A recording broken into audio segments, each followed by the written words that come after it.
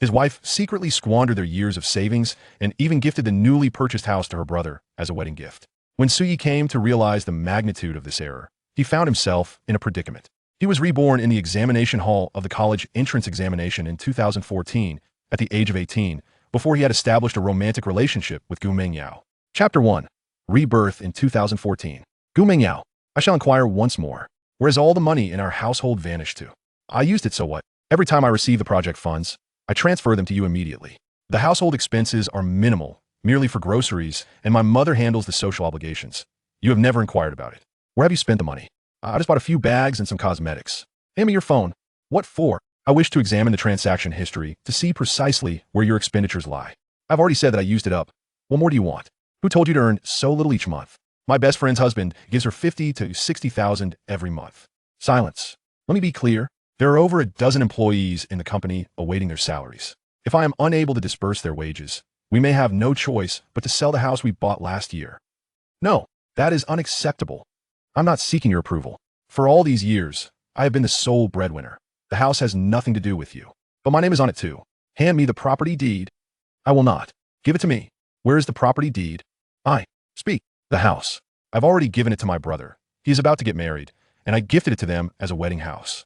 Gu Mengyao, your useless brother has been living off his family since graduating from university. I have referred him to numerous job opportunities, yet he always quits after a few days. I have been exceedingly lenient with him. You must immediately retrieve the property deed for me. I've already transferred it to him. The deed now bears their names.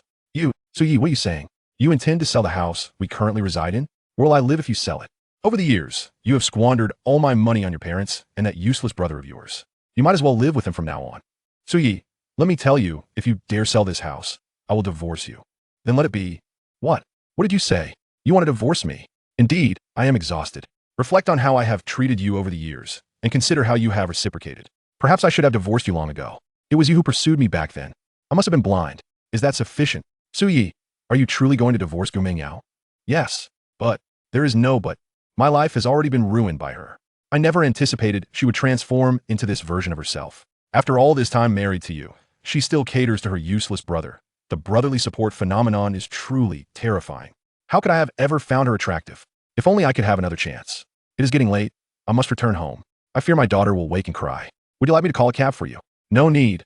I wish to walk alone. Very well. A collision. A collision. Quickly call 120. How could he have been struck in the middle of the road? It appears he has been drinking. Why is there so much blood? He can't possibly be dead, can he? The vehicle was traveling at such a speed. He is surely beyond saving. Do not approach. Just wait for the ambulance.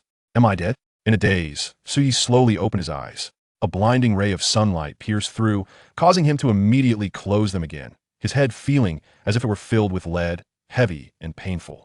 Faintly, he could discern the sound of scribbling nearby. Suyi lifted his head and surveyed his surroundings. An examination hall.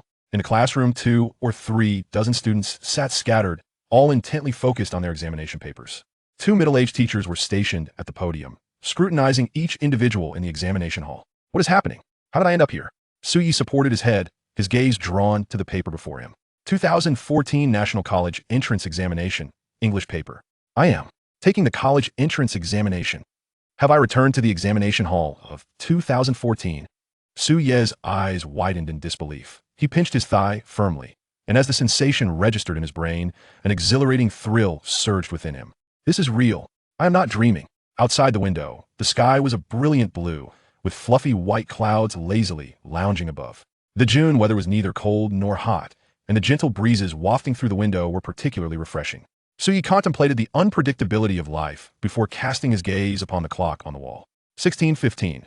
There are still 45 minutes left to submit the paper. English is the final subject of the college entrance examination, but regrettably, Suyi is a student with severe academic disparities. His scores in Chinese, mathematics, and comprehensive science are decent, while English remains a subject where merely passing is a distant aspiration. He vividly recalls that his total score in the college entrance examination was 485, while the cutoff score for the second-tier universities that year was 471. Ultimately, he was only able to enroll in a local undergraduate institution. However, his performance in English was dismal, scoring merely 52 points. It is worth noting that the score required for first-tier universities that year was 526. Had he not been skewed in his subject proficiency, he might have even had a chance to aim for a first-tier institution. Of course, that was the Suyi of his senior year. It is important to recognize that for most individuals, their intellectual peak occurs during their final year of high school. Presently, even if Su Yi were to attempt a mathematics examination from the college entrance test, achieving a score of 50 would be considered miraculous. The answer sheet currently laid before him was already filled, albeit predominantly through random choices. This was Su Ye's exam strategy. Since he was uncertain about the answers, he first filled the answer sheet entirely, only to revisit it in its entirety afterward. Should he encounter questions he could answer, he would amend those responses, while leaving the others untouched. Nevertheless, it was not mere haphazard filling. Su Yi adhered strictly to the principle of if 3 answers are long and 1 is short, choose the shortest. If 3 are short and 1 is long, select the longest. For 2 long and 2 short, opt for B. And for an uneven mix, choose C while completing the answer sheet. Judging by the results, Su Ye's luck was far from favorable. After the conclusion of the college entrance examination, the results are typically released within a week.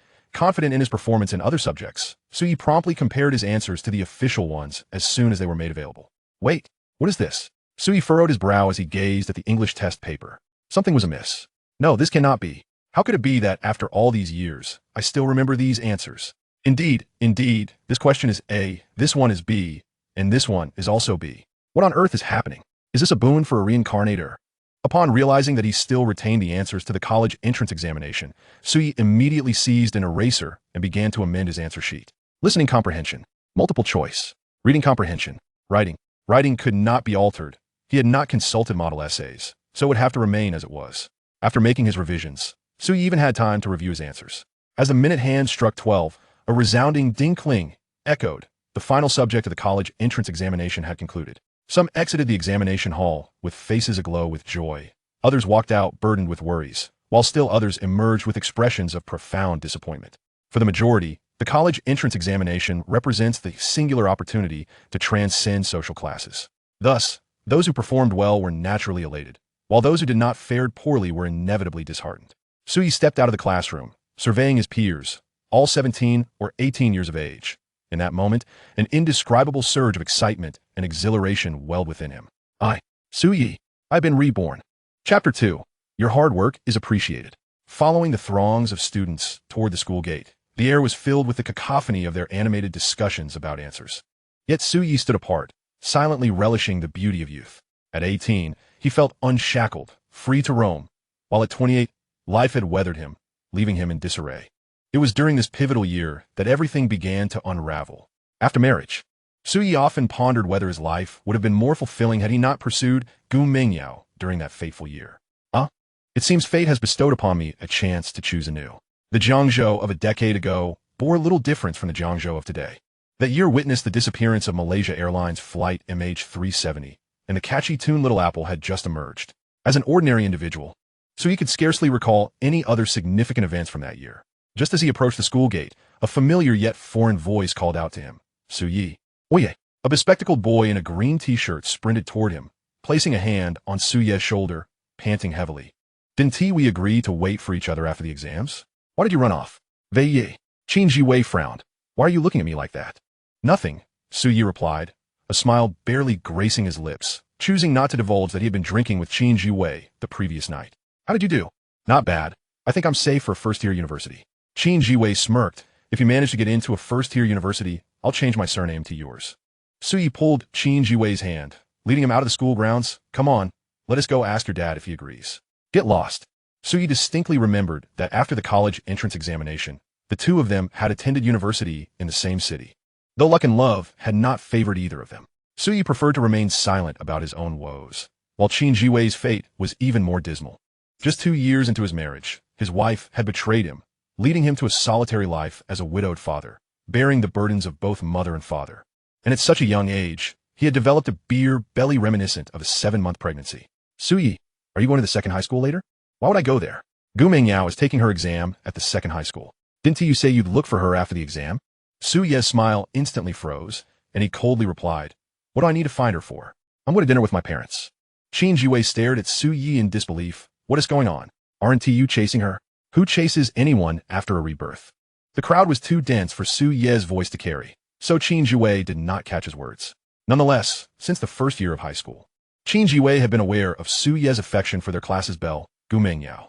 Su Yi was a day scholar, while Gu Mengyao resided on campus. Over the 3 years, He had bought breakfast for her countless times outside the school. Su Ye's feelings for Gu Mengyao were common knowledge among their classmates. Everyone knew, except perhaps Gu Mengyao herself, whose attitude towards Su Yi remained ambiguously warm. At times, they appeared as if they were a couple, while at others, she was cold and distant. This pattern persisted into their university years. What did you just say? Nothing. I'm going to have dinner with my parents first. Tomorrow. I plan to lounge at home all day, and in the evening, I'll hit the internet cafe for some gaming. I'll play Yasuo, you can play Lee Sin, and we'll wreak havoc. Su Yi rolled his eyes at him. Once outside the school, he spotted a middle-aged couple across the street, waving enthusiastically at him. The man wore a short-sleeved shirt and casual pants, while the woman, perhaps seeking a stroke of good luck, donned a dark red chipao. Xiao Yi, over here. To Su Yi's astonishment, his parents looked remarkably youthful, as if 10 years had not passed at all. He paused for a moment, bid Qin Jiwei goodbye, and walked toward his father, Su Xiangdong, and his mother, Zhang Hong. The couple was acutely aware of their son's academic struggles. So the final exam was of monumental importance to him. As Su Yi approached, Zhang Hong inquired with genuine concern, "Son, how did it go?" Just as Su Yi was about to respond, Su Xiangdong interrupted, "Didn't you agree not to ask that just now?"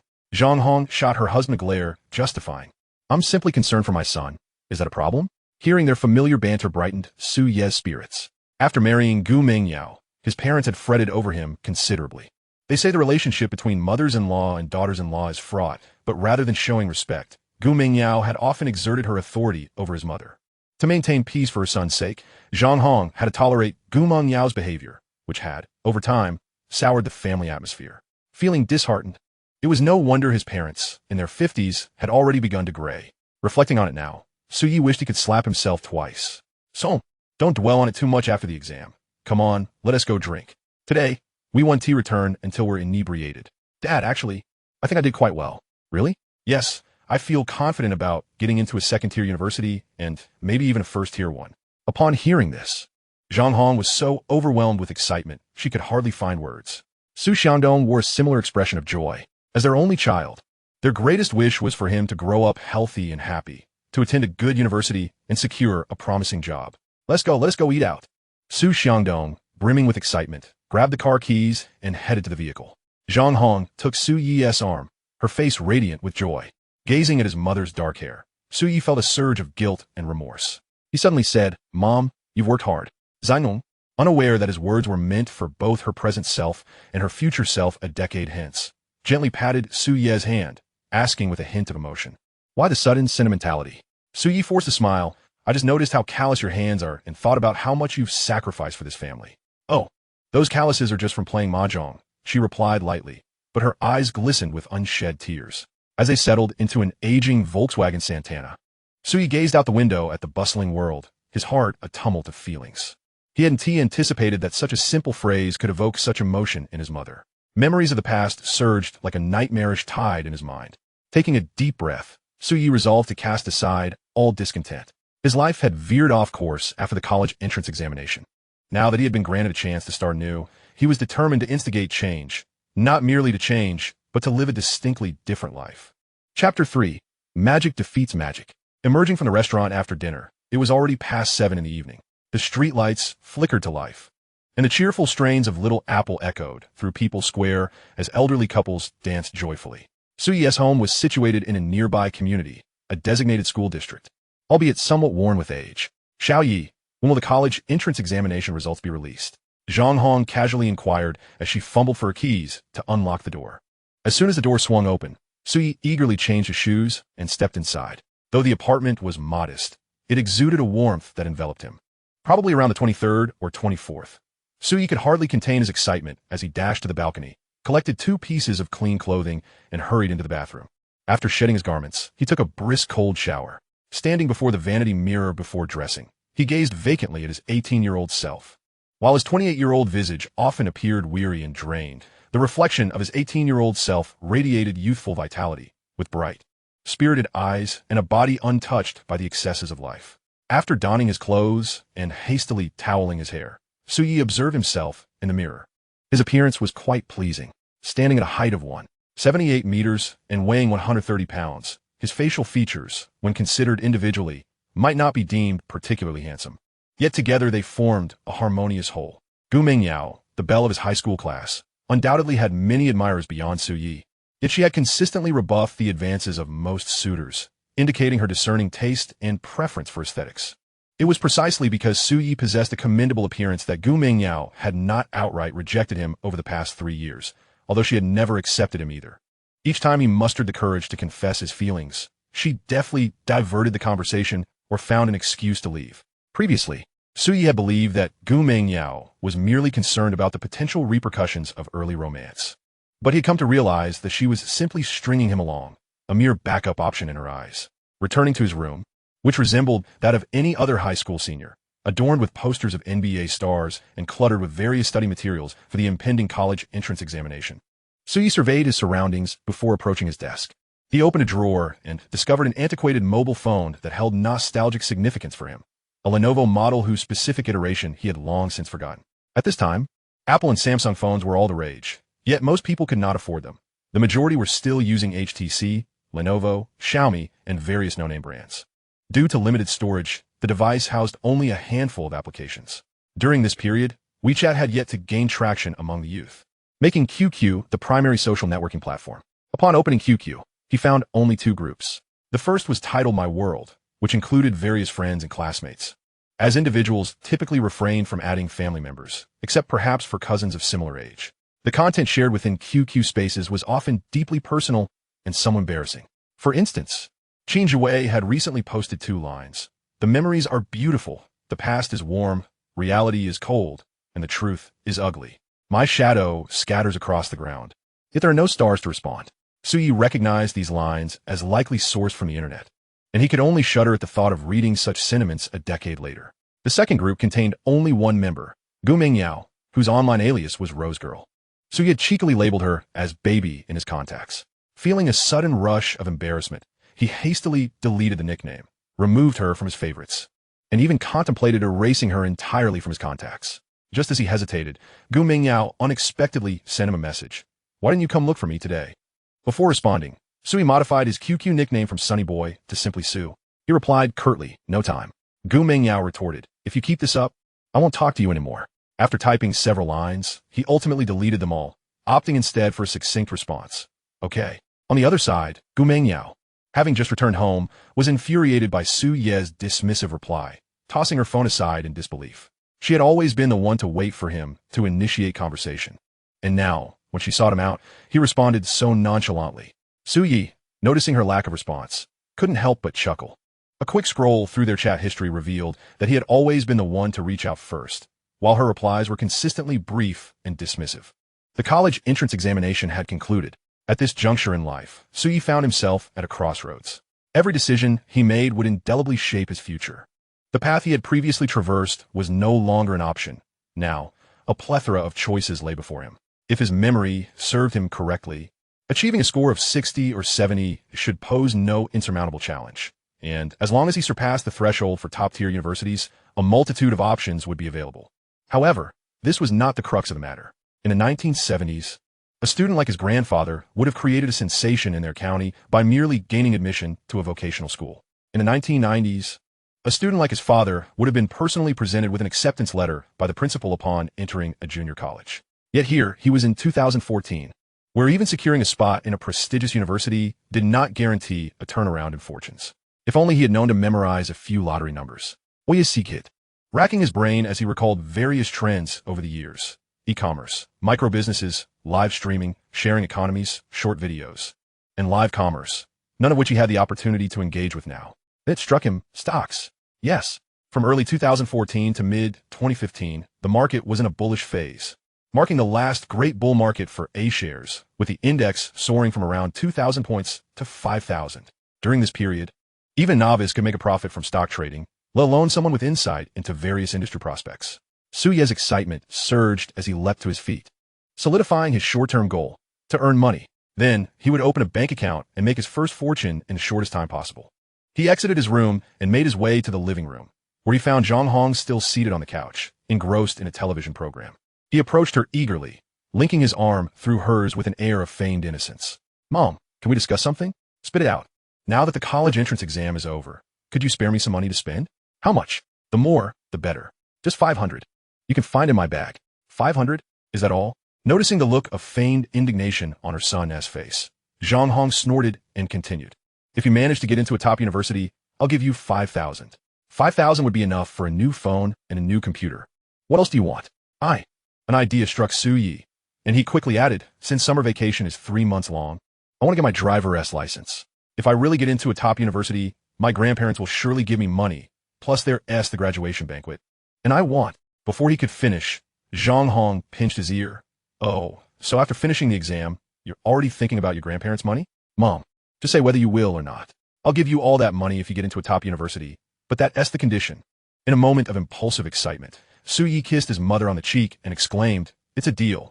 Zhang Hong wiped her face in mock disgust and playfully scolded, you little rascal. Chapter 4. Summer job. Perhaps this body had developed an early rising habit over 3 years of high school. By 5:30 a.m., Su Yi awoke from his slumber. The dawn still shrouded in twilight outside. Su Yi stifled a yawn and slowly closed his eyes, but the very next moment, he abruptly opened them again. As he surveyed the room and realized he was still in his 2014 bedroom, he let out a sigh of relief. At that time, his parents had not yet risen, and with nothing else to occupy his time, Su Yi decided to prepare breakfast in the kitchen. Ever since marrying Gu Mengyao, she hardly engaged in any household chores. If Su Yi cooked, she would nibble at a bit, and if he didn't tea, she would simply order takeout. Initially, Su Yi naively thought that Gu Mengyao merely lacked cooking skills and contemplated teaching her. To his dismay, he soon discovered that she had no intention of learning, brazenly asserting, I don't cook when I'm at home. Why should I do it just because I married you? Though Su Ye's culinary skills were nothing extraordinary, he could manage basic dishes. Spotting century eggs and sliced lean meat in the refrigerator, he decided to prepare a pot of congee with century eggs and lean pork. When Su Xiangdong and Zhang Hong emerged from their room, the couple stood frozen in place, bewildered. What's going on? Is the sun rising from the west? Su Xiangdong asked, astonished. Su Yi glanced at his parents while serving himself a bowl of congee and replied, I was hungry, so I made some porridge. Zhang Hong hurried over to inspect Su Ye's bowl and then looked at the pot, her face a mask of astonishment. Lao Su, is this really our son? She exclaimed, her disbelief palpable. Su Yi rolled his eyes and shot back. If you two don't eat soon, you'll be late for work. Of course, he was their son. However, Zhang Hong had not anticipated that Su Yi, who had just completed his college entrance examination, would rise early the next day to prepare breakfast for the entire family. Reflecting on Su Ye's words from the previous evening, Zhang Hong felt a swell of emotion. This tastes quite good, Xiao Yi. When did you learn to cook? She inquired. A quick search on my phone reveals countless tutorials. My son is indeed remarkable. The mere act of preparing congee brought such joy to his parents. And Su Yi suddenly felt a pang of guilt. In the past, he had directed his bad temper towards his family while reserving his good nature for Gu Mengyao. He resolved to make a profound change from that moment onward. After finishing their meal, Su Xiangdong and Zhang Hong departed for work.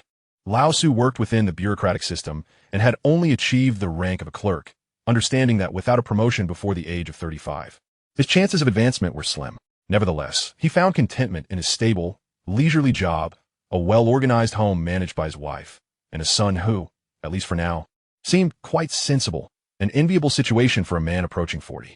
As for Zhang Hong, she was employed in the finance department of a private enterprise. Although her salary was modest, it came without the burden of overtime, allowing for a comfortable 9-to-5 lifestyle for the family. Left alone at home, so he found himself a loss for things to do and messaged Qin Jiwei on QQ. Su, what are you up to? Lonely patient. Enjoying life. Su, I have nothing to do at home. Want to go out for a stroll? Lonely patient. Didn't you say you wanted to sleep all day yesterday? Su, I can't sleep. Lonely patient. Where to? Su, just wandering around. I'm looking for a summer job. Lonely patient. Huh? Gu Mengyao had also awakened early. Upon rising, her first action was not to brush her teeth or wash her face, but to retrieve her phone from beneath her pillow and open QQ. The chat on her face was filled with messages, some from her best friend Lu Qian, others from classmates, alongside numerous group messages. However, throughout the night, Su Yi had not taken the initiative to message her. Her sleepiness vanished in an instant as she pondered Su Ye's sudden change. He had been so chatty on the first night of the college entrance examination, yet yesterday, he seemed like a different person. Even if she didn't harbor feelings for him, he shouldn't stop liking her. Gu Mengyao tossed her phone onto the bed, fuming internally. If you don't message me today, I'll ignore you forever. The morning passed swiftly. After spending the entire morning at home watching Palace Lockhart, Gu Mengyao checked her phone again post-lunch, only to find that Su Yi still hadn't contacted her. Restlessness surged within her, prompting her to vent to her best friend, Lu Qian. Rose girl, Are you there? Yandra Lowly. Yes. QEQ. Rose Girl, I need to ask you something. Yandra Lowly. Go ahead. Rose Girl, has something happened to Su Yi these past few days? Yandra Lowly. Not that I know of. What is up with him? Rose Girl, he used to send me good night and good morning messages, but he hasn't done so last night and this morning. Yandra Lowly. Have you been too distant with him lately? Rose Girl, it seems that way. Yandra Lowly. He might be acting this way because of that. Rose Girl, what should I do now? Yandra Lowly. Just see who can hold out longer when he can't stand it anymore. He realized this tactic doesn't work on you, and he might even treat you better. Gu Mengyao found some truth in Lu Qian's words. Boys, after all, possess a modicum of pride. However, pursuing a girl isn't as simple as it seems. She was not the type to be easily won over. Accepting Lu Qian's advice, she resolved to give Su Yi some space. At the entrance of the milk tea shop, as soon as they met, Qin Jue looked at Su Yi with surprise and asked, "Hey, buddy, we just finished the college entrance exams yesterday, and you already want to find a summer job? What is going on with you? You wouldn't understand. Let me ask you, why do you study? To get into a good university. And why go to university? To find a good job. And what is the purpose of working? To earn money." Su Yi continued, "So, making money is the ultimate goal. You plan to spend the entire 3-month summer break playing video games at the internet cafe?" Qin Jue scratched his head. "You make a fair point. But you seem a bit too eager. Miss, 2 cups of kumquat lemon, please." Su Yi ordered at the milk tea shop, then turned to Qin Jue. "Are you foolish? By the time all those university students are on break, it'll be too late to find a summer job. How much is that?" The cheerful milk tea shop attendant replied, "That'll be 16 altogether." Her happiness stemmed from Su Ye's endearing address, as the term Miss had not yet gained popularity. "Brother Wei, what is up? Pay the bill." "Why should I pay?" Su Yi insisted. "You're treating me to kumquat lemon at 8 yuan a cup today. And once I earn my money, I'll treat you to Starbucks at 31 a cup." Though Qin Jue was somewhat skeptical, he dug into his pocket and foolishly paid the bill. Chapter 5. I'll concede you're impressive.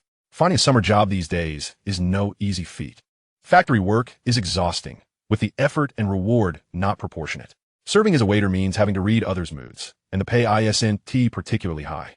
If food delivery had become widespread, he could have worked as a delivery person, but at this time, delivery was not yet popular, and one could only frequently spot delivery workers around university towns and commercial districts. Su Yi, what kind of summer job are you really looking for?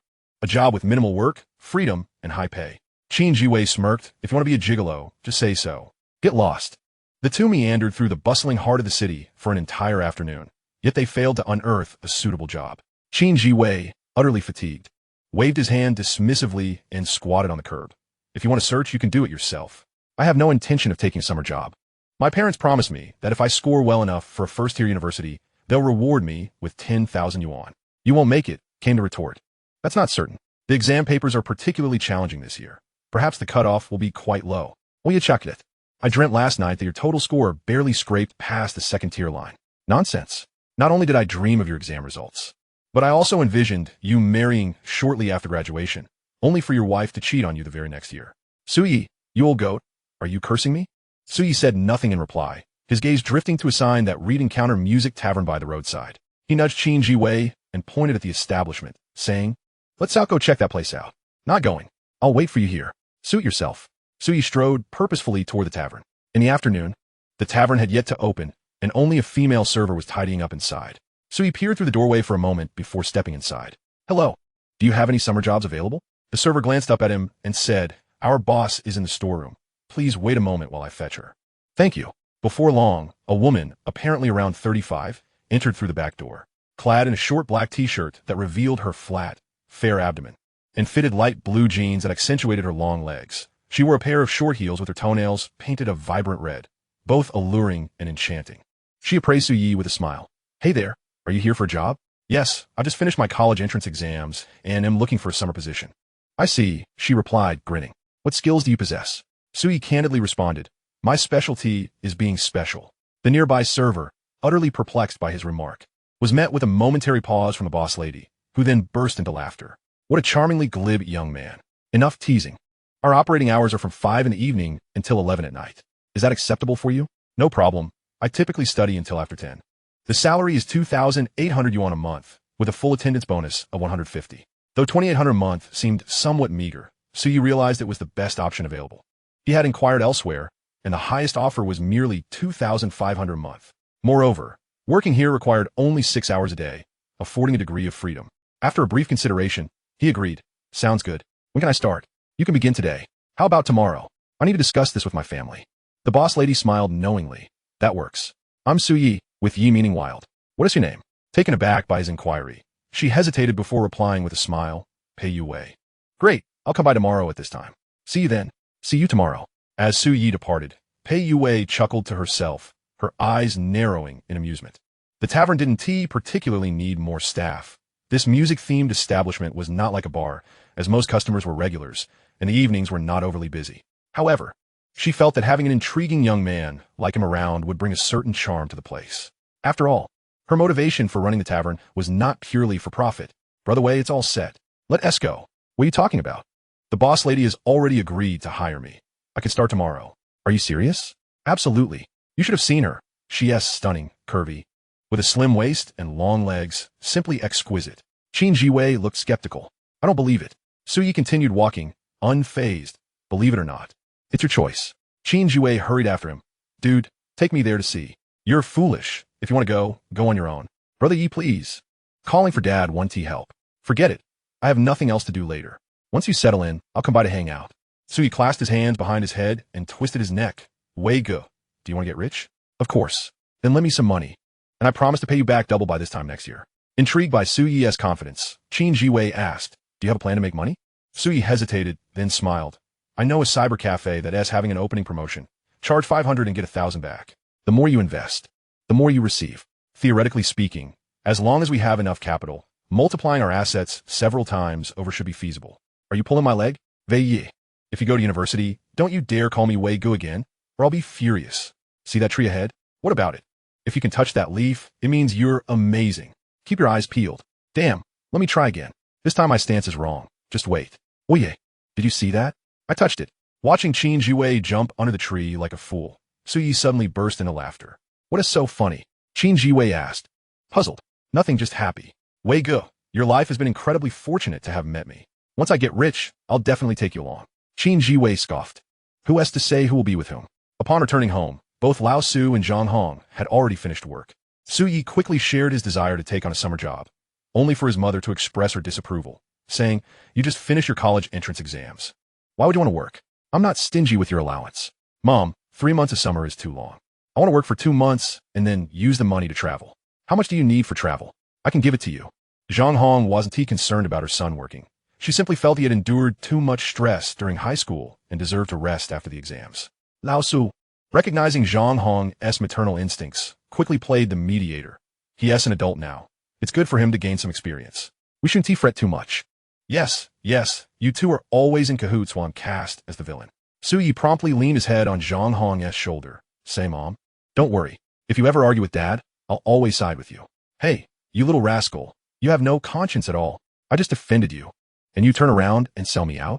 Chapter 6. Love is not worth it. The results of the college entrance exams would not be released until around the 20th. Leaving a half-month wait, Su Yi sought a summer job merely to accumulate some initial funds. To him, money was of paramount importance.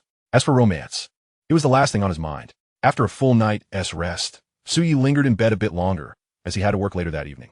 Not long after he got up, a message from Qin Jiwei came through. Lonely patient. Did you see the group messages? Su, no. Lonely patient. Linan said their SA class reunion tomorrow. We're having dinner at a restaurant in the evening, then heading to KTV to sing. Su, em Busu. After entering university, very few of the classmates from high school remained in contact. Su Yi, during his 3 years in high school, had a rather low profile in class. Due to his severe academic imbalances, his grades were mediocre, and apart from casual conversations with Qin Jiwei, he had little to say to others. Are you really not going to participate? Asked the solitary individual. What else can I do? Should I take a leave of absence after just 1 day at work? Su Vipli?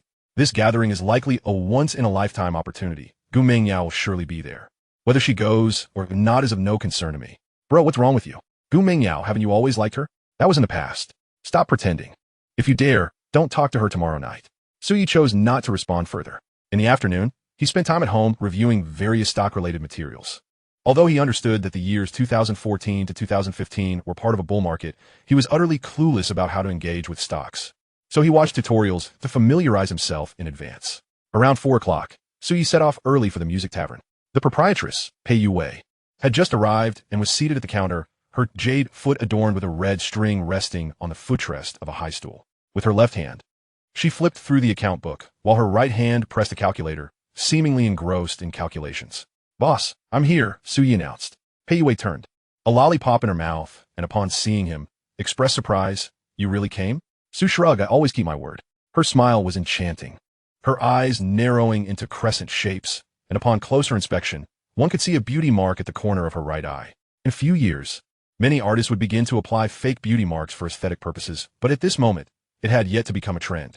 Pei Yue stood to put on her shoes and handed Suyi a server's uniform, saying, "Your tasks are quite simple. Serve drinks to customers during business hours, and clean the tables afterward. We conduct a deep clean every 2 weeks, and you'll help with that too." "Understood. Let me introduce you. This is Zhang Xianwan, our cashier, and this lovely young lady you've already met yesterday, Zhou Ying." Suyi nodded at them, acknowledging their presence. With daylight still lingering, the tavern had no customers yet. After Zhou Ying familiarized Suyi with the workflow, they both waited in the establishment. As the city was soon enveloped in night, the tavern finally began to welcome patrons, young couples, most of whom were students who had just finished their college entrance examinations. These couples, at such a tender age, were shy and reserved, opting for secluded corners as if engaged in secret affairs. In contrast, college couples exhibited more exuberance, often seen indulging in public displays of affection. Pei Yue, noticing Su Yi lingering by the counter, initiated a conversation. "Su, do you have a girlfriend?" "No, I don't believe you," she chuckled. "With your looks, there must be many girls who like you at school. I've been around. You can't fool me." Su Yi was genuinely unaware of this. However, having been infatuated with Gu Mengyao since freshman year, any potential admirers likely had long since given up. "I really don't. I'm not good at pursuing people, and I find dating rather uninteresting." Pei Yue's interest peaked. High schoolers often experience their first crushes during this time. For a woman of her age, love might seem trivial, but how could a high school student express such sentiments? Dating is uninteresting? Then what do you find interesting? Making money. Making money? Oh, come on. You're a high school student. How can you be so materialistic? Suyi laughed. "Boss, I'm a soon-to-be university student." Pei Yue found this amusing. Just as she was about to respond, a figure entered the tavern, prompting her to wave and say, "You're here." Indeed, the newcomer was a young man, approximately 25, with long hair and a guitar slung over his shoulder, dressed in the quintessential bohemian style. Upon entering, he settled into the music area and began to strum and sing. In a music tavern, live performers are a given. However, as he started to sing, Zhang Xianwan leaned over to Pei Yue and whispered, "Boss, he is late again today." Pei Yue sighed lightly. "Let it be. Finding a live performer nowadays is challenging." Curious, Suyi asked, "Boss, how much does he earn in a month?" "He has paid daily, 150 for a day, and singing for 2 hours is sufficient." "Huh? Are you envious of his high pay?" "Oye simivkit. His singing is pretty average." Pei Yue, having heard his comment, smiled and said, "If you think his singing is average, why not sing a song after he finishes? If you sing better than him, I'll give you an extra 100, considering that a waiter earns only a few dozen for 6 hours of work, while singing for 2 hours earns 150. Suyi readily agreed. "Sure, I'm not afraid of embarrassment." A music enthusiast at heart, he had joined the guitar club in his freshman year to impress Gu Mengyao, dedicating his spare time to practice, and had developed quite a skill. Yet, after graduation, the pressures of earning a living had gradually overshadowed this passion. As he gazed at the young man's guitar, he momentarily lost his focus. Oye, what's the matter?" Zhou Ying reminded him. Suyi glanced at his phone. It was a message from class leader Li Nan regarding the class reunion tomorrow. He felt no inclination to respond. Pei Yue raised an eyebrow. "Why don't you reply? Surely it's not a message from a girlfriend?" "No, it's from the class leader about the reunion. I already told him I'm not going. Class reunions are rare. Why don't you want to go?" "It seems pointless. Are you just hesitant because it's your first day at work, and asking for leave seems awkward?" "I simply don't wish to attend." "Oh, don't worry. I'll let you take a day off tomorrow. As you can see, the tavern isn't very busy." Suyi hesitated but ultimately nodded. "All right. Thank you, boss." Chapter 7. The Art of Indirection. As night deepened, the tavern experienced a surge of customers between 9 and 10, but gradually the numbers dwindled. Gu Hai, the resident singer, glanced at the time, stood up, and waved goodbye to Pei Yue, but she called him back. "Hai, wait a moment. Subit, Gu Hai Pauset. Is there something else?" Pei Yue smiled. "This is Su Yi, our new summer hire. He says he can sing. Could you accompany him on the guitar?" Gu Hai appeared displeased. "You want me to accompany him?" The pride of the artistic youth was evidently at play. Sensing his dissatisfaction, Su Yi stepped forward with a smile. "Brother Gu, could I borrow your guitar?" Gu Hai scrutinized Su Yi. a hint of disdain in his eyes. Can you play? I learned a bit. Although Gu Hai harbored doubts, Pei Yue was, after all, the proprietress. It would be rather unreasonable to refuse to lend a guitar. Gu Hai handed the guitar to Su Yi. Su Yi accepted it with practiced ease, slinging it over his shoulder. Deftly plucking the strings and confirming the tuning was perfect before making his way to the spot where Gu Hai had just been seated. Pei Yue approached the counter, resting her chin on her hand, her face alight with a smile as she observed Su Yi. Zhang Xianwan and Zhouing also cast curious glances in his direction. Su Yi, having taken up a summer job, suggested that his family circumstances were not affluent. He likely had not attended any artistic training classes in his youth, and had no time to learn guitar during high school. They were all eager to discover whether Su Yi was merely boasting. Once seated, Su Yi did not rush to play. Instead, he pondered which song to perform. Most of the songs in his mind were from after 2015, and he contemplated which piece would be most suitable for the moment. After a brief pause, Su Yi said, "Proprietress, I shall sing a song at random." Pei Yue lazily nodded. "Anything will do."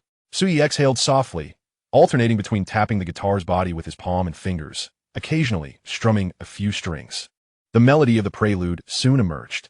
Gu Hai's eyes widened in disbelief as he watched Su Yi, leaning closer to the microphone. Su Yi began to sing a long-neglected song, On Ha Qiao. Let me see you once more, from south to north, like eyes veiled by the fifth ring road. Please tell me again, about that day. The timbre of Su Ye's voice, while singing, was markedly different from that of his speech. It was imbued with a magnetic quality, laden with a maturity not typically found in someone of his age. After only a few lines, a glimmer of surprise flickered in Pei Yue's peach blossom eyes. She had not anticipated that Su Yi could truly perform. But the question remained, how did he know this song? Wasn't he, like many high school students, currently enamored with the likes of Su Song, Wang Sulong, and Su Yang? The remaining patrons in the establishment were equally captivated by his voice. The only sound that filled the tavern was Su Ye's singing, as a gentle melancholy permeated the air. I know, in this world, there are too many regrets each day. So hello, goodbye. After Su Yi sang the final line with heartfelt emotion and concluded the melody, he lifted his gaze to the surrounding audience. Upon realizing that everyone in the tavern was staring at him, Su Yi suddenly felt a wave of embarrassment wash over him. Why are you all looking at me? Su Yi, your singing is simply delightful. Zhang Xianwan could not contain her praise. Su Yi sighed in relief and replied with a smile, I was just singing casually. Do not be so modest, Pei Yue chimed in. Our Xianwan is already enchanted. Zhang Xianwan quickly flushed, proprietress. Look, she's even shy, Pei Yue teased. Su Yi chose not to respond, returning the guitar to Gu Hai with a casual thank you. But Gu Hai walked away sullenly. He was acutely aware that after Su Ye's performance, his significance in the tavern had sharply diminished. To him, Su Ye's presence was a considerable threat. Noticing Gu Hai's demeanor, Su Yi asked with concern, Proprietress, what about Brother Gu? Pei Yue, understanding Su Ye's unvoiced worries, shook her head and said, You need not concern yourself with him. Like you is my employee. After saying this, Pei Yue urged Su Yi to take out his phone. Do you have WeChat? I do. Su Yi, still unaccustomed to QQ, quickly installed WeChat upon receiving his phone. Let us connect on WeChat, and I will send you a red envelope later. Huh? I promise to give you 100. I will not go back on my word. Su Yi hurriedly replied, I merely mentioned it in passing. But Pei Yue insisted, I am a woman of my word. No more chatter. Show me the QR code, and I will scan it. Shortly after 11, Su Yi concluded his first day of work for the summer. The nightlife in a small city was not particularly vibrant. By this hour, many were already asleep. Yet, at this very moment, Gu Mengyao was tossing and turning in her bed, unable to find rest. She clutched her phone, waiting for Su Yi to message her. Yet the chat history had remained unchanged since the night before. Why? What is he doing? He wouldn't really stop reaching out to me, would he? Unable to contain herself, Gu Mengyao took the initiative to message Su Yi. Rose Maiden, are you going to the class reunion tomorrow night? 20 minutes later, having finished a shower, Su Yi responded, We'll see tomorrow. Gu Mengyao quickly replied, Are you free tomorrow afternoon? Shall we go shopping? Su Yi, not free. His curt response of two icy words left Gu Mengyao feeling inexplicably aggrieved, and she nearly cried. Noticing Gu Mengyao had not replied, Su Yi surmised she might be upset. During their university days, she would often berate him for speaking to other girls, yet she mingled with senior boys without a second thought. If he dared to express discontent about her behavior, she would accuse him of being narrow-minded. Su Yi refrained from deleting her contact, wishing to let her experience this feeling of uncertainty. Naturally, Gu Mengyao, feeling wronged, sought someone to confide in, quickly messaging her best friend Lucien. Rose Maiden, are you asleep? Sickly lowly, no, I'm binge-watching a show. Rose Maiden, Suyi has changed. His attitude towards me is completely different now. Sickly lowly. Did you reach out to him? Rose Maiden, yes. Sickly lowly. How could you not hold back? Rose Maiden, I merely asked if he was going to the reunion. Sickly lowly. I think he is playing hard to get. Sickly lowly. Should you provoke him a little? Rose Maiden, how? Sickly lowly. Didn't you mention that Duan Qingjun has a crush on you? Go with him to the reunion tomorrow. Suyi will surely feel jealous. Rose Maiden, that is true. The two friends exchanged ideas about the specifics of their plans for the following day. Meanwhile, Suyi had already slipped into a peaceful slumber. Chapter 8. Class Reunion. Suyi did not place much importance on the class reunion. After all, he knew that after tonight, he would lose contact with most of his classmates. However, the same could not be said for Qin Zhiwei, who woke up at noon after a long slumber. The first thing he did upon rising was head to the bathroom to wash his hair. In this era, boys were quite particular about their hairstyles. Those who fancied themselves dashing would even forego spending on necessities to visit the barbershop for a wash on weekends, leaving with a style that could add 5 centimeters to their height. Such hairstyles were usually a touch subtler than those of the non-mainstream variety, yet to Suyi, they still appeared quite ostentatious. After washing his hair, Qin Zhiwei spent 10 minutes in front of the mirror with a hairdryer, secretly applying his father's hair wax, then meticulously adjusting his bangs with his fingers. This process lasted another 10 minutes, and once Qin Zhiwei was satisfied, he applied hairspray for the final touch to his hairstyle. Dressed in a black t-shirt paired with fitted skinny jeans and brand new white sneakers purchased just before the exams, Qin Zhiwei felt a profound satisfaction with his ensemble today. He retrieved his phone and hastily called Suyi, then grabbed a quick bite before hopping on his electric bike to Suyi's residence. Knock, knock. Suyi opened the door, and a strong scent of hair gel assaulted Qin Zhiwei's senses. Suyi couldn't help but exclaim, "Are you out of your mind? Spraying on so much gel? How do I look today, my friend? Am I dashing? Dashing? I can't say, but you certainly appear quite spirited, a quintessential young man full of vitality," replied Suyi. Qin Zhiwei was perplexed. The term spirited young man wouldn't gain popularity until 2 years later, and he mistakenly assumed Suyi was complimenting him. "Weren't you saying yesterday that you wouldn't attend?" "The boss lady gave me a day off," Suyi replied with a smirk. "Isn't that going to cost you your wages?" "Not at all." Suyi settled onto the sofa and continued. "Last night, the boss lady even sent me a red envelope." "Why did she give you a red envelope on your first day?" "I must be quite charming," Suyi grinned. Qin Zhiwei plopped down beside Suyi, dismissing his jest. Noticing Suyi was intently focused on his phone screen, he leaned in and asked, "What are you looking at?" "Practicing exam questions." "Practicing? Are you out of your mind?" "We've already completed our college entrance exams. I'm reviewing the questions for the first driving test." "The first driving test? Are you planning to get a driver's license?" Suyi nodded. "Well, I will need it sooner or later. Once I'm in college, I might be quite busy, so it's prudent to resolve such matters ahead of time." At that moment, Qin Zhiwei realized Suyi had changed. For students like them, whose academic performance was mediocre, college life was supposed to be a breeze. Their homeroom teacher frequently emphasized the phrase high school is stressful, college is relaxing. How could one possibly be busy in college? "Suyi, have you been triggered by something?" "Not all." "Did Gu Mengyao reject you?" "Why do you keep bringing her up?" "I've told you countless times. I have nothing to do with her anymore." "Huh." Qin Zhiwei was unconvinced. The class reunion was set for 5 o'clock, gathering at the school gate. A food street lay about 500 or 600 meters north of the school, filled with various stalls, the aroma of delicious dishes wafting through the air. Qin Zhiwei urged Suyi to head over early, but Suyi paid him no mind. On such a hot day, arriving early would just mean baking in the sun. It's better to stay home and practice a few more questions. Qin Zhiwei had no choice. He and Suyi have been classmates since elementary school, with their families knowing each other for many years, always acting in unison. Finally, at 4:45, Suyi changed his shoes and prepared to leave. "Are you not changing your shirt?" "Change what? It's not like we're going on a blind date." "Damn, why do you look even more handsome than I do?"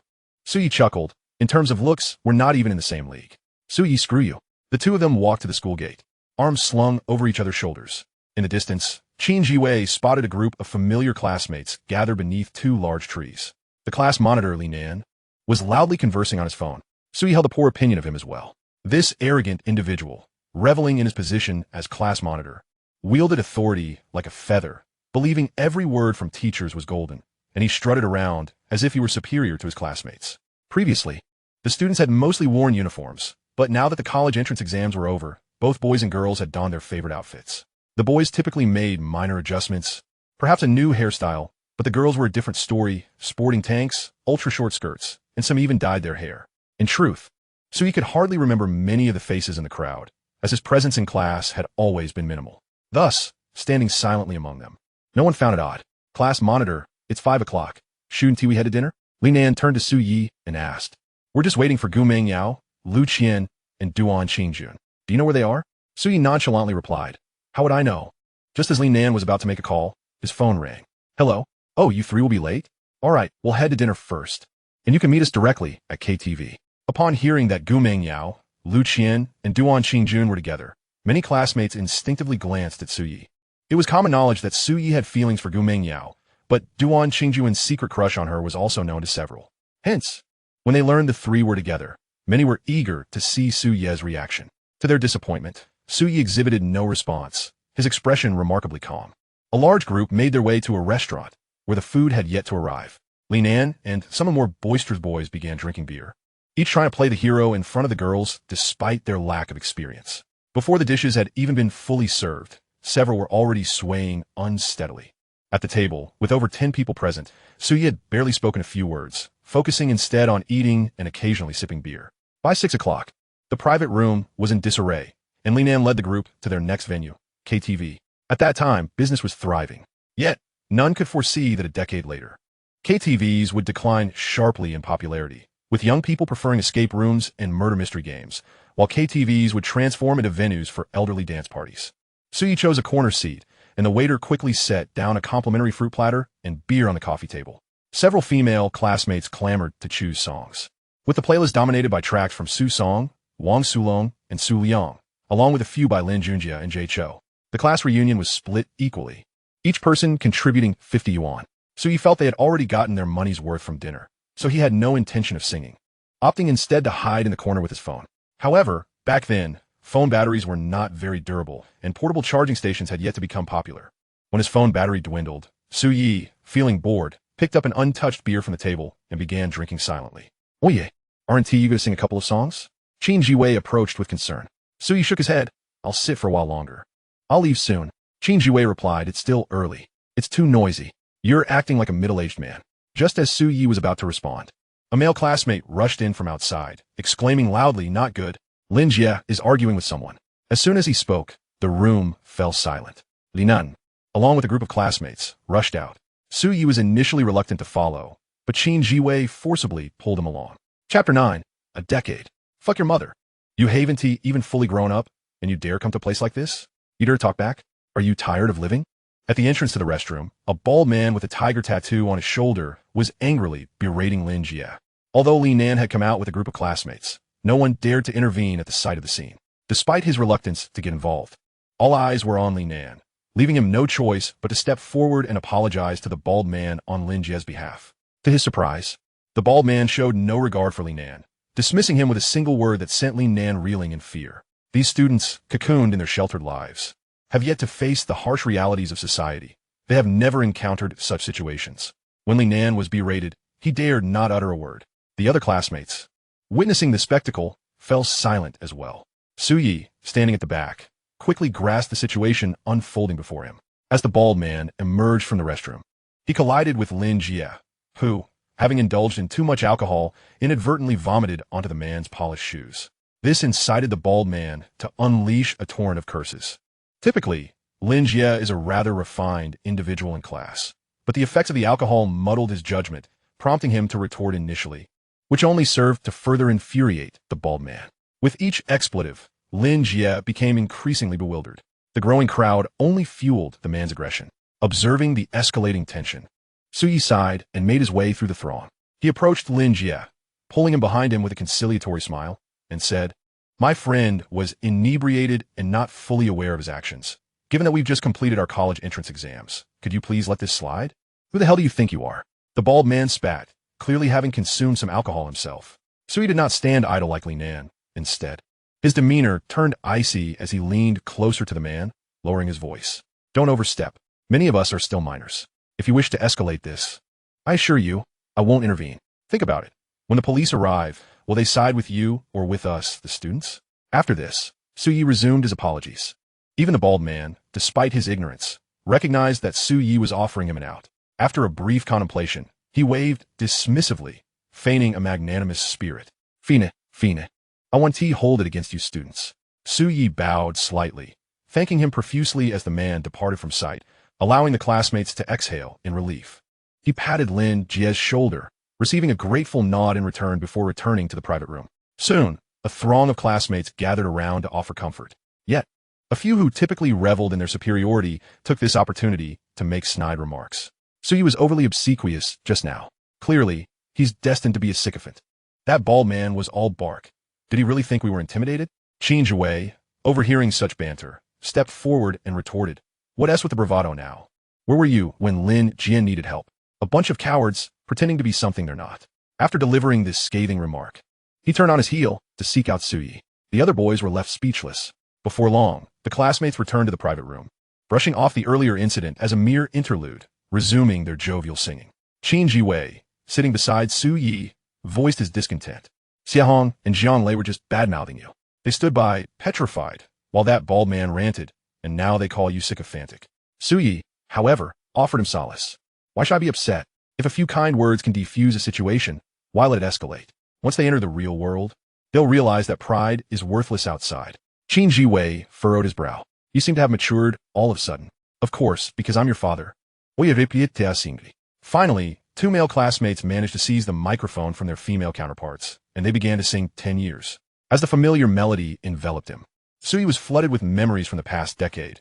Each moment, each incident, now appearing laughable in hindsight. He chuckled wryly, reaching for a bottle of Budweiser to continue drinking. Time slipped by, and soon it was past 8. Suyi stifled a yawn, intending to discreetly adjust himself when suddenly dizziness overcame him. He realized that while he had never been fond of beer, his body had never been accustomed to alcohol. And having consumed just a couple of bottles left him feeling lightheaded. Damn it, I can't drink anymore. Rubbing his temples, he closed his eyes to gather himself. But before long, he drifted into slumber. Half an hour later, the door to the private room swung open, and Duan Qingjun entered alongside Gu Mengyao and Lu Qian. Why are you three so late to the gathering? Mengyao, do you want to sing? We're all worn out. Gu Mengyao smiled, but did not reply. Her gaze sweeping across the room until it landed on the sleeping Su Yi. Seeing him dozing off stirred a pang of anxiety within her. She and Lu Qian had meticulously planned their late arrival to ensure Su Yi would see her with Duan Qingjun. However now, Qin Jiwei, noticing Gu Mengyao's arrival, wisely took a seat beside Su Yi and gently nudged him. Su Yi, wake up. Groggy. Su Yi heard someone calling his name, and as he gradually opened his eyes, he felt a wave of nausea wash over him. Yet, he stifled the discomfort and sat up from the sofa. Qin Jiwei leaned closer and whispered, Su Yi, wake up. Gu Mengyao is here. Who? Who's here? Gu Mengyao. As Gu Mengyao noticed Su Yi waking, she deliberately positioned herself beside Duan Qingjun, playfully tossing her hair and flashing a sweet smile. Su Yi rubbed his eyes and lifted his head, his gaze settling on Gu Mengyao, Lu Qian, and the other girls nearby. Just as Qin Jiwei anticipated that Su Yi would approach Gu Mengyao, Su Yi raised his hand and waved dismissively, declaring in a nonchalant tone, let us switch to a new batch. Chapter 10.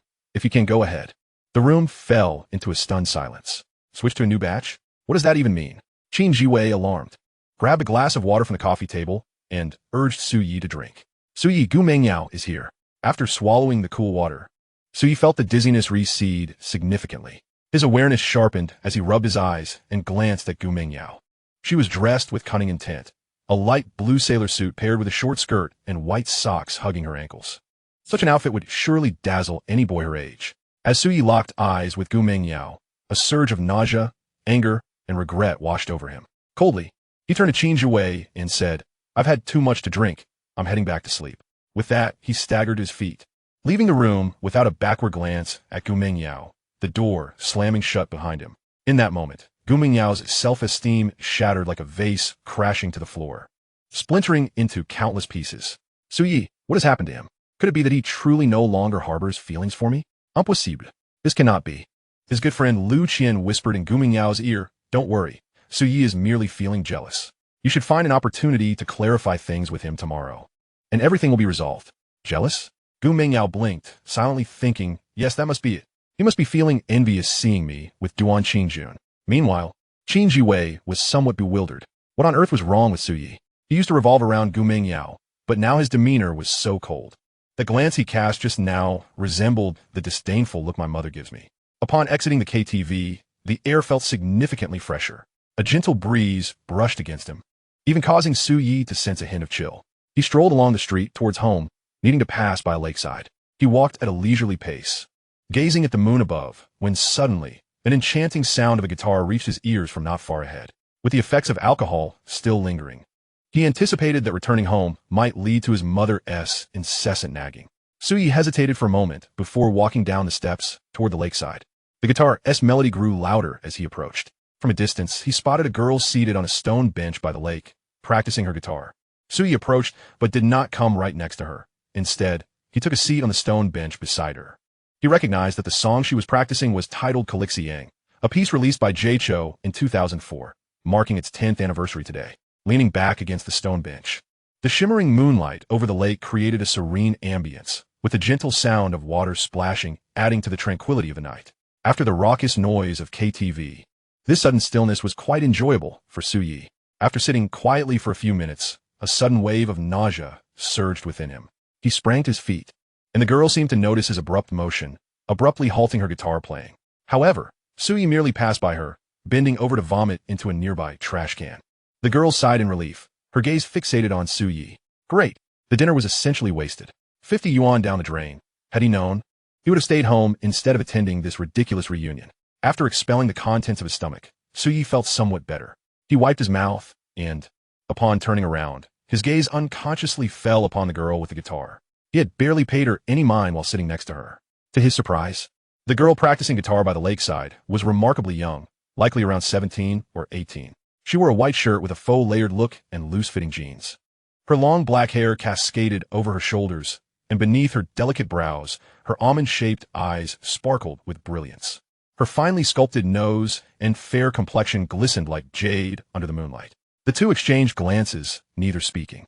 It was only when Su Yi detected a hint of offense in her eyes that he snapped back to reality and awkwardly asked, "Excuse me, do you have any tissue?" The girl's expression remained impassive, exuding an air of aloofness. After a moment's hesitation, she retrieved a pack of tissues from her pocket and tossed it at Su Yi's feet. "Thank you." Su Yi squatted down to pick it up and pulled out a tissue to wipe his mouth. The tissue had a pleasant aroma, even more delightful than perfume. Leaning against the railing by the lake, maintaining a respectful distance from the girl, he initiated a conversation. "You play the guitar quite well. Did you teach yourself?" The girl did not respond, continuing to strum the guitar strings.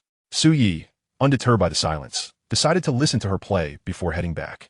The girl immersed herself in her rendition of Calixiang, seemingly oblivious to Su Yi's presence, as if he were merely a ghost. Just as she was nearing the end of the song, an incongruous voice interrupted. "The chorus is played a bit too fast, and there's some issues with the rhythm. You might want to practice with a metronome, but your harmonics sound lovely."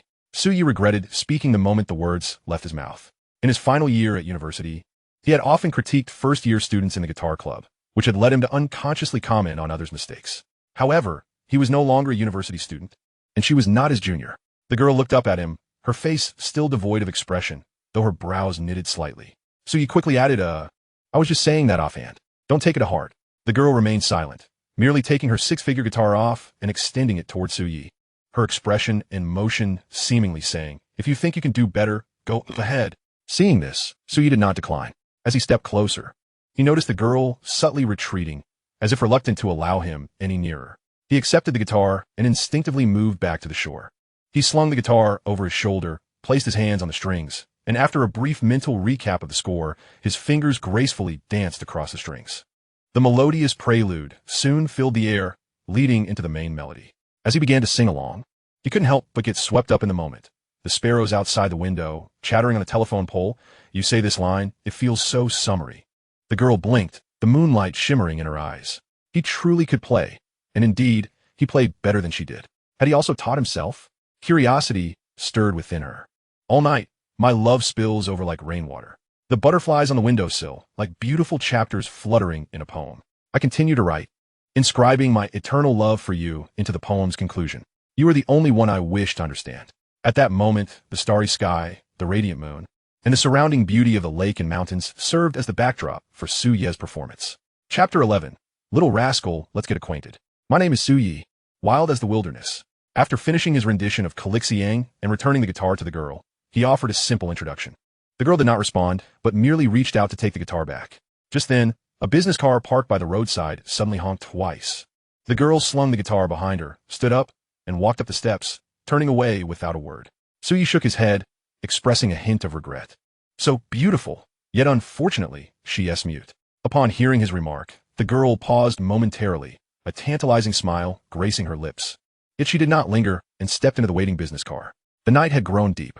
Suyi stifled a yawn and decided not to linger by the lake any longer. A night devoid of events unfolded.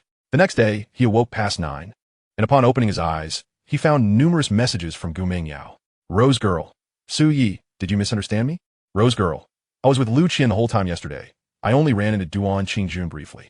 Rose girl. I heard a new arcade open at Wanda. Shall we go play together this afternoon? The first 2 messages were sent at midnight last night, while the subsequent message was dispatched this morning. After reading them, Suyi pondered for a moment and replied curtly, You needn't elaborate so much. I'm unavailable this afternoon and will remain so in the future. Having composed his message, he sent off. On the other end, Gu Mengyao was left utterly stunned upon receiving this message. She inhaled sharply, feeling an inexplicable urge to cry. Su Ye's starkly contrasting attitudes bewildered her. Though she had not contemplated pursuing a romantic relationship with him, she was equally reluctant to sever their connection. After all, who among women would not appreciate having a suitor with commendable qualities by their side? The emotional support Su Yi had previously offered had rendered her somewhat addicted, and she now realized how significant a place he held in her heart. With reddened eyes, she messaged him, Do you no longer like me? 5 seconds later, Su Yi replied with a single, definitive word, Yes. In that moment, Gu Mengyao could no longer hold back her tears, which flowed forth without restraint. Su Yi, however, remained calm within. He closed QQ and opened the driving exam app, resuming his study of the first subject. In his past life, he had been quite the seasoned driver. Subjects 2 and 3 posed no challenge, but he deemed it prudent to familiarize himself with the online test for subjects 1 and 4. Spending the day at home immersed in his studies, he ventured to the music tavern encounter in the evening. Sister Xiaowan, where's the boss lady? Quickly head to the warehouse. A new batch of wine has arrived and needs unloading. Sui nodded and promptly made his way to the warehouse. Pei Yue and Zhou Ying were laboriously transporting boxes of beer inside. Upon seeing this, Sui hurried over, taking the boxes from their hands. Boss lady, allow me to assist. With that, he cheerfully carried a box of beer into the warehouse. Observing Su Ye's diligent efforts, Pei Yue's face brightened with a charming smile. See, a boy is indeed needed in the shop. This is what we call a harmonious partnership in work. Zhou Ying chuckled, but Su Yi is merely a summer worker. He will return to school once it starts. Curiosity piqued, Pei Yue inquired. Su Yi, which city do you plan to attend university in? Magic City, he replied. Magic City? This was a decision Su Yi had long contemplated. His current goal was to earn money, and, as the economic hub of China, Magic City was undoubtedly the best choice. How did you fare in the college entrance examination? Su Yi smiled. Not bad. I should secure a spot at a second-tier university, and perhaps aim for a first-tier one. Impressive, Pei Yue teased. If I were 10 years younger, I might just fancy a boy like you. Su Yi, aware that she was jesting, responded playfully, Boss lady, I'm actually open to age gap relationships. Pei Yue paused in her laughter, but soon her smile returned. You little rascal. Red Leaf Villa is the most luxurious residential community in Jiangzhou, without exception. On the second-floor balcony of one of the villas, Chun Qingqing reclined in a lazy chair, quietly gazing into the distance. If Su Yi were present, he would undoubtedly recognize Chun Qingqing as the mute girl he had encountered by the lake the previous night. At this moment, she was wearing headphones, listening to the song 7 Mile Fragrance. The familiar melody and voice inexplicably reminded her of the boy who had played guitar by the lakeside. She was genuinely curious how someone her age, like Su Yi, could be so proficient with the guitar. As an art student, she had ample time to practice while her peers were buried in their studies. Could it be that he was also an art student? Just as Chun Qingqing was lost in thought, a woman, appearing to be in her mid-30s but likely older, approached from behind. Qingqing, your college entrance exam results will be released this month. Do you wish to attend the Seed Music Academy or the Magic City Music Academy? Chun Qingqing replied softly, I haven't decided yet. Her voice was gentle, like a babbling brook. The woman continued, perhaps you should consider the capital. My company's headquarters is there, and I frequently travel for work. Chun Qingqing remained silent. The woman was none other than Chun Qingqing's mother, Jiang Meilin, who held the position of vice president for a multinational corporation in China. Despite her strong persona in the business realm, she appeared quite humble in front of her daughter. The reason for this was her divorce from Chun Qingqing's father 3 years prior, which had resulted in her spending very little time with her daughter due to work commitments, leaving her feeling guilty. Chun Qingqing stretched, her long-sleeved sweatshirt slipping down to reveal a delicate wrist. She was not wearing socks, and as she stretched, her toes splayed slightly, resembling plump, pink candy. "Mom, my birthday is in a few days. What gift do you want this year?" "I want nothing," she replied, turning her head to look at her mother. "I only wish for you to stay at home." Jiang Meilin was at a loss for words. As a vice president, she could no longer freely manage her time. She was only home temporarily for the night, as she had to leave for a business trip early the next morning. Noticing her mother's inability to respond, Chun Qingqing smiled faintly and quickly added, "It's all right. I've gotten used to it." "Qingqing, I'm sorry. Should I call your father?" "No need," Chun Qingqing replied coldly before rising and returning to her room. Chapter 12. It's you. Her room was spacious, featuring a dedicated dressing room filled with an array of clothing, most of which had been purchased by Jiang Meilin, along with several handbags worth 5 figures. However, most of these bags had never been used. They merely sat in the closet as decorations. Chun Qingqing enjoyed a life of considerable affluence. Her father, Chun Hansong, was the president of a local joint stock bank, earning a 7-figure salary, while her mother, Jiang Meilin, earned even more. Both were workaholics, which had ultimately led to their divorce. Chun Qingqing had always been a quiet girl, and after her parents' divorce, her silence deepened. She often stayed home alone and was averse to going out, resulting in a complete lack of friends. However, she had long since adapted to a solitary existence. Lying on her soft bed, she drifted off to sleep while listening to music, leaving the lights on throughout the night, as she found solace in the illumination. When she awoke, the vast villa was once again empty, save for herself. On the dining table on the first floor lay a perfectly cooked steak and a glass of milk, accompanied by a note. "Sorry, Qingqing, but I must go on a business trip. I've informed Ru Shui, and she will be coming over shortly. Feel free to share any requests with her." Wang Rushui was the lifestyle assistant Jiang Meilin had arranged for Chun Qingqing, one of the few individuals allowed inside their home besides the mother-daughter duo. Whenever Jiang Meilin had to travel for work, she would always give Wang Rushui a heads up. After finishing the content above, Chun Qingqing crumpled the sticky note into a ball and tossed it into the nearby trash bin. Sitting at the dining table, she took small bites of her breakfast. Shortly after 9 in the morning, Wang Rushui arrived home. Upon seeing Chun Qingqing practicing guitar on the sofa, she chose not to disturb her and instead went to the kitchen to tidy up a bit. "Qingqing, what would you like for lunch?" "Anything's fine."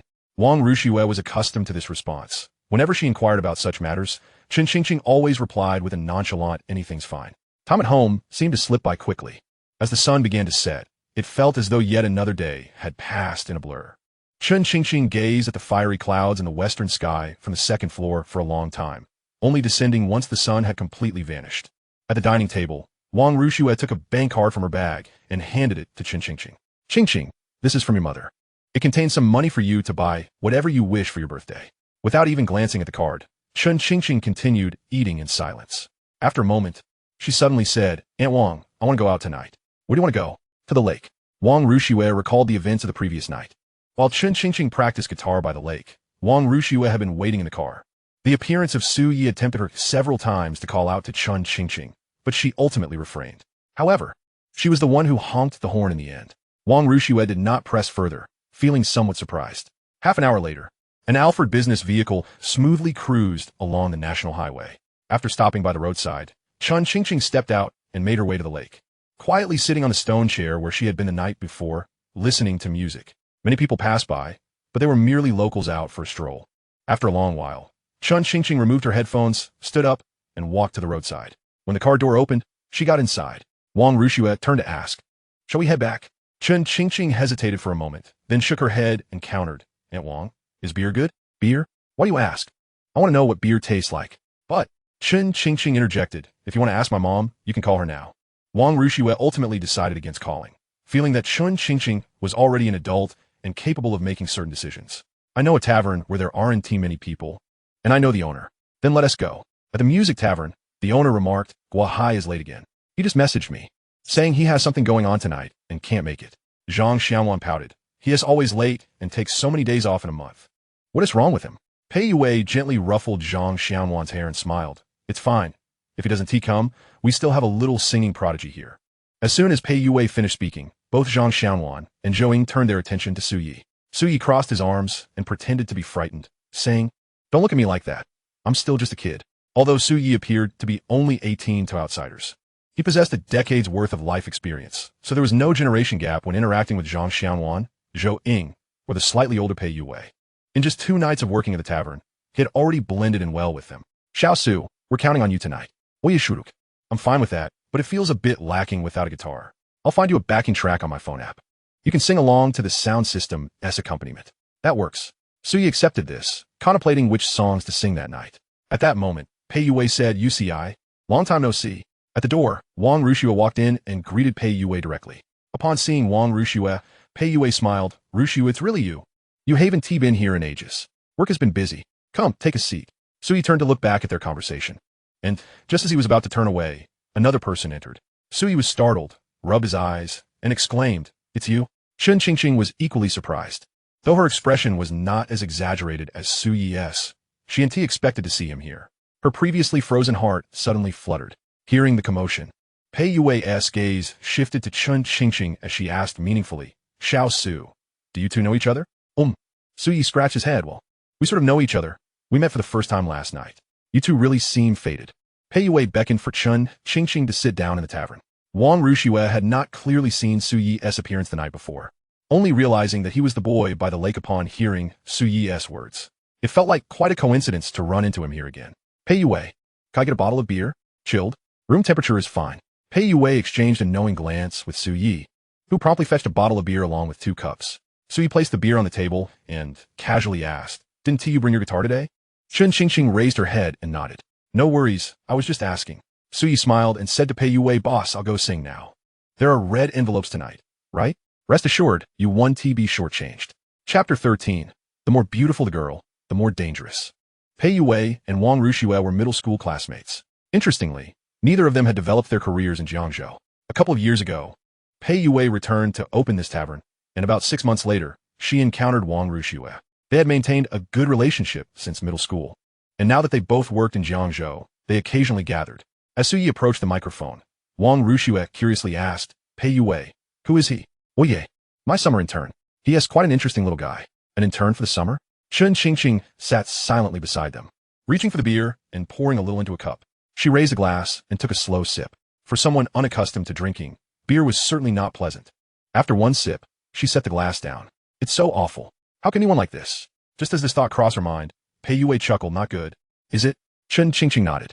First-time drinkers usually don't find it tasty, but they become addicted over time. At that moment, the tavern speakers filled with the sound of the backing track. Within 2 seconds, Chen Qingqing recognized the song as Sunny Day. The little yellow flower of the story has floated since the year of my birth. The childhood sway, rocking memories all the way now. Pei Yue rested one hand on the table, rhythmically tapping her fingers in time with Suyi's song. She couldn't help but glance back, her smile radiant. Wang Rushua, upon hearing the melody, cast a surprised glance at Suyi.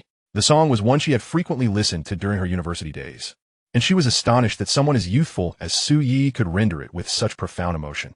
Lost in thought for a moment, she suddenly became aware of something and quickly turned her attention to Chen Qingqing. Chen Qingqing was gazing down at the beer on the table, as if everything around her was of no concern. Wang Rushua exhaled in relief, yet simultaneously found herself amused. What was I so anxious about? Girls like Qingqing wouldn't easily fall for someone. Wang Rushua chuckled softly and asked Zhou Ying to pour her a glass of warm water. She could not indulge in alcohol, as she needed to drive Chen Qingqing home later. After Suyi finished singing Sunny Day, he proceeded to sing a succession of songs, including Lin Junjia's Jiangnan, Drunken Red Cliff, and Wang Lihong's Big City, Small Love, and Falling Leaves Returning to Roots. He did not recall many songs from 14 years ago, primarily only those that were widely recognized. As for songs from 14 years hence, Suyi feared that if he sang them, the patrons in the establishment might be taken aback, and should they inquire about the songs, he could not very well disclose that they were tunes from years yet to come.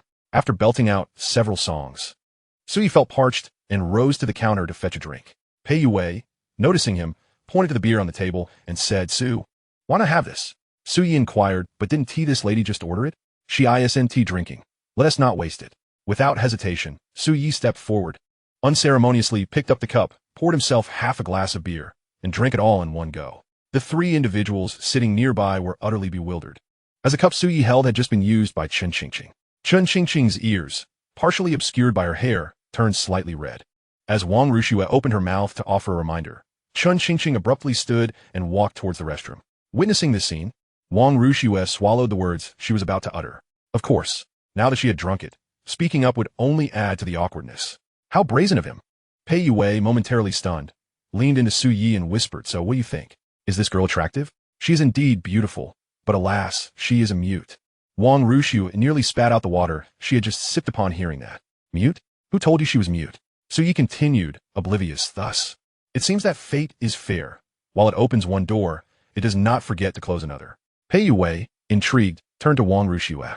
Wang Rushue responded, exasperated. She simply speaks little.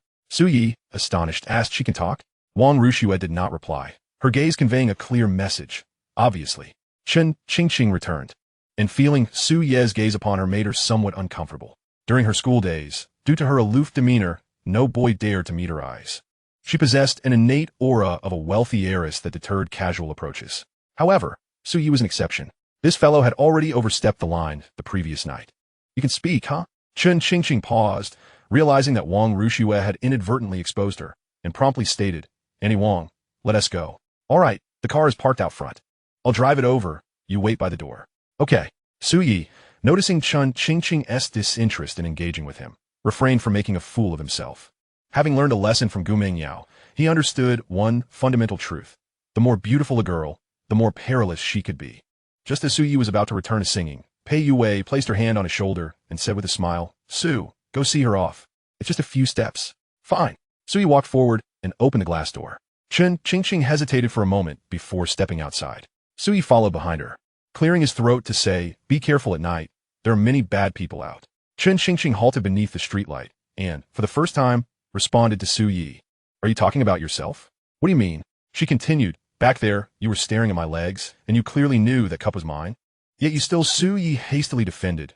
"I admit I was looking at your legs, but I genuinely did not know that cup was used by you." "Huh." Su Yi felt a sense of humiliation wash over him, yet he found himself unable to retort. What is wrong with a normally functioning male casting a few glances at an attractive girl? Is it a crime? Wang Rushue parked the car on the roadside. Chen Qingqing lifted her leg to get in. Watching the vehicle drive away, Su Yi turned back toward the establishment. Inside the car, Chen Qingqing gazed at Su Ye's receding figure through the window, a rare smile gracing her usually cool expression. What a fool. He is so easily baited. "Su, huh? Did you add WeChat?" "No." Pei Yue, exasperated, exclaimed, "Su, what is wrong with you? You had your chance and squandered it. Boss lady, please don't play matchmaker. Didn't you notice she seemed a bit put off by me? What does she find off-putting? She thinks I'm lecherous, claiming I was staring at her legs the whole time. I swear, I just glanced a couple of times." "Ha!" Pei Yue laughed heartily, her chest bouncing. "Oh yeah." With a thick skin, retorted, "But honestly, what is wrong with a man having a bit of lust? How are you?" Chapter 14. Birthday. Sleeping during the day, studying, and watching the stock market. Working part-time at a tavern during the evenings has brought order to Su Ye's life. Beyond these, he also began to prioritize his physical fitness. He would leave home half an hour early before work to run there, and after finishing his shift, he would run home as well. In his past life, Su Yi had neglected his health in a relentless pursuit of money. At 18, few young men grasped the principle that one's body is one's capital. Yet Su Yi was different. Today is the weekend. Lao Su and Zhang Hong are at home resting, and during lunch, Zhang Hong finally inquired about Su Ye's job. "What exactly is that summer job of yours? Why do you come home so late every day?" Su Yi, picking at his meal, replied nonchalantly, "Didn't I mention it's in the service industry? Be more specific. I'm a male model at a bar." Zhang Hong put down her chopsticks and launched into a tirade. "I spend so much on your education, and you're working in such a place? I've wasted my money on you. Don't call me mom anymore." Su Yi, unfazed, fabricated, "I earn 8,000 a month." Zhang Hong's tone shifted immediately. "Well, let us put it this way. Good work doesn't distinguish between high or low status. It's all about earning through one's own hands. It's nothing to be ashamed of. By the way, could your dad do that?" Lao Su nearly spat out his food, wiping his mouth in disbelief. "Can you two mother and son not communicate properly?" Su Yi grabbed a napkin to clean his mouth and said, "Really, I'm just a server at a quiet bar. It's different from a regular bar. The clientele is respectable, and the boss lady treats me well. How long do you plan to do this? It's not tiring. I might as well keep at it. Idleness at home is just that, idleness." After finishing his meal, Su Yi returned to his room, rummaging through his wardrobe for clothing. Moments later, he poked his head out and exclaimed, "Mom, could you possibly buy me larger clothes next time? Didn't you suggest I go for tighter fits?" He continued, "For now on, opt for the oversized variety." "Oversized? You mean a looser fit?" Zhang Hong chuckled in response. "You're an adult now. Henceforth, you should purchase your own attire." Su Yi tried on 2 pairs of pants, only to discover they were both tapered, making his legs resemble slender bamboo stalks. Ultimately, he changed into a pair of faded jeans. He then conducted 2 practice tests for the first driving theory exam. The results were 87 for the first attempt and 91 for the second. So he felt confident that with a few more days of study, passing the exam would be well within his grasp. He was not in a rush regarding his driving license. With over 2 months left until summer vacation, he believed that a couple of days of casual practice for the second and third exams would suffice before he could sit for them. This afternoon, Sui had a more pressing matter to attend to. He intended to visit the bank to open an account and simultaneously activate his stock trading account. Around 2 in the afternoon, he set out, riding a shared bicycle towards the bank. Aunt Wang, I need to step out for a bit. Now. Yes. Where are you headed? Chun Qingqing rummaged through a wall of shoes, finally selecting a pair of the most ordinary white Converse sneakers. As she changed shoes while seated, she remarked, first I'm going to see my dad, and then I might do some shopping. Rarely venturing out for shopping, as their home lacked nothing. Wang Ruxue quickly realized that today was Chun Qingqing's birthday. Remembering what Jiang Meilin had mentioned, she promptly set aside her tasks and grabbed the car keys, preparing to leave. Is your dad at the bank today? He is, Chun Qingqing replied nonchalantly. He spends more time at the bank than at home. Wang Ruxue detected a hint of resentment in Chun Qingqing's tone, but chose not to comment further. After about 20 minutes, they arrived at the Bank of Communications. Before exiting the car, Chun Qingqing told Wang Ruxue, I can go in by myself. So Wang Ruxue remained in the vehicle. Pushing open the heavy glass door of the bank, Chun Qingqing merely glanced at the lobby before ascending the stairs to the branch manager's office. Inside, Chun Hansong stood by the window, his back to the door, engaged in a phone call with the head of finance from a large corporation. As Chun Qingqing entered, she noticed his brow furrow slightly. All right, no problem. Let us proceed with that, he concluded, his expression shifting from jovial to serious as he admonished. Who taught you to enter without knocking? Just as he began to finish his sentence, he was taken aback to see his daughter standing at the door. Qingqing? Chun Hansong smiled and stepped forward, but as he raised his hand to affectionately ruffle her hair, Chun Qingqing took a step back, evading his touch. Chun Hansong awkwardly withdrew his hand. Both he and Jiang Meilin felt no obligation towards one another in their divorce. Their only concern was for their daughter. I heard from your mother that you still plan to attend art school? Yes. I know you've always had a passion for music, but pursuing this path makes it difficult to secure a good job in the future. Have you considered studying abroad? I could arrange for you to go to the United States, Singapore, or Japan. Chun Qingqing retorted coldly. Are you worried that my staying in the country will hinder your quest for a new partner? Qingqing, I've told you numerous times. The reason for my divorce with your mother was work-related, not anything else. What brings you here today? Do you have time this evening? This evening? Chun Hansong pondered, then sighed. I already have an appointment with an important client. You could just say you're unavailable from now on. Chun Qingqing seemed to have anticipated this response. Her tone was devoid of emotion, reminiscent of a conversation with a stranger. Noticing the shift in her demeanor, Chun Hansong reached out to grasp her arm as she attempted to leave. However, Chun Qingqing forcefully shook off his hold, exclaiming, Don't touch me. In your eyes, I'm less important than your clients. Have you forgotten what today is? With that, she stormed out, her eyes glistening with unshed tears. Today? What day is it? Today. Panic surged within him. Oh no, it's Qingqing's birthday. Realizing this, Chun Hansong hurried after her. On the first floor, having just completed his stock account setup, Suyi was about to exit the bank when he collided with Chun Qingqing, who was rushing down the stairs. Upon recognizing her face, he instinctively exclaimed, It's you again. Within a week, this marked their third, unexpected encounter. Hearing footsteps behind her, Chun Qingqing grasped Suyi's hand and whispered urgently, Don't say a word. Oye estud frozen, Beijing did it. Wait, what is happening here? This little hand feels so soft. Chun Hansong paused at the corner on the first floor, noticing Su Yi with Chun Qingqing, their hands intertwined. A wave of anxiety washed over him as he approached, his expression darkening. Who is he? My boyfriend. Chapter 15. This young man is named Su Yi. Both Su Yi and Chun Hansong were momentarily taken aback. Boyfriend? Su Yi's heart raced. Chun Hansong's face turned pale, observing his daughter holding hands with Su Yi, feeling as if a wild boar had suddenly charged into his carefully tended garden, uprooting the prize cabbage he had nurtured for years. What boyfriend? Does your mother know? Of course not. Chun Qingqing replied, tugging Su Yi's hand as she forcefully led him towards the exit, saying, Let us go. So he found himself reluctantly dragged out of the bank. In the car, Wang Ruxue was equally confounded. How'd they end up together again? Their encounters over the past few days have been far too frequent. And why are they holding hands? Wait, what do you mean by boyfriend? Did you get my consent? Su Yi protested, feeling agitated. Chun Qingqing opened the car door and commanded, Get in. Where to? Just get in. Su Yi relented, and obediently climbed into the car. Chen Qingqing followed suit, glancing through the window at Chen Hansong, who stood at the entrance, looking dazed. A sense of triumph filled her. Qingqing, what is going on? Aunt Wang to the mall. Wang Rushue cast a worried glance at Chen Hansong, but pressed the accelerator, driving away from the bank.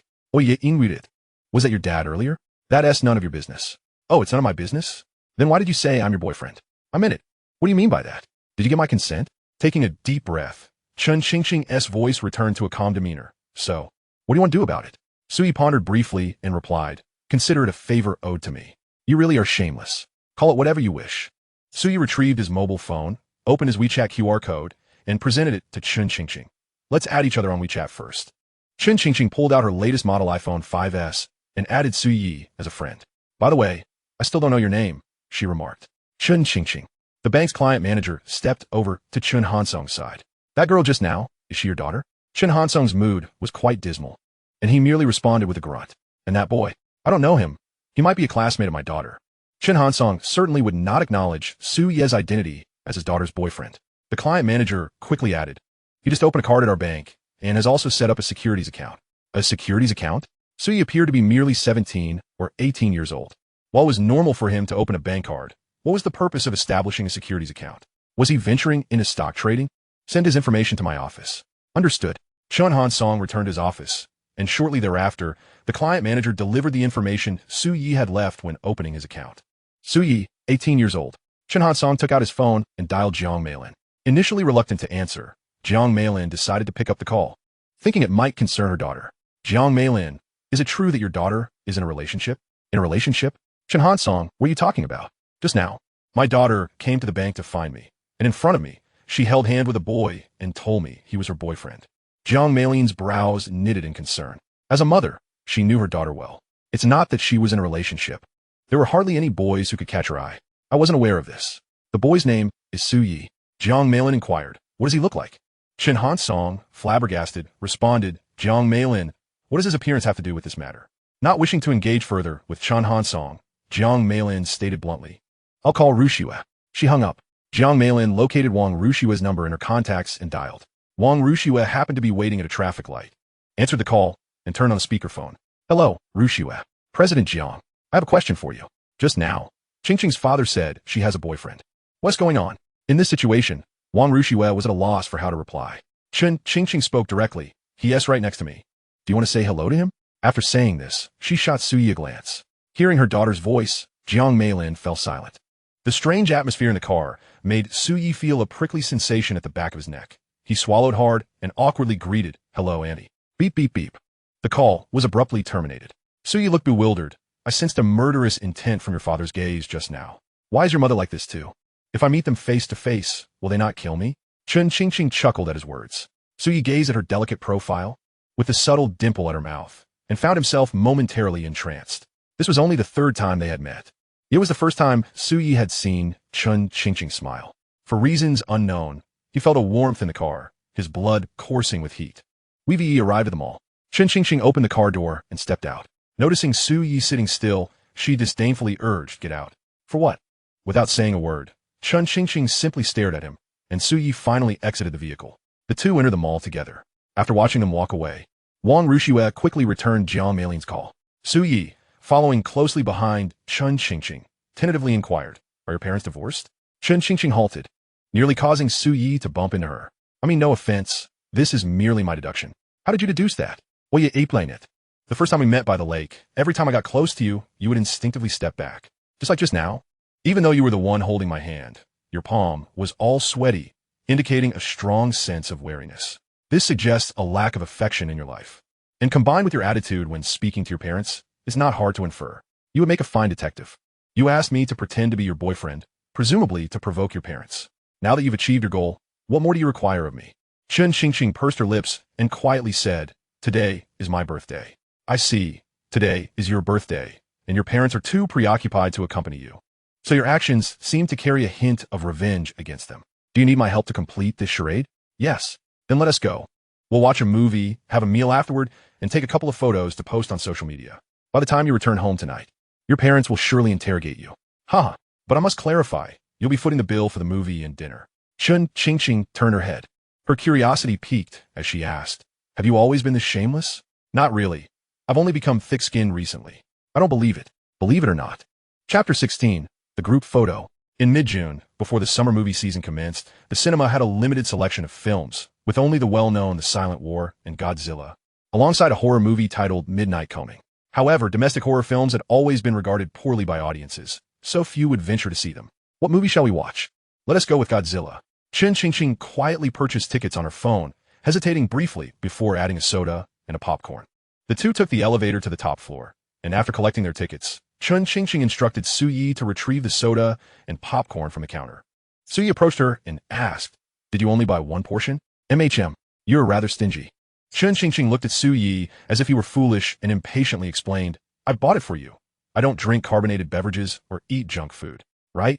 You're a celestial being, untouched by the mundane." Chen Qingqing dismissed Su Yi with a wave, and after waiting outside for 5 or 6 minutes, they entered the theater once ticket checking began. Chen Qingqing remembered vividly that the last time she visited a cinema was 3 years ago, before her parents divorced, which was also the last time they had watched a film as a family. Since then, she had not returned to the cinema.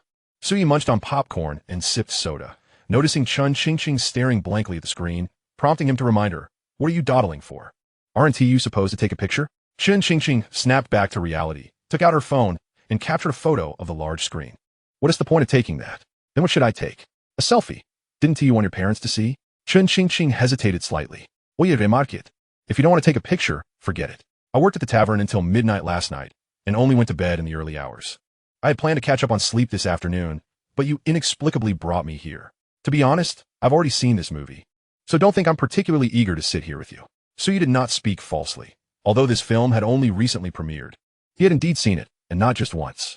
Observing Su Yi's nonchalant demeanor, Chen Qingqing adjusted her phone to the front-facing camera and positioned it between their seats. Noticing this, Su Yi leaned in closer. As he did, Chen Qingqing instinctively recoiled slightly. "What are you afraid of? At this distance, can the phone even capture you?" This hesitation was not unfounded. Chen Qingqing had never been so intimately close to anyone before and was feeling quite nervous. Nevertheless, she summoned her courage and leaned her head into the frame.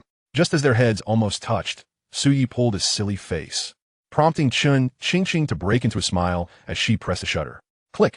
Once the photo was taken, Chen Qingqing immediately straightened up. Su Yi settled back into his seat, dutifully focusing on the film, but as he was already familiar with the plot, he soon found himself drowsy, his head leaning to one side as he drifted off to sleep. Chen Qingqing had little interest in this genre of film, and after taking the photo, her heart was racing. Seeing Su Yi asleep, she cautiously took out her phone to review the picture they had just captured. In the image, their heads were positioned evenly, creating a harmonious composition.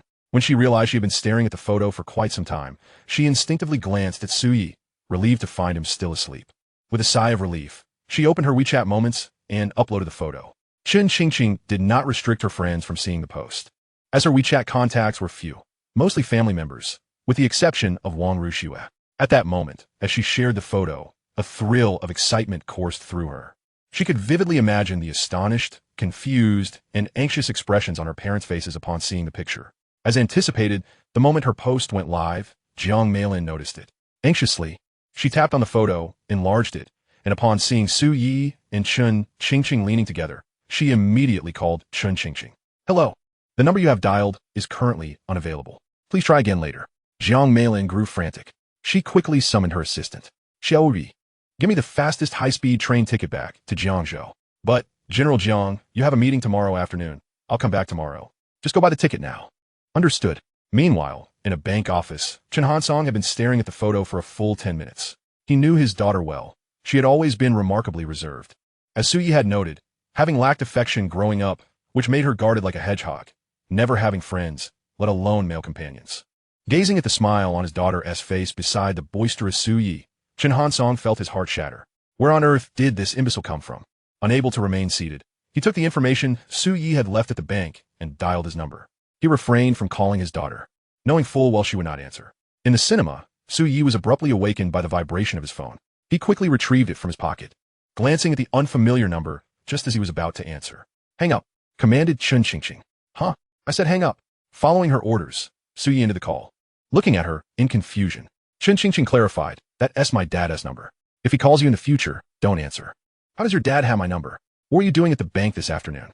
Opening an account, Su Yi replied, realizing, your dad works at the bank? He asked the president.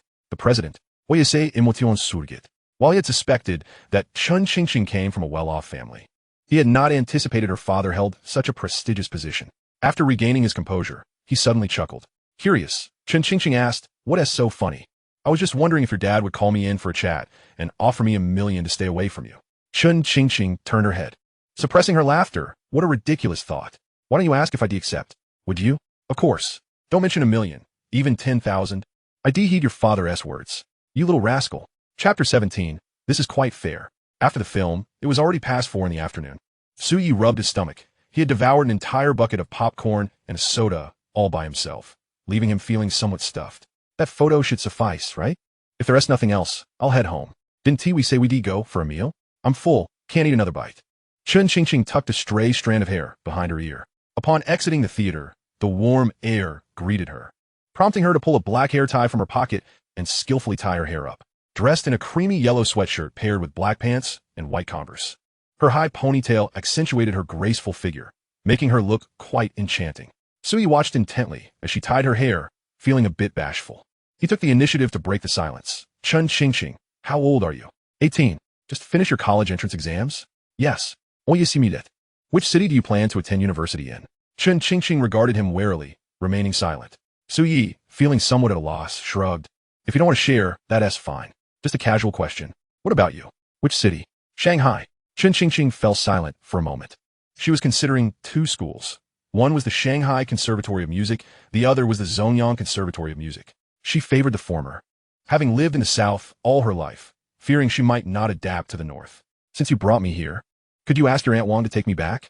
Chun Qingqing nodded lightly. I'll be right back after I visit the restroom. All right. Oye. With his hands in his pockets, surveyed the surroundings and noticed several claw machines against the wall. After a moment of hesitation, he approached and exchanged some coins for play. Having previously played these claw machines to amuse Gu Mengyao countless times, he quickly snagged a plush Doryman. When Chun Qingqing emerged from the restroom, Su Yi offered her the blue plushie. She looked at the toy in his hand, her expression one of confusion. Su Yi chuckled, consider a birthday gift for me.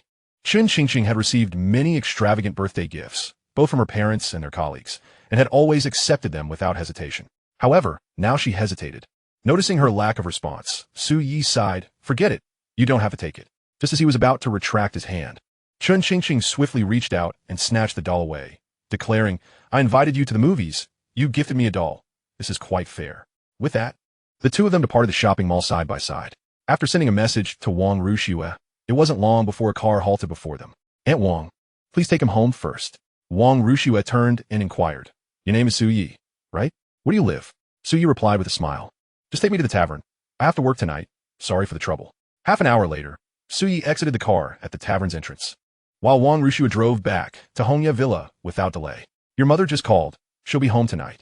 Noticing Chun Qingqing's silence, Wang Rushue added, your father might come over as well. Upon hearing this, Chun Qingqing's face lit up with a joyful smile. She had not anticipated that the photograph would be so effective, compelling her parents, who prioritized work above family, to abandon everything and rush back home. Chun Qingqing placed the Doryman doll on her lap and opened her phone. Locating the group photo she had shared on her social media, after a moment's contemplation, she adjusted the settings and chose to set it as her wallpaper. Returning to her phone's home screen, the previously default wallpaper transformed into her cherished photo with Su Yi. As darkness enveloped the night, the sound of a car parking echoed in the yard, signaling her mother's return. Chun Qingqing lay motionless on the sofa. Jiang Meilin emerged from the car, opened the passenger door, and carried a beautifully crafted black forest cake into the living room. Qingqing, Qingqing? Upon seeing Chun Qingqing lounging on the sofa, engrossed in her phone, Jiang Meilin gently placed the cake on the coffee table and cautiously sat beside Chun Qingqing's feet, patiently asking, Qingqing, can you tell me who Su Yi truly is? I told you he's my boyfriend, Chun Qingqing responded. Stop deceiving your mother. I know you told your father, so, because he didn't have time to celebrate your birthday. You did it to provoke him, Jiang Meilin retorted. Chun Qingqing raised the Doryman doll in her hand and said, you're overthinking it. We've officially entered a relationship. We watched a movie together this afternoon and went to catch dolls. This doll is a gift from him. Jiang Meilin glanced at Wang Rushue, who nodded in affirmation, though her expression darkened. Do you really have to provoke me like this? Jiang Meilin stood up, her emotions flaring.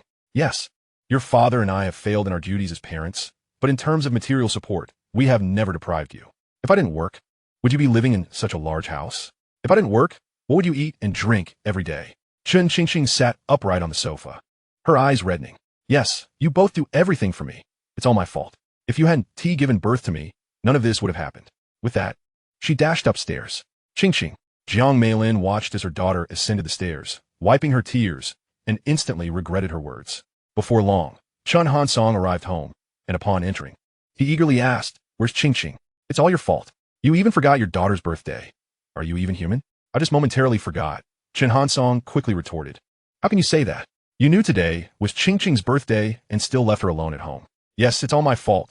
You, as her father, bear no responsibility." "Jiang Meilin, I don't want to argue with you today. Where's Qingqing? I wish to speak with her." Jiang Meilin turned to pick up the doll from the sofa, choking back her emotions. "She likely doesn't wish to see you or me right now. Did you clarify? What is the true nature of Su Ye's relationship with our Qingqing?" Jiang Meilin picked up the phone Chen Qingqing had left downstairs, illuminated the screen, and held it up, stating she has already set their photo as her wallpaper. "What shall we do now?" Jiang Meilin sniffed and stood up, declaring, "I will go upstairs and call Qingqing down for cake. You'd better not say too much. As for the matter with Su Yi, I will find time to speak with him directly. You know how our daughter is. We won't get any answers from her." Chen Hansong fell silent. Chapter 18. Are they together now? Su Yi regretted his decision. The popcorn and cola did little to quell his hunger. He had been at the tavern for less than 2 hours when his stomach began to grumble. Standing at the counter, he pulled out his phone and messaged Chen Qingqing. "I regret not letting you treat me to dinner earlier. I am starving now." While enjoying cake with Chen Hansong and Jiang Meilin, Chen Qingqing heard her phone buzz and guessed it was Su Yi. In front of them, she deliberately unlocked her phone and replied to Su Yi. "Deserved it." Su Yi shot back angrily. "Your boyfriend is starving." Chen Qingqing's cheeks flushed. "Shut up." Chen Hansong noticed the expression on his daughter's face and nearly gasped in shock.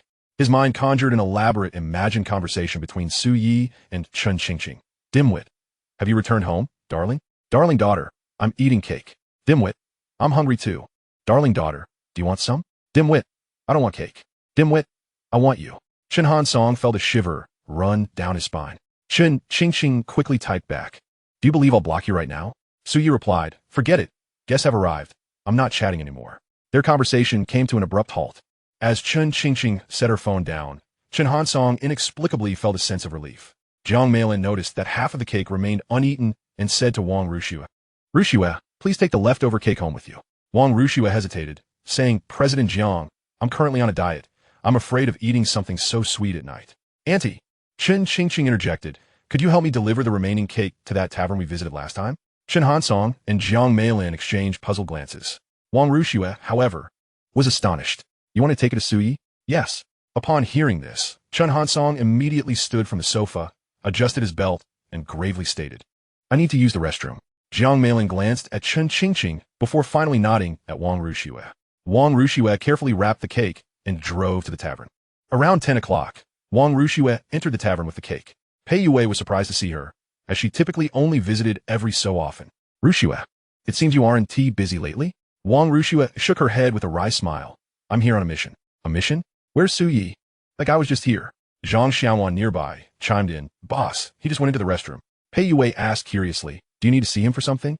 Wang Rushue nodded, lifting the cake in her hands. "Qingqing asked me to deliver this to him." Pei Yue was momentarily taken aback. Women are perpetually intrigued by gossip, regardless of whether they are 18, 28, or 38. She quickly exited the counter, her face brimming with curiosity. Are they together now? The situation was complicated. Just as Wang Rushue was about to explain, she spotted Su Yi emerging from the restroom. She stepped forward and handed him the cake. "This is from Qingqing." Su Yi looked bewildered. "What is this?" Wang Rushue succinctly replied, "Qingqing asked me to bring this to you." "Huh?" Su Yi truly did not expect this. As he reached out to accept the cake, a befuddled expression quickly transformed into a smile on his face. "Well, I suppose she has a bit of conscience." Wang Rushue contemplated asking a few more questions, but ultimately refrained. Such matters were beyond her purview. After all, President Jiang was already aware of the situation and would address it in due course. With that thought, Wang Rushue bid farewell to Pei Yue and turned to leave. Su Yi carried the cake to the counter and, upon discovering it was a black forest cake, he quickly cut himself a generous slice, eager to satiate his hunger. Just as he was about to take a bite, he looked up and noticed 3 pairs of eyes fixated on him. "What are you all staring at? Out with it, what is going on?" "Oye querido, utali perplied." "The cake. Didn't you say that dating was meaningless? Why did Chen Qingqing send you a cake?" "Well, It's a long story, then make it short. Su Yi sighed before explaining. I helped her with something, and now she owes me a favor. Earlier, I texted you saying I was hungry, and she had Aunt Wong bring me the cake. What kind of favor? That as classified for now. Pei Yue clicked her tongue in disbelief, her eyes seeming to convey, look at the shady dealings you're involved in. Starved and feeling lightheaded, Su Yi offered no further explanations, seizing the fork and devouring the cake. After 2 slices, he finally felt rejuvenated. There is still some left. Do you want any? Zhou Ying huffed, crossing her arms. This is a heartfelt dinner for someone special. I'm not eating it. Exactly, Su Yi replied, smacking his forehead. You two have really outdone yourselves. It was 11:20 p.m. After work, Su Yi sprinted home, and by the time he finished showering and lay in bed, it was already past midnight. Despite his fatigue from the day, he did not succumb to sleep immediately. Instead, he downloaded a stock trading app, registering, logging in, verifying his identity, and linking his bank card through a series of steps until he finally possessed his own stock account. He transferred all the money he had, exactly 900 yuan, into the account. 500 of that was pocket money, gifted by his mother, which he had deposited into his bank card earlier that afternoon. The remaining 400 was from the red envelope Pei Yue had sent him. Though it was a modest sum, it marked the beginning. Su Yi resolved that, apart from essential living expenses, he would temporarily save all other funds in his stock account. The current A-shares index stood just above 2,000 points, a significant gap from 1,500 points, suggesting boundless possibilities for Su Yi in the stock market over the coming year. Which stock should he invest in first? The Belt and Road Initiative was proposed in September and October of the previous year, and many sectors related to it should witness growth. After browsing briefly, he ultimately selected a stock from the trade sector priced at over 3 yuan, committing his entire 900 yuan to purchase it. Having completed this, Su Yi finally set his phone to charge on the bedside table, turned off the light, and drifted into slumber. The following morning, around 10 o'clock, Qin Jiwei sat bare-chested at his computer, furiously typing away as he engaged in a heated exchange with the top lane stone man. This stone guy is such an idiot. After all those failed attempts, damn. Had I known you were this bad, I would have picked Yasuo. The stone man retaliated, refusing to back down, and the two continued their verbal sparring on the screen. The game reached its 20-minute mark before they surrendered. Upon checking the stats, the stone man's record was 293, while Yasuo's was 175. Both players were equally matched in their mediocrity. Just as Qin Jiwei was about to challenge the stone man to a solo match, a QQ icon in the bottom right corner of his screen blinked. It was a message from Gu Mengyao. Rose girl, are you there? Chapter 19. Do you like comics too? Qin Jiwei felt a surge of excitement. This was the first time since the college entrance exam that a girl had taken the initiative to chat with him. No one knew how Qin Jiwei had spent the last 18 years. He had never even held a girl's hand, let alone dated. Autistic patient. Autistic patient. Is there something you need? Rose girl, do you have time this afternoon? I'd like to talk to you. Autistic patient. You want to talk to me? Are you sure? Rose girl, yes. Autistic patient. Are you certain you don't want me to call Su Yi instead? Rose girl, I'll be at the milk tea shop by the school gate at 3 o'clock. Autistic patient. All right. Seeing that Gu Mengyao did not reply further, Qin Jiwei hesitated about whether to inform Su Yi about this encounter, but ultimately decided against it. He suspected that her sudden invitation was indeed related to Su Yi. As for what they would discuss, he would find out in the afternoon. With time still on his hands, he decided to play another round. He clicked to start matchmaking. Upon entering the hero selection screen, he instantly chose Yasuo again, feeling that this newly released character was tailor-made for him. Teammate on second floor. You bastard. Don't steal my Yasuo. Qin Jiwei. Quit whining, I'll carry you. 30 minutes later, teammate 1, trash. Teammate 2, idiot Yasuo. Teammate 3, 0-1-0-6. Is this a record a person can achieve? Teammate 4, useless, go play against bots. Qin Jiwei swiftly exited the game, as if none of it had ever been his concern. Su Yi did not rise until 10 o'clock. After brushing his teeth and washing up, he found that Zhang Hong had prepared several dishes before leaving for the day. He cooked some rice and combined his breakfast and lunch into one meal at 11 o'clock.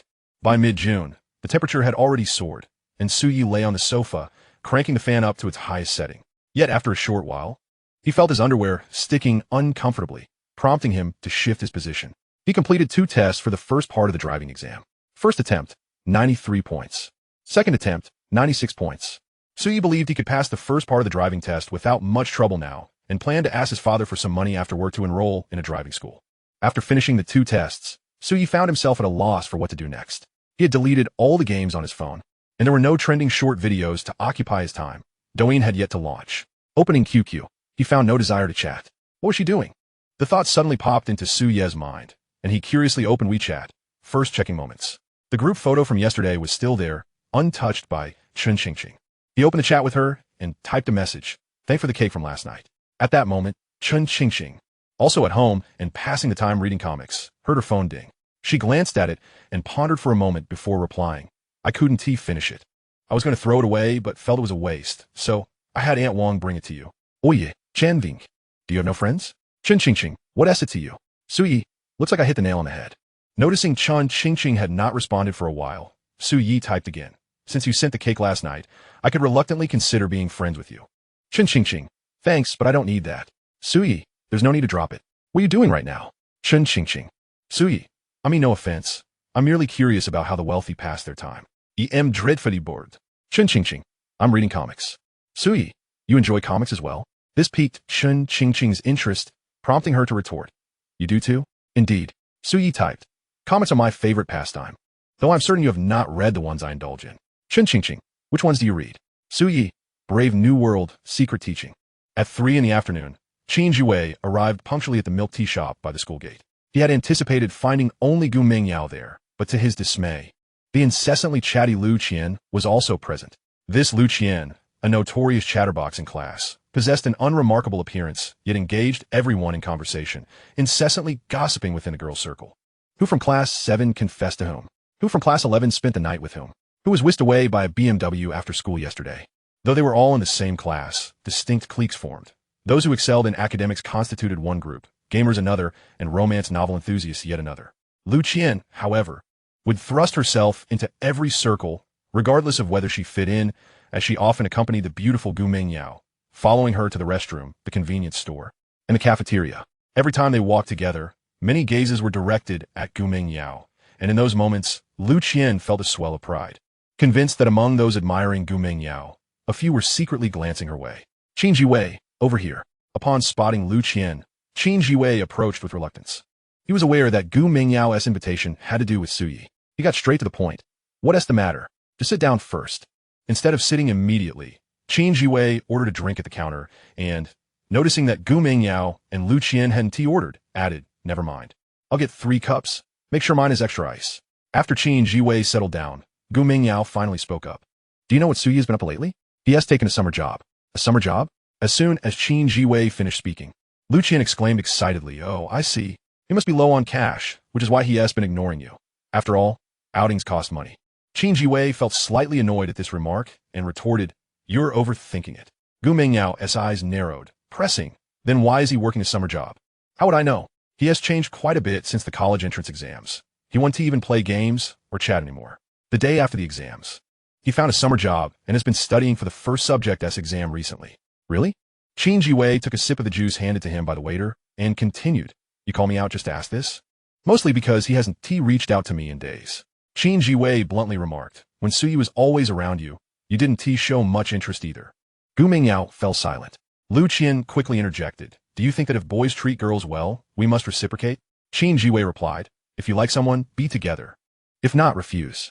If you're not interested in Suyi, why accept the breakfast he buys you every now and then? Lu Qian asserted, accepting is agreeing. Chapter 20. I am Chen Qingqing's mother. What kind of foolish logic is that? Though Qin Jiwei had never been in a relationship, he could not accept such a nonsensical argument and stood up to leave. Gu Mengyao suddenly stood and said, Qin Jiwei, could you not tell Suyi that you saw me this afternoon? Rest assured, I'm not that chatty. Lu Qian chimed in excitedly. What are you talking about? Qin Jiwei replied exasperatedly, I'm not talking about you. Why are you so worked up? Gu Mengyao grasped Lu Qian's arm and asked, can you tell me where Suyi is working his summer job? At the music tavern. With that, Qin Jiwei strode out of the milk tea shop. The moment he stepped outside, regret washed over him. Damn it, I came out here and gained nothing, and I had to pay for 2 cups of milk tea. Those 2 really played me. They invited me out only for me to foot the bill, didn't they? Qin Jiwei, if you do this again, you're a fool. After Qin Jiwei left, inside the milk tea shop, Gu Mengyao asked, you're not thinking of seeking out Suyi, are you? Gu Mengyao gently shook her head. I'm still undecided. In my opinion, if he doesn't reach out, then let it be. We've graduated, and there are bound to be more outstanding boys in university. You're quite beautiful. Surely you can find someone better. Gu Mengyao replied flatly. I just want to understand why Suyi has suddenly become so distant. I pondered this for days without clarity. Oh, don't overthink it. The news says there are now more boys than girls. Soon, It will be us choosing them, not the other way around. Just wait. Su-yi will surely regret it. Around 4 in the afternoon, old Su returned home from work. As a seasoned employee, he completed his daily tasks within 2 hours, spending the rest of the time idling. Such is the nature of a bureaucratic environment. If one has no ambition to climb the ranks, life can be rather comfortable. Dad, you're back? Seeing his son still at home, old Su was puzzled. Why are you still here today? I have something to discuss with you. It can't be anything good. Su-yi pulled old Su down onto the sofa, smiling broadly. I've finished reviewing the question for the first subject of the driving test, and I want to enroll at the driving school tomorrow. Old Su leisurely pulled out a cigarette from his pocket, lighting it while saying, if you need money, ask your mother. You know my status in this house, right? Mom won't be back until later, and you get home later than I do. Can you front me the money? Old Su replied firmly, I have no money. Dad, you must have saved quite a bit in secret, right? Up in the bathroom ceiling and under the TV cabinet, I'm sure you've stashed some cash. Old Su nearly jumped out of his seat, almost dropping his cigarette in shock. How did you find out? Nothing can be hidden from me at home. Don't tell your mother. I've saved for half a year. Su-yi merely smiled in response. Old Su detected a hint of threat in his son's smile and scoffed. You little rascal. Threatening me now? I'll discuss your driving license with your mother tonight. If we agree, I'll leave the money on the living room table before your mother, and I head to work tomorrow morning. Su-yi patted old Su on the shoulder, chuckling. Old Su, you're a good sport. It's settled then. I'm off to work. Such a disrespectful child. Jiang Meilin had been utterly exhausted these past few days. After finishing work yesterday, she rushed back from a neighboring province to celebrate her daughter's birthday. The following morning, before dawn, she was back on the road. And after a long day, Jiang Meilin didn't return to the hotel, but instead instructed her assistant to buy tickets to return to Jiangzhou. As she emerged from the train station, Jiang Meilin opened WeChat and sent a message to Wang Rushua. Rushua, is Qingqing at home today? Wang Rushua replied, she is. Jiang Meilin further inquired, let me confirm with you once more, is the tavern you mentioned called Encounter Music Tavern? Wang Rushua affirmed, that's correct. Shall I send you the address? Jiang Meilin responded, yes, I will head there directly now. If Qingqing plans to go out, please inform me in advance. I do not wish for her to know that I am seeking out that Su-yi. Wang Rushua acknowledged, understood. Shortly after, Wang Rushua sent the address. Upon seeing it, Jiang Meilin handed her phone to the driver. Xiao Wu, please drive to this location. Certainly, Ms. Jiang. The vehicle journeyed from the station to the tavern's entrance. At this hour, the sky had not yet fully darkened. Su-yi, having completed his cleaning duties, sat idly on a chair at the entrance, waiting for customers. Ms. Jiang, we have arrived. Please wait for me in the car. Of course. Jiang Meilin opened the car door, gracefully stepping out with a long, sleek leg clad in red-soled high heels. She wore a blouse paired with a tailored women's blazer and a fitted skirt, her short hair framing her face. Adorned solely with an expensive wristwatch on her right hand, she exuded an air of professionalism. After exiting the vehicle, she did not proceed directly into the tavern. Instead, she walked to the trunk, retrieved a pair of flat sandals, and changed into them before making her way inside. Hello, welcome. What would you like to drink? At that moment, the tavern was devoid of any patrons, and Su-yi was the only male present. Jiang Meilin recognized him instantly from the photo she had seen. You must be Su-yi. Indeed, that's me, he replied, somewhat bewildered. Do you know me? Jiang Meilin pulled out a chair and sat down, her expression inscrutable. I am Chun Qingqing's mother. May I have a word with you? Su-yi was taken aback, yet maintained a calm exterior. He sat down, preparing for her inquiries. In truth, he had anticipated this conversation, but had not expected Jiang Meilin to arrive so swiftly.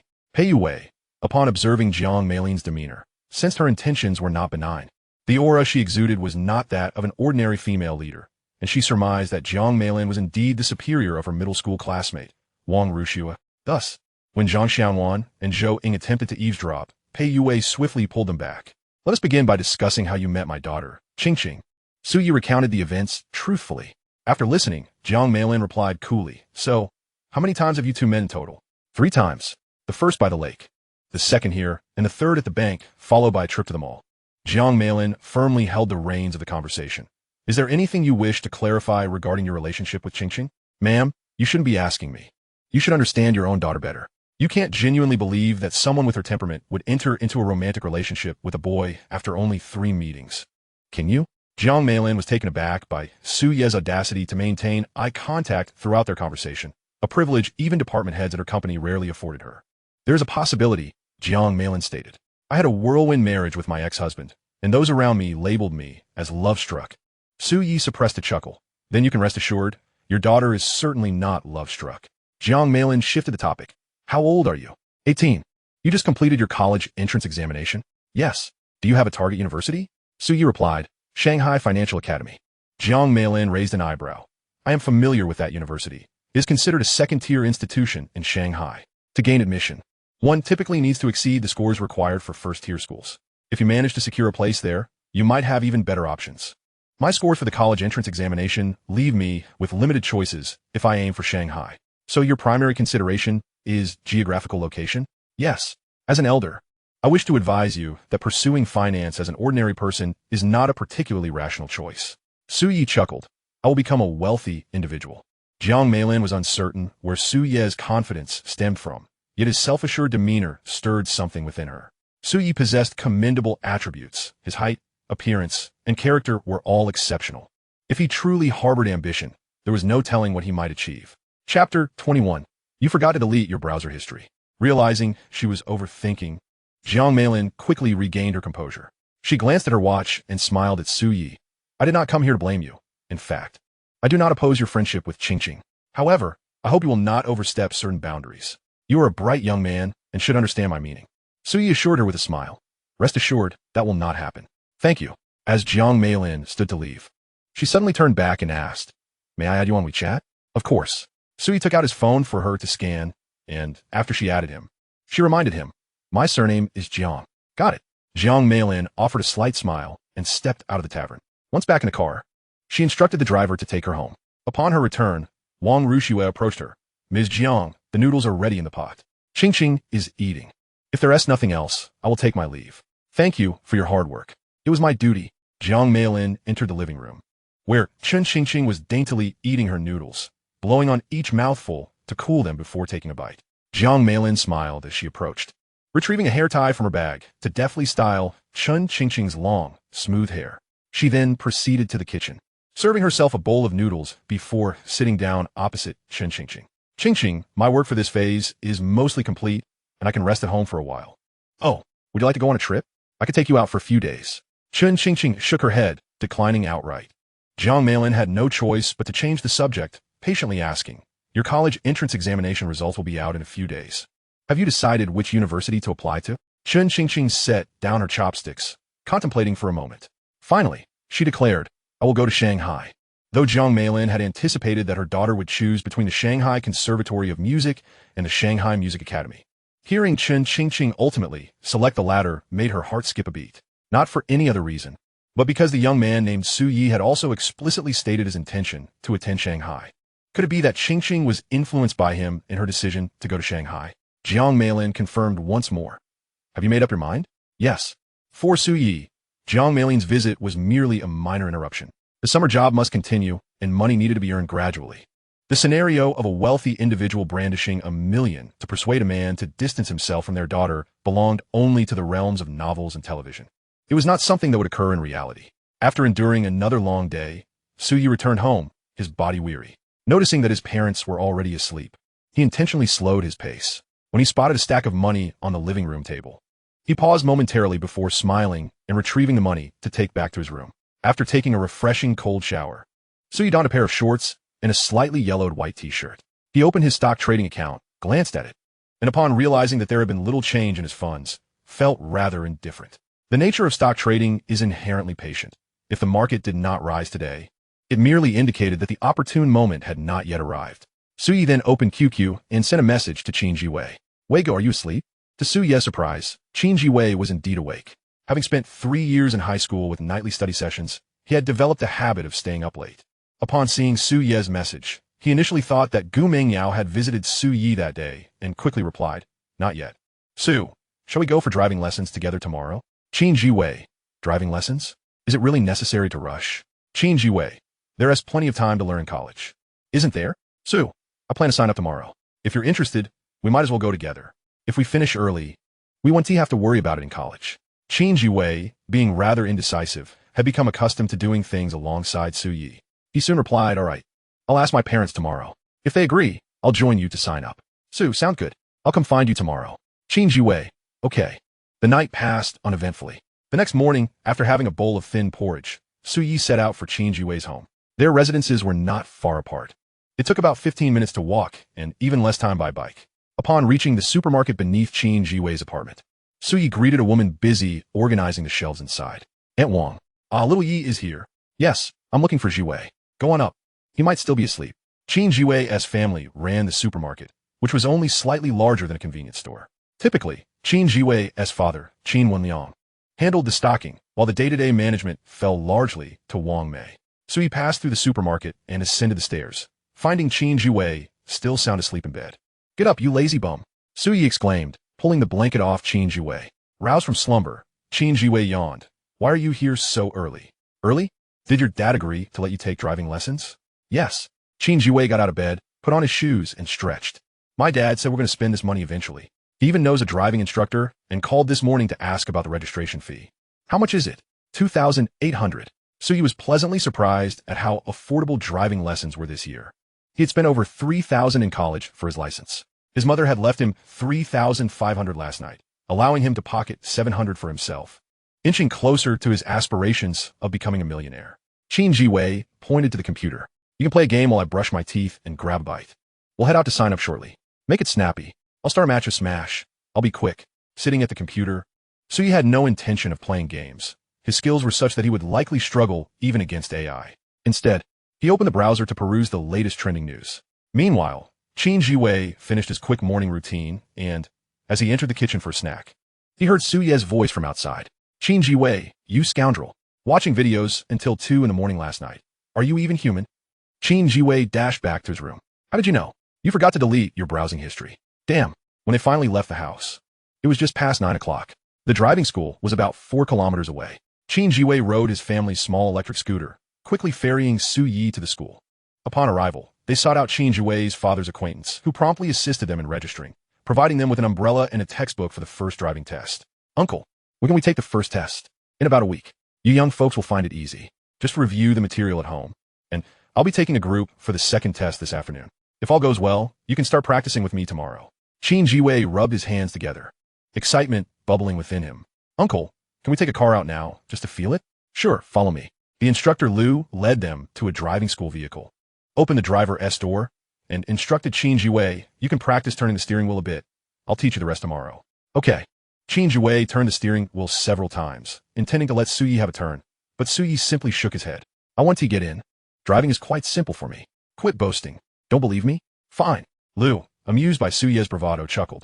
Watching someone else drive and doing it yourself are two entirely different experiences. Don't assume driving is simple just because it looks easy. Oye lafit, unde. Have you ever heard of launch control and drifting? Young man, stop talking so much. Here is the car key. Do you dare drive? Seeing Suyi's confidence, Lu handed him the key. He had taught many students, and invariably, they were all nervous the first time they got behind the wheel. Oye shuruk nonchalante. What is there to be afraid of? He took the key, and Lu quickly settled into the passenger seat, where there was a brake pedal, allowing Lu to entrust the vehicle to Suyi. Qin Jiwei scratched his head. Suyi, don't embarrass yourself. It would be disastrous if you crashed. Are you getting in or not? If not, move away. After a moment of hesitation, Qin Jiwei took a seat in the back.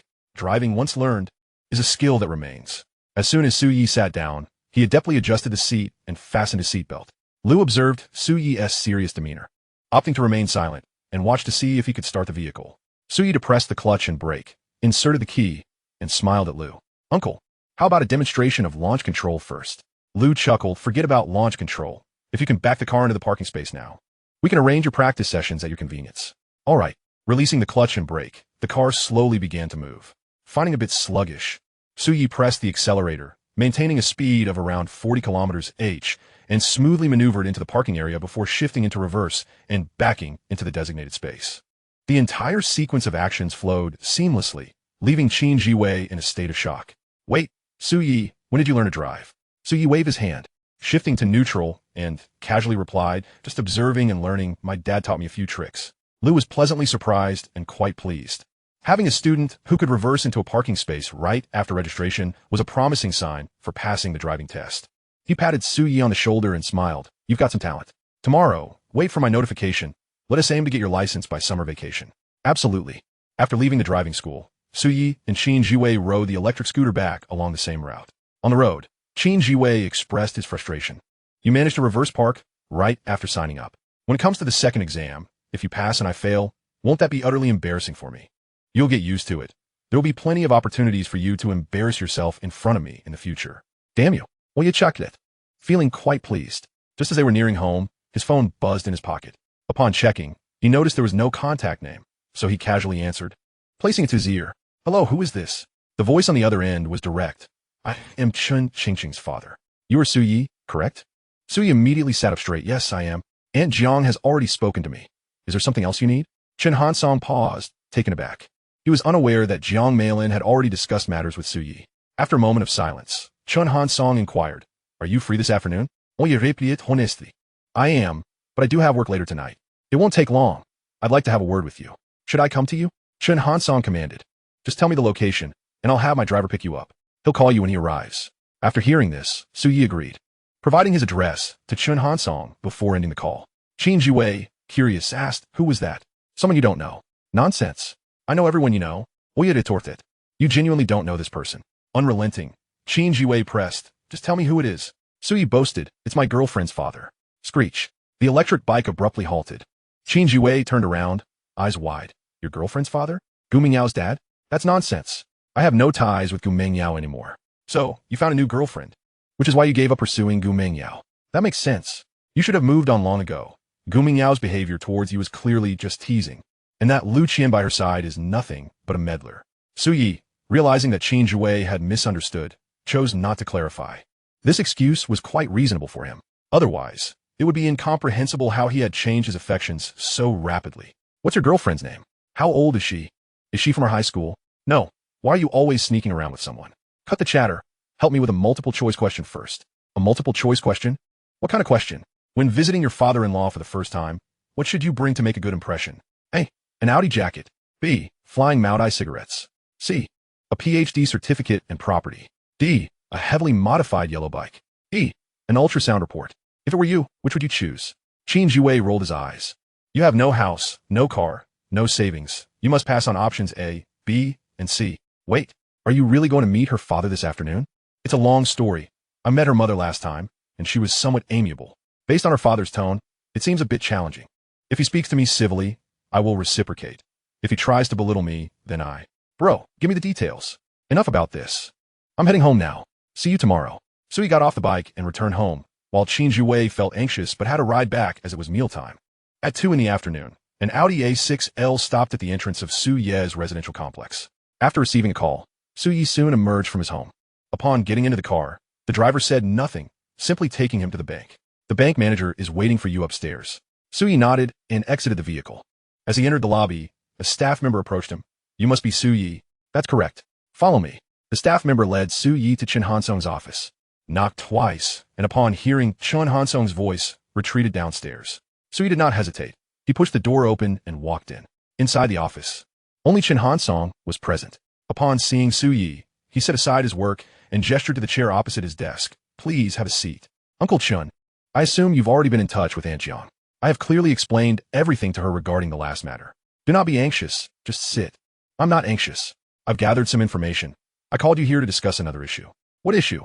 I heard from Qingqing's mother that you plan to attend university in Modu. Yes. Chen Hansong crossed his legs, exuding an air of superiority. Here's the thing. My daughter has also decided to attend the Modu Music Academy. Her decision is final, and neither I nor her mother can sway her.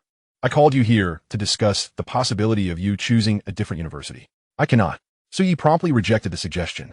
Chen Hansong's brow furrowed, but he quickly softened his tone. Please don't be so hasty in your refusal. I have some connections in the financial sector, and if you agree to my request, I could help secure you a respectable job after you graduate. Isn't that the purpose of going to university?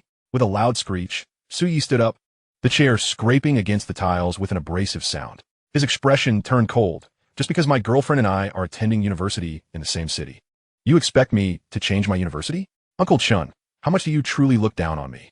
I have only met your daughter 3 times. We may never cross paths again. In the past, I did whatever others suggested, but now I wish to live differently. The more people oppose me, the more determined I am to pursue my own path. Su Yi repositioned the chair before leaving, unable to resist, adding, Uncle Chun, do you always speak with such condescension? Or is it only with someone like me? Chen Hansong was left speechless. Su Yi did not give him a chance to explain, turning on his heel and departing. Chapter 23. If one day I become wealthy. It went awry. The moment Su Yi slammed the door behind him, The thought flashed through Chun Hansong's mind. He had not anticipated Su Ye's rejection, nor his unwavering stance. What right does an 18-year-old have to act so defiantly? Chun Hansong was not angry. Had Su Yi not had an ambiguous relationship with his daughter, he might have even respected him. After all, Su Yi was the first to speak so boldly within his domain. However, the crux of the matter was that Chun Hansong was particularly sensitive about the relationship between Su Yi and his daughter. Despite his divorce from Jiang Meilin, Chun Qingqing remained the apple of his eye. Otherwise, he would not have canceled an important dinner to celebrate her birthday. This was understandable. A father's affection for his daughter holds an irreplaceable position in his heart. Who is Su Yi, after all? A student from an ordinary family, lacking connections. If Chun Qingqing were to announce her desire to date, Chun Hansong could easily introduce her to several excellent young men from affluent families. Therefore, after Jiang Meilin informed him that both of them intended to attend university in Modu, he conceived the idea of persuading Su Yi to choose another institution. Chun Hansong sighed and retrieved his phone to dial Jiang Meilin's number. I just spoke with that brat, and it seems I've managed to mess this up, he lamented. What did you say? He recounted their earlier conversation to Jiang Meilin, who, upon hearing it, immediately reacted with anger. I told you he is not like an ordinary high school student. You had to be so adamant, and now look where that has led us. Chun Hansong, feeling helpless, replied, how was I to know he would refuse? Beep, beep, beep. Jiang Meilin abruptly hung up the phone. Su Yi exited the bank, his mind unsettled by Chun Hansong's earlier demeanor. He took out his phone and sent a message to Chun Qingqing. Su Yi, are you there? At that moment, Chun Qingqing, who was at home attempting to compose music, heard her phone buzz, initially intending to ignore it. She plucked her guitar twice before yielding to the urge to check her phone. Upon seeing Su Ye's message, she replied with a question mark. Su Yi quickly typed back, are you coming to the tavern tonight? Chun Qingqing, is something up? Su Yi, nothing serious, just feeling restless and want to play the guitar. After a brief pause, Chun Qingqing inquired what time. Su Yi, I'll be there before 11. Chun Qingqing, all right. Su Yi, I didn't expect you to agree so quickly. Chun Qingqing, I'm just curious about what other songs you can play. Su Yi, I know a lot, some of which you've probably never heard. Chun Qingqing, I don't believe you. Su Yi, if you doubt me, I'll play you an original piece tonight. Su Yi, so it's settled then. I'll be waiting for you. For some inexplicable reason, upon seeing the words I'll be waiting, Chun Qingqing felt an unusual shyness wash over her. She turned off her phone and tossed it onto the sofa. 5 minutes later, Chun Qingqing, That evening, after dinner, Jiang Meilin suggested, Qingqing, would you like to go for a walk with your mother? No, I have other plans. Other plans?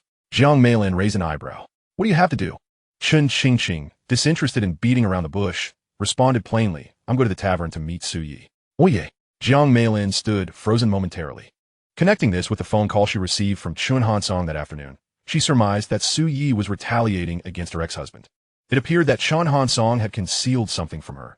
His demeanor earlier must have been even more assertive than she had imagined. Otherwise, Su Yi wouldn't have acted this way. After being married to Chun Hansong for so many years, Jiang Meilin knew him well. His inherent machismo was ever present. After a brief pause, she humbly asked, Qingqing, can I come along? If you want to go, then go. Chun Qingqing replied indifferently before running upstairs to change. Jiang Meilin was taken aback when she saw that her daughter, who typically shunned dresses, had donned a cream-colored short dress before meeting Su Yi. This was undoubtedly a dangerous signal. At 7:50 p.m., Jiang Meilin drove Chun Qingqing to the Encounter Music Tavern. Jiang Meilin did not accompany Chun Qingqing inside, but rather concocted an excuse to park, wishing to observe how Su Yi and her daughter interacted when alone together. As soon as Su Yi saw Chun Qingqing arrive early, he greeted her with a smile. You're here? Chun Qingqing replied with a soft Make yourself comfortable. I'll get you a glass of water. Don't worry, I promise not to mix up the cups this time. With that, Su Yi left, completely oblivious to the shy expression that crossed Chun Qingqing's face after his words. With time still on their side and few patrons in the tavern, Su Yi returned with a glass of water and sat opposite Chun Qingqing, candidly stating, Chun Qingqing, I owe you an apology. Chun Qingqing blinked, looking at him with a puzzled expression. Su Yi continued, this afternoon, your dad contacted me and said some infuriating things. Essentially, you want me to stay away from you. Hearing that made me quite angry, which is why I messaged you to come over. I want to get back at your dad. It's fine, I don't mind. Why not? Su Yi asked, intrigued. He seems to think everyone should adhere to his wishes, so I can guess what he said to you. Well, you chucked it. But I didn't expect you to choose to attend university in Modu. Upon hearing this, Chun Qingqing's heart raced, and she lowered her gaze, hastily saying, You don't think I chose that because of you, do you? Before she could finish her thought, Su Yi interrupted, Of course not. I'm not that self-absorbed. At least you have some self-awareness. As silence fell between them, the atmosphere in the tavern grew increasingly intimate. Chen Qingqing was aware that Pei Yuwei, Zhang Xianwan, and Zhou Ying were secretly watching her, and she felt compelled to break the silence. Who did you learn guitar from? Self-taught. Where did you find the time? Suyi laughed. Time can always be carved out. Besides, I might just be a musical genius. You're boasting. Suyi extended his hand toward Chen Qingqing. Hand me the guitar. Chen Qingqing retrieved the guitar from its case and handed it to him. Just as Suyi accepted it, Jiang Meilin entered from outside. Not deterred by her presence, Suyi greeted her warmly. Hello, Aunt Jiang, then turned to Chen Qingqing, saying, after my chat with your dad this afternoon, I wrote a song called If One Day I Become Very Rich. Upon hearing this, Chen Qingqing stifled a laugh. Such a corny title could only have been conceived by Suyi. Yet, her curiosity piqued. She wondered what the song was truly about. Could it be related to the events of the afternoon? Holding the guitar, Suyi sat across from the mother-daughter duo and began to play and sing. His smile was carefree, and his voice exuberant, as if he were lost in his own musical world. The key lines of the song were, if one day I become very rich, my first choice won't be to travel the world. Instead, I'll lounge on the biggest, softest sofa in the world, eating, sleeping, and waking up to eat again for an entire year. Chen Qingqing had never heard this song before, and given how few songs she hadn't heard, she was already convinced it was Su Ye's original work. She had not anticipated that, in addition to playing the guitar, Su Ye could also compose songs. Her attention unwittingly shifted to Su Ye's face, and she didn't even realize that she had not diverted her gaze until he finished the entire song. This song was not scheduled for release until 3 years later. Now that Su Ye had sung it, naturally, no one had heard it yet. In his heart, Su Ye silently apologized to Mao Bai while pondering the potential ramifications of his actions. Would singing this song mean that another of its kind would take its place? Or would this song now belong solely to him, severing any ties to Mao Bai? At that moment, Su Ye was unaware of the outcome, nor did he dwell on it. It was a matter unrelated to him. When he regained his senses, he realized that Jiang Meiling and Chen Qingqing were both gazing at him intently. Jiang Meiling's expression was one of pure astonishment, while Chen Qingqing's eyes reflected a blend of surprise, curiosity, admiration, and perhaps even a hint of infatuation. Chapter 24. The Collapse of Rights and Music. How about that? I did mention that I am a genius, didn't I? Chen Qingqing came back to herself. Her lips moved, but no words emerged. Jiang Meiling, observing her daughter's subtle expression, felt a stirring in her heart. She sighed inwardly and sincerely addressed Su Ye. Su Ye, I must apologize on behalf of Qingqing's father. It's quite all right. Su Ye placed his guitar on the table and smiled. Honestly, I can understand. If I were Uncle Chen, and my daughter wanted to associate with a young man still working part-time at a tavern, I might feel compelled to intervene. Jiang Meiling's eyes brightened. She hadn't expected Su Ye to consider the issue from Chun Hansong's perspective. This young man exhibited a maturity beyond his years. I simply dislike the domineering way Uncle Chen speaks to me. After all, I am young. Isn't there's saying about youthful exuberance? However, I suppose by tomorrow morning, I will have forgotten all about this. Su Ye stood up. Annie Jiang, let me pour you a glass of hot water. Thank you. Su Ye brought Jiang Meiling a cup of hot water, after which Chen Qingqing fell silent, allowing the conversation to flow solely between Jiang Meiling and Su Ye. Eventually, they delved into the topic of life aspirations. Su Ye, what are your ambitions? I haven't thought far ahead, but my current goal is to earn a substantial amount of money. Jiang Meiling did not perceive Su Ye as mercenary and inquired further, how much is considered substantial?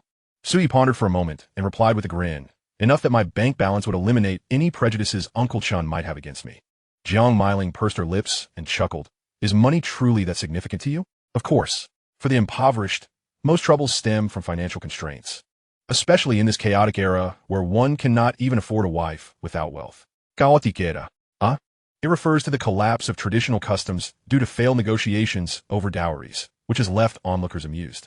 Chen Qingqing let out a small laugh, quickly lowering her head in embarrassment at laughing in front of so many people. Jiang Meiling shook her head and sighed.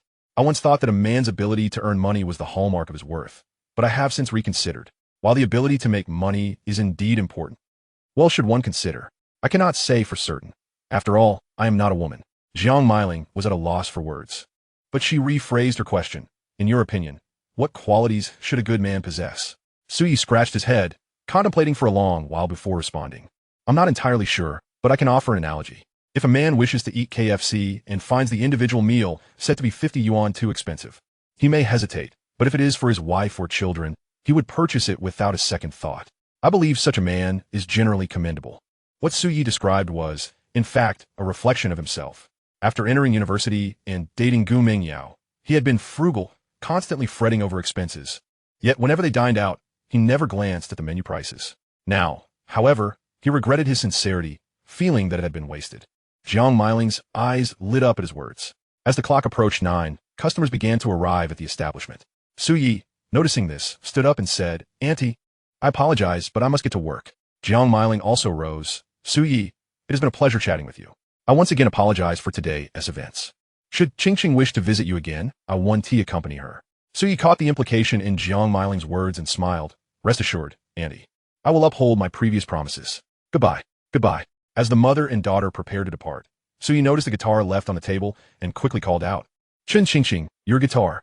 Chen Qingqing turned her head, softly and swiftly stating, "I'll borrow it for a few days. Remember to return it to me." Su Yi was momentarily taken aback, then broke into a silly grin. Pei Yue had approached Su Yi at some point and stood beside him, watching the mother and daughter get into their car. She draped her hand over Su Ye's shoulder and mimicked his tone from days prior, saying, "Ah, I find dating quite meaningless." Su Yi recognized that the proprietress was teasing him. He replied defiantly, "It truly is rather meaningless." Pei Yue scoffed playfully. "You met my mother twice. Are you still shy about it? What mother-in-law? I don't comprehend what you mean. But come off it. You wouldn't like such a beautiful girl as Chen Qingqing?" Su Yi wrapped his arm around Pei Yue's, chuckling, "If that's the case, then I like you too, boss." Pei Yue playfully pushed Su Yi away, eyeing him up and down, and huffed, "Are you attempting to flirt with me? Do you still want your wages for today?" "Boss, I was mistaken. Go on, go on. On the first day, I thought you were a rather honest lad. Little did I know you were a bit of a rogue." Su Yi replied earnestly, "Boss, in this world, honest folks are seldom appreciated." "Is that so?" "Indeed. Haven't you heard? Honest people come after dogs. Go on. Take your guitar and sing your songs. Stop bantering with me." Su Yi stood at attention and saluted Pei Yue, "At your command." As Su Yi slung the guitar over his shoulder and walked off to sing, Pei Yue couldn't help but laugh, leaning against the door frame, gazing at the moon above, her smile gradually fading. She recalled the man who had transformed into a star in the heavens. The following afternoon, Su Yi began practicing driving at the driving school with Qin Jiwei. However, due to Su Ye's considerably higher starting point, his practice sessions often consisted of Su Yi driving for 10 minutes while Qin Jiwei practiced for 50. As such, after a day's training, when they returned the next day, Qin Jiwei still did not drive as well as Su Yi. Initially, Qin Jiwei's progress was deemed normal, but with Su Yi as a comparison, Coach Liu constantly reprimanded him during their drives. By the time they returned home after practice the next day, Qin Jiwei felt utterly aggrieved. "Su Yi, damn it. I will never do anything alongside you again. Seriously? You're feeling wrong now? That old Coach Liu, seeing that I can drive, goes off to relax while I'm stuck teaching you how to reverse park. Damn it, this is the first time I feel like I've wasted my money. Once I get my license, the first thing I'll do is treat old Liu to a meal, and when the dishes arrive, I'll sneak away and let him foot the bill. Now that has some spirit." "Oh yeah, what? What does your girlfriend look like?" "She is absolutely stunning." Chapter 25, Buff Fully Stacked. Su Yi certainly wouldn't divulge more details to Qin Jiwei. For now, he merely basked in boasting, knowing that if Chen Qingqing were to discover this, she would likely block and delete him on the same day. After resting at home for about an hour, Su Yi encountered old Su, who was returning home after work on his way to the shop. "Xiao Yi, make sure to wake up early tomorrow morning," old Su advised.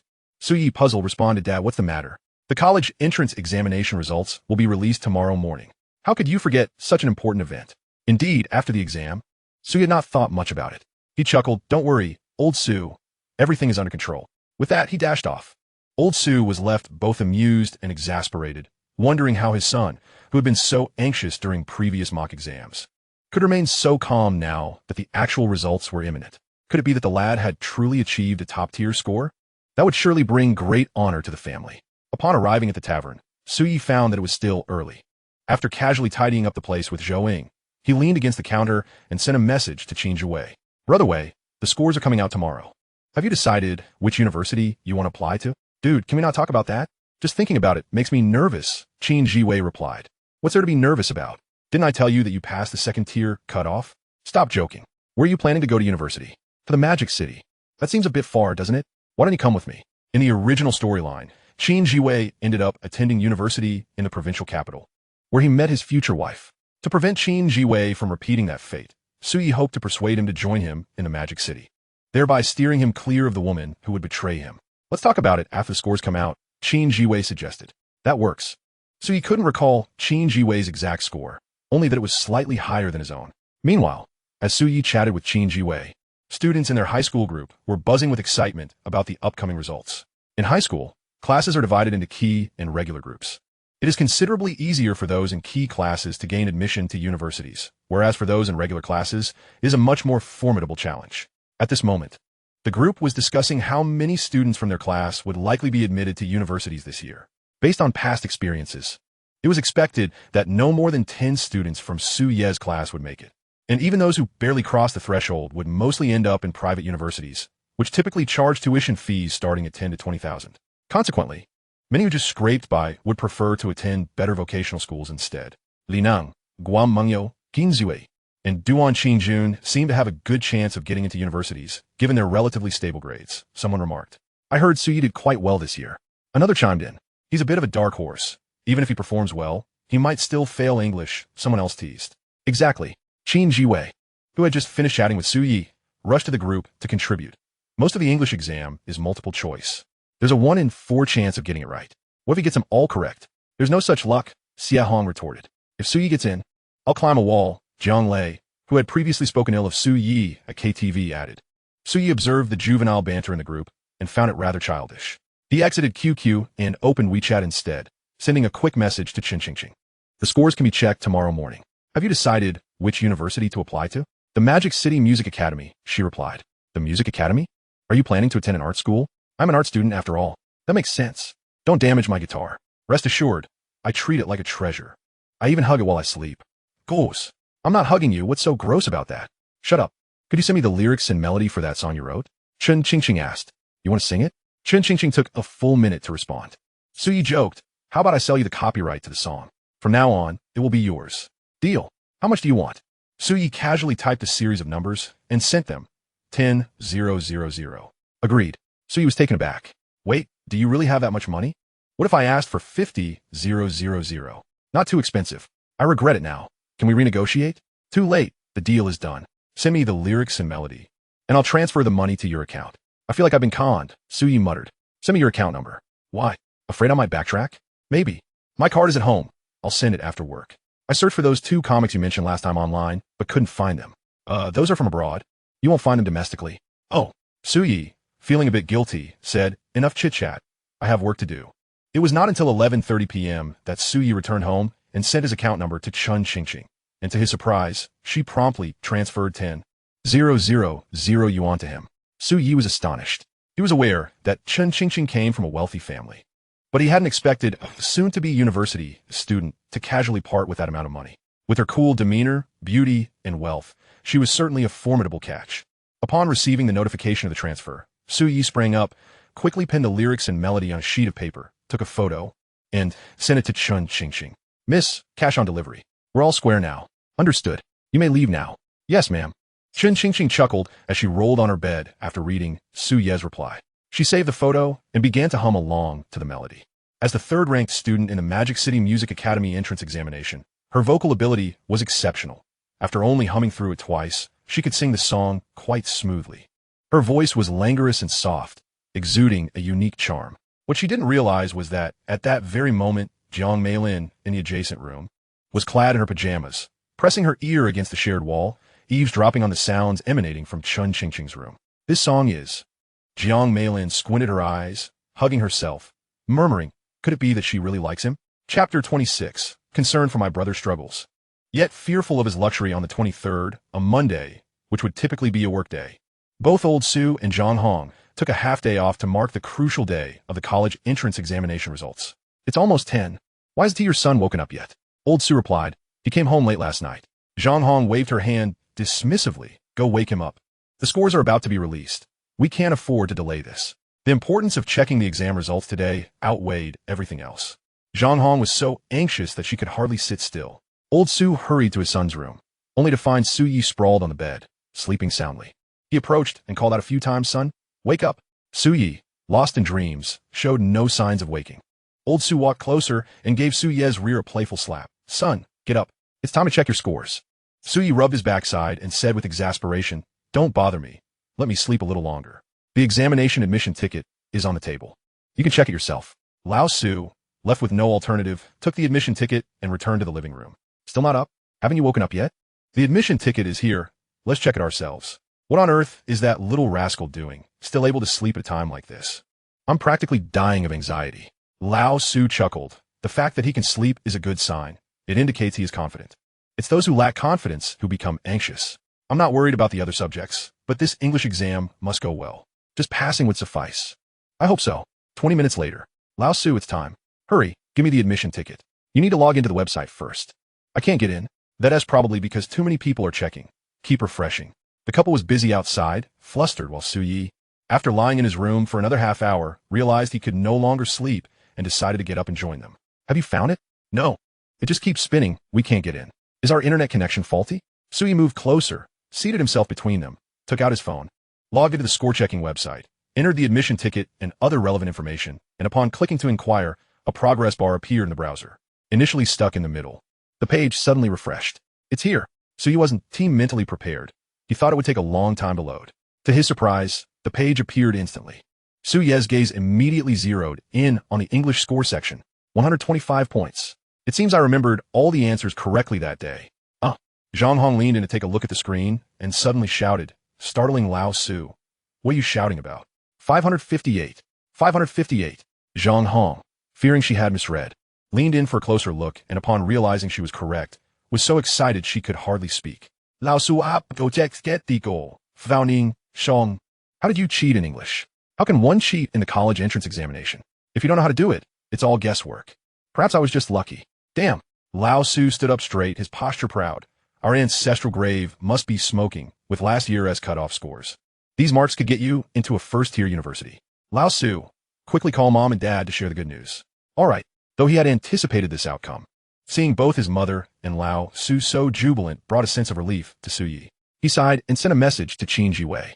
Oye, Zige. Have the scores been released? Qin Jiwei, still checking. Qin Jiwei, did you find yours? Oye, yeah. Qin Jiwei, what score did you get? Oye, Beishuze Lisekizinji. Qin Jiwei, get lost, don't mess with me.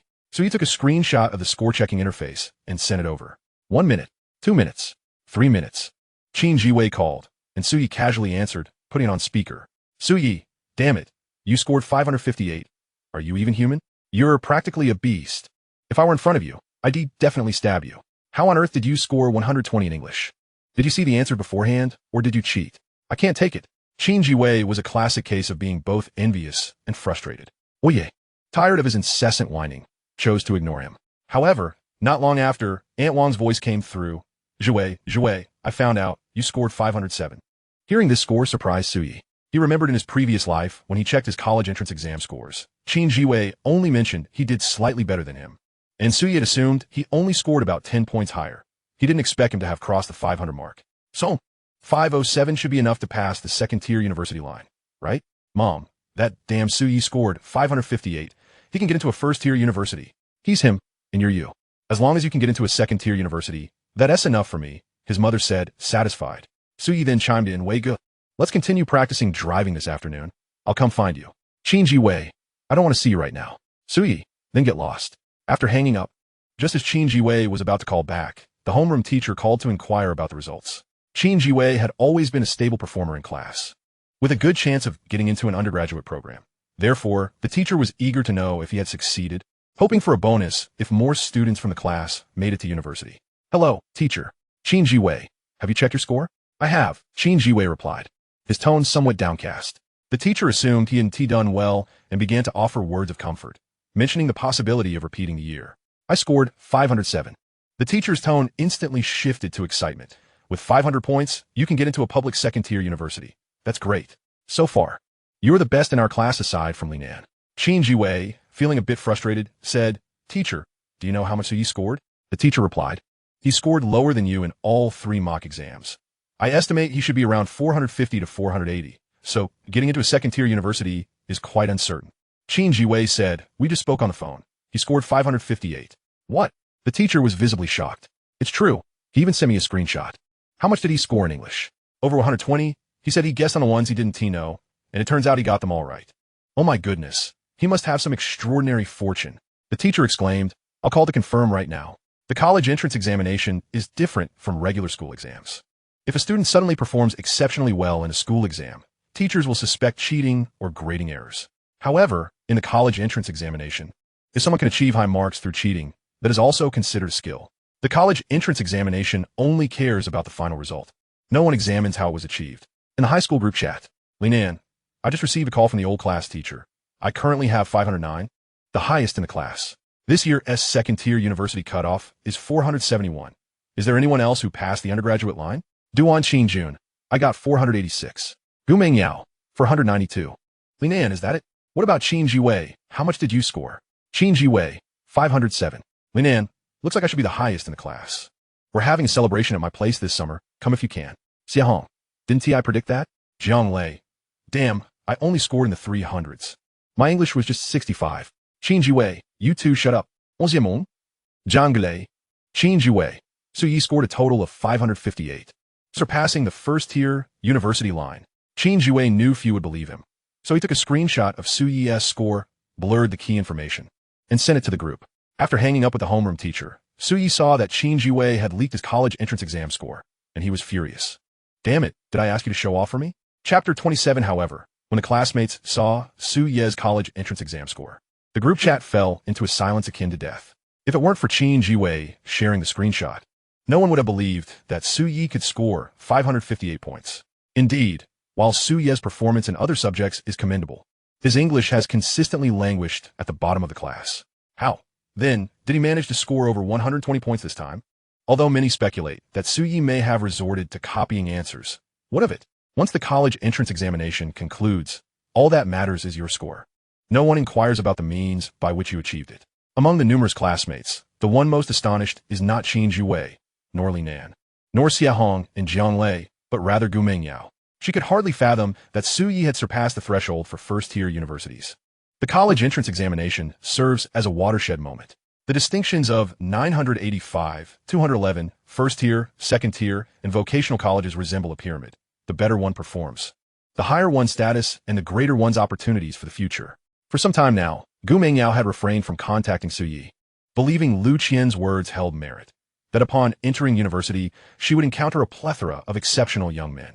Thus, she felt that severing ties with Su Yi was of little consequence, as it merely meant losing someone who provided emotional support and occasionally footed the bill. However, upon seeing Su Yi's total score from the college entrance examination, a wave of regret washed over her. She had anticipated that once the results were announced, the gap between herself and Su Yi would widen, considering her own consistent placement among the top ranks in class. Yet, she was utterly taken aback to discover that Su Yi had outperformed her, and by no small margin. Her score at its highest could only secure her admission to a modest public university, while Su Yi is now eligible for a first-tier institution. This stark contrast left Gu Mengyao grappling with the outcome. She could not reconcile the fact that Su Yi, after parting ways with her, might be faring better than herself. From 10:30 in the morning, Lao Su and Zhang Hong were engaged in phone calls that persisted until noon, notifying nearly every relative, colleague, and acquaintance with whom they maintained contact. Remarkably, Su Yi remained the calmest member of the household. During lunch, he casually remarked, "Mom, isn't it time to fulfill your promise?" "What promise did I make you?" "The money. You said that if I got into a first-tier university, you would give me some." Zhang Hong shot Su Yi a glance and quipped to Lao Su, "Look at your son. He's already as obsessed with money as you are." Lao Su, in particularly high spirits due to Su Yi's impressive results that brought him considerable pride, cheerfully declared, "Well, a promise is a promise. I'll take your mother's word for it. Here is 5,000 yuan to buy a new computer and phone. After all, you'll need them for university. Any money your grandparents and aunts wish to give you, keep for yourself." Su Yi then broached the subject of a graduation banquet, asking, "Dad, can we skip the celebration?" "Why is that?" "It's too ostentatious. I'd rather have the money earmarked for the banquet." Su Yi suggested, "If we must have something, let it be a simple meal with just our family." Lao Su and Zhang Hong exchanged glances, agreeing that this was acceptable, and readily acquiesced to Su Yi's request. Su Yi was elated.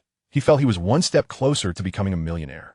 However, he was still in the phase of accumulating initial capital. With 2 months remaining, if he could amass 50,000 yuan, he would have greater leeway for investment. Yet, he was acutely aware that his parents' money belonged to them, and summer jobs would yield only modest earnings. Naturally, he thought of the affluent Chen Qingqing. After hastily finishing his meal, Su Yi retreated to his room and sent her a message. "Su Yi, have you checked the scores?" "Chen Qingqing, yes." "Su Yi, so does yes mean you got in?" Chen Qingqing, exactly. Oye, congratulations. Chen Qingqing, as expected. What about you? Sui, not too shabby, I passed the first tier line. Chen Qingqing, what do you want from me? Sui, actually it's nothing much. Chen Qingqing, don't you have any friends? Sui, not many. Chen Qingqing, I'm heading to the studio this afternoon to record. Want to come? Sui, sure. Chen Qingqing, aren't you supposed to be taking your driving test? Sui, I'll be working at the driving school. What time are we leaving? Chen Qingqing, send me the address, and I'll have Aunt Wang pick you up. Oye, ojibike. Chen Qingqing, what does that mean? Sui, just means okay, I typed it wrong. Chen Qingqing, oh I see. Hey, Vei Yi. If you have something to say, just say it. I want to be going for driving practice this afternoon. Why not? My girlfriend suddenly asked me out. What? I said my girlfriend wants me. I have a date this afternoon. You're unbelievable. What is the matter with you? Just because she is a bit prettier than you, taller than you, scored better than you, and found a girlfriend faster than you. Why are you berating me all day? Beep, beep, beep. What you see, kid? Why are today's youth so fragile? Around 3 in the afternoon, Wang Rushua drove Chen Qingqing to the entrance of the community, where Su Yi was already waiting. Upon seeing the car stop, he hopped in. It was a business vehicle with 3 rows of seats. Wang Rushua occupied the front seat, while Chen Qingqing sat in the second row. Oye, c'était busy de have. Are you really going to the studio to record the song I wrote for you? Oye, ingweed it. Chen Qingqing retorted coolly, otherwise why would I buy it? Su Yi, to record it and upload it online? Chen Qingqing, I haven't decided on that yet. Su Yi chuckled, then why the fuss? Chen Qingqing, because I want to. Su Yi, but if the song goes viral online, will you share the earnings with me? Chen Qingqing, no, I want to. Su Yi, why not? I wrote it. Chen Qingqing, I've already bought the rights. Su Yi, you're ruthless. Their playful banter gave Wang Rushua the impression that Su Yi and Chen Qingqing shared a flirtatious rapport. Unbeknownst to her, recent events had shifted their relationship beyond mere friendship. The vehicle finally came to a halt in front of a professional recording studio. Chen Qingqing seemed quite familiar with the place, navigating her way inside with ease, while Su Yi followed closely behind. Once inside the studio, Chen Qingqing began singing "If One Day I Become Very Wealthy" with a nonchalant air. The lyrics were quite whimsical. The typically icy Chen Qingqing appeared somewhat endearing while performing this song. Su Yi, donning headphones and seated outside, rested his chin on one hand while tapping the rhythm with the other, unable to suppress a smile as he listened. Being a perfectionist, Chen Qingqing would re-record the song if even a single lyric was not to her satisfaction. Thus, she continued to sing the same piece again and again in the studio. Su Yi, enjoying the air conditioning while listening to her, found the time passing pleasantly. As evening approached, after transferring the recorded audio files to a USB drive, Chen Qingqing and Su Yi finally exited the studio. Su Yi glanced at the time and remarked, "There's no time to go home now. It seems we'll have to grab a bite out." Chen Qingqing hesitated for a moment before asking, "Shall we go for barbecue? It's too spicy. What about hataleo?" Indeed, indulging excessively in hataleo may not be beneficial. It can be overly stimulating, adversely affecting one's skin and leading to the emergence of acne. It seems that Chen Qingqing has discerned Su Ye's thoughts, and she forcefully interjects, "I shall treat." Su Yi quickly retracts his previous statement. However, to put it another way, an occasional meal is not a problem at all. Qingqing, do not misconstrue my intentions. I am not one to rely on others for sustenance. This time you treat me, and next time I will surely invite you. What did you just call me? Qingqing? Chen Qingqing lifts her foot and steps directly onto the top of Su Ye's foot, causing him to yelp in pain.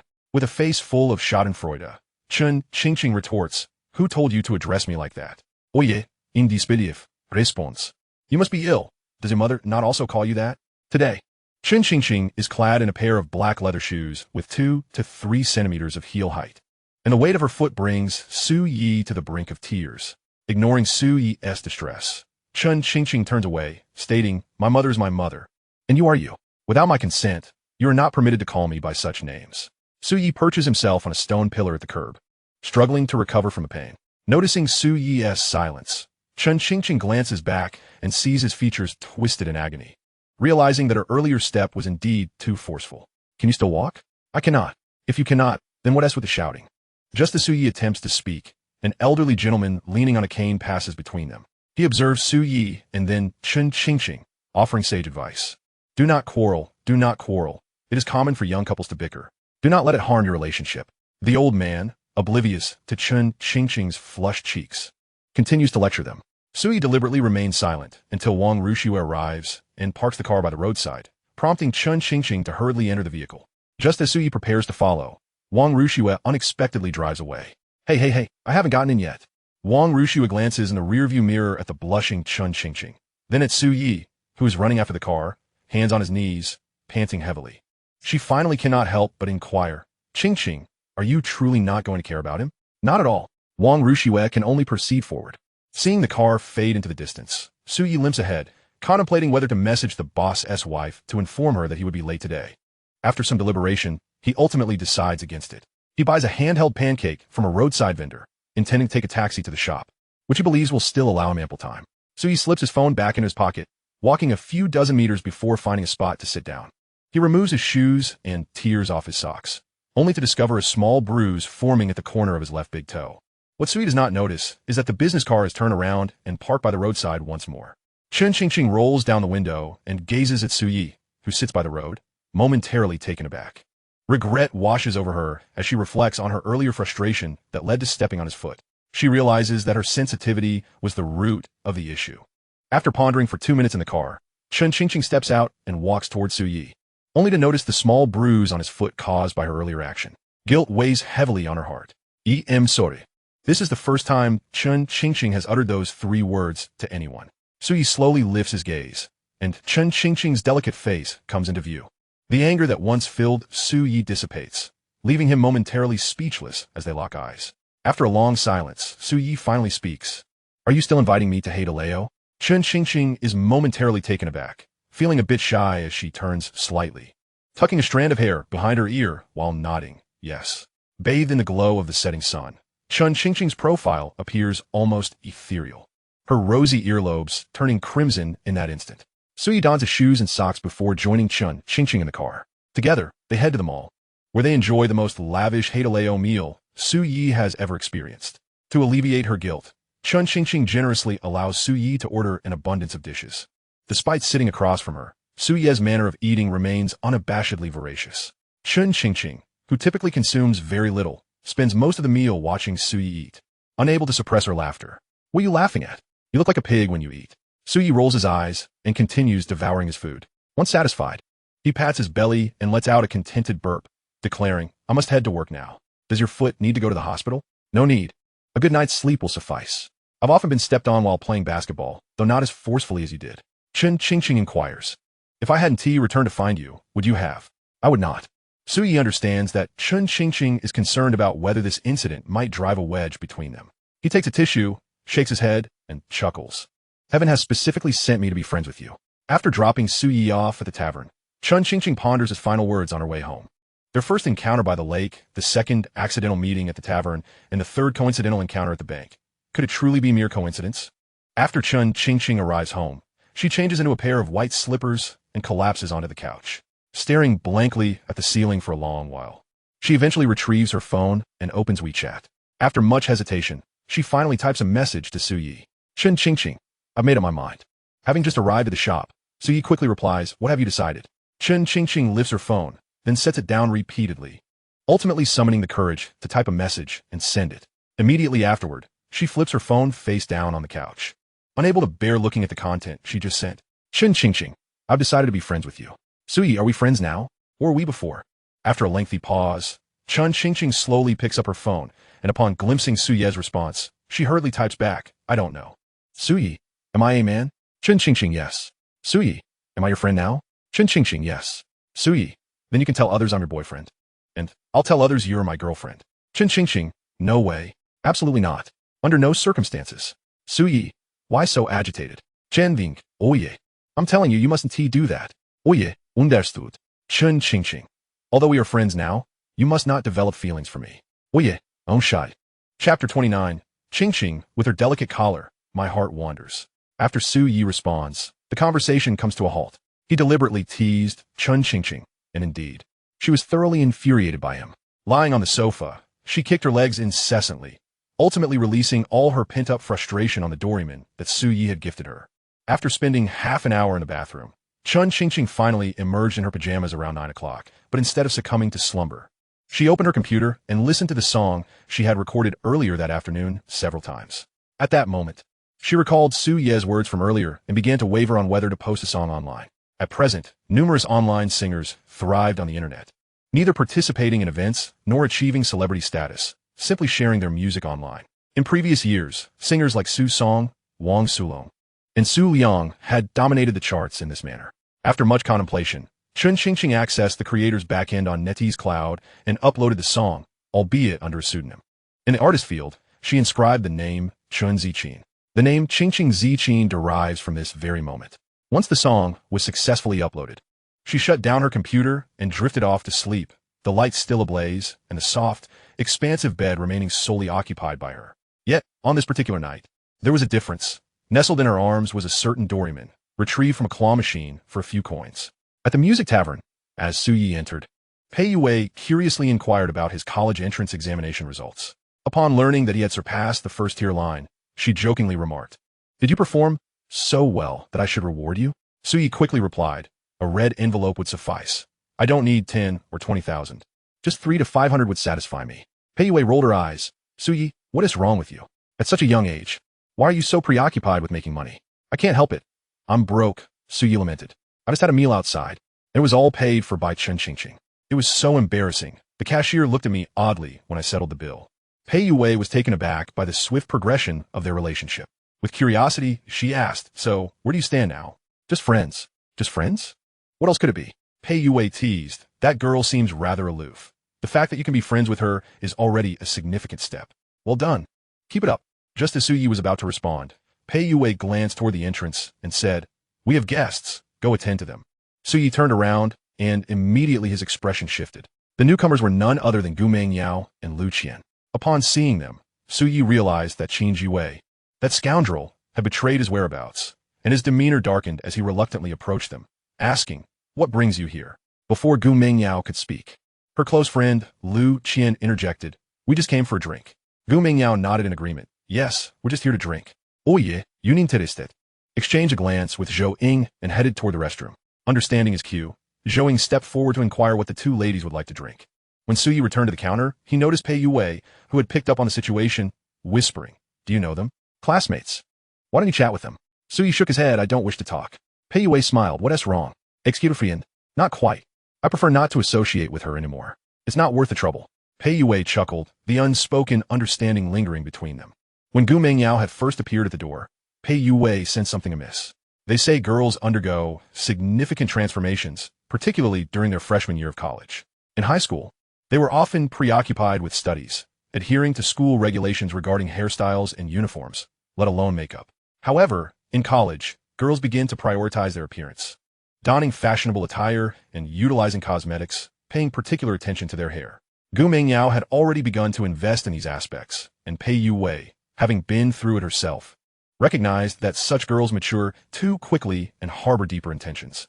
The two girls had ventured to the tavern late at night, evidently with motives beyond mere drinking, leaving Pei Yue curious about their true intentions. Gu Mengyao and Lu Qian each ordered a cocktail, while Su Yi stood at the counter, engaging in light-hearted banter with Zhang Xianwan and Zhou Ying. Noticing Su Yi's indifference towards her, Gu Mengyao felt a wave of defeat wash over her. Lu Qian, sensing this, directly asked, "Su Yi, which city are you planning to attend university in? Is it the provincial capital or elsewhere?" Su Yi knew Lu Qian well.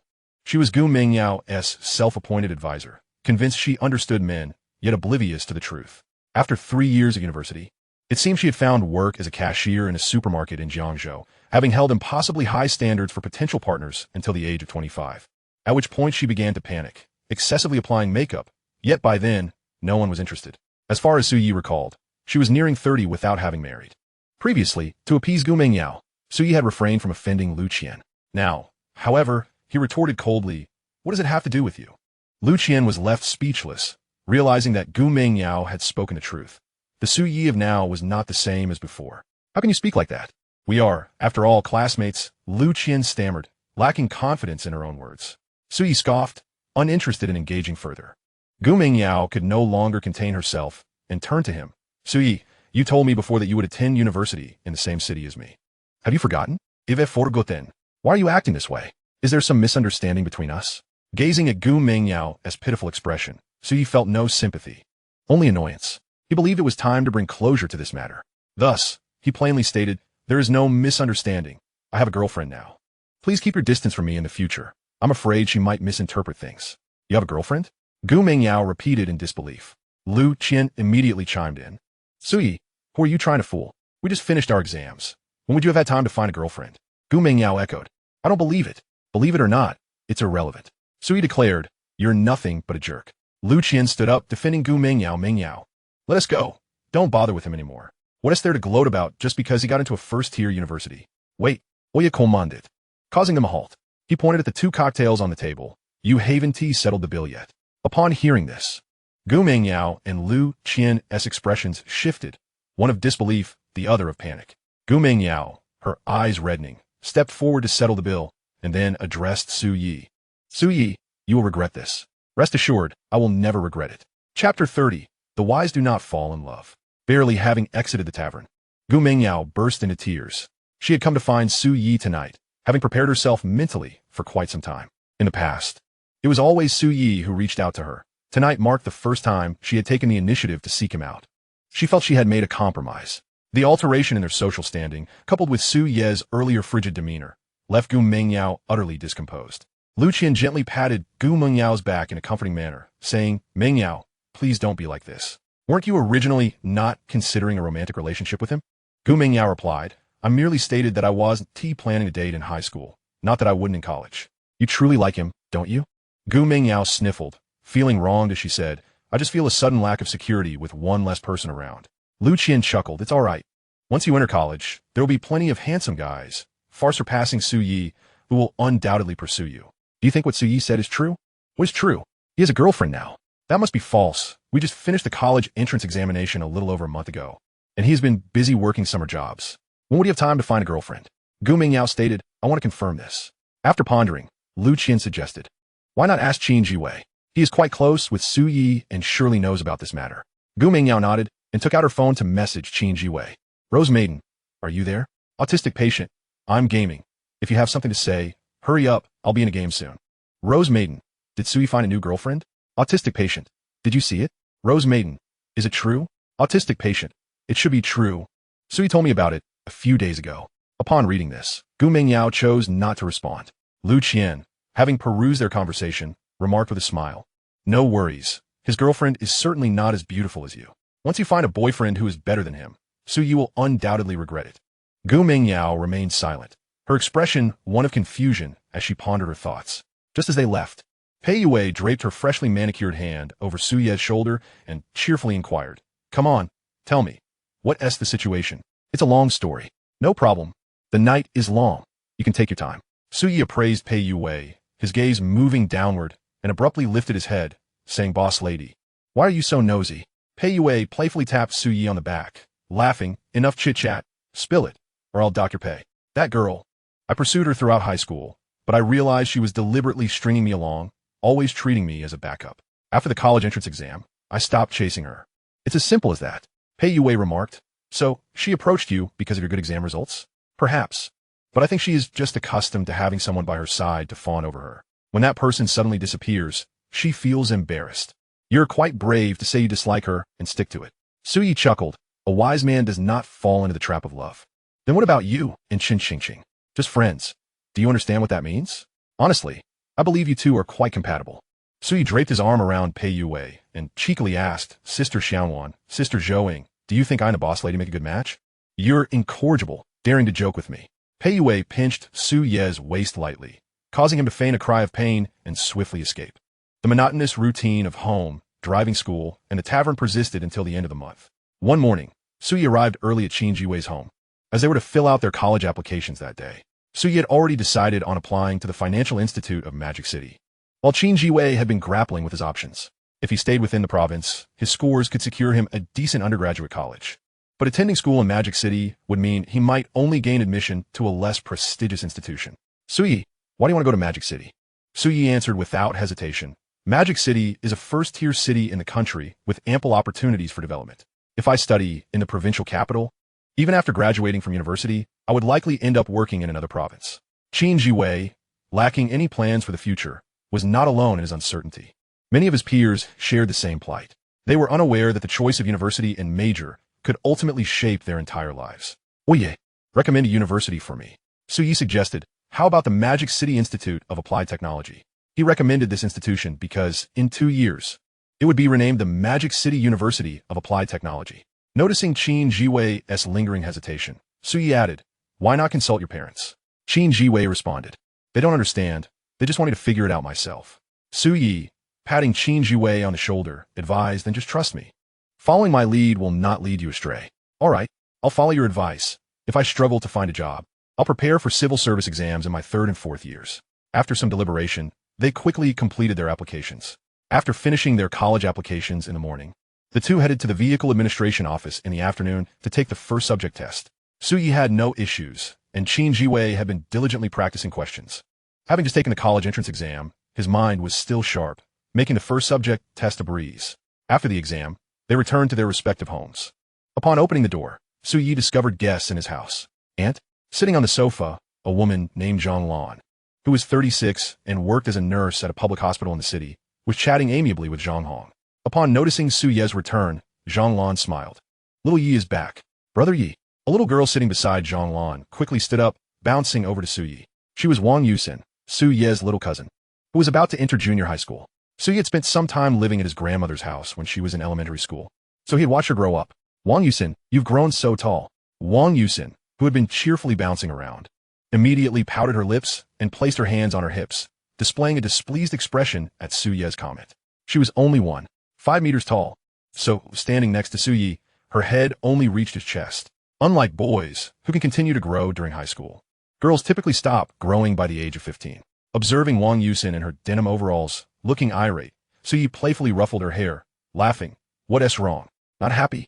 Wang Yusin promptly reported, "Mom, look at Brother Yi." Zhang Lan chuckled. "He's just teasing you. Stupid Brother Yi. If you keep messing with my hair, I won't see grow anymore." Wang Yusin retorted before turning to leave.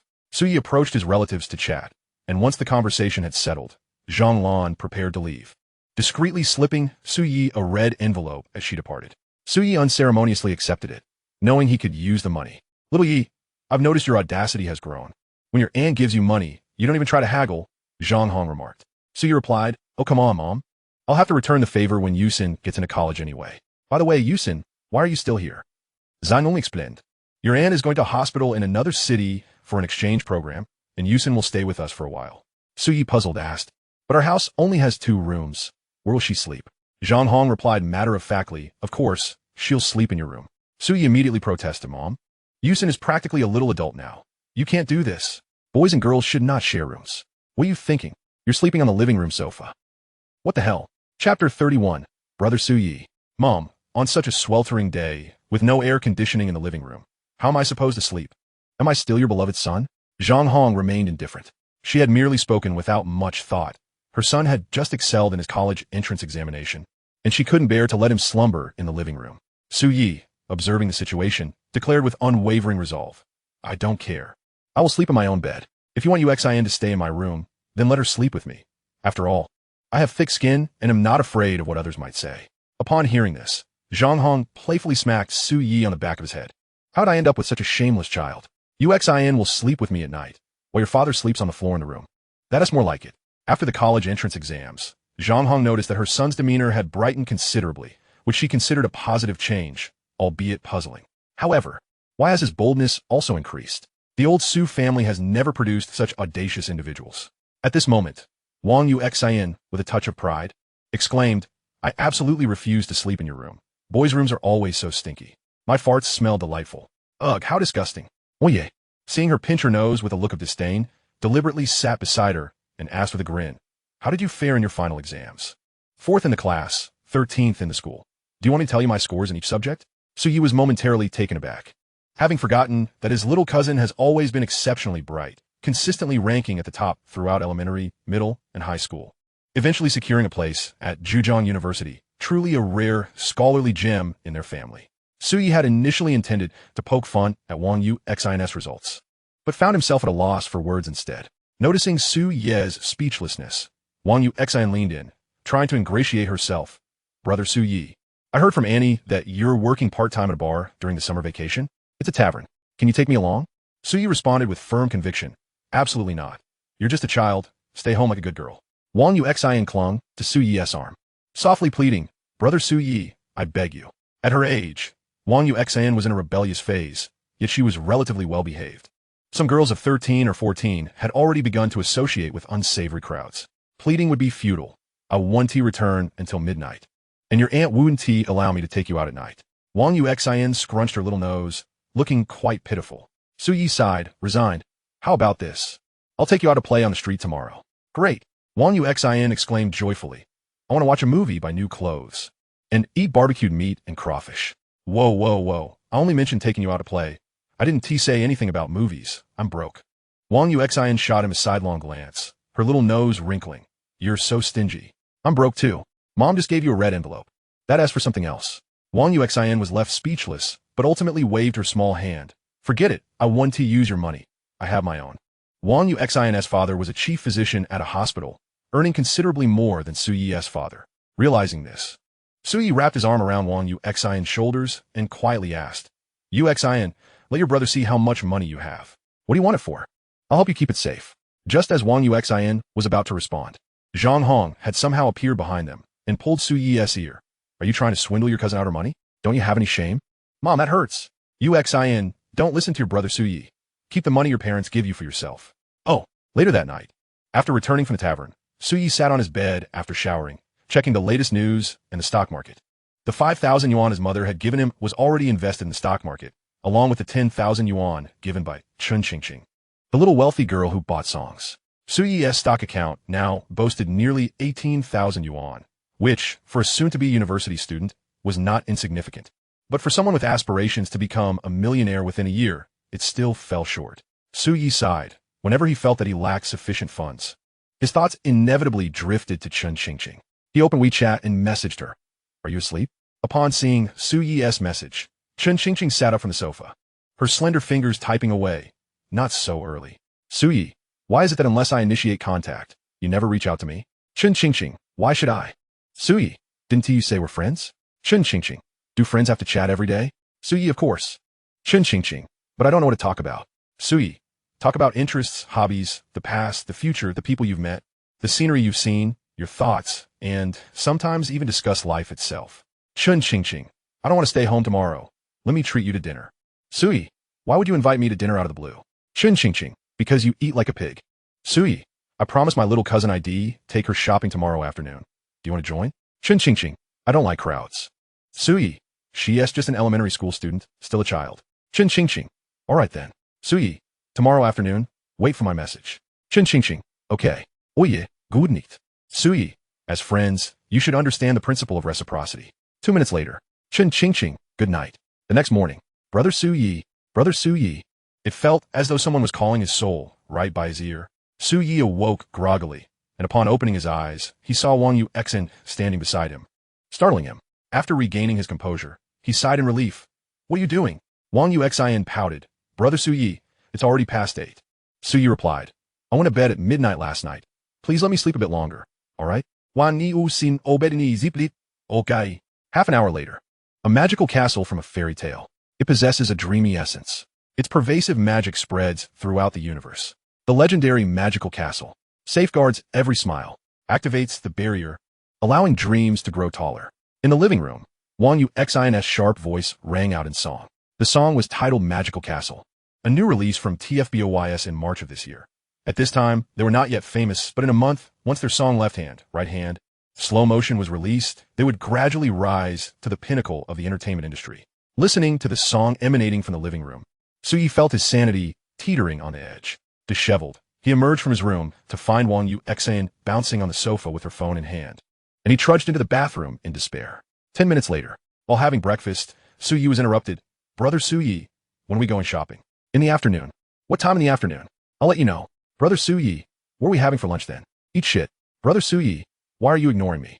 Brother Su Yi, will it just be the two of us shopping in the afternoon? There is someone else. Who?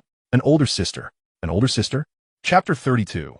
Boys care about their image at 2:15 in the afternoon beneath a photogenic stone laurel tree at the entrance of the community. Wang Yuxin continued her incessant chatter, leaving Su Yi feeling rather despondent. He had already endured a restless night, and upon waking, the persistent prattle of a little girl in his ear, coupled with the glaring sun, had begun to grate on his nerves. In exasperation, he placed his hand over Wang Yuxin's mouth. Be quiet. If you keep talking, I swear I'll leave you at home. Muffled protests escaped her lips. a flustered blush painting her cheeks as she attempted to respond despite his hand silencing her. "Just be quiet," Su-yi exclaimed, and immediately, Wang Yusin appeared dejected, her bright eyes fixed on him with an innocent gaze. Su-yi found himself unable to withstand the sight of her watery eyes, especially since she was still a young girl. His heart softened, prompting him to release her. Yet in the next moment, Wang Yusin raised her tiny fist and swung it toward Su-yi. Reacting swiftly, he stepped back and pressed his palm against her forehead. "You're such a mean brother." She pouted, her playful punches landing harmlessly against him. This scene caught the attention of Chun Qingqing, who was seated in a nearby car. As the vehicle halted beside them, Su-yi called out, "The car's here." Wang Yusin, "Stand still." Fuming at Su-yi, Wang Yusin shot him a glare before turning her head towards the business vehicle by the roadside. The window slowly descended, revealing an impeccably beautiful face to their eyes. Just as Su-yi was about to speak, Wang Yusin quickly composed herself and, like a lovesick puppy, exclaimed, "Su-yi, this sister is so pretty." Lacking any subtlety, Wang Yusin's comment made Chun Qingqing blush slightly, as she was not accustomed to such direct compliments. Su-yi gently tugged at Wang Yusin's hair, pulling her behind him, and stepped forward to open the car door. "Allow me to introduce my cousin, Wang Yusin, who just graduated from elementary school." "Sixth grade isn't elementary," she protested. "What I say goes." "All right," Chun Qingqing replied, "Get in the car." Su-yi rubbed his hands together, feeling the refreshing air from the air conditioning inside the car. "Make some space." Chun Qingqing retorted coolly, "You sit in the passenger seat." Su-yi argued, "Let my cousin sit in the front. She gets car sick." "I don't get car sick." Wang Yusin interjected. Chun Qingqing reiterated firmly, "You will sit in the passenger seat, and your cousin will sit with me." Before Su-yi could voice any objections, Wang Yusin shoved him aside and quickly climbed into the vehicle, where Chun Qingqing adjusted her seat for her. Su-yi felt a surge of frustration, regretting bringing such a troublesome companion along. "Next time, I absolutely cannot bring her out again." As he opened the passenger door, he noticed Wang Rushue sitting in the driver's seat and forced a smile as he greeted Aunt Wang. Wang Rushue inquired directly, "Where are we headed?" "To the pedestrian street." "We are idiot." Chun Qingqing chimed in, "Why not go to the mall instead?" Su-yi explained, "The mall has branded items that are too expensive. The pedestrian street has affordable clothes." Chun Qingqing, merely seeking an outing to enjoy some fresh air and not in need of new clothes, did not argue further. Wang Rushue, witnessing the exchange, drove towards the pedestrian street. "Hello, sister. Your skin is so fair." "Sister, your legs are so long. You must be around 7 meters tall, right?" "Sister, my brother is so foolish. How did you come to know him?" Su-yi took a deep breath, suppressing his irritation, and warned Wang Yusin, "If you utter another word, I shall toss you out of the car." "Isn't this not your car? Do you have any say in it?"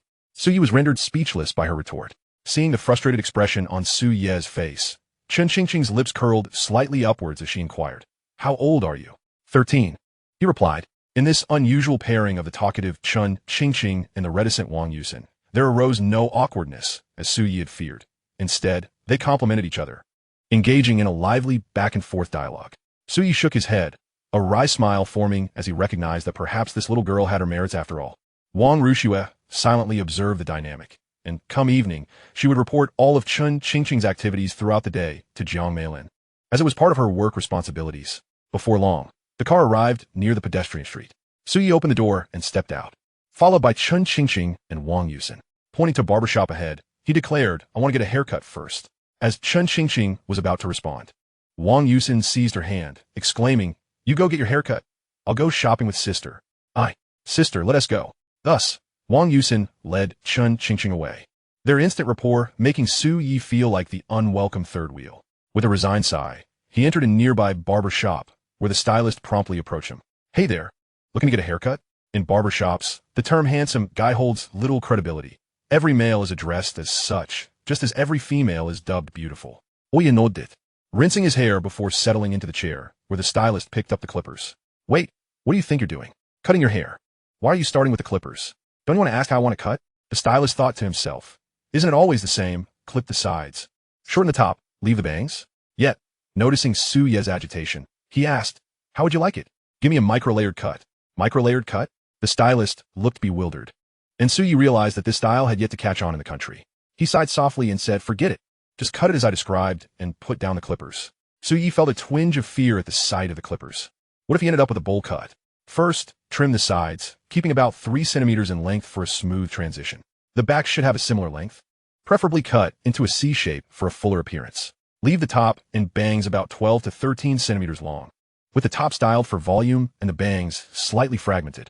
Suyi began directing the stylist like a teacher, and what could have been a 5-minute haircut stretched into a full 15 minutes. Afterward, he washed his hair and, using a blow dryer, styled it into a simple side part. The stylist was left in awe, realizing that the haircut seemed rather stylish. Hey, what did you call this hairstyle again? Micro-layered cut.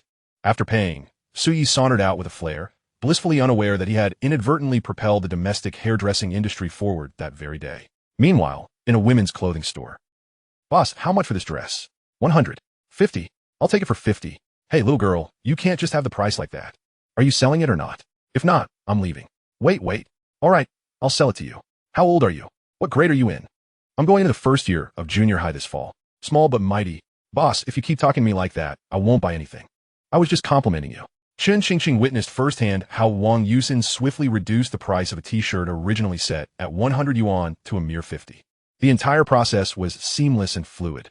She never anticipated that one could haggle over clothing, nor did she expect Wang Yusin, at such a tender age, to master this skill. Suddenly, she found herself admiring Wang Yusin a little. Sister, let us go. Chen Qingqing asked in confusion. Are we only buying one? Wang Yusin smiled. Yes, I don't lack clothes. I wish to save some money to buy clothes for brother Suyi. Buy for him. Wang Yusin nodded obediently, then tiptoed to whisper in Chen Qingqing's ear, he is so stingy. This morning, I saw a hole in his underwear hanging out on the balcony. Please don't tell anyone. Boys care about their pride. Chapter 33. Come here for a kiss. A hole in his underwear. For some reason. The moment Wang Yusin uttered those words, a vivid image flashed through Chen Qingqing's mind. Embarrassment. Awkwardness.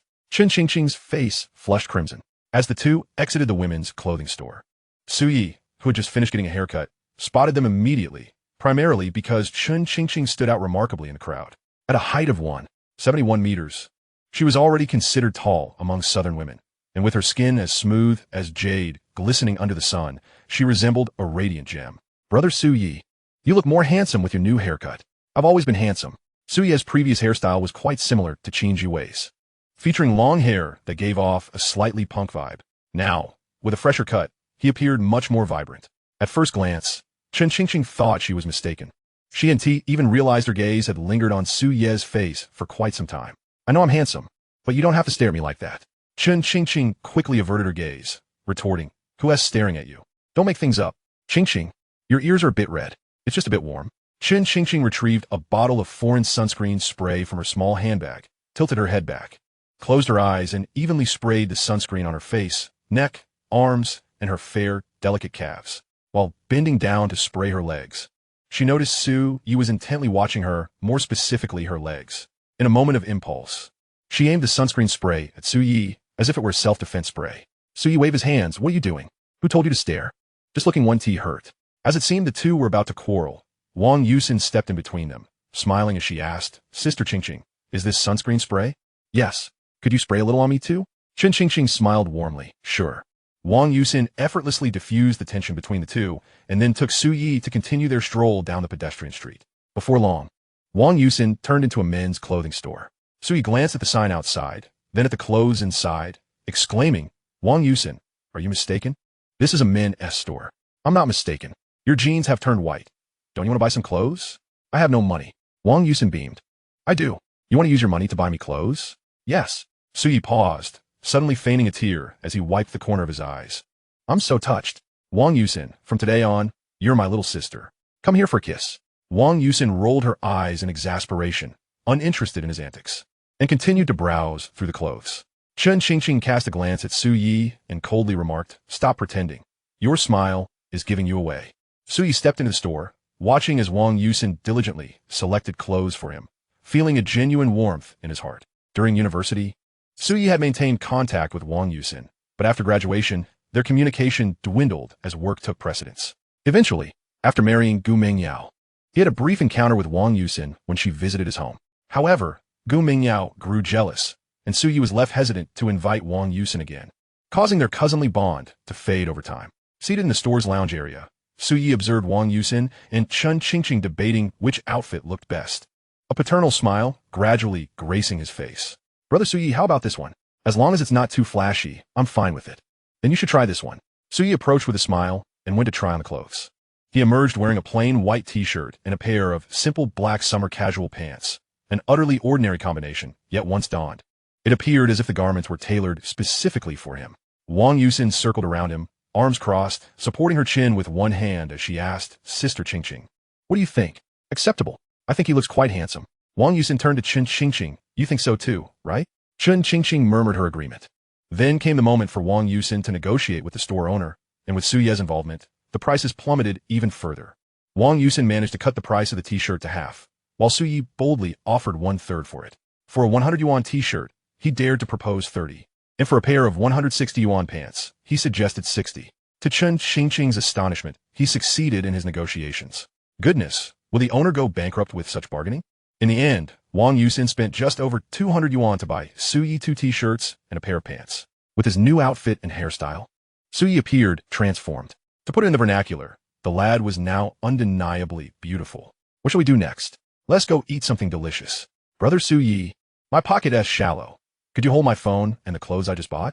Feeling the weight of obligation, Su Yi couldn't refuse. Chen Qingqing glanced at him and handed over her handbag as well. What are you doing? Holding it. No. What do you think we are, your servants? I'll treat you to dinner tonight. Miss Chun, if you have any other requests, just let me know. I'll be on standby for 12 hours. Chen Qingqing raised an eyebrow. Why not 24? Su Yi replied, if you want me to keep you company at night, that'll be a different price. For now, I'm working hard without selling myself. Oh yeah. Women are naturally drawn to shopping, and Wang Yusin is a living testament to this. Initially, one might have thought that Chen Qingqing would be an exception, yet she and Wang Yusin spent the entire afternoon shopping together. Little did Su Yi know, Chen Qingqing's reluctance to go out wasn't due to being a homebody. Rather, she simply didn't know where to go or what to do. Hence, when alone, she preferred to stay at home. This afternoon, although Chen Qingqing bought nothing and spent not a single penny, she felt an immense sense of joy. Throughout, Su Yi played the role of a devoted follower, trailing behind the two as they visited one store after another, which left him feeling more exhausted than working a summer job at a tavern. Su Yi trailed behind the two, expressing his discontent with a hint of sarcasm. May I pose a question to you both? Go ahead, they replied in unison. Do you know why women of olden times bound their feet? Why? Chen Qingqing and Wang Yusin echoed. Su Yi, laden with grievance, retorted. It was to prevent them from shopping. Upon hearing this, both Chen Qingqing and Wang Yusin recognized the veiled jab, turning simultaneously to ignore him. You two move a bit slower. I can scarcely keep up, Su Yi lamented. Brother Su, you truly are useless. Wang Yusin returned, forcibly lifting Su Yi from his seat to catch up with Chen Qingqing. It seemed she believed that their trio should resonate in harmony, akin to good friends holding hands for a trip to the restroom after class. Thus she swiftly took Chen Qingqing's hand in hers. 3 figures emerged, 2 large and 1 small. Passers-by witnessing this scene found it exceedingly heartwarming. Chapter 34, The Rascals in the Evening. Chen Qingqing treated the two to a meal at a restaurant with an average spend of 299 per person. As dishes began to arrive, noticing Su Yi and Wang Yusin gazing hungrily at the food, occasionally licking their lips, Chen Qingqing chuckled, go on, eat up. Wang Yusin, wise beyond her years, politely remarked, oh, Sister Qingqing, I feel rather embarrassed. At that moment, Su Yi had already commenced his culinary assault. Chen Qingqing laughed in exasperation. Look at your brother. Does he feel any embarrassment? Wang Yusin glanced back, sighed dramatically, and joined in with her chopsticks. Despite their familial ties, the two shared an almost identical dining mannerism. Witnessing them simultaneously grab a piece of sweet and sour spare rib, Chen Qingqing nearly burst into laughter. Su Yi, could you not preserve some dignity? Unbeknownst to her, at another table in the restaurant, a middle-aged man in his 40s captured a photo of their dining together. A woman seated beside him furrowed her brow and inquired, were you photographing? The man replied with a smile, this is our bank manager's daughter. Last time, he had quite a strong opinion about her being with that boy. Now they're dining together. I must inform him. The woman glanced back and muttered, they seem quite well matched. They don't seem too young for it to be early romance. You don't understand.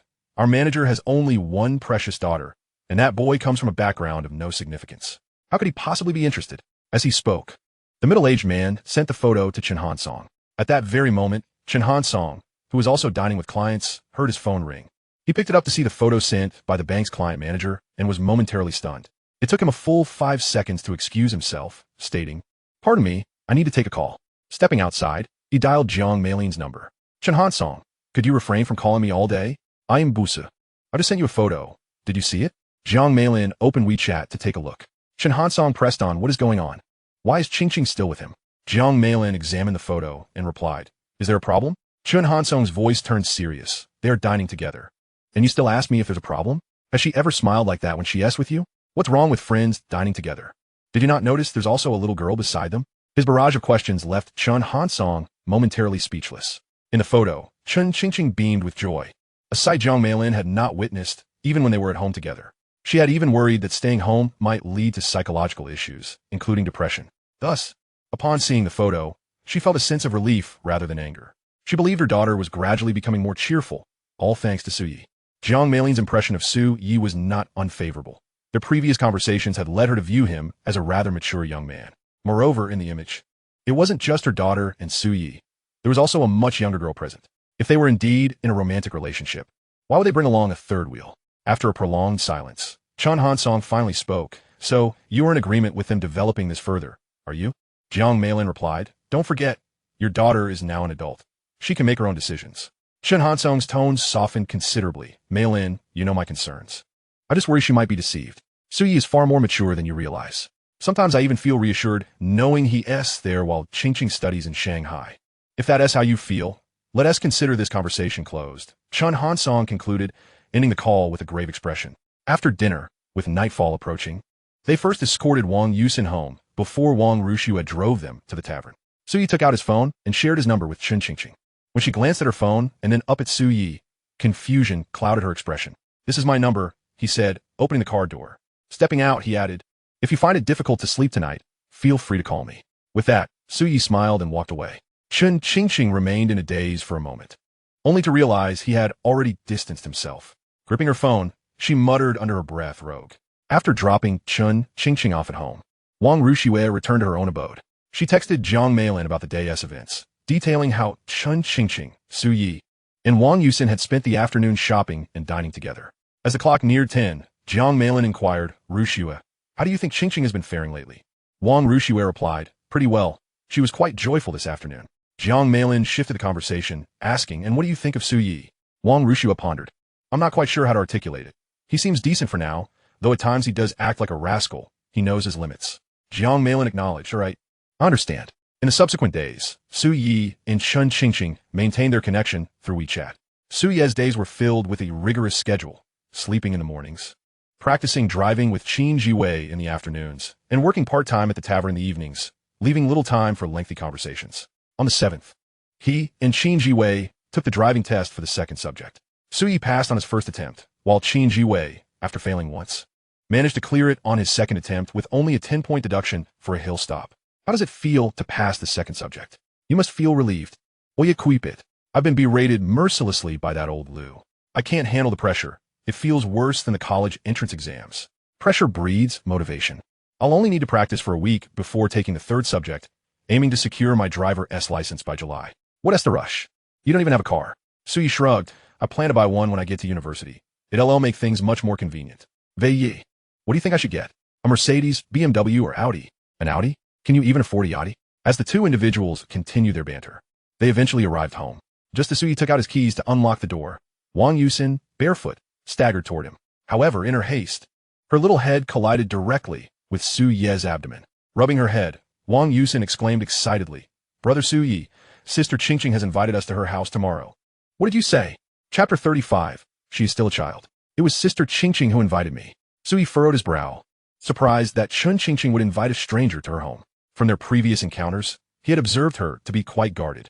During their first hand-holding at the bank, her palms had been clammy with sweat, and when he first called her Qingqing, she had been so flustered that she stepped on her own foot. Based on these two instances, it was clear she had not yet let her guard down around him. How could she possibly extend an invitation now? "Brother Su Yi? Brother Su Yi, what? Do you like Sister Qingqing?" Wang Yusin asked with a hint of curiosity. Su Yi, feeling somewhat guilty, pushed her away and retorted, "That's adult business. Children should not meddle." Oomph. As Su Yi poured himself a glass of water, he was about to take a sip when he abruptly turned and asked, "Have you been chatting with her these past few days?" "Yeah, there's no one at home during the day, and I get so bored by myself." "Let me see what you two have been talking about." "No, give it to me." "No." Su Yi rushed over, attempting to snatch the phone. But Wang Yusin quickly lay on the sofa, pressing the phone beneath her. "Are you saying bad things about me?" "Oh, you idiot. I am not." "Let me see." "No. Get up." Just as Su Yi hoisted Wang Yusin off the sofa, the security door swung open, revealing Lao Su and Zhang Hong at the entrance. Upon witnessing Su Yi lifting Wang Yusin, who squirmed like an eel, they were momentarily taken aback. Wang Yusin quickly feigned innocence, reporting, "Annie, brother Su Yi is trying to steal my phone. How shameless. Your cousin has finally come home to stay for a while, and you dare bully her?" Zhang Hong picked up a broom from the doorway. Mom, let's talk this through. There's no need for violence." Later that night, on WeChat. "Su Yi, you want me and Yusin to go to your house?" "Chun Qingqing, I only invited Wang Yusin." "Chun Qingqing. She said she is currently staying at your place and needs someone to accompany her when going out." "Will you check it?" Realizing this must be a fabricated excuse by Wang Yusin to get him to join them. The little girl has quite the conscience. Su Yi replied in accordance, "Of course. I would want to go. I'm busy working at night and preparing for my driving test during the day." "Chun Qingqing, you could get off halfway. In the evening, I'll have Aunt Wang drop Yusin right at your building." "Su Yi, get off halfway? Where would I go?" "Chun Qingqing, I don't care where you go." "Su Yi, could you be a little kinder to your only friend?" "Chun Qingqing, you are no longer my only friend." "Chun Qingqing, Wang Yusin is also my friend." "Su Yi, but she is still just a child." Chun Qingqing smiled and typed back, "I simply adore children." "Su Yi, if you like children, perhaps we can have one in the future." 1 minute later. "Su Yi, where are you?" 5 minutes later. "Su Yi, I was joking." 20 minutes later. "Su Yi, if you're not going to reply, fine, I'm going to sleep. Good night." The following day dawned bright and sunny. Upon waking, Su Yi's first action was to retrieve his phone from beneath his pillow, eager to see if Chun Qingqing had replied. Thankfully, she had. Her message was from the early hours of the previous night. "If you keep this up, I won't bother with you anymore." What was this? A complaint? Yet, it carried a hint of playful affection. Su Yi chuckled as he got up to wash up, but he was taken aback to find Wang Yusin diligently working on her summer homework in the living room. "Brother Su Yi, you're awake?" Brother Su Yi, I don't understand this math problem. Could you help me?" "I cannot." Wang Yusin pouted, exasperated. "This is a 6th grade problem." "Shuruk. I see math problems, and my head starts to ache. Just use Baidu on your phone." Wang Yusin pouted, "You just don't want to help me." "I truly cannot. As an ordinary person who has struggled in society for several years after graduation, I might not even be able to solve a 6th grade math problem." Explain it. "After the college entrance exam, my brain just doesn't function well. I certainly can't teach you math, but perhaps I can help with other things." "What can you teach me?" "Social etiquette." "Or I could teach you how to discern whether a man is good or bad."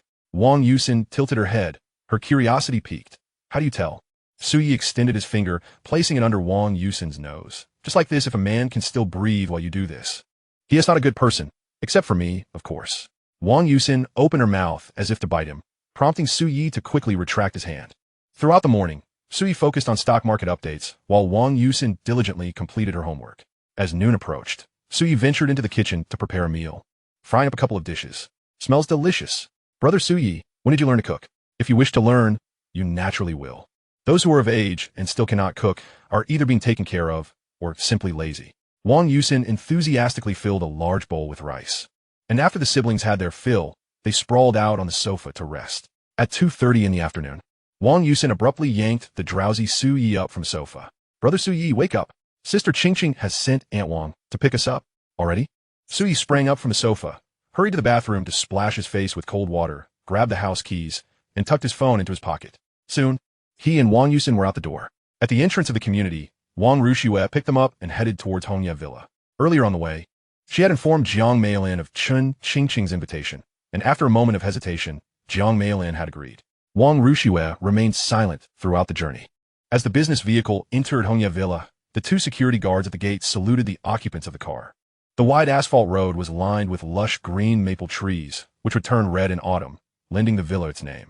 Wang Yusin blinked in awe, exclaiming, "This is so beautiful. The community feels like a park." Though Su Yi had anticipated this, being in such a wealthy neighborhood still stirred something within him. How wonderful it is to be rich. The vehicle finally pulled into the villa's yard. While there was no swimming pool within the yard, the community did boast an expansive pool reserved for residents, open every Tuesday.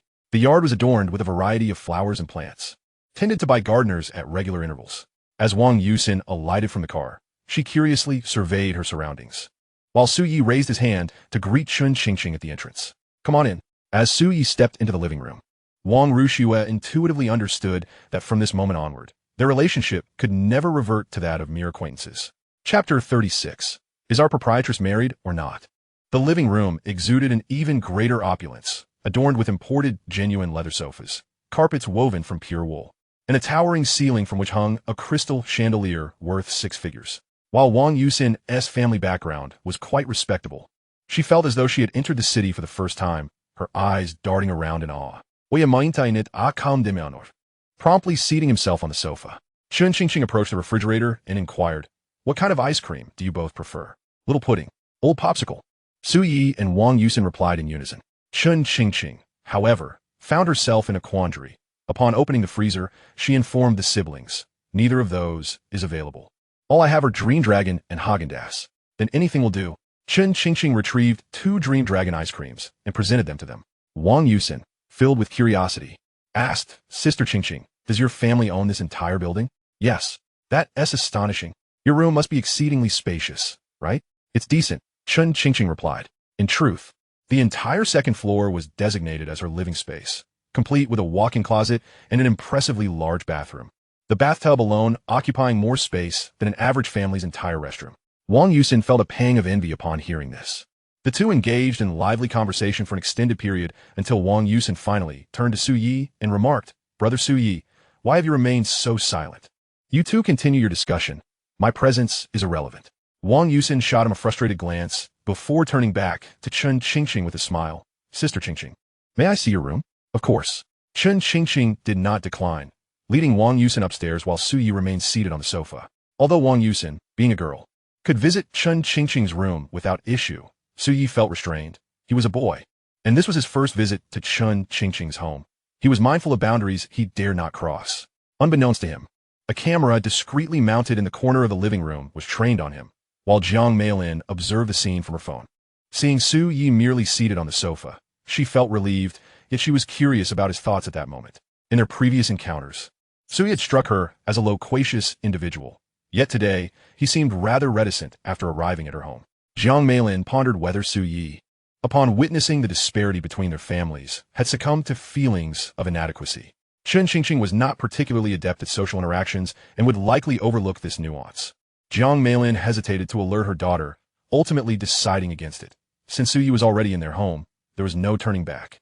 She resolved to let events unfold naturally. Meanwhile, upstairs, after leading Wang Yusin into her room, Chun Qingqing felt a twinge of regret as she noticed the plush Doraemon Su Yi had gifted her still resting on her bed.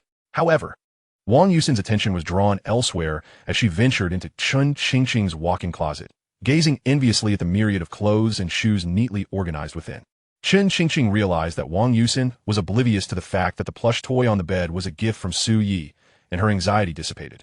"Sister Qingqing, you're so fortunate to have a walk-in closet all to yourself," Wang Yusin exclaimed, her face alight with joy. Chun Qingqing found herself momentarily lost in thought. Was possessing a dedicated room for clothes truly a measure of happiness? "I suspect my brother's room is even smaller than your closet, but he is not too bad. Just a bit foolish and thick-skinned, wouldn't you agree? And somewhat dim-witted." Indeed, after spending a delightful 10 minutes upstairs, the two descended together. Shortly thereafter, the trio settled on the sofa to enjoy a comedic film, an old classic by Stephen Chow. However, experiencing it on a 100-inch screen was a vastly different sensation compared to watching it on a mobile device. As the clock approached 5, Su Yi finally rose and announced, "It's getting late. Yusin and I should be heading back. I'll have Aunt Wang drive you." Chun Qingqing offered. "Thanks." Wang Yusin chimed in, rising as well. "Sister Qingqing, may I come to your house again sometime?" "Of course," Chun Qingqing replied with a smile. At 5 o'clock, the sun had yet to set. As Wang Yusin settled into the car, she resumed her chatter, filled with envy.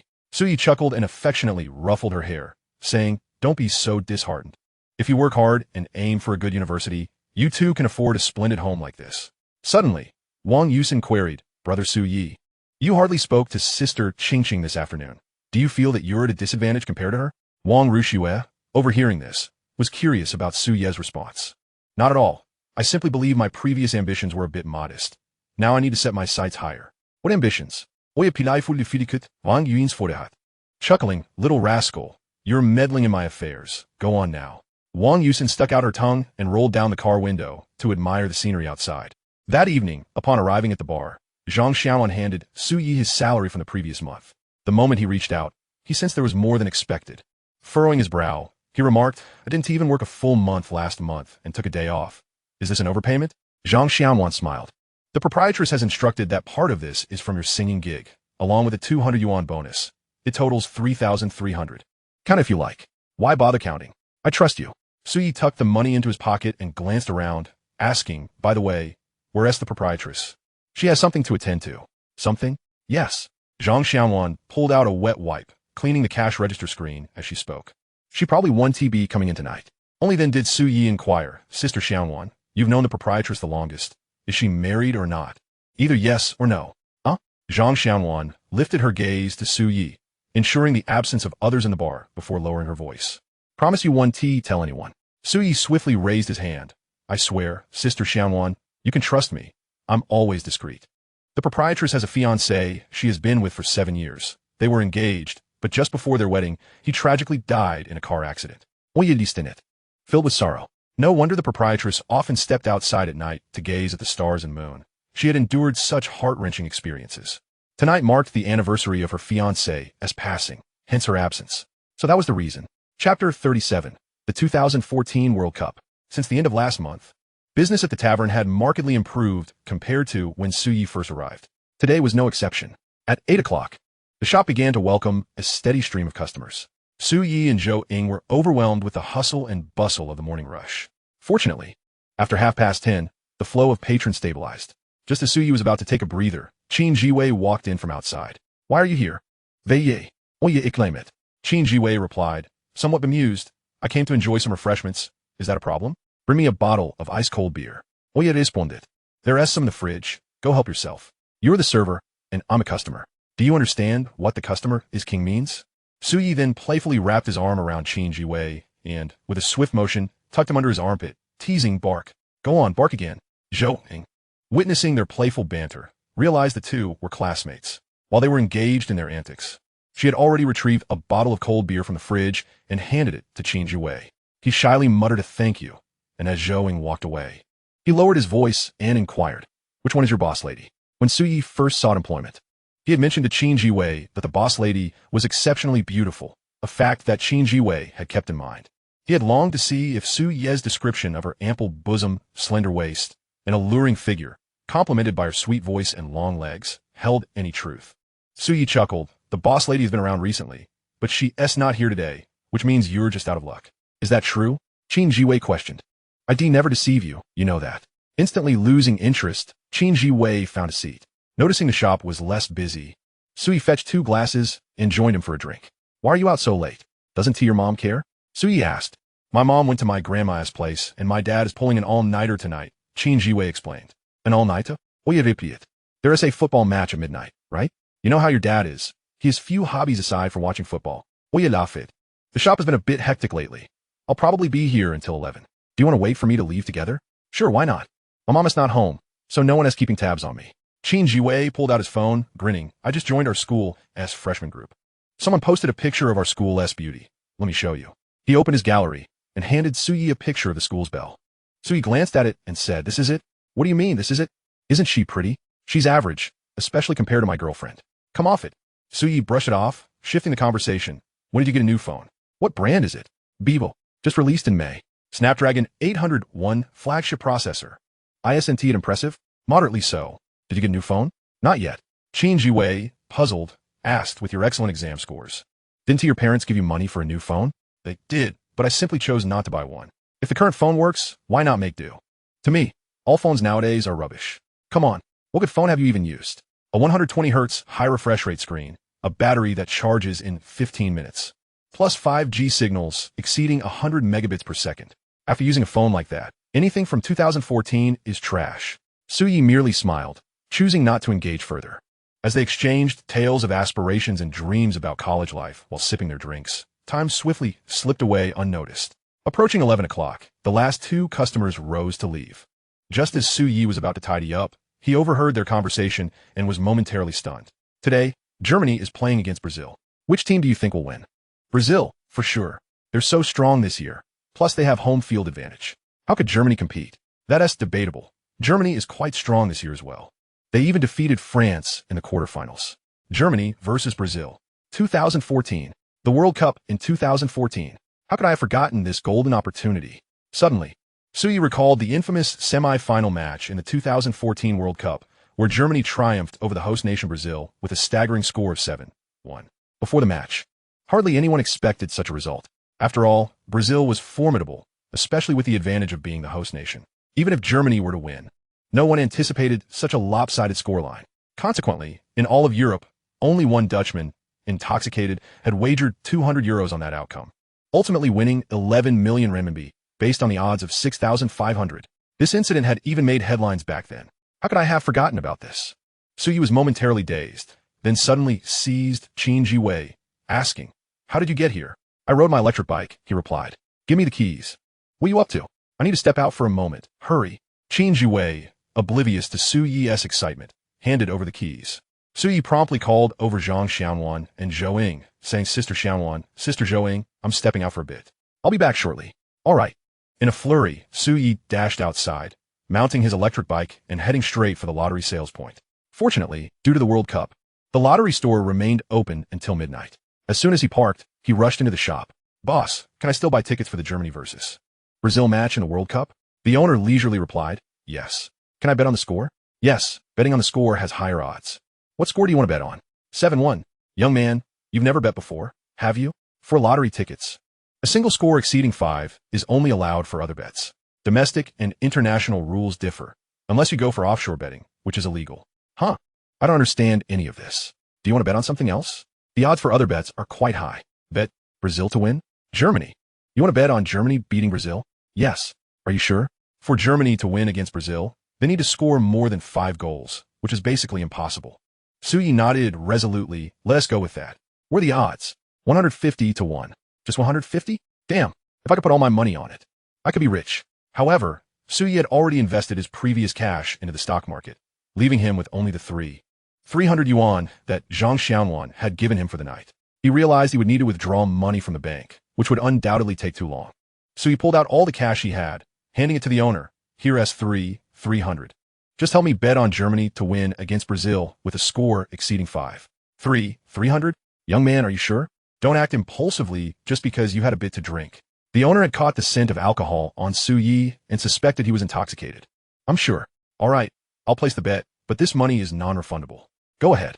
The owner complied with Su Ye's request, printing out a ticket and handing it to him. After ensuring he hadn't made a mistake, Su Yi carefully tucked the ticket away and swiftly exited the lottery shop. As he stepped out, the owner shook his head, muttering to himself, "He looks so young. How can a little alcohol make him so reckless?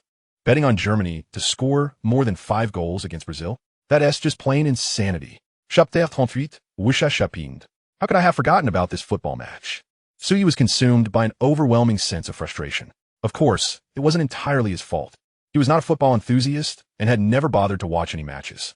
If it hadn't been for the fact that this particular game had made headlines back in 2014, he would have likely forgotten all about it. With an investment of 3,300 yielding a 150-fold return, the prize was a mere 500,000. After a 20% tax deduction, he would only be left with 400,000. As he sat on his electric bike, he noticed that the owner of the nearby lottery shop had already pulled down the shutters halfway. He let out a long sigh, saying to himself, "Well, it's better to be content. At least I managed to participate. If I invest these 400,000 in the stock market, with a bit of luck, I could see it multiply 10-fold or even 100-fold in this bullish market." With that thought, Suyi consoled himself and pedaled back home. In the tavern, Zhang Xiaowan and Zhou Ying had already tidied up the place. When Qin Jiwei saw Suyi return, he quickly approached and asked, "Where have you been?" "Secret." "You old rascal." There was no way Su Yi would divulge his visit to the lottery shop to Qin Jiwei. This was a matter that required discretion. Once the results of the match were announced tomorrow, it would be impossible to explain that he possessed the foresight to predict it. Reflecting on it, he felt that spending 3,300 on the ticket was quite reasonable. Had he spent tens of thousands instead and won, he would undoubtedly become a nationwide sensation. "Sister Zhou Ying, I'll handle the cleaning tomorrow evening. I appreciate your help today," he said. Zhou Ying waved her hand with a smile. "No worries, no worries. It's getting late. You and your classmates should head back. I'll catch a ride home with Sister Xiaowan later." "All right, see you tomorrow." "See you tomorrow." Once home, the first thing Su Yi did was place the lottery ticket between the pages of a book before taking a shower. Lying in bed, the thought that his savings might soar from 20,000 to over 400,000 filled him with excitement. That night, he fell asleep with a heart full of anticipation and anxiety. The following morning, as Su Yi awoke, his phone incessantly buzzed. Upon checking, he saw a message from his friend. "What the heck? Oye." The Germany versus Brazil match ended with a score of 7-1. 1. Do you even grasp the magnitude of this? He continued. It's akin to an underdog team in League of Legends defeating a Korean team and then shaving their heads. I heard from my dad that chaos is reigning in Brazil, with criminal elements threatening the players. Why am I telling you all this? You wouldn't understand anyway. Are you practicing for the third driving test today? Suyi quickly typed back. Not going, you go ahead. I have something to attend to. All right then. He promptly got out of bed, opened the book to glance at the lottery ticket, and dashed to the bathroom to freshen up. Wang Yusin, looking curious, asked, Brother Suyi, why are you up so early? Suyi, toothbrush in hand, poked his head out of the bathroom and replied, Yusin, I have something to do this morning. Stay at home. I might not be back until noon. Can you wash the rice? Sure. Then, at 11, just rinse a scoop of rice. Don't add too much water, just enough so it doesn't exceed the first joint of your finger. Wang Yusin obediently acknowledged. After hastily brushing his teeth and washing his face, Suyi grabbed the lottery ticket and necessary documents, donned a mask, slipped on his shoes, and swiftly made his way to the lottery center. For winnings exceeding 500,000, one had to visit the provincial lottery center. However, since his ticket was worth 495,000, he only needed to go to the city lottery center. Upon arriving, he was promptly guided by the staff. He had expected a crowd to gather during the claim process, but the staff remained remarkably composed. Please sign your name, phone number, and ID number on the back. Fill out a declaration on the photocopy of your ID. Just a moment, please. Check your bank messages. The funds should be there by now. Suyi pulled out his phone and, just as expected, received the notification. After confirming the amount, he nodded and smiled. I received the message. Thank you. Exiting the lottery center, he noted that it was nearly 11. Stretching, he felt invigorated, brimming with hope for the future. Life seemed to be looking up. On his way home, Suyi stopped at Xian Baiwei Chicken to buy a white-cut chicken as a reward for himself. When Wang Yusin saw him return with the chicken, she was astonished and asked, Brother, did you strike it rich? You think buying a white-cut chicken is a sign of wealth? Suyi retorted, You know me too well. There's no way I'd splurge if I hadn't tea. Now, go tidy up the table and wash your hands. It's time for dinner. Okay. In the afternoon, Suyi stayed home, transferring the entire 400,000 into his securities account. He then used his intuition to select a few stocks with promising potential and invested in them. By this time, the A-shares were already showing signs of an upward trend. For those attentive to the stock market, they would have noticed that since the third quarter of 2014, it had begun to rise rapidly and continued to soar for 4 consecutive quarters. Receiving this 400,000 at such a critical juncture was akin to a timely gift, a beacon of hope in the darkness, or a refreshing rain after a long drought. At Hongya Mountain Villa, Chen Qingqing sat on the sofa, bored and flipping through a comic book. Normally unfazed by solitude, she soon found the comic unbearably dull. She sighed, closed the book, and pulled out her phone to open WeChat. With only a few contacts, she pondered before deciding to message Wang Yusin. Are you at home? Wang Yusin quickly replied, Yes. All alone? Chen Qingqing inquired. Suyi is here too. What is he doing? I'm not sure. He went out this morning and came back after lunch. Then he has just been staring at his phone and smiling like an idiot. I suspect he found some money on the street. Wang Yusin sent a picture. Sister Qingqing. Doesn't Tihi look like a fool? Chen Qingqing opened the photo to see Su Yi sitting on the sofa, grinning like a simpleton. And she couldn't help but chuckle. Absolutely. Wang Yusin continued. Sister Qingqing, my brother is going to Shanghai for university at the end of August. Where will you be going? Feeling a bit shy, Chen Qingqing hesitated to respond, but didn't want to leave her message unanswered. So she nervously typed back, I'm going to Shanghai too. Wang Yusin exclaimed in surprise. You're both going to Shanghai for university? That is fantastic. Chen Qingqing confessed. Honestly, I'm quite scared of starting university. Why is that? Wang Yusin asked. Because I'll have to interact with a lot of people. And I've heard that dormitory relationships can be quite complicated. Don't worry. If you run into any problems, just ask my brother. He is pretty reliable. Also, I have a secret to share with you. What is it? My brother has pinned your chat on WeChat, just like how QQ has special attention. Chen Qingqing's heart raced at the thought. Chapter 39. Mom, we're still just friends. The matter of a lottery was merely a fleeting episode in the grand tapestry of life. After 2 days of excitement, Suyi resumed his monotonous daily routine. And before long, half a month had slipped by. He successfully completed his third driving test and took Wang Yusin to Chen Qingqing's home twice, only to find her alone on each occasion. By the end of July, Zhang Lan returned from exchange program at another hospital, and naturally, Wang Yusin had to return home as well. However, this spirited girl exhibited a sense of loyalty, imparting a heartfelt message to Su Yi before her departure. Sister Qingqing is a girl who lacks a sense of security. You must protect her well during university. Okay, Brother Su Yi? Su Yi couldn't help but chuckle, playfully pinching Wang Yusin's cheek. Little rascal. Do you even know what a sense of security is? How annoying. Wang Yusin pushed his hand away, pouting with her hands on her hips. Could you please stop pinching my face? Enough already. I don't need your advice. Hurry back home with your mother before it gets dark. Following Zhang Hong, Suyi accompanied Zhang Lan and Wang Yusin downstairs. After watching them get into a car, Zhang Hong looked at him curiously and asked, "Who is this sister Qingqing that Yusin mentioned?" Suyi was taken aback and quickly clarified, "She's just a friend. Weren't you fond of a girl named Gu Mengyao in high school?" Zainon teased. Suyi was astonished. "You know about that?" Zainon smubirapid. "What do you possibly keep from me?" "Mom, I'm no longer involved with Gu Mengyao," Suyi protested. Zhang Hong retorted sarcastically, "Oh really? Back in high school, you were buying her breakfast every other day and gifting her expensive chocolates. Now you claim there's nothing between you?"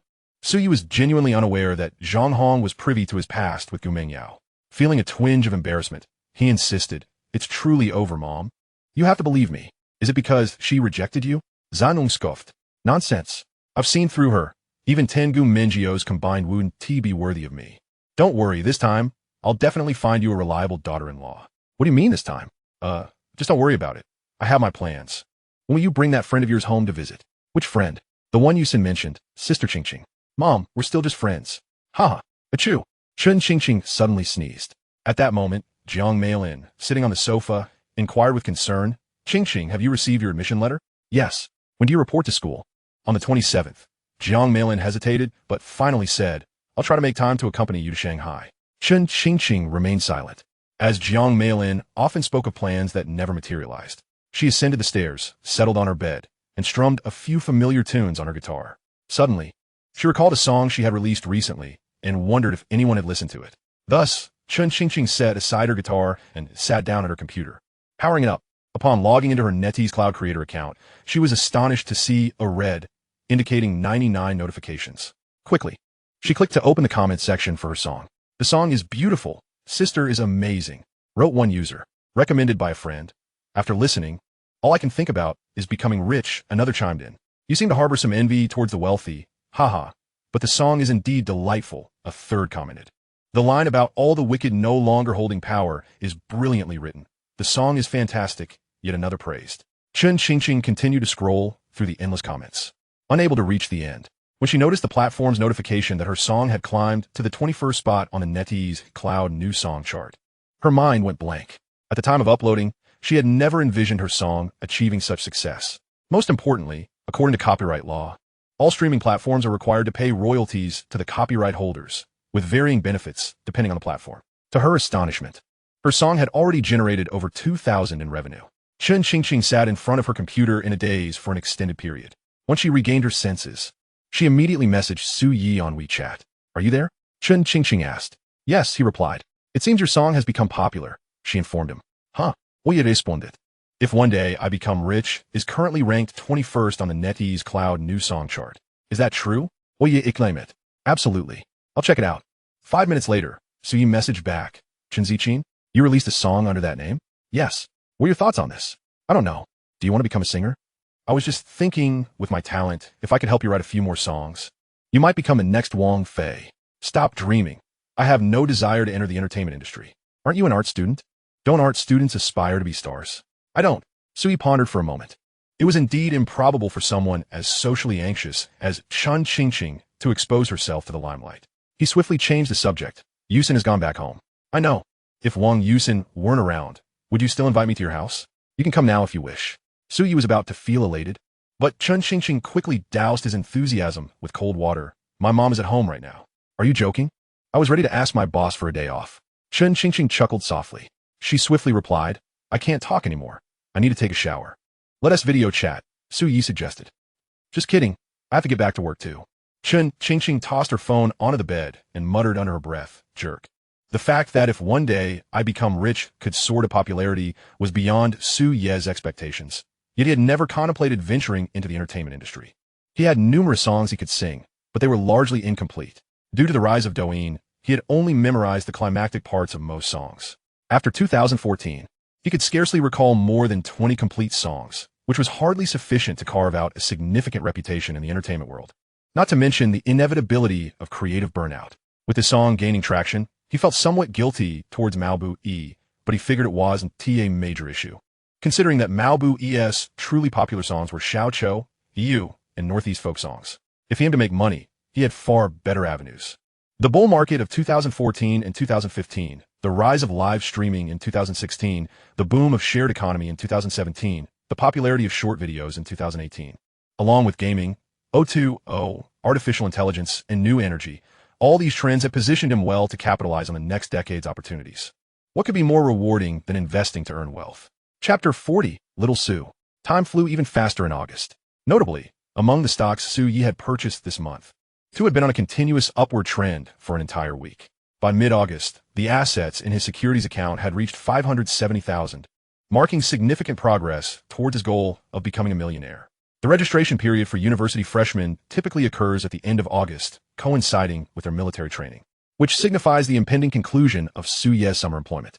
On the evening of the 24th, after a long day's work, Pei Yue instructed Zhou Ying to lock the shop door. The four of them gathered around a table, where Pei Yue presented Su Yi with his final month's salary in the form of a red envelope. "Boss, isn't this a bit excessive?" Su Yi weighed the envelope and realized the amount likely exceeded his wages. Pei Yue chuckled, "Part of this is my personal gift to you as a back-to-school red envelope. You're about to start university. You should use this money to buy a few stylish outfits." "Boss, I feel quite embarrassed receiving this." Zhang Xiaonuan interjected with a playful glare. "Oh, come on with your thick skin. What do you have to be embarrassed about?" "Sister Xiaonuan, your words are quite hurtful." "Oye retorted. All right, I misspoke. Is that better?" He went to fetch a bottle of beer in 4 cups, pouring each a drink. Raising his glass, he said, "Thank you to the boss and my 2 sisters for your care over these past 2 months. I will certainly come back to visit when I have time. At least you have a conscience." They all clinked their glasses together, lamenting how swiftly time had passed. Each of them, Pei Yue, Zhang Xiaonuan, and Zhou Ying, relished Su Ye's company, as his presence greatly enhanced the shop's atmosphere. Yet, as with all good things, this gathering must come to an end, especially since Su Yi was departing for university. After midnight, Pei Yue finally waved her hand, saying, "All right, it's getting late. Let's call it a night." Su Yi stood, extending his arms towards Zhou Ying, Sister Zhou Ying. "Let us share a hug." Zhou Ying, without hesitation, stepped forward to embrace him. Sister Xiaonuan, Zhang Xiaonuan smiled and also moved in for a hug. "And my dearest boss." "No, the most beloved boss." Su Yi finally embraced Pei Yue. Noticing Su Yi clinging to her without letting go, Zhou Ying quipped, "I can't help but feel he's only hugging the boss and not us." Zhang Xiaonuan laughed. "You needn't doubt it. That's exactly what he is thinking." Pei Yue, initially feeling a tinge of sadness, rolled her eyes as Su Yi continued to hold on to her. "Are you planning to hold on all night?" she asked. Su Yi finally released her, grinning. "I just can't bear to part with you all." Pei Yue shot him a playful glare, waving her hand dismissively. All right. Off you go. Don't make it sound like we won TC you again after this." Su Yi chuckled, took one last look at the tavern, and waved goodbye as he departed, followed by Zhang Xiaonuan and Zhou Ying. Pei Yue sat down, propping her chin on her hand, gazing out at the night scenery, her expression gradually filling with melancholy. In her 30s, she despised farewells. After returning home, she enjoyed a restful night as sleep. The next morning, as soon as he awoke, Su Yi called Chun Qingqing. As she stirred, the phone lay on the sofa in the living room. When Jiang Meilin heard the phone ring, she picked it up and glanced at the caller ID, a silly pig. Instantly, she thought of Su Yi and hesitated to answer. Upon hearing footsteps, she quickly placed the phone back down. Chun Qingqing approached, picked up the phone, and upon seeing it was Su Yi calling, she headed upstairs. "You could have just sent a message. Why call?" Su Yi offered an excuse. "My home internet is unreliable." Chun Qingqing replied curtly, "If you have something to say, just say it." Su Yi continued, "My work at the tavern has concluded. Shall we go to the mall this afternoon? Shopping?" She queried. "Yes. I don't even have a suitcase at home, and you're heading to Magic City soon, so you should prepare some things in advance." Chun Qingqing glanced around her room, which was overflowing with supplies that Wang Rushua had bought for her a few days prior. She was well equipped.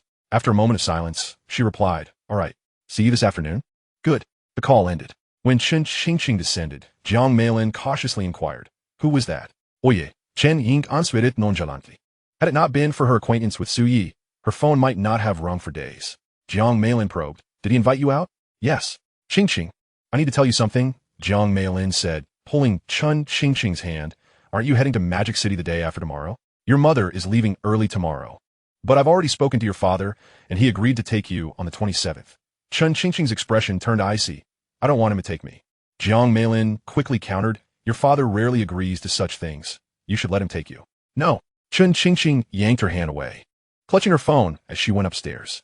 Jiang Meilin sighed and took out her phone to message Chen Hansong. Jiang Meilin, your daughter doesn't want you to take her to Magic City. Chen Hansong, it's her first time going to university. If you don't go, I don't go. How will she get there? Jiang Meilin, she's very adamant about it.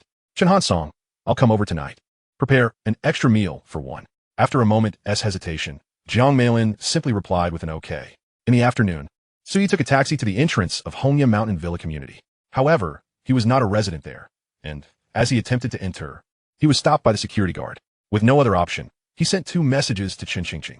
Upon receiving his messages, Chen Qingqing promptly exited her house and led Suyi inside. Why did you come directly here? Chen Qingqing asked. It feels a bit awkward to keep troubling and wanting to pick me up. Chen Qingqing scoffed. You? Awkward? Of course, he replied. Just a reminder, my mom is home. She warned. Suyi chuckled. I'm not afraid. Your mom wouldn't chase me away with a broom, would she? As they conversed, they entered the courtyard. As Suyi reached the door, Jiang Meilin emerged with a smile. Suyi, you've arrived. Suyi was taken aback, quickly responding, hello, Aunt Jiang. Come on in. Chen Qingqing was puzzled by her mother's sudden friendliness toward Suyi. Previously, she had always referred to him by name, and now she was calling him Little Su. As Suyi changed his shoes, Jiang Meilin asked, please have a seat. Would you like some water? No need, he replied. Chen Qingqing interjected on his behalf. We're about to head out. Jiang Meilin then asked, should I call Rushue to come over and drive you? Just as Chen Qingqing was about to respond, Suyi preempted her. Aunt, if you trust me, I can drive. You? Yes, I completed my driving test during the summer. Jiang Meilin raised an eyebrow. Weren't you busy working all summer? How did you find time to get your license? Suyi grinned. There's always time if you make an effort. I passed both the second and third driving tests on my first try. Even the driving instructor praised my skills. With this, Jiang Meilin's impression of Suyi shifted positively. A student who studies during the day and works at night is indeed a rare find. Chen Qingqing harbored a profound trust in Suyi, directly handing him the car keys before proceeding to change her shoes. Noticing Jiang Meilin's lingering concern, Suyi reassured her with a smile. Auntie Jiang, rest assured, I shall not undertake anything I cannot guarantee. Jiang Meilin nodded, but as the two were about to leave, she called out to Suyi, Xiao Su, could you ensure that you return Qingqing before 6 this evening? Our family wishes to dine together, especially since Qingqing will soon be heading to the metropolis for university. Certainly, he replied. Chapter 41, A Thief in the House. Have you noticed how much more amiable your mother has become towards me? Oye inuit. Not at all, Chen Qingqing retorted vehemently. Oye chaklet. The last 2 times she addressed me by my name, yet just now, while I was at your home, she referred to me as Xiao Su. Not wishing to delve further into the topic, Chen Qingqing interjected, that does not signify anything. Just focus on driving. Fear not. I am an experienced driver, he quipped. Suyi drove straight to the mall, first purchasing a suitcase from a luggage store, followed by essential living supplies from a supermarket. This endeavor took less than half an hour, and upon exiting the supermarket, Suyi remarked, originally, I had intended to invite you for a meal today, but your mother requested I return you home by evening, which renders it somewhat awkward. Chen Qingqing was hardly convinced. In her mind, Suyi had always been a foolish, miserly rogue. Would he truly treat her to a meal? Preposterous. Dragging the suitcase alongside Chen Qingqing, Suyi asserted, do not doubt me. I have recently experienced a minor windfall and am no longer a pauper. There's a Starbucks on the first floor. You may treat me, she replied. No problem. Suyi responded with rare enthusiasm. After 5 o'clock, Chen Hansong left the bank and drove to Hongya Villa. Once the owner of the villa, he now found himself, without even a key, reduced to ringing the doorbell. Jiang Meilin opened the door, and upon seeing Chen Hansong, turned to sit back down on the sofa. Chen Hansong retrieved a pair of slippers, glanced around the living room, and raised an eyebrow. Is Qingqing upstairs? She has gone out, Jiang Meilin replied succinctly. Why allow Rushue to take her out when your time with her is already limited? Jiang Meilin stated plainly. She went out with Suyi. What? Chen Hansong exclaimed, his eyes widening as he stepped forward. You agreed to this? Yes, Jiang Meilin said. Are you out of your mind? Have you considered the implications of their relationship? Observing Chen Hansong's flustered demeanor, Jiang Meilin felt a surge of satisfaction. All I want is for Qingqing to be happy. You. Chen Hansong pointed an accusatory finger at Jiang Meilin, his voice rising in anger. You are utterly unreasonable. Jiang Meilin scoffed, dismissing him. The atmosphere in the living room grew heavy with silence. After an extended pause, Chen Hansong could no longer contain himself and glanced at his watch, asking, when will Qingqing return? Soon, Jiang Meilin replied. How did they manage to go out without Rushue? Suyi drove, she answered. He can drive? Didn't he just graduate high school? Chen Hansong exclaimed. He has just received his license. You let him take our daughter out? His scalp prickled with anxiety. At that moment, the sound of a car horn echoed from the yard. Chen Hansong rushed to the door, opening it just as Chen Qingqing and Su Yi stepped out of the vehicle simultaneously. If you have time, I can treat you to a meal tomorrow, Su Yi suggested. Let us go for seafood. King crab, Australian lobster, the kind that costs thousands for a meal, Chen Qingqing replied. Is that so? Do you truly wish to bankrupt me? Oomph. I knew you couldn't bear the thought of it. Just give me some time. Once I'm a millionaire, I'll bring you panda meat, if that is what you desire. Haha, spare me the nonsense. As Chen Qingqing prepared to head home, she looked up to find Chen Hansong standing at the entrance, her smile evaporating within moments. Su Yi, seeing him as well, chose not to address him, perhaps still holding a grudge from their previous encounter. He provocatively said to Chen Qingqing, I'll take my leave now. We can chat later. Chen Qingqing nodded slightly. Just as Su Yi was about to return the car keys, Jiang Meilin approached the door, pushing Chen Hansong aside, her face alight with a smile. Xiao Su, why not stay for dinner with us? Oye. Chen Hansong. Chen Qingqing. 3 pairs of eyes turned towards Jiang Meilin, each reflecting varying degrees of astonishment. Su Yi scratched his head, chuckling. Isn't that a bit awkward? Chen Qingqing glanced at Chen Hansong, then turned her head. Stop pretending. Do you really ever feel awkward? With that, she stepped inside. Su Yi lingered for a moment, feeling the tension, before following her in, brushing past Chen Hansong, who stood frozen at the entrance like a statue. The dishes are ready. I'll serve the soup. Please, have a seat, Jiang Meilin announced. Su Yi leaned in and whispered, Where's the restroom? I need to wash my hands. Chen Qingqing replied in a similar hushed tone, Follow me. As they entered the restroom, Chen Hansong's eyes nearly popped out, his heart bleeding at the sight. How could it be that just one summer had passed, and already thieves had invaded his home? In the restroom, Chen Qingqing remarked, Your dad is glaring at me with murderous intent. Are you scared? Su Yi shot back. What do I have to fear? As long as your mother finds me agreeable, that suffices. Speak less when we go out. Silly pig. After washing their hands, they took their seats at the dining table.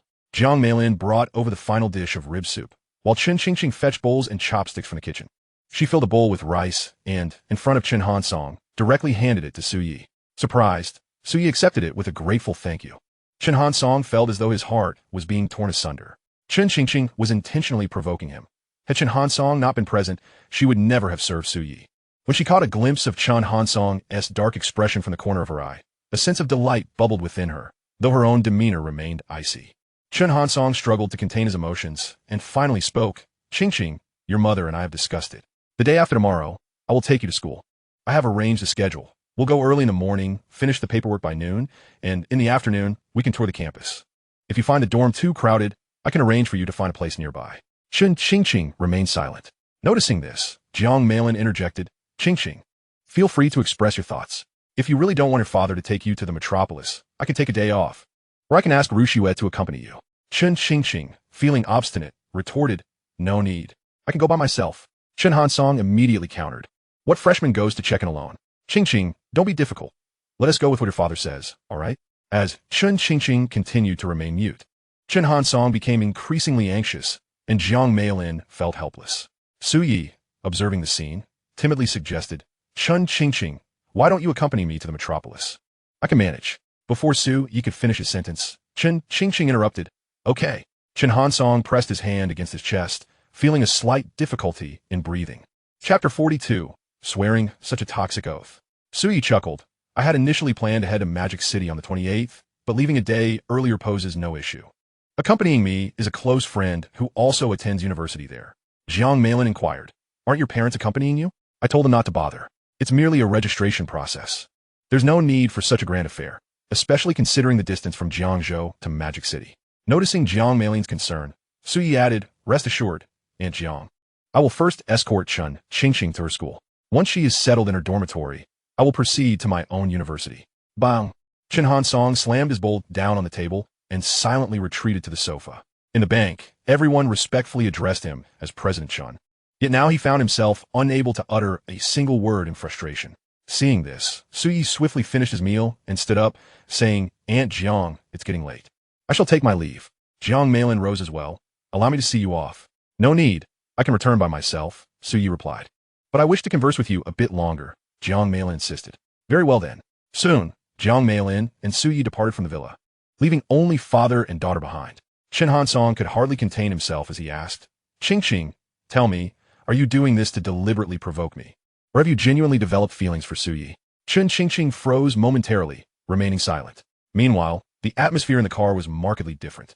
Xiao Su, how about you take the wheel? Sure. Your demeanor suggests you're not a novice driver, she remarked. Su Yi laughed. Perhaps I possess some innate talent in this area. Jiang Meilin continued the conversation. Why didn't you obtain your driver's license while at university? Juggling summer jobs and driving tests must be exhausting. Not really. I have a plan for my time at university, and I believe it's prudent to resolve matters in advance when possible. Jiang Meilin smiled. You've already outlined your plans for your university years. You certainly exhibit a maturity beyond your peers. Unsure of how to respond, Su Yi merely smiled in return. Having gauged the moment, Jiang Meilin seized the opportunity to inquire, Xiao Su, I would like to know how your relationship with my daughter has progressed. We started as friends and have likely become good friends now. And what lies ahead? Su Yi stated, I understand what you are implying, Annie, but I must assert that there is indeed potential for more. Jiang Meilin smiled. You are quite candid. Su Yi offered a wry smile. Primarily because I know you wouldn't believe anything else I might say. You must be aware that Qingqing has had few friends throughout her life. Your presence has been both a blessing and a curse for me. The blessing is that at least she has a companion now, but the curse is... Su Yi interjected. The curse is that you are unsure of my intentions regarding your daughter, correct? Jiang Meilin paused, slowly nodding. Auntie, you needn't worry. I'm a man of my word. Even when I go to Magic City, my previous promises remain intact. I will not engage in actions unbecoming of some of my age. After a brief pause, Su Yi continued, in truth, before visiting your home, I had never felt inferior. However, my last visit made me acutely aware of the disparity between myself and your daughter. Nevertheless, I wish to emphasize that I am still young, with infinite possibilities ahead. I will wait until I possess the capability, confidence, and assurance to pursue a relationship with your daughter. Until then, we shall remain good friends. Auntie, does this assure you? Jiang Meilin was taken aback by Su Yi's forthrightness. After years of navigating the complexities of the workplace, she had encountered all types of individuals and could usually discern sincerity from deceit. Su Yi's words struck her as genuine and compelling. It was as if a knot in her heart had been untied. She smiled. Xiao Su, when that day arrives, I will support you. Perhaps that day will come sooner than you think. Su Yi turned to glance at Jiang Meilin, a playful grin resurfacing on his face. Jiang Meilin's lips curved upward, as though she had finally grasped the reason Su Yi could befriend her daughter. That evening, Su Yi asked Chen Qingqing to send him her ID number, as he intended to purchase tickets in advance. After sending her ID, Chen Qingqing curiously asked, What did you discuss with my mom tonight? Nothing much. She simply asked me to take good care of you in Magic City. Stop lying. What are you making up now? What nonsense? There are plenty of high-speed rail tickets available. We should be able to secure ones together. We will gather at 8:30 in the morning the day after tomorrow. And Aunt Wang will see you off, right? Yes. After a brief exchange, Su Yi made a call to Qin Ji Wei. As soon as the call connected, Su Yi said, Wei Gu, there's been a change of plans. We're heading to Magic City on the 27th. Qin Ji Wei exclaimed, What the hell? Wasn't it agreed upon for the 28th? Su Yi replied, My girlfriend is joining us on the 27th. Qin Ji Wei scoffed, Nonsense, I don't believe you. Su Yi insisted, I swear if I'm lying, I'll never watch adult films again. Qin Ji Wei retorted, What a ridiculous oath. Send me your ID number. I'll buy the tickets shortly. We'll meet at my place before 8 tomorrow. Qin Ji Wei asked, How do we get to the station? Don't worry, I'll arrange everything. The next day, Su Yi, along with his father and Zhang Hong, visited the countryside to see his grandparents and maternal grandparents. They had intended to come earlier, but time constraints had delayed their visit until now. Upon learning that Su Yi would be heading to Magic City the following day, both his grandmother and maternal grandmother prepared red envelopes for him. Su Yi felt embarrassed to accept money from them, but both elderly women were insistent, determined to stuff the envelopes into his hands. Finally, Zhang Hong, unable to bear the sight, accepted the envelopes on behalf of her son, exclaiming, When you start working and earning money, remember to show gratitude to your grandparents. Of course. That evening, upon returning home, Su Yi began packing his suitcase. Zhang, feeling uneasy, checked it several times. Son, do you want your dad to drive you to the station tomorrow? No need. I've arranged for a ride. Clothes worn today need to be washed today. With this hot weather, leaving them for a day will result in a foul smell. I know. You've always been a day student in high school. I wonder if you will adjust well to university life. I'll adapt. Once you arrive at school, remember to let me know you're safe. Okay. I wonder if the food there will suit your taste. The school cafeteria offers a variety of dishes. If you run low on funds, don't hesitate to reach out to me. All right. Tomorrow. Mom, enough. If you keep going, I want tea get me sleep tonight. Put your mind at ease. I'm not a 3-year-old. Now you think I'm nagging, do you? Su Yi playfully pushed Zhang Hong out of the room. gently cupping her face and kissing her forehead. "Good night, Mom. Love you, little rascal." Chapter 43. But he has no money. A mother's worries span 1,000 miles. Zhang Hong is currently engulfed in a peculiar sensation. She hardly slept a wink throughout the night. Yet she rose early the next morning to prepare a sumptuous breakfast for Su Yi. At 8 o'clock, Qin Jiwei arrived punctually, dragging a large black suitcase behind him and carrying a hefty backpack on his shoulders. Su Yi glanced at the time and addressed his parents, saying, "Dad, Mom, you should head to work now. Don't wait for me. I'll lock the door once I leave." "Don't forget your things," his father reminded. "Rest assured, I've got everything. I'll double-check before I go. Remember to message me when you arrive in the city," his father added. "Understood." Old Su, noticing Zhang Hong's reluctance to part, chuckled and said, "Your son is already 18. Why are you fussing so much? Let us go." Qin Jiwei placed his backpack on the sofa and, upon seeing Su Ye's parents depart, promptly inquired, "Su Yi, where's your girlfriend?" "Just a moment. She'll be here shortly." Initially, Qin Jiwei's parents had intended to accompany him to the city, but upon learning that Su Yi would travel alone, he resolved to go solo as well, both to assert his maturity and to avoid being outdone by Su Yi. Hearing Su Ye's words, Qin Jiwei became increasingly curious about who Su Ye's girlfriend might be. After 3 years of camaraderie in high school, he felt he could discern every detail of Su Ye's life, even the minutiae of his meals.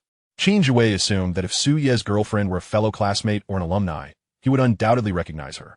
At 8:25, Su Ye's phone chimed, and after a quick glance at the message, he declared, "She's here. Let us head downstairs." He gathered his belongings, ensuring he had his phone, wallet, ID, and acceptance letter, before following Qin Jiwei downstairs. At the community entrance, Qin Jiwei craned his neck, looking around in confusion. "Where is she?" "Stop dawdling. Get in the car." "Oya urgit." Wang Ruxiue, seeing Su Yi and Qin Jiwei approach with their suitcases, stepped out to assist in opening the trunk. As Su Yi made his way to the vehicle, Qin Jiwei hurriedly followed suit. The trunk of the van was quite spacious, easily accommodating the luggage of 3 individuals. "Wei Gu, you sit in the front," Su Yi instructed. "Sure." Upon entering the van, Su Yi noticed Chun Qingqing, donning a light blue cap, lower her head instinctively as she saw him and Qin Jiwei board. Although Qin Jiwei was Su Ye's close friend, he was still a stranger to her. Nonetheless, Su Yi introduced them. "Chun Qingqing, allow me to introduce you to my best mate up front. Though we didn't grow up together in the same neighborhood, we've been classmates from elementary through middle school and share a strong bond." Only then did Qin Jiwei glance at Chun Qingqing, and though he barely caught a glimpse of her face, he was internally cursing Su Yi for his apparent good fortune in securing such a beautiful girlfriend. Chun Qingqing merely nodded slightly in acknowledgement. Feeling shy about expressing his astonishment directly, Qin Jiwei texted Su Yi, "Are you human?" "Oya repeat." Qin Jiwei continued, "Be honest. How did you two get together?" Su Yi shot back, "None of your business," while Qin Jiwei continued to barrage Su Yi with questions. Su Yi had already turned off his phone and turned to Chun Qingqing, saying, "It's a 5-hour high-speed train ride. We should arrive around 2 in the afternoon." She replied, yawning as she covered her mouth and slowly closed her eyes. Before long, the van stopped outside the train station. Su Yi's luggage was minimal compared to Qin Jiwei's. He carried just a single suitcase and a crossbody bag filled with essentials, while the most crucial items were secured in his bag. After disembarking, Qin Jiwei was surprised to notice that Chun Qingqing stood at a height of 1.70 meters, not much shorter than himself, and her figure, looks, and attire were all strikingly impressive. He felt compelled to ask her, "Beauty, what do you see in Su Yi? Is it his height of 1.78? His looks? His sense of humor?" But he broke. Chun Qingqing, in addition to her crossbody bag, had 2 suitcases, one large and one small, the former filled with clothes and the latter with essential items. After Su Yi retrieved his suitcase, he naturally took hold of Chun Qingqing's larger suitcase, saying, "I'll carry the big one. You handle the small one." Without hesitation, Chun Qingqing grabbed the smaller suitcase and headed towards the train station. With the Star of University just around the corner, the train station was bustling with activity. Although this wasn't Chun Qingqing's first time traveling far, it was her first trip without adult supervision, while Qin Jiwei had never left the province in his life. Without Su Yi, he wouldn't even know how to navigate. Su Yi, confident and composed, swiftly led the two to the ticket machine. "Hand me your IDs. I'll get the tickets while you keep an eye on the luggage." "All right." Su Yi stood in line alone. In 2014, train travel required obtaining paper tickets for machines in advance, but in a few years, electronic tickets would become the norm, allowing passengers to enter the station by simply scanning their ID. As Su Yi moved closer to the front of the queue, he overheard 2 middle-aged men behind him engaged in a loud conversation. "Why are there so many people today?" one asked. It's the start of university. These are all students. What is so great about university students? My nephew dropped out after junior high and now makes 30 to 40,000 a year working for me. With so many students, how many actually earn over 30,000 a year? That is a different matter. Huh, what is the point of studying? They might end up working for someone like me who never went to college. Su Yi, expressionless, retrieved 3 tickets from the machine after scanning the IDs. Hearing the chatter behind him, he silently adjusted the machine's settings to English. Let us go. I've got the tickets, he announced as he led Chen Qingqing and Qin Jiwei into the station. At the ticket machine, one of the men exclaimed, "Is this machine broken? I can't understand anything here. It looks like it's in English. Can you read it?" "Of course not. I've never been to school." "Hey, can someone help me figure this out?" A group of soon-to-be university students pretended not to hear, watching with amusement as the 2 men returned to the ticket machine to queue again. Chapter 44. Some people have a lot of pride. Just in time. Let's go check in. As they approached the waiting area, they spotted the large screen displaying the boarding information for their high-speed train. The 3 of them joined the line, and Su Yi said, "Our seats are together. Wei Gu, you'll sit by the aisle, and I'll take the middle seat." Qin Jiwei protested, "Why do I have to sit by the aisle? It is common knowledge that the most coveted spots on a train are by the window, while the least desirable seat is next to the aisle." Su Yi shot him a glare and retorted, "If you don't sit by the aisle, who will?" With only one girl among them, Chen Qingqing was undoubtedly assigned the window seat. Thus, as her boyfriend, Su Yi naturally took the middle seat, leaving Qin Jiwei to swallow his grievances. The trio advanced in sequence, with each of them presenting their tickets to enter the station. Su Yi, well-versed in the route, swiftly guided his companions onto the high-speed train. After stowing their suitcases on the rack, the 3 settled into their seats. Su Yi, adopting the role of an elder brother, instructed, "Send a message to your parents, simply informing them that we have boarded the train." Qin Jiwei obediently took out his phone, capturing a photo to send to his parents. Su Yi also reached for his phone, texting his father, "Dad, I'm on the train." Old Su, leisurely sipping his morning tea at work, quickly replied upon receiving his son's message, "All right, noted." Su Yi added, "Dad, I've been hearing you cough at home. Please take care of yourself while I'm away, and try to smoke less." Reading these words, old Su felt a warmth in his heart, tears welling in his eyes. He typed back, "My son has grown up. Your father is comforted. Don't worry. Oye responded. I took 3 packs of Furong Wong with me to prevent you from overindulging." Old Su replied with a voice message lasting 60 seconds. Oye, apprehensive. Hesitated to listen to it. He then sent 2 messages to his mother, Zhang Hong. Noticing her delay in responding, Su Yi turned his attention to Chen Qingqing. "Why aren't you sending a message?" he inquired. "I don't want to," she replied. Su Yi, exasperated, said, "Shall I send one for you?" He lifted his phone once more, directing the camera at himself and Chen Qingqing. As she noticed Su Yi preparing to take a photo, she deliberately turned her head toward the window. "Could you cooperate with me?" "No. If you don't cooperate, I will stand up and announce that Chen Qingqing is my girlfriend." Chen Qingqing coldly retorted, "If you dare to do that, you're finished." "All right, 3, 2, 1. Say cheese." Fearing that Su Yi might actually follow through, Chen Qingqing reluctantly glanced at the camera, and the photo was captured. Su Yi sent it to Jiang Meilin. "Auntie, we have boarded the train." Jiang Meilin replied instantly, "Okay." Su Yi continued, "I will keep you updated once we disembark." Jiang Meilin responded, "Thank you." With a smile, she exited the chat and, hesitating for a moment, sent Chen Hansong the screenshot of her conversation with Su Yi. Once the high-speed train commenced its journey, Chen Qingqing closed her eyes to rest. This was Qin Jiwei's first trip away from home, and he was brimming with excitement, unable to sleep. Observing Su Yi engrossed in his phone, he leaned over to take a peek, asking, "Su Yi, what are you looking at?" "Stock market news. It's beyond your comprehension." "Oye idiot. You're just showing off in front of me," Qin Jiwei muttered under his breath. "Quick, tell me how you 2 met." With a long journey ahead and sitting idle growing tedious, Su Yi fabricated a tale. "Well, that is a long story. Do you remember the day of our class reunion?" "Yes, you left early," Qin Jiwei replied. "Exactly. After leaving the KTV that night, I didn't head home right away. I wanted to sober up a bit. It was a moonless night, and as I walked along the sidewalk, suddenly, I heard a melodious guitar playing, reminiscent of the lines from Peepa Shing: drunken revelry turns to sorrowful farewells. And amidst the vast river and moonlight, I hear the guitar on the water." Qin Jiwei rolled his eyes. "Can you get to the point?" Su Yi continued. "I followed the sound of the guitar to the lakeside, where she was playing alone. I sat beside her, a bit tipsy and disoriented. Initially, I didn't pay much attention to her appearance, but after the wind blew, I became somewhat more alert and realized she was quite beautiful. However, being a man of pride, I couldn't just strike up a conversation. It wasn't until I drunkenly staggered to a trash bin to vomit that she handed me a tissue. She probably thought I looked a bit handsome and asked for my WeChat. Chen Qingqing, sitting nearby, felt the urge to rebuke Su Yi. This jerk is spouting nonsense. Her cheeks flushed beneath her cap. Fortunately, Qin Jiwei, after hearing the tale, wore a skeptical expression. You're just making this up. She asked for your WeChat? Are you dreaming? If you don't believe me, that's your loss. I believe you. I must be the fool here, Qin Jiwei replied. Su Yi quickly added. She has several beautiful friends. Should I get her to share their WeChat with you? Qin Jiwei's eyes widened. Seriously, is this for real? What's the catch? Let us see how you perform, Su Yi teased. Qin Jiwei jumped up eagerly. I'll go to the restroom and see if there's a place selling drinks. As Qin Jiwei walked away, Su Yi was about to chuckle when suddenly, a sharp pain shot through his waist. Chen Qingqing pinched a piece of flesh on Su Yi's side, twisting it sharply. Su Yi winced, glaring at the instigator. What are you doing? Chen Qingqing slightly raised her head, glaring at Su Yi with fierce intent. If you keep spouting nonsense, you're dead meat. Su Yi rubbed the spot she pinched, saying, Can't you pretend you didn't tea here? No.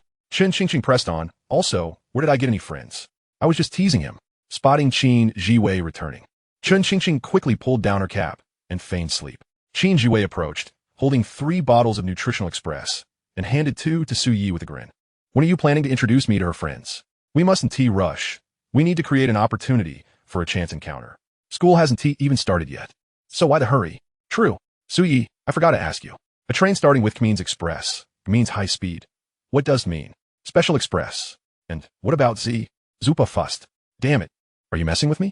As anticipated by Su Yi, when the high-speed train arrived at the station, it was already past 2 in the afternoon. Stepping off the train, they were met with a sea of bustling people. Qin Jiwei remarked, Why do I feel like aside from the crowd? It's not much different from Jiangzhou. Yang Chaiyue onje remarqued. The magic city you arrive at with heavy bags on a long-distance bus is entirely different from the one you enter with a small suitcase from the international terminal. The high-speed train station is merely the tip of the iceberg. Su Yi playfully nudged Qin Jiwei with his knee, chiding, Stop dawdling. Let us get out of the station first. The trio followed the throng exiting the high-speed train station, observing the towering skyscrapers and the busy asphalt roads. Su Yi felt a surge of excitement. His thoughts diverged starkly from those of Qin Jiwei and Chen Qingqing. Qin Jiwei was engulfed in confusion at arriving in a big city, while Chen Qingqing worried about her ability to integrate into the forthcoming university life. Yet, Su Yi was neither confused nor anxious. In fact, he had long awaited this day. Far from his parents, starting afresh. Throughout the 2 months following the college entrance examination, Su Yi had envisioned crafting his own space in this enchanting land. Finally, that day had arrived. Both Chen Qingqing and Qin Jiwei's schools were located in Suwei District, a mere half-hour by metro, while Su Yi's school was in Pudong. Regardless of whether he was heading to Chen Qingqing's or Qin Jiwei's school, the metro ride would take around an hour, but with a car, the journey would only take about 40 minutes. My school registration begins tomorrow, but I will escort you there first. Wei Gu, later you can transfer to Line 12 and alight at Gillen Park Station. Your school is right next to the subway exit. I won't interfere further. If you have any questions, just give me a call. All right, let's head to the subway. The subway in this bustling metropolis is perpetually crowded, especially with the influx of new students reporting for the academic year. As Su Yi accompanied the 2 of them onto the train, they found a corner to stand in. Observing Chen Qingqing huddled in the corner, swaying slightly, Su Yi tapped his arm and said, You can lean here. Just as he finished speaking, the subway jolted again, causing Chen Qingqing to nearly collide with Su Yi. She glanced up at him, lowered her duckbill cap, and placed her hand on Su Yi's arm. They swayed their way to the station, and Su Yi guided Chen Qingqing directly to the Shanghai Conservatory of Music. Chen Qingqing was somewhat directionally challenged. If left to her own devices, she might struggle to distinguish between north, south, east, and west. Thus, she followed Su Yi closely as he led the way. After about 10 minutes of walking post-subway, they finally arrived at the entrance of the conservatory. Art schools generally have fewer students, and the Shanghai Conservatory of Music hosts around 3,000 students, which is even less than some high schools. Consequently, the campus is relatively compact. To the left of the main entrance is the Main Opera House, while to the right lies the Haina Baichuan building, which houses the administrative offices and rehearsal halls. Walking just a few dozen steps further, they encountered an 18-story teaching building, one of the conservatory's signature structures. Ahead of that were the old dean's building, the doctoral building, and the experts building. The campus may be small, but the scenery is delightful, with student dormitories, a cafeteria, and a playground situated at the far end. Su Yi, as if familiar with the place, quickly led Chen Qingqing into the campus. Along the way, numerous banners welcomed the new students, and a number of volunteers all senior students, were present to greet them. From a distance, they spotted Su Yi and Chen Qingqing. Had Chen Qingqing been alone, several seniors would have likely approached her enthusiastically, offering to carry her luggage and assist her with registration. However, with Su Yi by her side, none dared to approach. This was one of the reasons Su Yi had offered to accompany Chen Qingqing, to signal to others that she was already taken and should not be bothered. Unbeknownst to Chen Qingqing, who was oblivious to Su Ye's subtle intentions, her social anxiety flared as she noticed several strangers watching her. She hurried to catch up with Su Yi, walking alongside him in a manner that resembled a couple more than mere friends. Su Yi first took Chen Qingqing to settle her fees, then helped her collect essentials like bedding and military training uniforms. Once all the formalities were completed, he finally brought her to the entrance of the girls' dormitory. At this moment, the dormitory supervisor had yet to arrive, indicating that if Su Yi were to accompany her upstairs, they would encounter no obstacles. However, he hesitated at the entrance and glanced down at Chen Qingqing, softly asking, "Do you need me to go up with you?" Before she could respond, he added, "If I go up with you, your roommates will surely assume I am your boyfriend, and no matter how you explain it, it will seem unconvincing. But it might benefit you, as it could deter other boys from pursuing or bothering you." For reasons unknown, Chen Qingqing's cheeks flushed a rosy hue, whether from the warmth or something else. After a brief pause, she replied, "But we have to establish 3 rules." Su Yi nodded. "Go ahead. First, you can only pretend to be my boyfriend today. Second, you must refrain from speaking out of turn. Not a single inappropriate comment. Third, if I message you, you must respond immediately. And on weekends, you must be available at my beck and call." Su Yi chuckled. "The first 2 stipulations are perfectly fine. I can respond promptly to messages. But expecting me to be at your service on weekends might be a bit excessive." Chen Qingqing had only Su Yi as her friend, and it was during their time together that she felt a sense of security. Therefore, she hoped to maintain their connection throughout college, meeting occasionally as they had before. "You promised my mother you'd take good care of me," she said, tilting her head and summoning her courage. Her face was so flushed it seemed as though it could produce water. Su Yi quickly replied, "I'll do my best, I promise." Chen Qingqing pouted, preparing to haul her suitcase upstairs, but 2 steps obstructed her path. She struggled mightily with her bags, prompting Su Yi to step forward and say, "Let me handle it. You just carry that woven bag the school provided." Chen Qingqing readily relinquished her grip. Su Yi placed his own suitcase in the lobby and took charge of Chen Qingqing's 2 bags, following her to the 2nd floor like her devoted attendant. Chen Qingqing stood at the door, hesitating to knock. She had already heard voices inside, and more than one, which indicated that her roommates had likely arrived, leaving her as the last to join. The thought of meeting 3 unfamiliar roommates made her heart race. Su Yi, however, confidently approached and knocked twice on the door. Inside, a girl with short hair quickly rose and exclaimed, "It must be our final roommate arriving. I'll go open the door." The short-haired girl opened the door and, upon seeing Su Yi and Chen Qingqing, paused, looking at Su Yi and asking, "Who are you?" Su Yi beamed a warm smile and, taking Chen Qingqing's hand, replied, "I'm here to help my girlfriend settle into school. May I come in?" Chen Qingqing looked up in surprise, her heart fluttering. Chapter 46, A University Friendship Guide from a Boyfriend. Ruowei, XINE, hurry up. A handsome guy has arrived. You all should tidy up. The short-haired girl quickly shut the door and called to the other 2 girls inside. Merely 10 seconds later, the dormitory door opened once more. The short-haired girl gestured for them to enter, smiling brightly. "Handsome, please come in. In a music academy, there are far more girls than boys. Male students are already a rare commodity, and handsome boys are even more sought after." Coincidentally, Su Yi was indeed a handsome boy. As the door swung open, a delicate fragrance wafted through the air, likely from some osmanthus-scented incense. It was pleasant without being overpowering. Inside the dormitory, besides the short-haired girl, there were 2 other girls sitting together, all eyes fixated on Su Yi. The 3 girls were all quite attractive, as students from art schools generally come from well-to-do families, and their fashion sense was notably trendy. "Hello, ladies," Su Yi greeted them with confidence, pulling Chen Qingqing closer to him as he said, "This is my girlfriend, Chen Qingqing. She is a bit shy, so I hope you all will take good care of her." The short-haired girl was the first to introduce herself. "Hi, I'm Jiangyu." One of the girls sitting to the left, dressed quite daringly in a beige camisole that revealed her neckline and waist, paired with a black miniskirt, exuded a bold and spicy allure. "I'm Zhang Ruowei, a local from Shanghai." Next to Zhang Ruowei sat a petite girl who appeared quite demure, with a sweet smile. Shengxinyu. Su Yi has navigated the complexities of society for many years, and is discerning I remain sharp. By merely observing the subtle expressions and conversation of Chen Qingqing's 3 roommates, he could deduce their personalities with considerable accuracy. Jiangyu, vivacious and extroverted. her accent suggesting she hails from the northeast, likely embodying the warmth of a spirited girl. Shun Sini, the epitome of a refined young lady, suggesting a comfortable upbringing. Her soft-spoken manner indicating she is probably from the Suzhou-Hangzhou region. Zhang Ruowei, the embodiment of an IPX goddess. Overall, Chun Qingqing's roommates appear to be quite amiable. Sui placed his luggage beneath the only unoccupied bed and cheerfully introduced himself. I am Su Yi, also a university student in a magical city. I might frequent your school in the future. Zhang Ruowei replied with a smile. Handsome, I have seen parents and grandparents accompany their children to university. But this is the first time I've witnessed a boy escorting his girlfriend. You must have been together for quite some time, right? Su Yi, effortlessly spinning atale. Responded, you've caught me. With your beauty, I can only assume you've had your fair share of suitors. Zhang Ruowei, unfazed, retorted, indeed, but none as handsome as you. Surely you jest. Jiang Yu and Shun Sini chuckled at their playful banter. Standing beside Su Yi, Chun Qingqing discreetly tugged at his shirt, prompting him to glance at the empty bed before shifting the conversation. Will you make the bed? Chun Qingqing shook her head. Swiftly, Su Yi opened the woven bag and retrieved the mattress, quilt, and bedding provided by the school, expertly preparing the bed for Chun Qingqing. He further went the extra mile, cleaning the desk, chair, and cabinet as well. Feeling somewhat awkward, just standing idly, Chun Qingqing opened her suitcase, hanging her clothes in the wardrobe and unpacking her daily necessities. Why did you bring that? Su Yi inquired, noticing the doryman he had gifted her still nestled in the suitcase.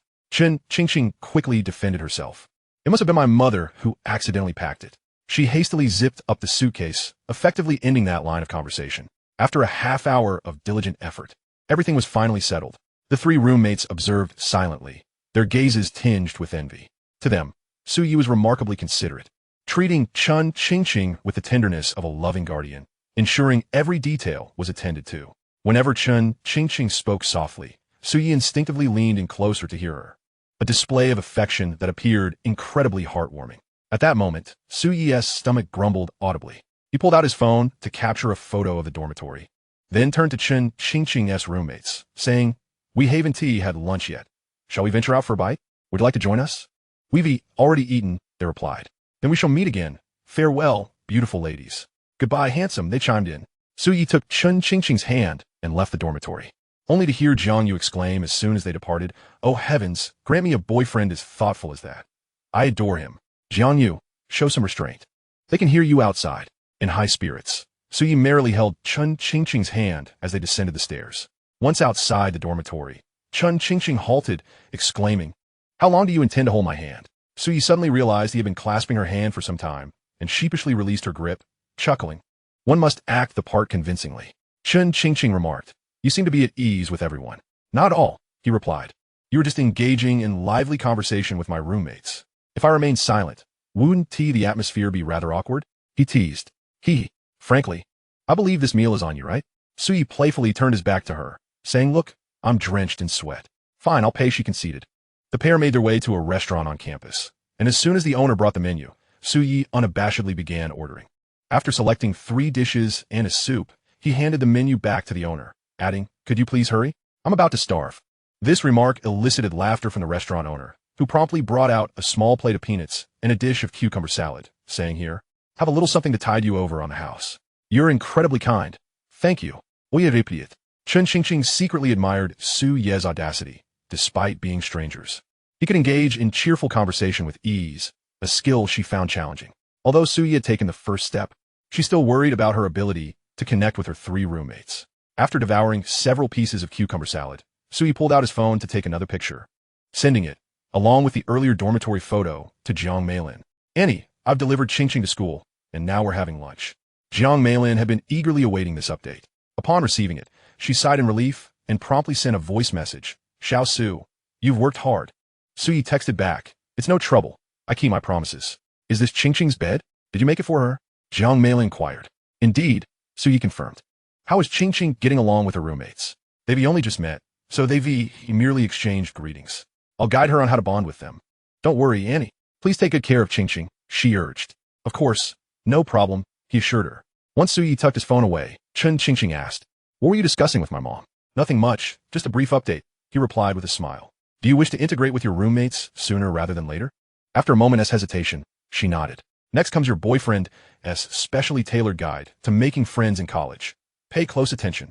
Chapter 47. Either a Casanova or a scoundrel.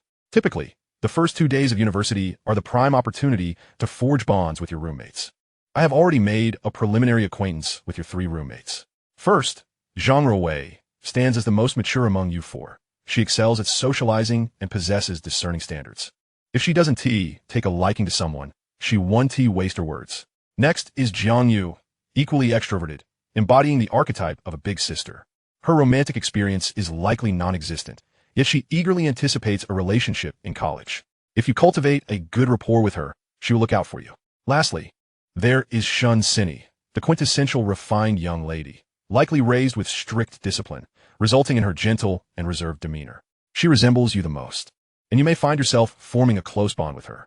It is likely that someone in your dorm will propose a gathering for dinner tonight, marking your first communal meal.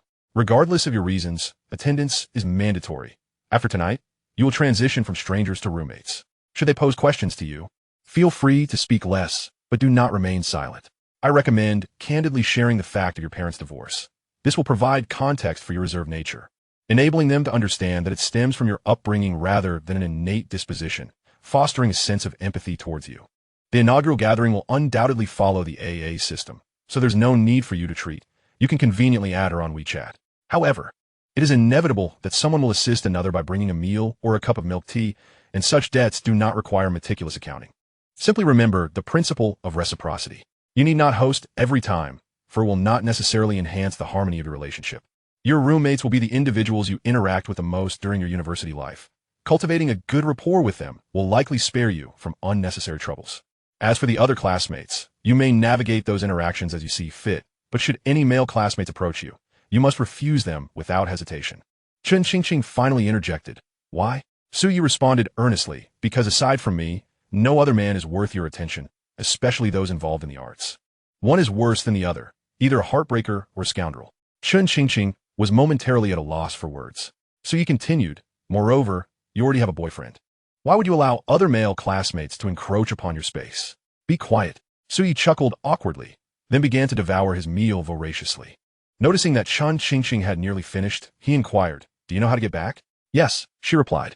The restaurant and dormitory were in close proximity, and even if Chen Qingqing were directionally challenged, it was inconceivable that she could forget the way back. She added, you must remember our agreement. Rest assured I won't forget. As they exited the restaurant, Chen Qingqing walked alone towards the girls' dormitory, her heart fluttering with unease, for from this moment on, she would be on her own. With trepidation, she approached the entrance of the dormitory and, out of curiosity, turned around. Upon discovering Su Yi standing 100 meters behind her, she was momentarily taken aback. Her delicate visage instantly graced with a faint, sweet smile. Seeing Su Yi wave at her, Chen Qingqing shyly lifted her hand and waved back before stepping into the dormitory. Upon returning, her 3 roommates were already engrossed in sharing their high school experiences. As soon as they saw Chen Qingqing, the short-haired Jiang Yu eagerly rose to pull her into a chair, asking, Chen Qingqing, from now on we'll call you Qingqing, all right? Chen Qingqing seemed unaccustomed to such warmth, and she shyly nodded in agreement. Qingqing, do tell us how you met your boyfriend. How long have you been together? Why did he bring you to university today? Feeling a bit flustered, she recalled the story Su Yi had narrated to Qin Zhuwei on the train and quickly related to her 3 roommates. Though she omitted the details about passing tissues and proactively adding WeChat, naturally altering Su Ye's version. By the lakeside, a girl strumming a guitar, a handsome lad intoxicated. After hearing her tale, her roommates conjured an entire episode of an idle romance drama in their minds. Zhang Ruowei pressed further. So why did he bring you to university? Chen Qingqing blurted out. He made an agreement with my mom. Zhang Ruowei. Shun Sinny. Jiang Yu. You've already met each other's parents? Just as Chen Qingqing was about to explain, but found herself at a loss for words. She noticed her roommate's envious expressions and decided to abandon the explanation. In a certain sense, Su Yi had indeed met her parents. Goodness, your parents are quite liberal. If I had dared to date in high school, my parents would have broken my legs. Jiang Yu lamented. Shun Sinny nodded in agreement, affirming her sentiment.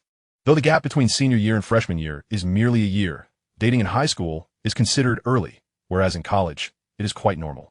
With this opening, Chen Qingqing felt less anxious. The 4 of them engaged in lively conversation, exchanging thoughts on their favorite singers, recounting amusing anecdotes, and discussing their families. Noticing Chen Qingqing's silence, Jiang Yu inquired, Qingqing, what do your parents do? My dad works at a bank, and my mom is employed at a foreign company. After speaking, she remembered Su Ye's prior counsel during dinner and added, "They divorced when I was in middle school." As soon as those words left her lips, her roommates' expressions shifted. Initially perceiving Chun Qingqing as aloof, they now felt a surge of sympathy. Jiang Yu whispered an apology, to which Chun Qingqing replied, "It's all right. I've grown accustomed to it." This topic was swiftly put to rest. The four of them began to dreamily anticipate their upcoming university life, discussing the school's history, gossip about a certain teacher, and tales of ghostly occurrences in a particular building. As their chatter continued, night fell. Zhang Ruowei glanced at the time and proposed, "Let us go out for dinner together tonight. I know a place with delicious barbecue." "Sound good?" This suggestion quickly received approval from Jiang Yu and Shen Sini. "Qingqing, what about you?" Chun Qingqing hesitated for a moment before nodding. "I'm fine with it." She was merely pondering how Su Yi had predicted all of this. Her roommates' personalities aligned perfectly with his analysis, and indeed, someone had suggested going out for dinner, despite their limited previous interaction. How could he have foreseen such outcomes? Was he truly clairvoyant? Chapter 48, Dormitory 201. Su Ye's school would not commence new student registration until the next day. After escorting Chun Qingqing to her university, he took the subway to find a hotel near his school and subsequently called Lao Su and Zhang Hong to inform them of his safety. Later that evening, Wang Yusin messaged Su Yi to inquire whether he had safely delivered Qingqing to school, and they chatted for a while. Qin Jiwei had not messaged him, likely still dining with his new roommates. Generally, relationships in male dormitories are far simpler than those in female dormitories, which often involve multiple WeChat groups. After taking a shower, Su Yi lay on his bed, idly observing the stock market. The A shares had begun to rise, significantly boosting his stock assets day by day. If this trend continued, his assets could multiply by 100 or 2 by the end of this bull market. However, Su Yi did not place all his hopes for wealth solely in the stock market. After the 14-15 bull market, the A shares had remained stagnant, hovering around 3,000 points, indicating that sustained profits would necessitate alternative ventures. At this juncture, investing felt premature, and his funds were insufficient. Hence, Su Yi aimed to engage in small, guaranteed profit ventures during his freshman year to accumulate capital and gain experience. At approximately 9:30, Chun Qingqing finally messaged Su Yi. "Are you asleep?" Su Yi replied, "Not yet. I'm waiting for you." "Did the gathering conclude?" she asked. "Yes, I just returned to the dorm." "Was it smooth?" he inquired. "More so than I anticipated," she responded. "That's good. Now prepare for military training. Remember to eat and sleep on time." "You're starting to sound more and more like my mom," Chun Qingqing teased. "I'm merely showing concern for you," Su Yi replied. "Silly pig," she retorted before adding, "I'm going to take a shower now. I won't chat any longer." "All right." Half an hour later, "Good night," Chun Qingqing messaged. "Good night," Su Yi replied. After a night devoid of events, the following morning, Su Yi casually had breakfast at the hotel downstairs and then proceeded to the school, dragging along his suitcase. The sun hung high in the sky. Upon entering the campus, Su Yi was immediately enveloped by a fervent atmosphere of youthful exuberance. The crowd was overwhelming, with many senior girls adorned in particularly mature attire, dainty camisoles, ultra-short skirts, and some donned white t-shirts, through which the colors of their undergarments were distinctly visible in the sunlight, a sight certainly not witnessed in a high school setting. Su Yi first settled his tuition and accommodation fees at the payment office before making his way to the registration desk. The financial college, specializing in finance, was where he was to register. At the entrance of the teaching building, a long row of tables was set up, behind which sat the various class counselors, each accompanied by a small assistant, most of whom were also new students this year. Their presence in the glaring sun was merely an attempt to gain favor and secure the position of class monitor for themselves. "Excuse me, are you majoring in finance?" "Yes." A bespectacled boy adjusted his rimless glasses, nodding. "This is our counselor, Su Tong. I'm your classmate, Zhang Yang." "Hello." "Hello." Class monitors in university are typically elected through a voting process. Zhang Yang, eager to assist the counselor, was simply trying to foster good relationships with the classmates in advance. He enthusiastically said, "Please fill out this form and hand me your admission notice and records. I will take you to collect your bedding and military training uniform." Su Yi was well aware of Zhang Yang's intentions and had little interest in the position of class monitor. Therefore, after promptly completing the necessary paperwork, he followed Zhang Yang to collect his items. "All the supplies are here. Let us add each other as friends. I will announce the military training schedule in the group later." "All right, go straight ahead to the dormitory building. Take the first right at the intersection and continue forward. Your dormitory is next to the sports field." "Thank you." "You're welcome." As Su Yi walked away, Zhang Yang let out a sigh of relief. Spotting a queue forming at the registration desk again, he jogged over, his face once more adorned with a warm smile. "Mobile campus cards. 2 gigabytes of data per month for just 28 yuan. Don't miss out as you pass by. Telecom broadband, bundled with a phone card. Only 198 yuan per semester. Chi Dian electronic reading room. Recharge 300 and get 300 free. The first dining hall is hiring part-time workers. The Street Dance Society is recruiting. We welcome dance enthusiasts to join. Finally, Suyi arrived at the dormitory building. He wiped the sweat from his forehead, lifted his suitcase, ascended 3 steps, and headed straight for the second floor. His dormitory was also on the second floor, specifically the first room on the left, room 201. The door was ajar, and upon stepping inside, he found the space empty. Adhering to the principle of first come, first served, he selected a bunk, tidied up, and organized his belongings. Once both the upper and lower bunks were arranged, Suyi noticed that no roommates had yet arrived, so he decided to clean the dormitory as well. However, before he could finish tidying up, he stumbled upon several treasures left behind by the previous year's seniors beneath the desk and in the drawers. A pile of cigarette boxes, old books, a poster of Louis Fei, and even an unopened BYT. After cleaning up, Suyi departed the dormitory with a large bag of trash. With time still on his side and no roommates in sight, he began to wander around the campus. There were 3 dining halls in total. The first was located beside the first and second teaching buildings, while the second and third dining halls were adjacent to the dormitories. At noon, Suyi enjoyed a delicious stone pot bibimbap at the first dining hall. Upon returning to the dormitory after his meal, he found all 3 roommates had already arrived. As he stepped into the room and glanced around, he cheerfully announced, "I'm Suyi, from Jiangzhou, Gan Province. Where are you all from, my esteemed companions?" The first to speak was a boy in a short-sleeved shirt, whose bunk was right next to Suyi's. "I'm Yang Fei, a native of the Magic City." Next, the boy opposite Suyi paused his activity to introduce himself, Zhang Xinzhou, from Pengcheng. Lastly, all eyes turned to the seemingly frail boy, who stood around 172 meters tall, but likely weighed no more than 100 pounds. Describing him as emaciated would not be an exaggeration. He shyly smiled and said, "I'm Li Tengwen, from Yuzhou. From now on, we shall be roommates. Though we are all likely of similar age, we need to designate a leader based on age. I was born in April. How about you?" "I was born in July." "I'm in September," Zhang Xinzhou chimed in. "I'm in December." "I should be a year older than you all," he added with a grin. "Wait, I thought I was the oldest," Yang Fei exclaimed. "Then Zhang Xinzhou is the eldest, Suyi you're the second, I'm the third, and Li Tengwen is the fourth. Does second sound nice? From now on, you all must call me second brother. Especially you, Yang Fei. If you call me second brother, I'll call you little third, and we shall be even." Laughter erupted in room 201, a stark contrast to the awkward introductions still unfolding in other dormitories. Chapter 49, The Endearing Roommates. Suyi swiftly gleaned key traits from their conversations. Eldest, Zhang Xinzhou, carefree, generous, and affable. Third, Yang Fei, reserved yet boisterous, claiming to be experienced with women, though in reality, he was an 18-year-old singleton. Fourth, Li Tengwen, introverted, refined, and sincere. The 4 engaged in casual banter throughout the afternoon, quickly establishing a rapport. As evening approached and the sun began to set, Suyi glanced at the time and proposed, "Shall we go out for dinner together tonight?" "Sure. We should indulge in something nice for our first meal of the semester." "Absolutely." However, upon hearing this, Li Tengwen hesitated. Suyi had already perceived, during their brief introductions, that Li Tengwen came from a modest background.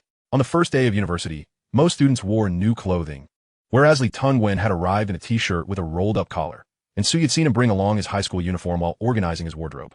Just as Suyi was about to offer to treat them, Zhang Xinzhou interjected, "While we're gathering, let us agree that I'll be footing the bill tonight. None of you are allowed to fight me for it."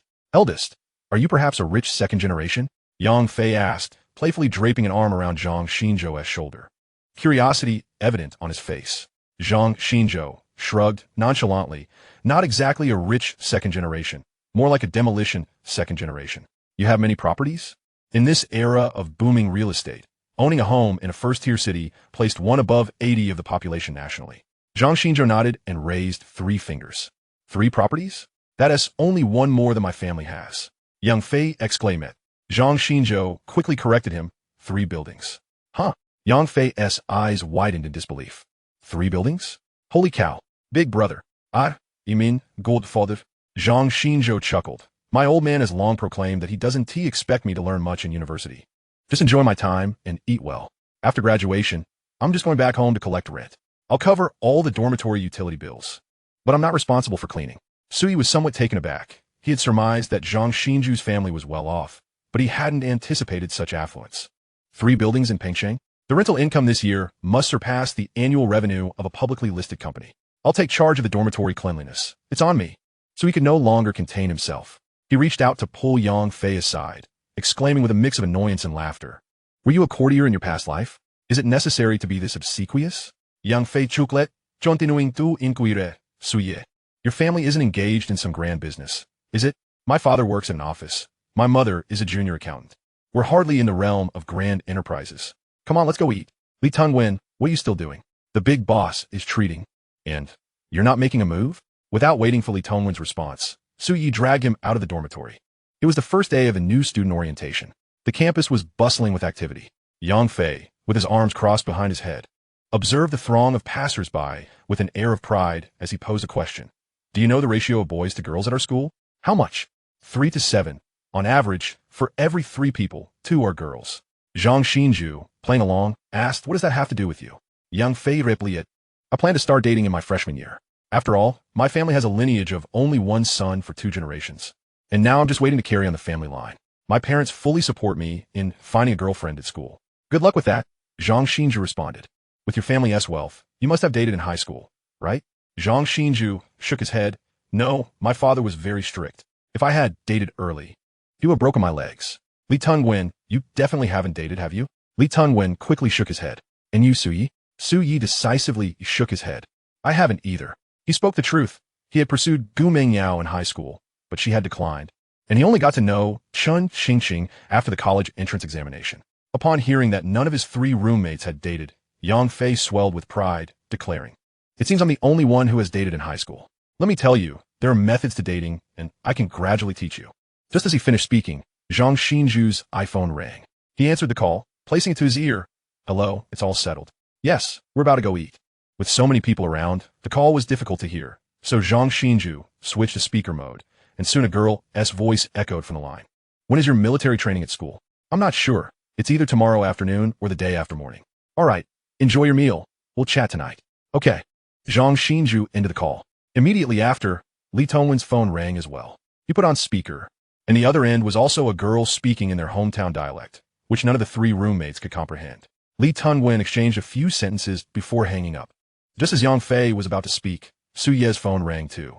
He glanced at the caller ID, then at Yang Fei, and answered, switching to speaker mode. Hello. Chun Xingqing. Silly pig. Have you eaten yet? Not yet. I'm on my way. Have you eaten? Yes. How is the food in the school cafeteria? Not bad. Our school is starting military training tomorrow. I'm a bit worried. It'll be fine. Your military training should be quite easy, but it lasts for 2 weeks, and I'm afraid I won't be able to endure it. Just tough it out. If you're tired, submit a report to rest. You're so pretty. The instructor will surely agree. Last night, everyone called home after returning to the dormitory, and I felt so bored alone. I'll call you after dinner tonight. Okay, let us leave it at that. We'll talk tonight. All right. After Su Yi hung up, Yang Fei's eyes nearly bulged out. He angrily pointed at Zhang Xinju, Li Tengwen, and Su Yi, exclaiming, You all said you hadn't dated before? Zhang Xinju replied, We're just like brothers. Li Tengwen added, The one I spoke to was my sister. Su Yi chimed in, We're still just good friends. Bah! Yang Fei's face flushed with indignation. You're already calling her silly pig and still claiming to be just good friends. You've gone too far. Su Yi and Zhang Xinju exchanged amused glances before simultaneously stepping forward, wrapping their arms around Yang Fei's shoulders, saying, Yang Fei, don't be disheartened. Think of it this way. If both Zhang Xinju and I had girlfriends, you would have 2 fewer competitors. You may not have Zhang Xinju's wealth, or my looks, but with your charm, you might even win over our school's beauty. Yang Fei retorted defiantly, My conditions aren't lacking, you know? Indeed, they are not. Impressive, impressive. Su Yi turned to Li Tengwen, smiling. What are you dawdling for?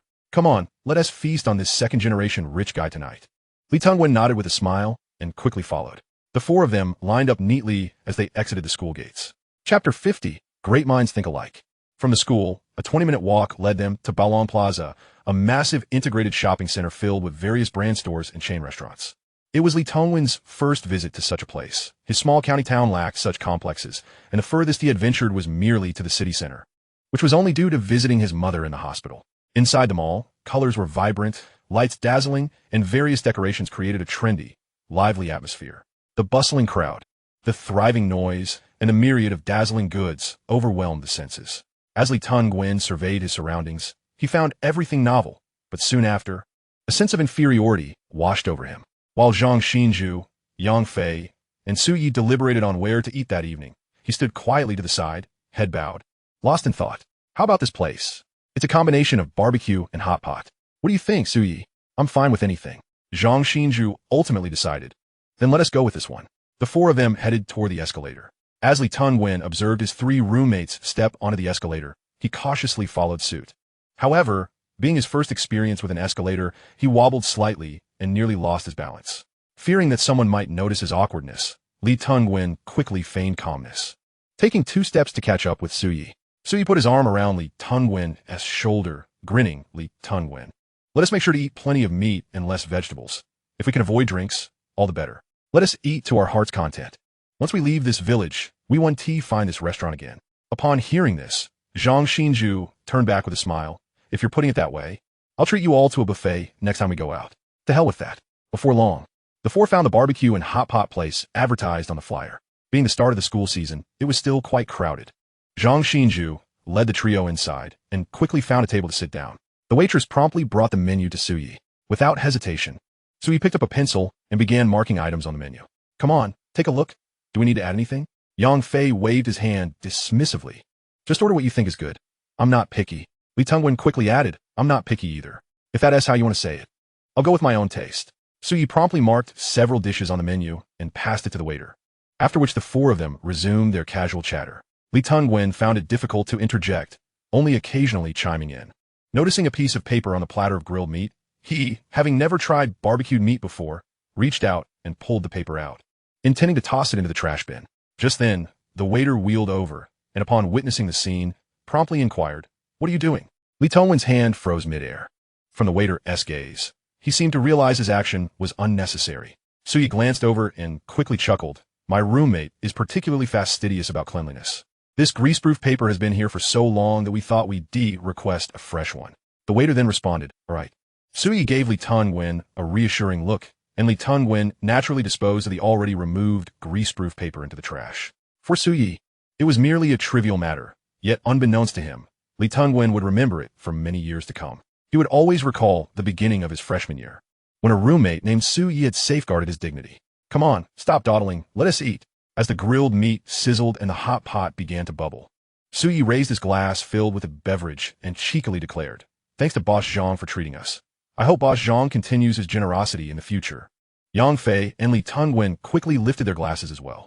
Zhang Xinju, bemused, remarked, You guys are something else. The cost of treating them to a meal was negligible for Zhang Xinju.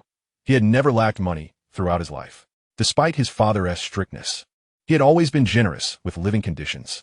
Before coming to study in Shanghai, his father had repeatedly warned him to be generous while dining and drinking with friends, but to never squander money on women. His father had set down 3 family rules early on.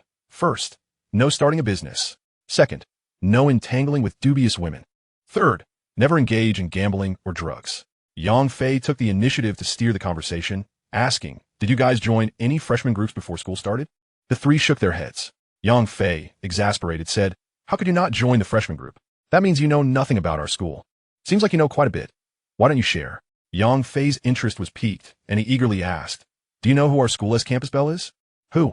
Jiang Wei from the law school, specializing in economic law. A sophomore, standing at 1.66 meters, weight unknown, measurements 896-188. She can sing and dance. And rumor has it she has practiced taekwondo. She's truly a sight to behold. Su Yi remarked, No pictures, no credibility? Yang Fei, flüsterte, quickly pulled out his phone to show a saved photo of Jiang Wei from the freshman group. Zhang Xinju took a glance, then passed it to Su Yi, who assessed it and stated, Beauty score, 93, figure, 95, fashion, 96, weight, she's wearing black stockings, so at another point. Zhang Xinju gave a thumbs up, great minds think alike. Su Yi handed the phone to Li Tengwen, who, however, showed no interest, knowing he was worlds apart from the campus belle. Yang Fei commented, A score of 93 seems a bit low. Su Yi shrugged. The makeup is well done, and the photo is taken from below, making the proportions appear more harmonious. Perhaps in real life, she might lose a point or two. You really have it all figured out. Yang Fei retrieved his phone just as a new message popped up in the group chat. He opened it and exclaimed, Tomorrow at 10 a.m. Gather in classroom 402 of Building 5. No way. Could military training start tomorrow? No. Suyi shook his head. If military training were to start tomorrow morning, we'd be required to wear camouflage uniforms. The morning gathering is likely just an introduction to the class, with the counselor and class advisor coming to meet us, followed by self-introductions. That makes sense. Military training will either start tomorrow afternoon or the day after tomorrow morning. It'll be over in a flash. Young Fei Chocolate. Li Tungwen, with your small frame, can you handle military training? Li Tungwen replied, somewhat shyly, I'll do my best. This Zhang Yang should be familiar to you guys, right? I heard he's in the same cohort as us. What do you think? Why is he already acting as the counselor's assistant on the first day of school? You don't get it? What do you mean? He wants to be class president. Being the counselor's assistant allows him to make an impression on all of us. After military training, the first thing that will happen is the election for class president, youth league secretary, and academic committee member. Naturally, whoever has the highest visibility among classmates is most likely to become class president. I see. Impressive, Suyi. You seem to know everything. If you admire me, just call me Dad. Cheers. Chapter 51. Dad, quickly send me her WeChat. In barely 10 minutes, the restaurant began to fill up. With 3 universities nearby and the start of the new academic year, the mall was predominantly occupied by college students. While Suyi and his 3 roommates were engaged in their banter, 4 girls entered the barbecue hot pot restaurant. Judging by their attire, they appear to be freshmen as well. The girl leading the group, wearing round glasses, turned heads effortlessly, her 2 high ponytails swaying cutely as she walked. Yang Fei, upon notiting, nudged Zhang Xinju beside him and whistled at Suyi. Suyi turned to see that the 4 girls had chosen a table right next to them. He retracted his gaze, chuckling, I feel a bit embarrassed going out with Yang Fei. Zhang Xinju agreed wholeheartedly, I feel the same. Yang Fei grimaçait, wanting to curse, but refraining for fear the girls at the neighboring table might overhear, ultimately settling for a frustrated silence. Zhang Xinju and Suyi exchanged banter back and forth while Li Tungwen silently enjoyed his food. Yang Fei occasionally stole glances at the cute girl in a short skirt sitting at the adjacent table with her double ponytails. The 4 of them had clearly defined roles. Meanwhile, the 4 girls at the next table, after placing their orders, began to engage in lively conversation, initially complaining about their dormitory conditions before discussing military training. By the time the waiter brought their food, their conversation had shifted to zodiac signs and idols. Just as Su Yi and Zhang Xinju were engrossed in their discussion, someone suddenly tapped Su Yi on the shoulder from behind.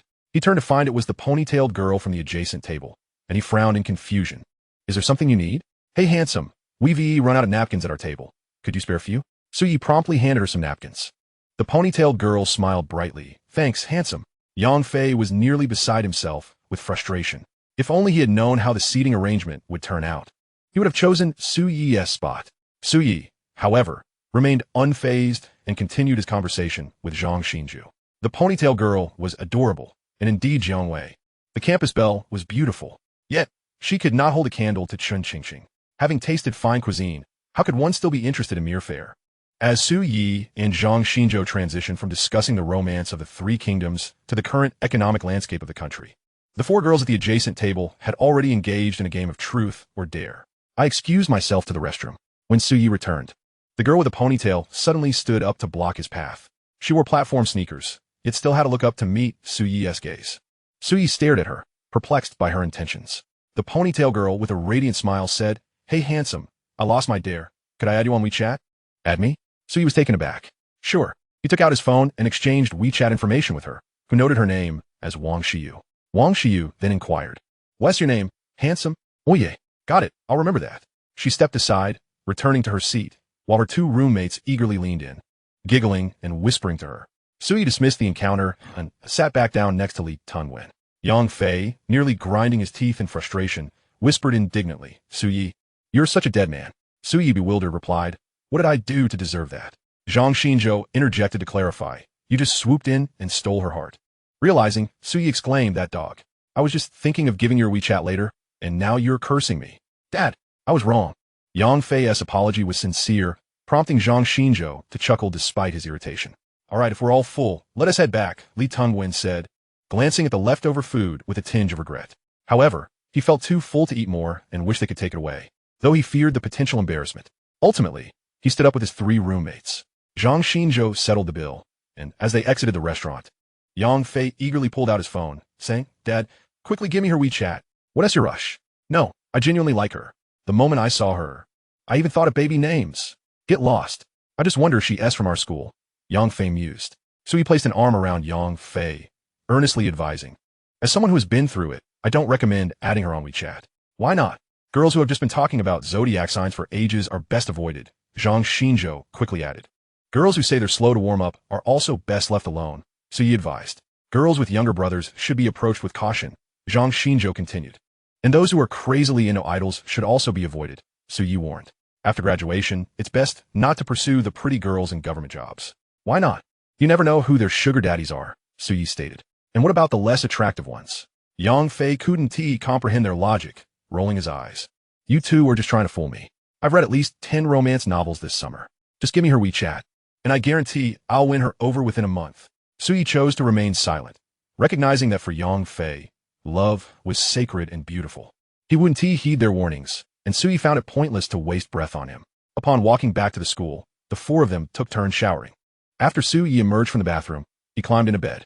Accustomed to the soft comforts of his home, he found the narrow, hard upper bunk somewhat disconcerting. Thinking of how Chun Qingqing might be even less comfortable, Su Yi decided to call her. Chun Qingqing answered immediately. Did you sleep well last night?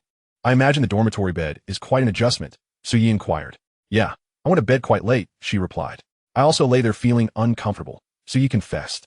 How are your roommates? Chun Qingqing asked. Pretty good. One is a wealthy second generation, another is a quiet intellectual, and then there's a big goofball. Huh, oye elaborated. Just a joker, but let us not dwell on him. What did you do all day? I strolled around campus in the morning, and in the afternoon. They said we need to wear breathable underwear for military training, so Su Yi interjected, I think I'll start military training in a day or two. If I don't reply to your messages, it'll mean I'm busy with that. Oh, are you also doing military training for half a month? She asked. About 14 days, I believe. I'll come find you that weekend after it ends. Ugh, my phone is out of battery again, he lamented. Can't you just get a new phone? She suggested. I will. I'll replace this awful phone in a few days. My mom is calling, Chun Qingqing said. Then go ahead and pick it up. I'll hang up now. We can chat on WeChat later. Okay. Qingqing, have you started military training yet? Jiang Meilin inquired. Not yet, Chun Qingqing responded. Are you getting used to living in the dorm? Jiang Meilin asked. Do you want her dad to find you a place near the school? No need, Chun Qingqing replied. How are you getting along with your roommates? Jiang Meilin pressed. It's fine, was Chun Qingqing's brief reply. Jiang Meilin fell silent, unsure of how to respond to her daughter's terse answers. However, Chun Qingqing soon took the initiative to say, Mom, I want to get a new phone. Jiang Meilin quickly responded, Sure. The new Apple model is coming out soon. I'll order it as soon as it's available. Can we get two? Chun Qingqing asked. Jiang Meilin hesitated, but ultimately replied, Yes, I can send both to you or one to Sue. Before Jiang Meilin could finish, Chun Qingqing interrupted, Just send it to me. All right, understood. Chapter 52. Su Yi's Self-Introduction. The following morning at 9 o'clock, the four roommates gradually rose from their slumber. After breakfast in the cafeteria, they made their way to classroom 402 in the 5th teaching building. The entire finance class consisted of 45 students, with 25 girls and 20 boys, reflecting a relatively balanced gender ratio. However, in programs like accounting, law, and foreign languages, the ratio could be as skewed as 1:9. Su Yi and Zhang Xinzhou arrived neither too early nor too late, with both standing at around 1.8 meters tall. They naturally chose seats in the back rows of the classroom. Observing this, Yang Fei felt that it was only fitting for all dorm mates to sit together. So he joined Su Yi. However, Li Tengwen opted for a seat in the front row. Yang Fei queried, Why isn't Li Tengwen sitting with us? Zhang Xinzhou explained. He is not tall enough. Sitting in the back would make it difficult for him to see the blackboard and screen. Besides, unlike us, who are here to coast through college, he is serious about his studies. Yang Fei immediately retorted, Who is coasting? I'm a model student. Sure. Su Yi sighed softly while glancing at Li Tengwen. He shouldn't be attending this university. Zhang Xinzhou, puzzled, asked why not. Su Yi elucidated in finance. It's challenging for ordinary individuals without connections to get ahead. You can see that Li Tengwen comes from a modest background. His purpose for attending university should be to secure a good job afterward, and this major isn't suited for him. Zhang Xinzhou fell silent, contemplating Su Yi's words. According to Su Yi's assertion, Li Tengwen was indeed ill-suited to apply for this particular major. In fact, many students in this class were equally unfit for it. The year 2014 was characterized by significant disparity in information, and there was no guiding figure like Zhang Xiefeng to illuminate the path for bewildered high school seniors. Consequently, many arrived here in a state of confusion.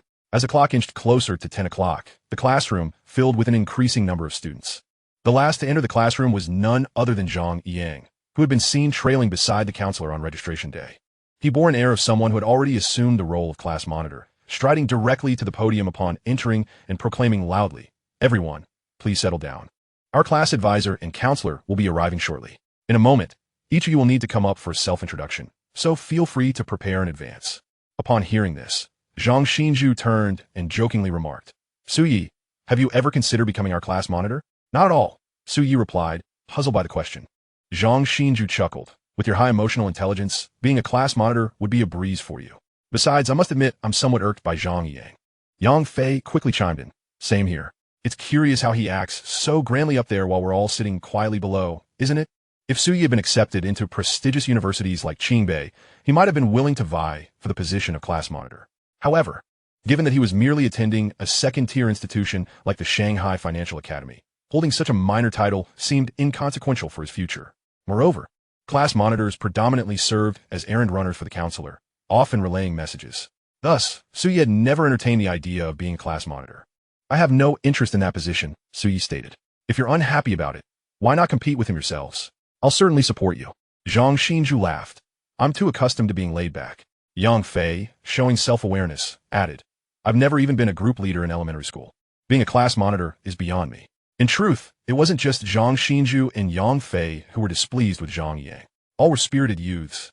And while aspiring to be class monitor was not inherently problematic, it raised eyebrows when someone who had initially seemed amiable suddenly adopted a haughty demeanor. Suyi was reminded of his high school class monitor, Li Nan, who had exhibited similar traits. At precisely 10 o'clock, the class advisor entered the room, a middle-aged man in his 50s. As he took the podium, he began his self-introduction, introducing himself as Gong Ming. The class advisor's role diverged from that of the counselor. He primarily guided students in their academic pursuits and taught certain subjects, while the counselor, akin to a life administrator, managed a myriad of responsibilities. The class advisor might not be seen often throughout the semester, but the counselor would frequently interact with the students. After a brief speech, Gong Ming handed the podium over to the counselor, Su Tong. "Dear students, my name is Su Tong, and you should all be familiar with me by now. I have a few matters to discuss, so please listen attentively," she began. "Firstly, we will commence military training this afternoon. Everyone must gather at the school sports field before 2 p.m. and remember to wear the military training uniforms. Should you experience any symptoms of fatigue, anemia, or heat stroke during training, please report it immediately. Secondly, each dormitory must elect a dorm leader and note it in the group chat. If inspections are to be conducted, I will notify the dorm leaders in advance. Lastly, regarding fraud prevention, the beginning of the academic year is a peak time for scams. If you receive any suspicious links via text or unfamiliar calls, do not engage with them." Su Tong delivered these points with an air of preparedness and composure. By around 10:30, she concluded her address with a smile. "The floor is now yours. Starting from the first row, please proceed from left to right, and then from right to left for your self-introductions. Let's begin." After stepping down from a podium, Su Tong positioned herself at the classroom entrance. The girl seated at the far left of the first row mustered her courage to leave her seat and approach the podium. "Hello, everyone. My name is Gu Mengyao, and I come from..." As most students were unfamiliar with one another, many introduced themselves somewhat shyly, merely stating their names, home addresses, and hobbies before hastily descending from the podium, until it was Zhang Yang's turn, who ascended the podium with fervor. "Hello, everyone. My name is Zhang Yang, and I am a local from Shanghai. I possess an outgoing disposition and a composed approach to matters, with a capacity for seeing the bigger picture. Throughout my 3 years of high school, I served as class monitor, and during military training, feel free to approach me with any concerns. In terms of interests, I enjoy reading, socializing, and watching films. That concludes my introduction. Thank you." A smattering of applause echoed from below. Yang Fei scoffed. What a show-off. Zhang Xinzhu also felt somewhat exasperated. After Zhang Yang's turn, the other classmates continued with similarly structured introductions. When Zhang Xinzhu finished, Suyi stepped forward for his turn. His introduction was succinct. "I am Suyi, the wild one from Jiangzhou. My passion lies in making money. I might just become the future richest person in Huaxia." "Thank you." "Ha ha." Suyi said this in a playful tone, and the classmates received it as a jest, erupting in laughter. The counselor at the entrance paused her gaze on Suyi for several seconds, a slight smile gracing her lips. Zhang Yang keenly noticed the smile on Su Tong's face. And what irked him was that during his speech, the applause had not been nearly as enthusiastic as the reception Suyi received for his brief remarks. A sense of urgency. For the first time, Zhang Yang felt a pang of competitive anxiety. As the self-introductions continued, once all the classmates had taken their turns, Counselor Su Tong returned to the front. Remember not to be late this afternoon. If you have any issues, report them to me promptly. Now, you may disperse and head to the cafeteria. With this, the students began to filter out of the classroom. Zhang Xinju, Su Yi, and Yang Fei approached Li Tengwen, preparing to head to the cafeteria together. Just then, Su Yi was unexpectedly called back by Su Tong. Su Yi, did you call for me? He asked casually. Su Tong smiled. Please add me on WeChat. I may need to reach out to you later. Of course, Su Yi replied, having no reason to decline. After adding Su Tong on WeChat, he joined his 3 roommates to head to the cafeteria. With military training scheduled for the afternoon, students from other departments had also gathered that morning, resulting in an exceptionally crowded cafeteria at noon, aptly described as a sea of people. Yang Fei, experienced as ever, remarked, I've already done my homework. The stone pot bibimbap at the first cafeteria is excellent, as are the shin ramen and beef kelp soup. The second cafeteria offers stone pot eggs and spicy hot pot, while the third floor has great steak and chicken set meals.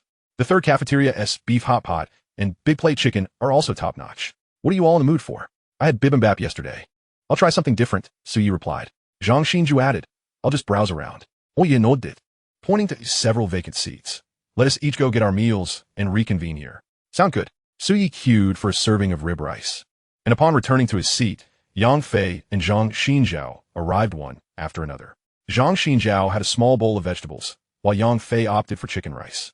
Lastly, Li Tengwen approached with the simplest meal, consisting of a standard meat and vegetable dish. After savoring a piece of rib, Su Yi pushed a bowl of rib soup into the center of the 4 and remarked, Why do I feel this rib tastes different from what I have at home? Would you mind giving it a try? Yang Fei, puzzled by Su Ye's comment, picked up a piece and popped it into his mouth, replying, It tastes the same to me. Really? Li Tengwen, could you try a piece? Li Tengwen nodded and sampled a small piece of rib, stating, This must be frozen rib. It's just not fresh. Oh, in that case, I'll choose a different place tomorrow. Su Yi resumed, eating heartily, and once they finished, the 4 returned to their dormitory. With military training scheduled for the afternoon under the blazing sun, they immediately turned on the air conditioning and took to their beds for a midday rest. Su Yi opened WeChat and messaged Chun Qingqing. Are you tired from military training? Chun Qingqing replied, Very. Su Yi responded, I have military training this afternoon as well. Chun Qingqing added, But we get breaks every half hour. Our instructor is a woman. Su Yi commented, Getting a break every 30 minutes sounds quite easy. He inquired, By the way, how many boys are there in your class? Chun Qingqing replied, I'm not sure. About 5 or 6. Su Yi teased, Are any of them more handsome than me? Chun Qingqing retorted, All of them are better looking than you. Su Yi exclaimed, What a joke. It's hard to find anyone in the country who is more handsome than me. Chun Qingqing quipped, It's more like it's hard to find anyone with thicker skin than you. Su Yi asked, Do you plan to take a nap at noon? Chun Qingqing replied, Su Yi suggested, Shall we nap together? Chun Qingqing shot back, Get lost. At 2 in the afternoon. All 45 students of Class 14 Finance had gathered on the sports field. The instructors had not yet arrived when Zhang Yang took the initiative to line them up by height, forming 5 rows. Su Yi and Zhang Xinjiao stood at the back, while Yang Fei was in the 4th row and Li Tengwen in the 3rd. In September, the sun blazed overhead. Just standing on the synthetic track for a short while caused many to be drenched in sweat. Zhang Xinjiao murmured, Had I known, I would have asked my old man to give me a fake diagnosis from a hospital, so I wouldn't have to participate in military training. Su Yi chuckled. Military training comes with credits. If we can't even manage to earn these credits without exams, how are we going to graduate in our senior year? Zhang Xinjiao sighed. Let's hope the instructor is easy to talk to. As they conversed, a neatly arranged line of instructors marched into the sports field. Upon witnessing this, the previously noisy group fell silent. Among the instructors was a chief instructor, who, upon reaching the field, emphasized several points of caution. Once the instructor team dispersed, each instructor found their respective class. The most unsettling aspect for Zhang Xinjiao was that the instructor responsible for Class 1 Finance was a robust and intimidating figure. I am Cheng Yong, and for the next half month, I will be in charge of your military training. I have some rules to lay out for you. Cheng Yong immediately established his authority over the finance class. Move. Did I tell you to move? Wipe your sweat. You'd better report that too. From now on, everything you do in the squad must be reported to me. Is that clear? Understood. Didn't you eat lunch? Understood. All present. Stand at attention. At ease. Align to the left. This afternoon, I won't teach you anything. Your task is to learn how to stand at attention and remember what I just said. Raise issues only through reports. The ensuing hours were exceedingly dull as over 40 individuals stood at attention under the scorching sun, sweating more than they had throughout the summer break. Fortunately, Cheng Yong was not excessively harsh, allowing breaks roughly every hour. Have you selected a class monitor yet? Not yet.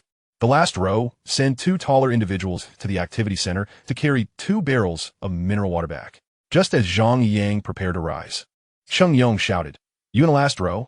"Yes, you." "Don't smile, you two go fetch the water." Zhang Xinjiao could not help but laugh at Zhang Yang's predicament with the instructor, which led to Su Yi also getting pulled into the situation. "Zhang Xinjiao, you rascal. Stop whining. I'll treat you to juice tonight." "Su Yi, hurry up. If we walk slowly, they'll get a longer break. What's the rush? Aren't you afraid of being scolded by the instructor?" "Not all." 10 minutes later, Zhang Xinjiao and Su Yi leisurely returned with the water, only for Cheng Yong to confront them immediately. "I ask you, can you slow down anymore? Those who left before you are already back." Su Yi quickly explained. "Report." "Instructor, I just twisted my ankle on the way. Would you like to take a look?" As Su Yi spoke, he prepared to remove his shoes and smelly socks. Cheng Yong stepped back 2 paces, waving his hands in disdain. All right, you two are responsible for fetching water. Ladies first. Come on. This disposable cup can only be claimed once a day. Everyone must clean up after themselves." "What the hell? The instructor just said ladies first. Don't you have any sense of chivalry?" Zhang Xinjiao reminded. "Make sure to save some for us. I could barely pee earlier, and now I'm seriously dehydrated. In this heat, why can't they add some ice to the water? Whoever can give me a slice of ice-cold watermelon right now. I'll gladly call them my father." Chapter 54, Chat Records. Military training life is monotonous and dull. The only source of solace in this tedious existence is the conversations with Chen Qingqing during daily breaks. September 1st. Su Yi, our instructor is such a fool. He made me carry water yesterday, and now wants me to be the squad leader. There is clearly a clown who wants to be the leader. Why'd he choose me? Chen Qingqing. Maybe he thinks you're more competent. Su Yi, and what about in your eyes? Chen Qingqing, you're just a silly pig. September 2nd. Su Yi, we started practicing marching today. I can't control the force and keep kicking the person in front of me. Chen Qingqing, that person must really hate you. Su Yi, no worries. He is just my good buddy. Chen Qingqing, do you have military training in the evenings? Su Yi, only talent shows and games. You should have the same, right? Chen Qingqing, yes. Chen Qingqing, fortunately, they're all good at performing. I can just enjoy as an audience. Su Yi, if you're afraid to perform in front of an audience, then why did you study music? Chen Qingqing, I don't know. Su Yi, no worries. You can sing just for me in the future. I'll be your audience. September 3rd. Chen Qingqing, running is so exhausting. Su Yi, drink more water. Chen Qingqing, I really want to sleep now. Su Yi, so do I. Chen Qingqing, no saying we should sleep together. Su Yi, September 4th. Su Yi, on the 12th, we'll go for a training exercise. Military training ends on the morning of the 13th, and the 14th is exactly the weekend, so I'll come to find you. Chen Qingqing, okay. Su Yi, what shall we do? Chen Qingqing, anything is fine. Su Yi, should we invite your roommate as well? Chen Qingqing, what do you think? Su Yi, then let us not invite her. It's hard-earned to have a world for just the 2 of us. And I'd rather not have too many third wheels around. Chen Qingqing, shut up. September 5th. Su Yi, I just realized I've tanned quite a bit. Chen Qingqing, apply some sunscreen. Su Yi, if I use this in a boys' dorm, my roommates would laugh at me to death. Chen Qingqing, well, you deserve it. Su Yi, if I turn into an African woman, you wouldn't despise me, would you? Chen Qingqing, I already find you quite despicable. September 6th. Su Yi, the herbal essence is truly dreadful.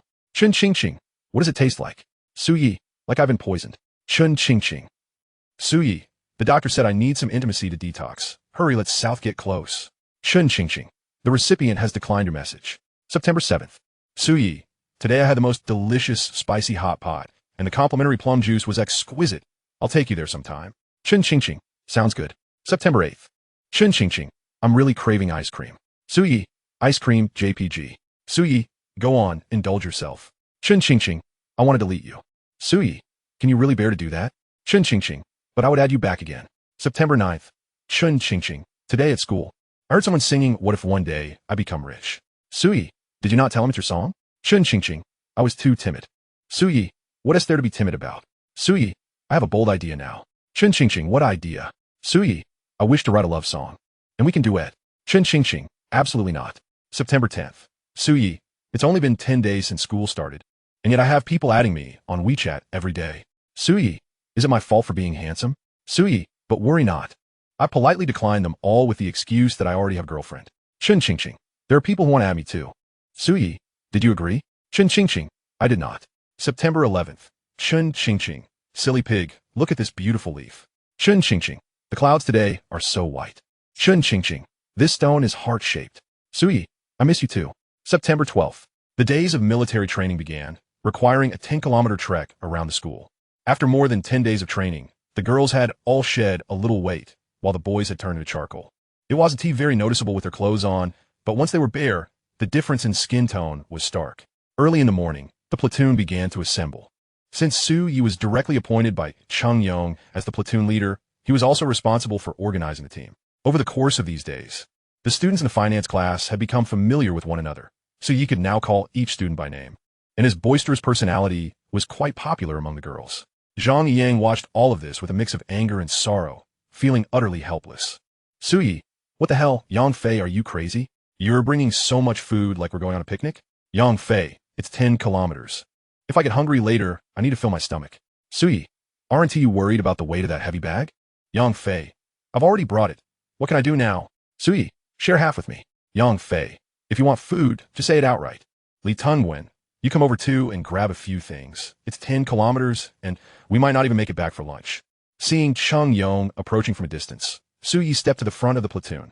Su Yi, attention. Su Yi, eyes to the left. Su Yi, forward look. Su Yi, stand at ease.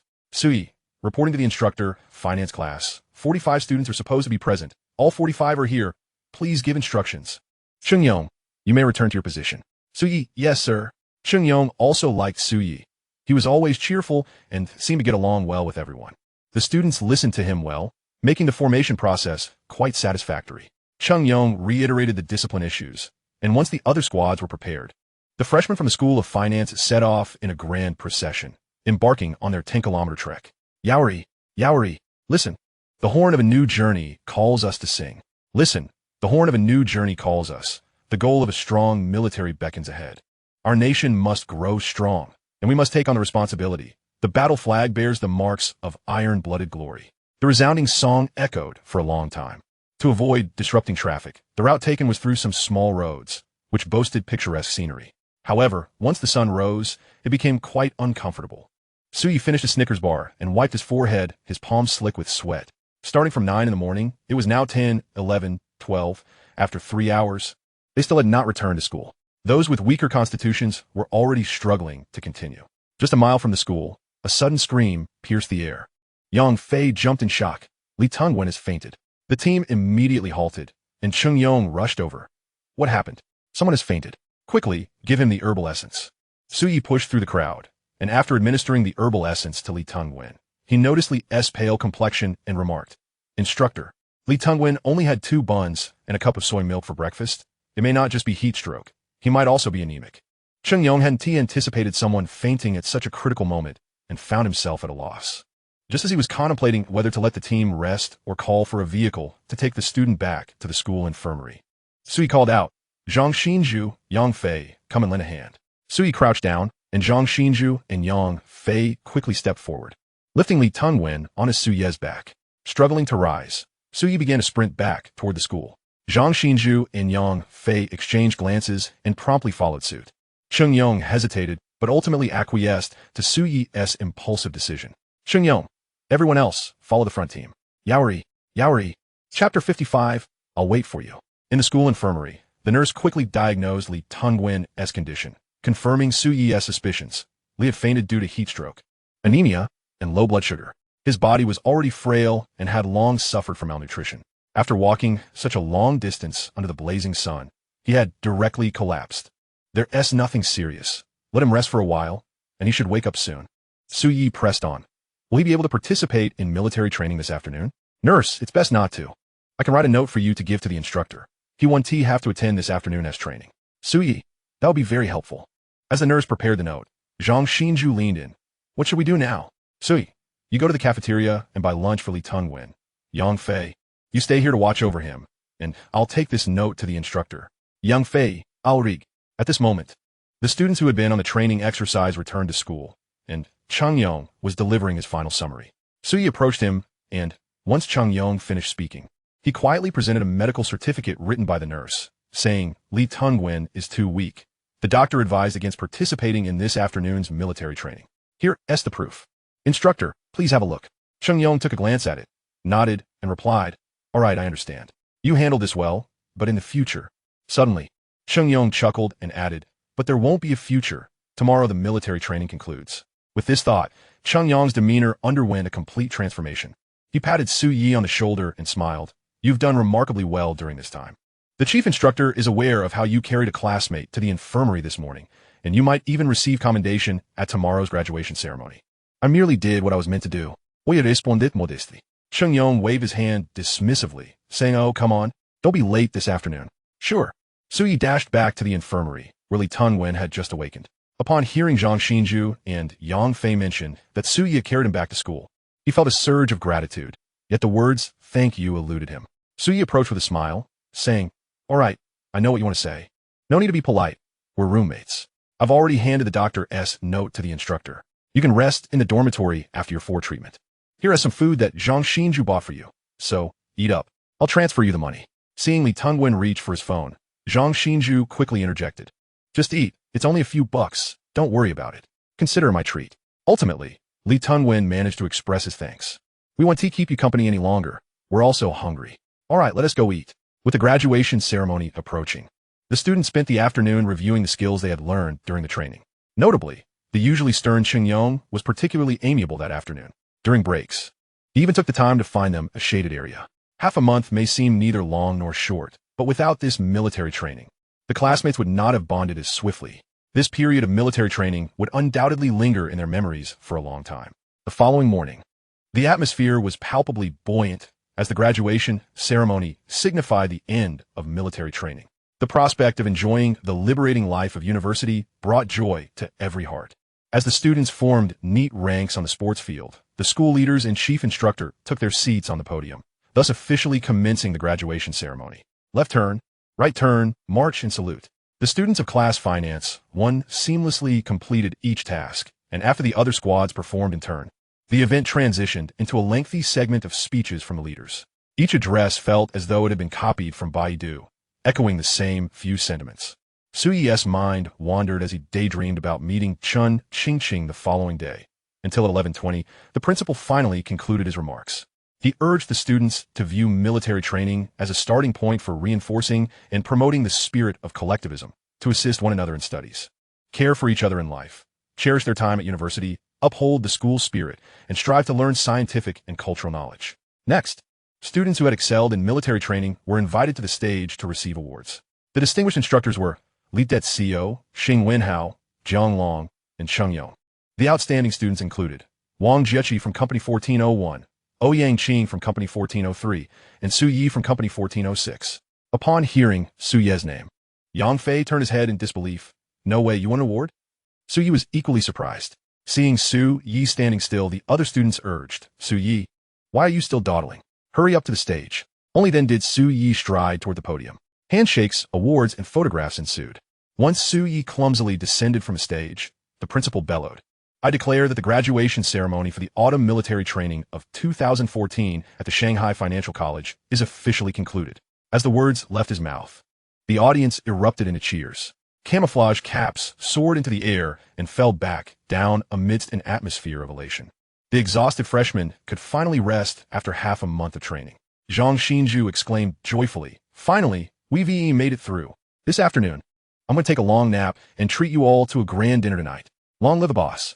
Su Yi, lost in thought, replied, you all go ahead to the cafeteria. I need to call a friend. We arranged to go shopping together tomorrow. Zhang Xinju quickly chimed in. I need to call my buddy too. She is not far from our school. If you don't mind, I'll invite her over for dinner tonight. No problem at all. Just treat us. As they spoke, one went to call his good friend while the other reached out to his buddy. Yang Fei smirked, wrapping an arm around Li Tungwen's shoulder, and said, Li Tungwen, let us not envy them. Spending money on a girlfriend isn't impressive. The real skill is getting her to spend on you. Li Tungwen looked puzzled. I'm not envious. I don't want to date. You're something else. Su Yi moved aside to call Chun Qingqing. Just as Chun Qingqing settled down in the cafeteria, she saw Su Yi's call and immediately hung up, sending a message instead. I'm in the cafeteria. It's too noisy here. I'll call you back later. Su Yi typed back. I just wanted to let you know that my military training is over. I'll come to your school tomorrow morning. Chun Qingqing replied, okay, I'll be waiting for you. Chapter 56. Did you win a lottery? Su Yi returned to the dormitory, took a shower, tossed his sweat-drenched military uniform into a bucket, added a bit of laundry detergent that Zhang Xinju had bought, and then rolled up his pant legs to stomp in the bucket vigorously. This method of washing is common among most boys. It's undeniable that it requires less effort than hand washing, though cleanliness is another matter entirely. Once the clothes were hung up to dry, he closed the doors and windows, switched on the air conditioning, and the dormitory was instantly transformed into a sanctuary. After half a month of exhaustion, Su-yi lay down, and within 2 minutes, he was rhythmically snoring. His 3 roommates were similarly influenced. One by one, they succumbed to sleep, and they remained that way for the entire afternoon. When Su-yi finally awoke, the sky outside had already darkened. With no classes, a shower completed, a fully charged phone, and a lack of urgent needs, the dormitory was quiet and tidy, perhaps the happiest moment of life. Had it not been for a slight hunger pang, Su-yi might have considered slipping back into slumber. As he climbed down from the top bunk and slipped on his shoes, his phone rang with the energetic tune, awakening all 3 of his roommates. "Hello, Mom?" "No, today was just the end of military training. I slept the entire afternoon. I'm about to head out for dinner." "Oh, there's enough money. I know. Just as Su-yi hung up, Yang Fei from the top bunk started cursing. "Su-yi, come on. It's 2014. Can you please get a normal song? ISNT Phoenix Legend Normal? Oye de Tortet."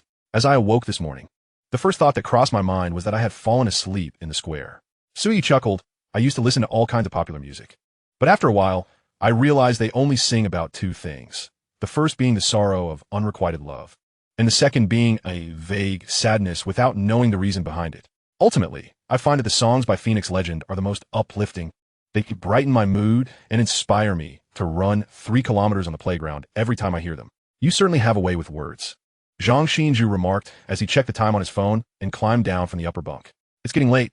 My brother should be arriving soon. If you all want to eat, you'd better get up quickly." After changing his clothes, Zhang Xinju headed to the balcony to make a phone call. Noticing that Su-yi was also dressed, he inquired, "Su-yi, where shall we go for dinner?" During this military training period, both Zhang Xinju and Yang Fei had unconsciously begun to seek Su-yi's opinion first when faced with choices, and he had gradually become the decision-maker among them. "Let us find a restaurant on the nearby food street for dinner. I need to head off campus early tomorrow." Zhang Xinju nodded in agreement. "That works. After dinner, I can show my brother around her school." Once the 4 of them confirmed their dining destination, they quickly set off. Zhang Xinju led his 3 roommates to the front gate of the school, waiting for about 5 or 6 minutes before a girl with short hair and sunglasses approached from across the street. "Over here." Zhang Xinju waved eagerly. The girl lowered her sunglasses, revealing a pair of lively eyes. Upon recognizing Zhang Xinju and his group at the school gate, she jogged over with a bright smile. Her short hair, dyed a deep crimson, framed her face, which was lightly adorned with blush. She wore a crop top and denim shorts, with a designer handbag slung over her shoulder, exuding an impressive aura. Birds of a feather flocked together. Naturally, someone who could be friends with Zhang Xinju. A second-generation wealthy heir would not come from a humble background. "Yin Qing, let me introduce you to my 3 roommates, Su-yi, Yang Fei, and Li Tungwen." The girl, addressed as Yin Qing by Zhang Xinju, removed her sunglasses and greeted them with a smile. "Hello there." Su-yi grinned and asked, "Is your name Yin Qing? Or was Yin your surname?" "My surname is Yin." "That is a beautiful name," Yin Qing replied with a laugh. "Xinju, your roommate has quite the sweet tongue." Zhang Xinju shrugged and said, "Let us go eat first. We can stroll around later. What are we having? Let us go for a food stall." The 5 of them arrived at the food street near the school's south gate. With military training just concluding, the street was bustling with people, with crowds not only in the shops, but also at the roadside stalls. The air was filled with the enticing scent of hand-grabbed pancakes, meat sandwiches, egg-filled pancakes, starch sausages, and fried skewers, making the initially unperturbed group start to salivate. "How about some crayfish? Let us go." The boys made a decision swiftly, and they soon found themselves in a lively food stall. The proprietress handed Su-yi the menu, which he promptly passed to Yin Qing with a chivalrous, "Ladies first." Yin Qing accepted the menu without hesitation and began to place her order. Su-yi then inquired, "Madam, with so many customers, I assume you make quite a profit each month?" The proprietress, caught off guard by Su-yi's question, chuckled, "It's all right. Business was better when we first opened. Once the weather turns cold, it tends to slow down. I've heard that rent in Magic City is quite steep. A space this large must cost a fortune." The proprietress, recognizing Su-yi as a student, replied candidly, "A few thousand ISNT enough. This place is about 150 square meters and costs nearly 20,000 a month. However, smaller spaces are much cheaper. The dumpling shop next door only pays 7,500 monthly. That exorbitant? These days, running a business is essentially working for the landlord," she sighed. "Countless shops on this street go out of business every year." Su-yi chuckled. not pressing the topic further. He could accept that price. After all, Magic City was a place where every inch of land was precious. According to the proprietress, the cost per square meter was about 130. Thus, renting a space of 50 or 60 square meters would range between 7 to 8,000. While Sui had gathered some insights about rental prices, he still hadn't settled on a specific business idea. A milk tea shop would be the simplest option. However, opening one near the university in 2014 isn't viable anymore. Not only does the school cafeteria offer several beverage stalls, but there are also numerous milk tea shops on this street, making the competition fierce. The moment I arrived at school, that idea was swiftly dismissed. Oye, what are you pondering? Nothing much, he replied. Just what? As this matter was bound to come to light sooner or later. So you decided to be upfront. I actually have aspirations of starting a business and am contemplating whether to venture into some small-scale trading on campus. Huh? Yang Fei was momentarily taken aback and asked, Suyi, you're not a rich heir too, are you? Didn't I mention that my parents are ordinary employees? Then how do you plan to run a business? Didn't you hear the proprietress? Renting a shop costs $20,000. Such establishments typically require a year-long lease, which amounts to over $100,000. Even if you opt for a smaller space, you'd still need several thousand. Unless you won the lottery? Suyi widened his eyes. How did you know? Chapter 57. I want to cut you. What? All four pairs of eyes fell upon Suyi. He replied nonchalantly, I made a bit of money over the summer. It's not much. As I said, I'm considering a small business. Zhang Xinju, intrigued, asked, what do you intend to do? I haven't quite decided yet. Suyi smiled. Let us focus on dinner for now. Yin Qing, resting her chin on her hand, smiled cheerfully. Xinju, look at your roommate. He is already thinking of starting a business at the onset of university. What about you? Are you just planning to coast through college and wait for life to happen? Zhang Xinju quickly responded, you know my family situation. My father strictly forbids me from starting a business. Then why are you studying finance? Yin Qing hit the nail on the head. Despite the family restrictions, the seemingly carefree Zhang Xinju harbored a desire to prove himself. He didn't want to live a life of collecting rents like his father, idling away days fishing, playing mahjong, or golfing. Such a life felt too stagnant. Zhang Xinju sighed and said helplessly, my dad said if I dare to start a business, he'll cut off my financial support. Yang Fei, puzzled, asked, Zhang Xinju, why doesn't your dad want you to start a business? Suyi chuckled and explained, because if one spends their life indulging in leisure, the family wealth won't deplete. However, if a business fails, it could result in losing the family home. Therefore, many wealthy individuals would prefer their children to remain idle rather than risk proving themselves.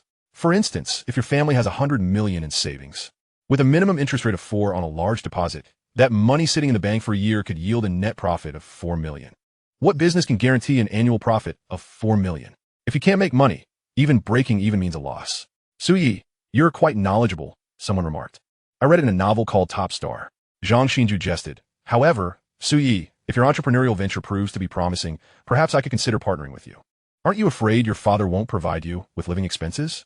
Not at all, Zhang Xinju replied as he casually draped his arm over Yin Qing's shoulder. My buddy can support me. Yin Qing rolled her eyes, not at all offended by Zhang Xinju's gesture. It seemed they often engaged in such playful camaraderie. She shrugged her shoulders and playfully retorted, get lost. Once the crayfish were served, the five of them began to peel the shells while indulging in lively conversation. Li Tongwen was somewhat taciturn, but Su Yi and Zhang Xinju found ample common ground, with Yang Fei and Yin Qing chiming in to create a harmonious atmosphere. By the time they exited the bustling eatery, it was nearly 8 o'clock in the evening. Su Yi chuckled, we'll refrain from being third wheels. If you aren't back at the dorm by 11, I'll assume you've decided to stay out for the night. Just remember to stay safe. Su Yi emphasized the significance of safety with deliberate weight. Damn you, Su Yi, as she watched Su Yi, Yang Fei, and Li Tongwen walk away. A smile crept onto Yin Qing's face. Su Yi seems quite adept at navigating social nuances, doesn't he? High emotional intelligence. I realized that on the very first day of school. Zhang Xinju remarked, I was initially concerned about finding roommates with shared interests in university. But it appears I was overthinking it. Where next? I need to call my father first. What for? I need funds. I mentioned I would partner with Su Yi. What excuse are you concocting this time? Just tell him you're pregnant, and I need money for an abortion. Yin Qing lifted her leg and playfully kicked Zhang Xinju's backside. Her face flushed as she scolded, Zhang Xinju, get lost. On their way back to the dormitory, Li Tongwen suddenly asked, Yang Fei, are you envious of Zhang Xinju? Yang Fei raised an eyebrow, puzzled, why do you say that? Didn't you mention at noon that spending money on a girlfriend isn't a big deal, but the real achievement is having her spend on you? Just now. It was clearly Zhang Xinju's girlfriend settling the bill.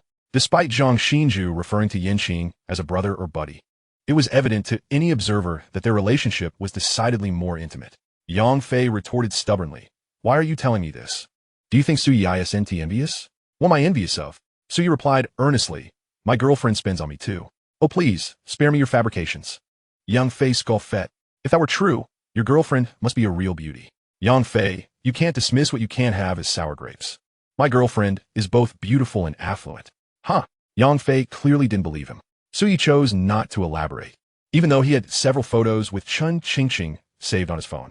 They continued their journey back to the dormitory, and upon checking his phone, Suyi discovered several messages from his close friend, Qin Jiwei. "Qin Jiwei, I finished military training. You must be done too, right? Qin Jiwei, there's a day off tomorrow. Do you want to come hang out with me, or shall I come to you? Qin Jiwei, I want to check out the Oriental Pearl Tower first. Oye, umbusi. Suyi, I have plans with my girlfriend. Suyi, maybe another time. Qin Jiwei, you're forsaking our brotherhood for a woman, aren't you? Suyi, indeed. Qin Jiwei, Suyi, you really ought to be ashamed. There are only 9 girls in our entire engineering class. Had I known, I wouldn't have come to Shanghai at all. Suje, no waities. There are plenty of girls at my school. Once I've settled in, I'll introduce you to a few. Qin Jiwei, are you serious? Suyi, rest assured. I guarantee it. Suyi, what type do you prefer? Qin Jiwei, I'm not picky, just a notch below your girlfriend is acceptable. Suyi, in that case, prepare to be single for life. Qin Jiwei. Qin Jiwei. Suyi, what do you mean by that? Qin Jiwei, damn it. I'm tempted to stab you. At the Shanghai Conservatory of Music in Dormitory 205, Chen Qingqing noticed a delivery notification on her phone and asked softly, "Do you know where we can pick up packages?" "Usually at the library entrance opposite the cafeteria." "Are you going to get a package now?" "Yes," Chen Qingqing nodded. "It should be something my mother sent me." Shun Sinny stood up and said, "Qingqing, I'll go with you. I have a package too." "All right." The two left the dormitory and quickly arrived at the package pickup area. After signing for her package, Chen Qingqing waited for a moment until Shun Sinny collected hers. And then they both started heading back. "What did your mom send you?" "A phone." "Are both packages for you?" "Yes." "It wouldn't happen to be a gift for your boyfriend, would it? His phone battery is unreliable and often freezes, so I thought all right then." Shin Sinny wore an expression that suggested she understood everything, saying, "You don't need to explain. I get it." After all, she was a devoted viewer of Korean dramas, having seen all those romantic moments play out on television. Chen Qingqing glanced at Shun Sinny and then down at her phone, suddenly feeling a pang of regret. She was unsure how she would present the phone to Su Yi the next day. However, the thought of Su Ye's mischievous grin upon receiving it made her want to smile. These past 2 weeks, why has time dragged on so slowly?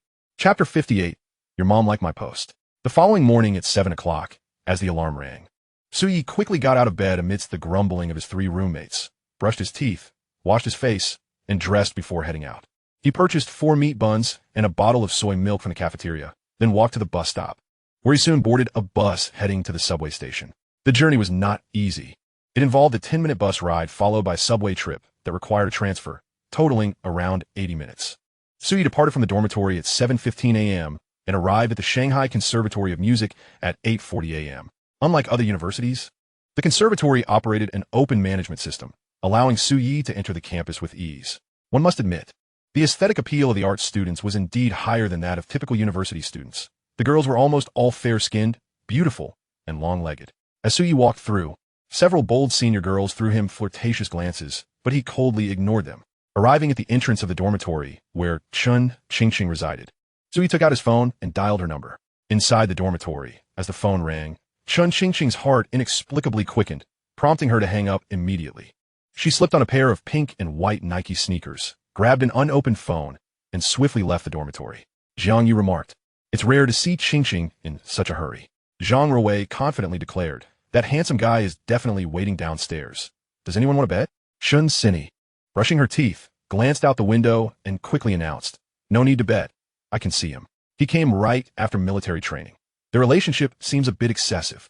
She added, "Shun Sinny, stop staring, or you might drool." Chen Qingqing rushed to the first floor, only to realize she might have been a tad too excited. She took a moment to compose herself, deliberately waiting for a short while before stepping out of the girls' dormitory at a leisurely pace. Su Yi stood at the entrance, and she certainly noticed him at first glance, yet she feigned ignorance, glancing around as if she had not seen him. Su Yi was aware of Chun Qingqing's intentions. He approached her and waved his hand in front of her eyes, exclaiming with a hint of exasperation, "Is it really necessary? Have you forgotten me in just half a month? Who are you?" Your boyfriend, Suyi declared, standing tall with indignation. Upon hearing this, Chun Qingqing turned to walk back, prompting Suyi to quickly grab her arm. What are you doing? I had to transfer twice to get here. Only then did Chun Qingqing halt her steps, turning to scrutinize Suyi, and disdainfully remarked, You look as sunburnt as someone from Africa. Our military training at school is quite rigorous, and I didn't apply sunscreen. I consider myself fair. My 3 roommates are even darker than I am. How long did it take you to get here? An hour and 20 minutes. That long? Not too bad, really. Just thinking about meeting you made the time fly by. Chun Qingqing pursed her lips, suppressing a smile, and handed him the unopened phone in her hand. Here. What is it? You'll find out once you open it. Suyi reached out to take it, swiftly tearing open the outer cardboard box. Upon revealing the Apple packaging inside, he realized it was the latest iPhone 6. He gazed at Chun Qingqing in astonishment and asked, Is this for me? Chun Qingqing fabricated an excuse. I asked my mom to give me a new phone, and somehow she sent 2 over. It must be a mix-up by the seller. You get a benefit from it. Suyi chuckled. Just admit it's a gift. No need for such a flimsy excuse. Who would believe that? Then give it back. You don't take back gifts. I regret it. No way, it's mine now. Give it to me. Suyi held the phone high, and as Chun Qingqing stood on her toes to snatch it back, she attempted to step on his foot, but hesitated, recalling that she had already hurt him before. Instead, she pushed him aside and walked ahead. Suyi hurriedly followed. Wait for me. As they exited the school, Chun Qingqing paused and asked, Where to? Your school is quite close to the Bund. Let's stroll around there in the morning, catch a movie in the afternoon, and maybe take a photo by the Oriental Pearl Tower. In the evening, I'll take you back to school before I head home. Lead the way. Chun Qingqing was directionally challenged, and during military training, she had hardly left the campus, so upon stepping outside, she was utterly lost. Suyi guided her to the subway station, and they took the train, getting off at East Nanjing Road. While on the subway, Suyi eagerly transferred the data from his old phone to the new iPhone. Although the iPhone 6 was not as advanced as the iPhone 16, it was a significant upgrade from the inferior phone he had been using. In 2014, Apple phones were still vastly superior to domestic brands. Suyi was grinning from ear to ear, his joy stemming not merely from acquiring a new phone, but from the fact that he had a potential girlfriend willing to gift him one. In his previous life, he had also gifted Gu Mengyao an Apple phone, yet her excitement lasted only until she received it, after which she continued to ignore him despite the fact that he had saved up for an entire semester to afford it. Reflecting on the past and the present, Suyi felt a surge of emotions.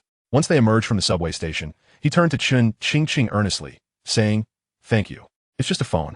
There's no need for thanks. When I have money, I'll buy you anything you want. Then let's discuss it when you're wealthy. Chun Qingqing clasped her hands behind her back, tilting her head, a smile gracing her lips.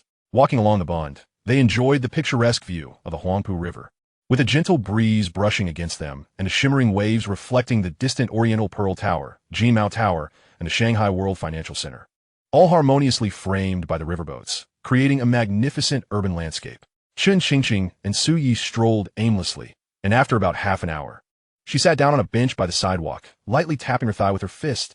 I'm tired, and let's take a break. Will you suck busy de head? Once the data transfer was complete, he took a photo of the new iPhone with his old phone and posted it on social media. He uploaded the photo and captioned it, an iPhone gifted by my girlfriend. To avoid any potential nagging, he blocked old Sue, his mom, and several relatives before hitting the publish button.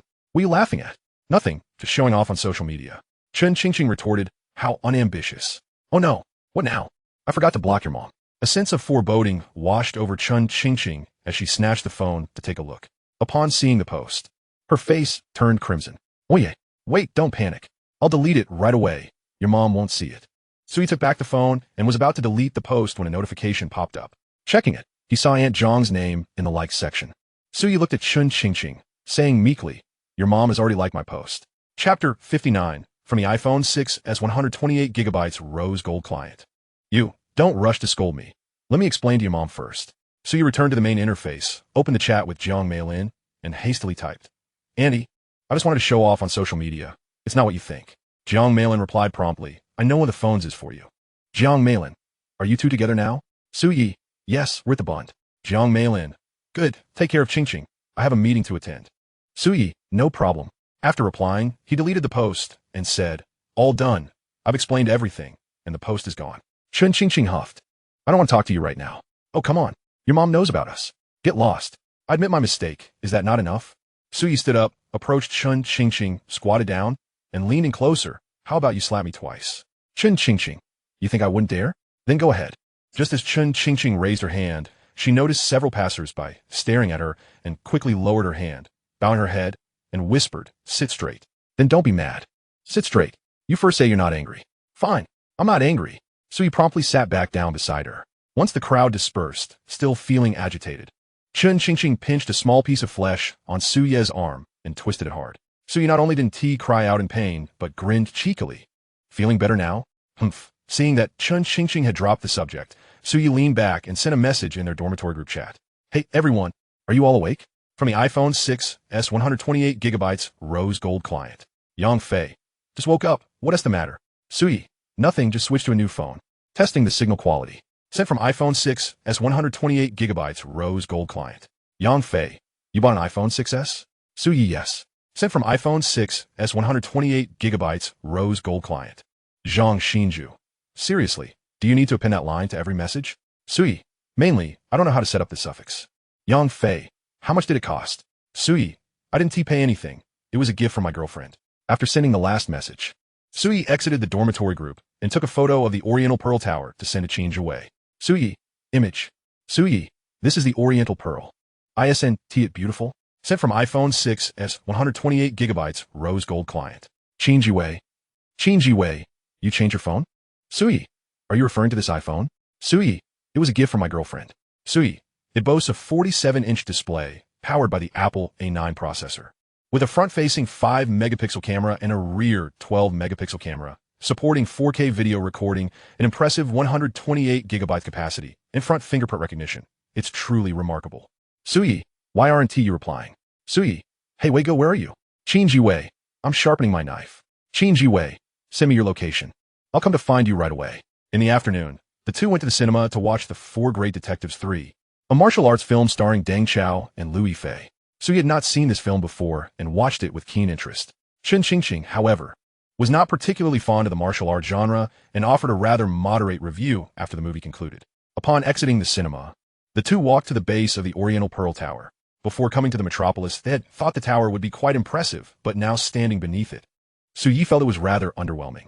Scenic mountains and rivers paled in comparison to beautiful people. Some individuals, merely by their presence, became the most captivating sight. Shall I take a photo of you? No. Since we're here, let us take one. But you mustn't share it indiscriminately. I promise. Where should we shoot? Su Ye pondered the composition and led Chun Qingqing to the steps. Just stand here. Trust me, I'm a professional at photography. Oomph. Once Chun Qingqing posed appropriately, Su Ye stepped back several paces, squatted down with his phone, and began adjusting the shooting angle. The evening sunlight bathed the bluestone slabs, illuminating Chun Qingqing's cheeks with a rosy hue. She wore a light blue dress, her cascading hair falling gracefully over her shoulders, and the gentle breeze lifted her skirt, tousling her hair.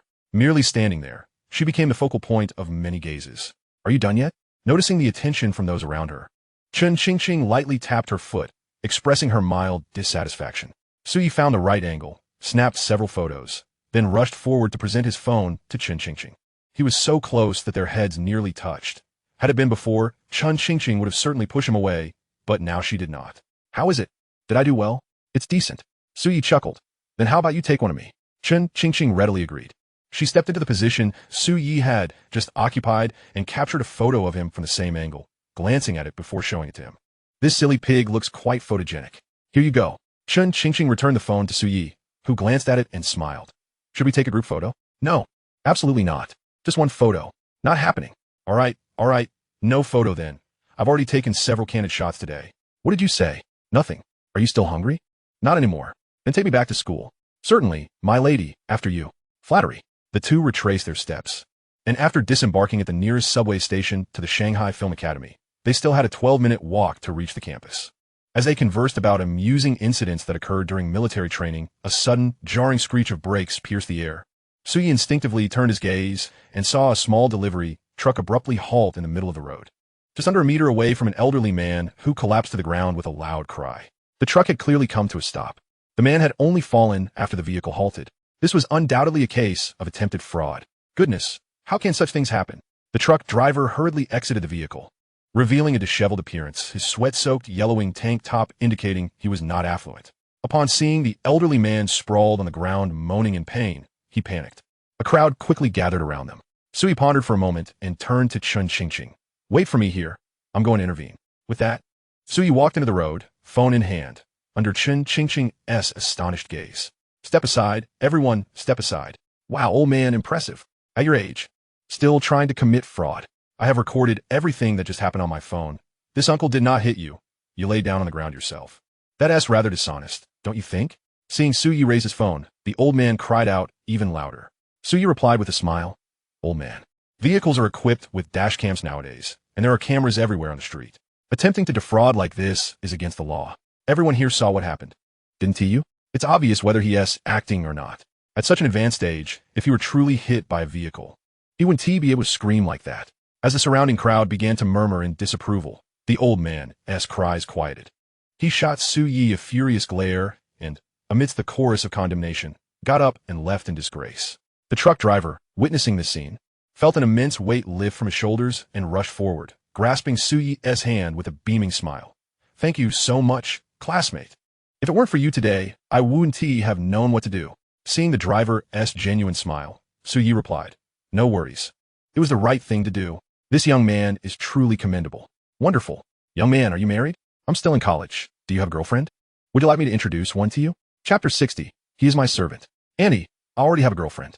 Sui pointed to Chun Qingqing by the roadside, and for reasons unknown, her heart fluttered at his gesture. The surrounding uncles and aunts, upon learning Sui already had a girlfriend, offered him compliments before dispersing. Just as Sui was about to leave, the truck driver called out, Wait a moment. He hurried to the back of the truck, retrieving a box of peaches and a box of cherries, handing them directly to Sui. Sui then realized the truck driver was transporting fruit. Wait, fruit? It appears that there's only one fruit shop near the school. Sir, what is this? You should take this back and enjoy it. Thank you for assisting me today. Otherwise, I might have gone a whole year without a reward. Sir, this seems far too extravagant. The driver chuckled. Not at all. The fruits in my truck are procured at wholesale prices, significantly cheaper than what you would find in a fruit shop. It's hardly a burden. Take it back and share it with your girlfriend. Where do these fruits come from, sir? From the Baoshan district, there's a large wholesale market for fruits. Sui quickly responded, Sir, let us exchange WeChat. Could you send me the address of the wholesale market? Although the driver did not fully grasp Sui's intentions, he nonetheless pulled out his phone and added him on WeChat. Upon seeing the driver's real name as his WeChat ID, Sui introduced himself, Sir, my name is Sui. All right, I have to continue my deliveries. I will send you the address later. Okay, thank you. Will you repeat it?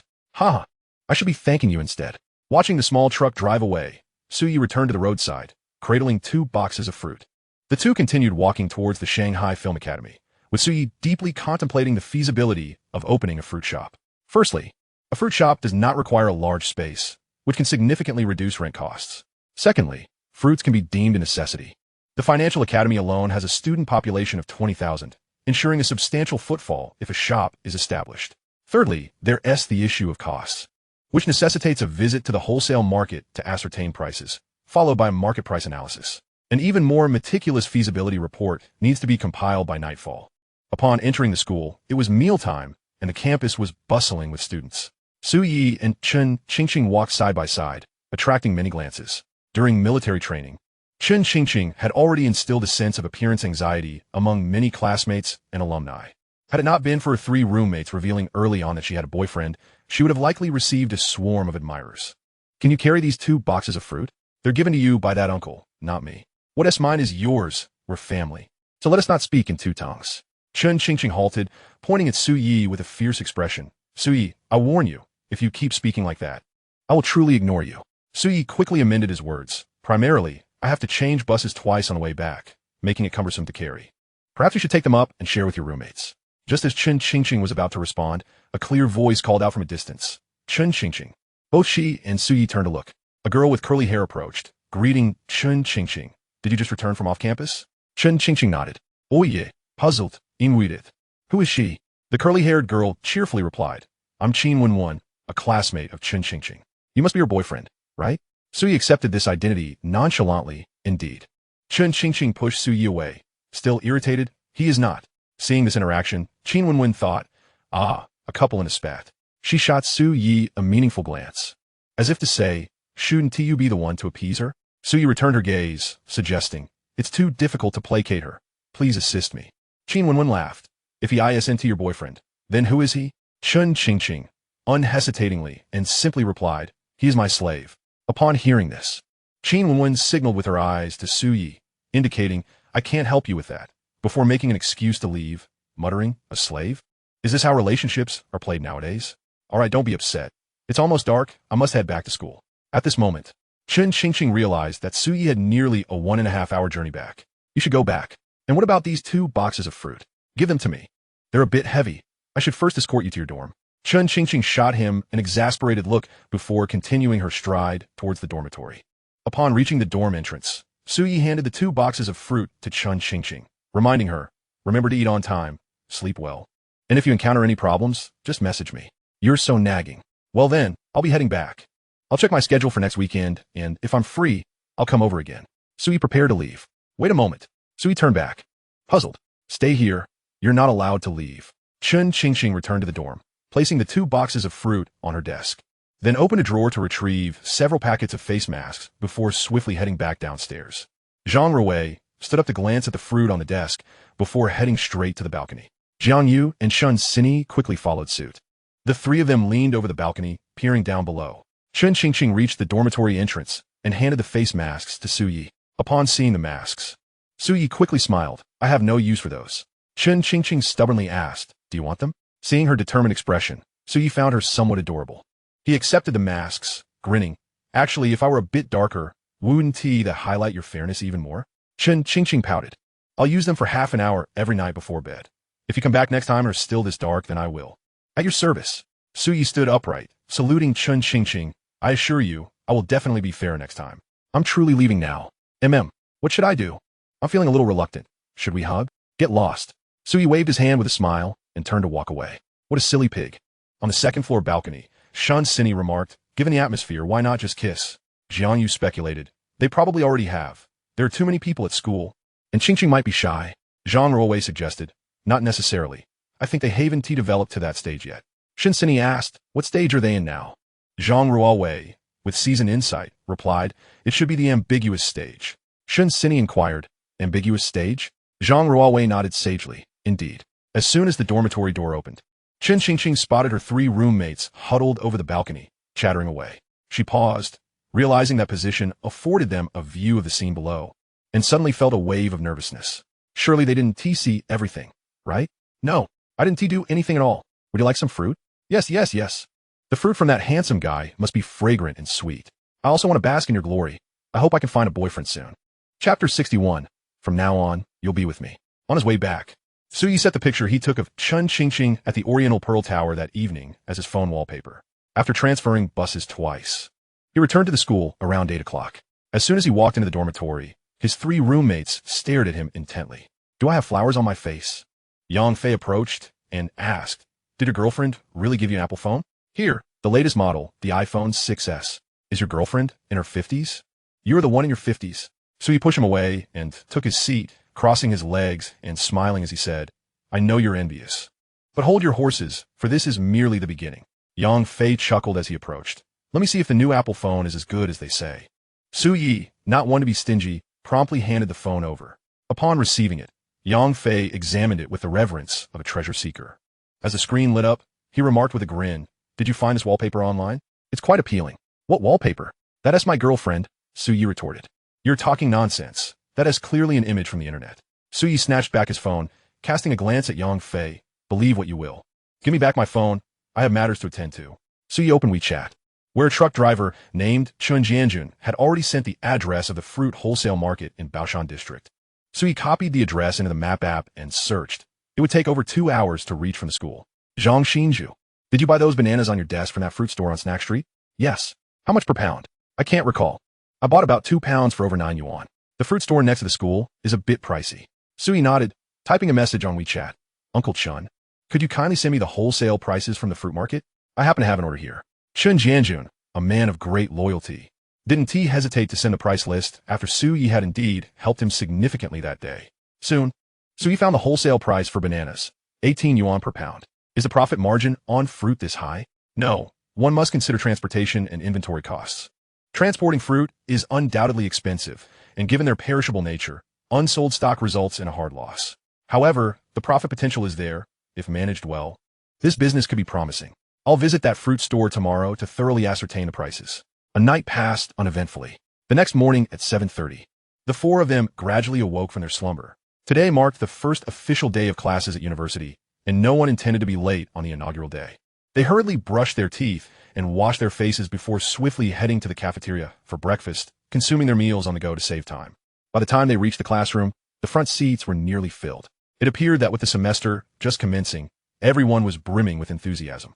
Su Yi smiled and consciously seated himself in the last row, while Zhang Xinju, of similar height to Su Yi, followed suit. Yang Fei lowered his voice. "There are seats available in the front. There is no need to sit in the back." Su Yi replied, "Sitting in the last row is perfect for slacking off." Zhang Xinju interjected, "But you can sit in the front if you wish. It's not mandatory to sit together," Su Yi countered. After some consideration, Yang Fei settled into the last row, stating, "Forget it. I'm not short-sighted anyway." Li Tengwen, as expected, found a seat at the front without a second thought. As the class bell rang, the counselor, Su Tong, entered the classroom and succinctly announced, "Our class schedule is now available. You can check in the group. We have no classes during the first 2 periods this morning. The reason for gathering you all is to elect our class representatives before classes officially commence.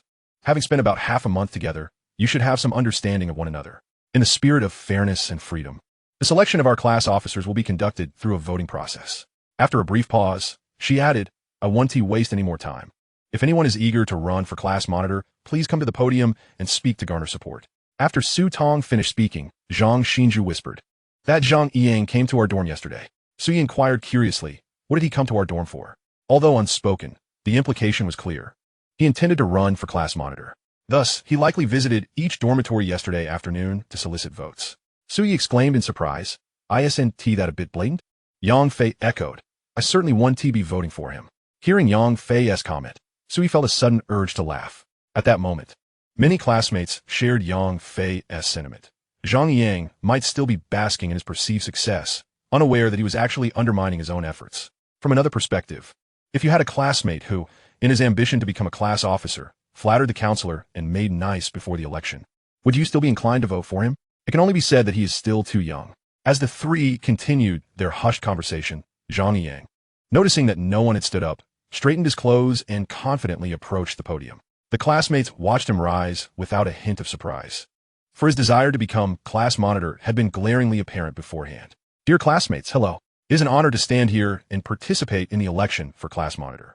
First, let me reintroduce myself. I believe I am qualified for the position for 4 primary reasons. First, I have years of experience as a class officer. Second, I possess a lively mindset. Third, I can unite and work collaboratively with others. Fourth, I will fully respect everyone's wishes." Zhang Yang appeared to have memorized a comprehensive speech, articulating his points clearly. Upon finishing, the classmates offered him a smattering of applause. Su Tong smiled and stepped forward. "Does anyone else wish to run for class monitor?" The students exchanged glances, none showing any inclination to take the stage. Zhang Yang's gaze landed on Su Yi, believing that Su Yi was the only potential threat to his candidacy, which indeed was the case. Su Yi had served as a platoon leader during military training and had received an award for outstanding performance. Additionally, he had gotten along well with his classmates. However, seeing Su Yi remain seated, Zhang Yang felt increasingly secure. "Doesn't anyone want to compete with Zhang Yang? Su Yi, go up." A male classmate suddenly urged in a hushed tone. His name was Zheng Yong. During military training, he had fallen while running, and it was Su Yi who helped him back to the starting point. Thus, he hoped Su Yi would step up to challenge Zhang Yang. Several classmates nearby, hearing Zheng Yong's call, signaled to Su Yi with their eyes, encouraging him to take the stage. Su Yi felt conflicted. He had no desire to become class monitor, yet the support from his classmates was overwhelming. He felt somewhat obligated to rise to the occasion. Just as Su Yi hesitated, Su Tong at the podium suddenly said, "Su Yi, would you like to come up and say a few words?" She was well aware of Su Yi's recent performance and hoped he would compete with Zhang Yang to see whom the classmates preferred for the position of class monitor. Under the dual pressure of his peers and the instructor, Su Yi finally stood up and walked forward. Zhang Yang graciously stepped aside to make room for him. Standing at the podium, Su Yi cleared his throat, feeling the gaze of over 40 classmates upon him. He smiled and said, "Honestly, I didn't plan to come up, but since the instructor has called me, I'll just say a few casual words. I do not possess a resume as illustrious as Zhang Yang's, nor can I assure you of what I can accomplish for everyone here. Allow me to utter a single statement. If, and I emphasize if, I were to become the class monitor, I would shield you all throughout our 4 years of university, and you would henceforth associate with me. Chapter 62, what do you call me? Huh? Su Ye's audacious remark elicited laughter from the entire class, nearly prompting Su Tong to burst into laughter as well. Zhang Yang was left dumbfounded. What is this? I toiled for several days, crafting my speech for the class monitor election, and yet your casual stick with me garners more laughter? Su Yi then turned to Su Tong and said, Instructor, I have finished speaking, with a smile gracing her face. Su Tong ascended the stage and addressed the students once more. Is there anyone else who wishes to run for class monitor? This time, no one stepped forward. Su Tong refrained from calling anyone else up. She remarked, then, classmates, please choose between Zhang Yang and Su Yi for your vote. Place your ballots on the podium. I will give you 5 minutes to deliberate. I remind you, the choice of class monitor is crucial for you. A commendable monitor can invigorate the class. So it is best to trust your instincts.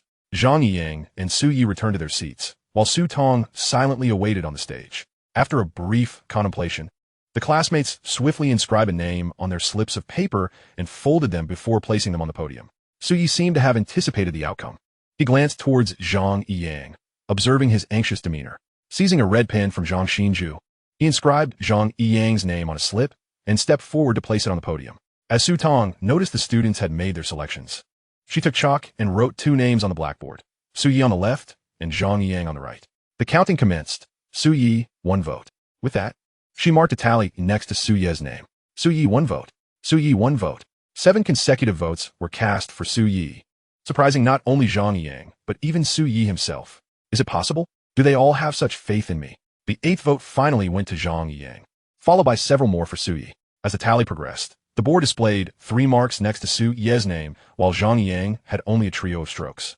Su Tong, sensing that continuing the count might hurt Zhang Yang's feelings, smiled and said, I believe the result is clear. Zhang Yang, would you prefer I finish counting the votes, or? With reluctance, Zhang Yang replied, let it be.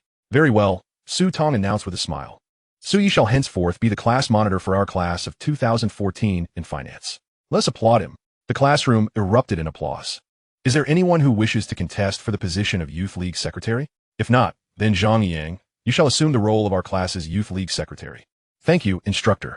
Zhang Yang forced an awkward smile. Su Tong glanced at her wristwatch and then addressed Su Yi. Su Yi, come with me to the office. All right, Su Yi replied, trailing behind Su Tong to the office where they engaged in an extensive one-on-one discussion, predominantly led by Su Tong as she imparted advice on how to be an effective class monitor. After their conversation, Su Tong assigned Su Yi 2 tasks. The first was to teach classmates how to apply for library cards, pay for water, and handle electricity fees.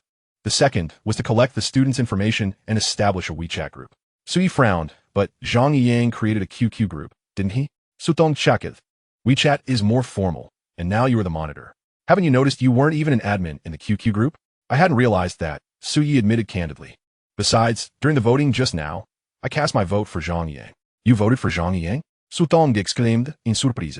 Yes. Upon hearing this, Su Tong regarded Su Yi with newfound respect. She had assumed anyone would vote for themselves, never expecting Su Yi to support his rival. Oye de market. Zhang Yang has put forth considerable effort to become class monitor, and he must be quite disappointed now. Instructor, perhaps you should have a word with him? Su Tong, however, shook her head in refusal. He is now an adult. If he requires consolation for such a setback, then I see no reason to speak with him. Su Yi acknowledged the validity of her words and nodded as he returned to the classroom. The class monitor has returned. Let us keep the noise down. Let's keep it low-key. Class monitor, please share a few words with us. Stop teasing me. Su Yi approached the podium and tapped the table twice, prompting immediate silence. He spoke confidently. The instructor has assigned me 2 tasks. The first is to instruct you on how to apply for library cards and similar matters. Please take out your phones so we can establish a WeChat group face-to-face, and I will post the procedures there shortly. Class monitor, what's the password? Our military training unit number. Got it. Su Yi set down his phone and continued. The second task is to gather your personal information. I will also provide a template in the group for you to fill out and return. All right, those are the 2 tasks. If you have any questions, feel free to send me a private message, but please refrain from contacting me during weekends unless it's urgent. I have a date. A female classmate quickly inquired. Class monitor, so you already have a girlfriend? Of course, Su Yi replied nonchalantly. With my looks, if I didn't have a girlfriend, how would the other guy survive? Ding ding ding. The bell for the end of the first class rang. In university, a lecture lasts 90 minutes, akin to 2 shorter classes in high school. As Su Yi noticed the class becoming lively again, he tapped the table once more, saying, the teacher is about to arrive. Let us make a good impression during the first class and refrain from causing a ruckus. No sooner had he finished speaking than a middle-aged man with a shoulder bag appeared at the classroom door.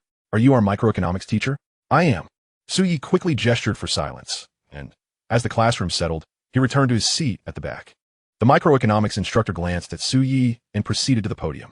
90 minutes of lecture passed in what felt like an instant. Initially, Su-yi feared he would lose focus, yet surprisingly, he remained attentive throughout the lesson. However, this was likely due to the subject matter. Had it been linear algebra or financial mathematics, he would have surely dozed off at his desk. Once the lecture concluded, students clustered in groups and headed to the cafeteria for lunch. Su-yi was pulled along by Zhang Xinzhu and Yang Fei. Ha, in the end, you became the class monitor. As if I wanted that. Oh, we know, it's the will of the people. Yang Fei asked Su-yi. What are we having for lunch? What do you call me? What do you repeat? Su-yi, of course. Su-yi feigned a grandiosity as he declared. Once we step outside the academic building, you may address me as Su-yi, and I shall refrain from holding any grievances against you. However, while we remain within these walls, what should you call me? Class president? With a smile, Su-yi remarked to Zhang Xinzhao, this lad is not as foolish as he appears. Chapter 63. I wish to join the ranks. There was yet another individual in the classroom, none other than Zhang Yang. Once everyone had departed, Zhang Yang swiftly closed the classroom door, approached the trash bin, and emptied the ballot papers onto the floor, unfolding them one by one. He was eager to discover the number of votes he had garnered. However, upon unfolding all the slips, his expression turned to one of sheer astonishment. Out of the 45 ballots in the class, he had only received a meager 3 votes. Excluding his own, that left him with a mere 2 votes.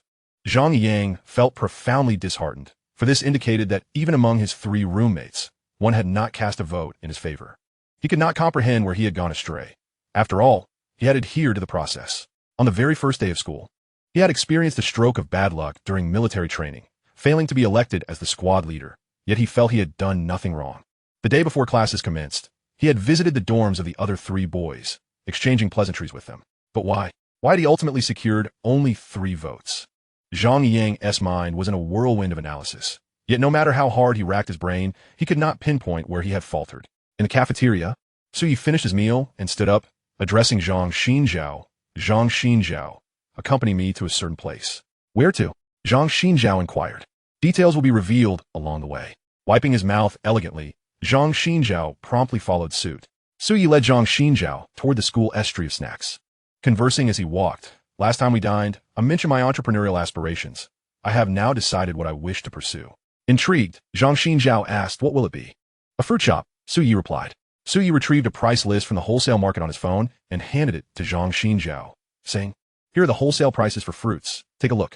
Upon examining the list, Zhang Xinzhao's eyes widened. Such high profit margins?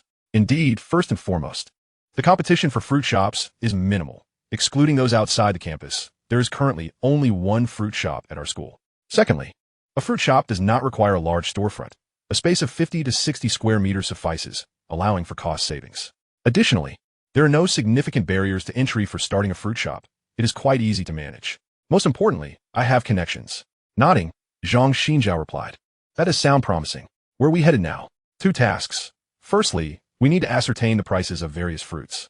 Pretend to buy some, and I will take note of the prices. Secondly, we should scout for suitable shop spaces. If we find one, I wish to secure the rental within this week.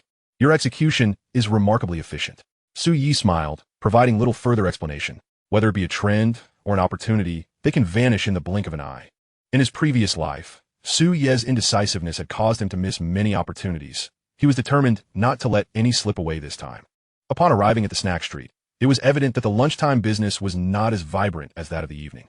With classes now in session, most opted to dine in the cafeteria, though many still frequented the street for snacks at night. The 2 entered a shop prominently displaying the sign, Kanyuan Fruit Shop. During the summer, the shop boasted a variety of seasonal fruits. Upon entering, they found watermelons prominently displayed in the center, flanked by shelves filled with peaches, mangoes, lychees, bayberries, grapes, and other seasonal fruits. Many of the fruit prices were labeled nearby, and Su-yi immediately began recording prices on his phone. He understood that once he opened his fruit shop, competition with this establishment would be inevitable, and the only way to compete would be through a price war. Hence, the key to victory lay in knowing both oneself and the adversary. To provide cover for Su-yi, Zhang Xinzhao pretended to browse the shop, even purchasing half a watermelon and asking the owner to cut into pieces for him. Meanwhile, Su Yi diligently input the prices into his phone. After spending about 10 minutes in the store, Su Yi finally signaled Zhang Xinjiao with an approving glance. Zhang Xinjiao then carried a box of watermelon and a box of cantaloupe as they exited the fruit shop together. Have you noted everything down? Yes. This street has numerous shops available for transfer, primarily restaurants, though they tend to be larger and likely command high rents. However, there's a shop selling mixed grain pancakes that seems appropriately sized. Let us inquire about the price.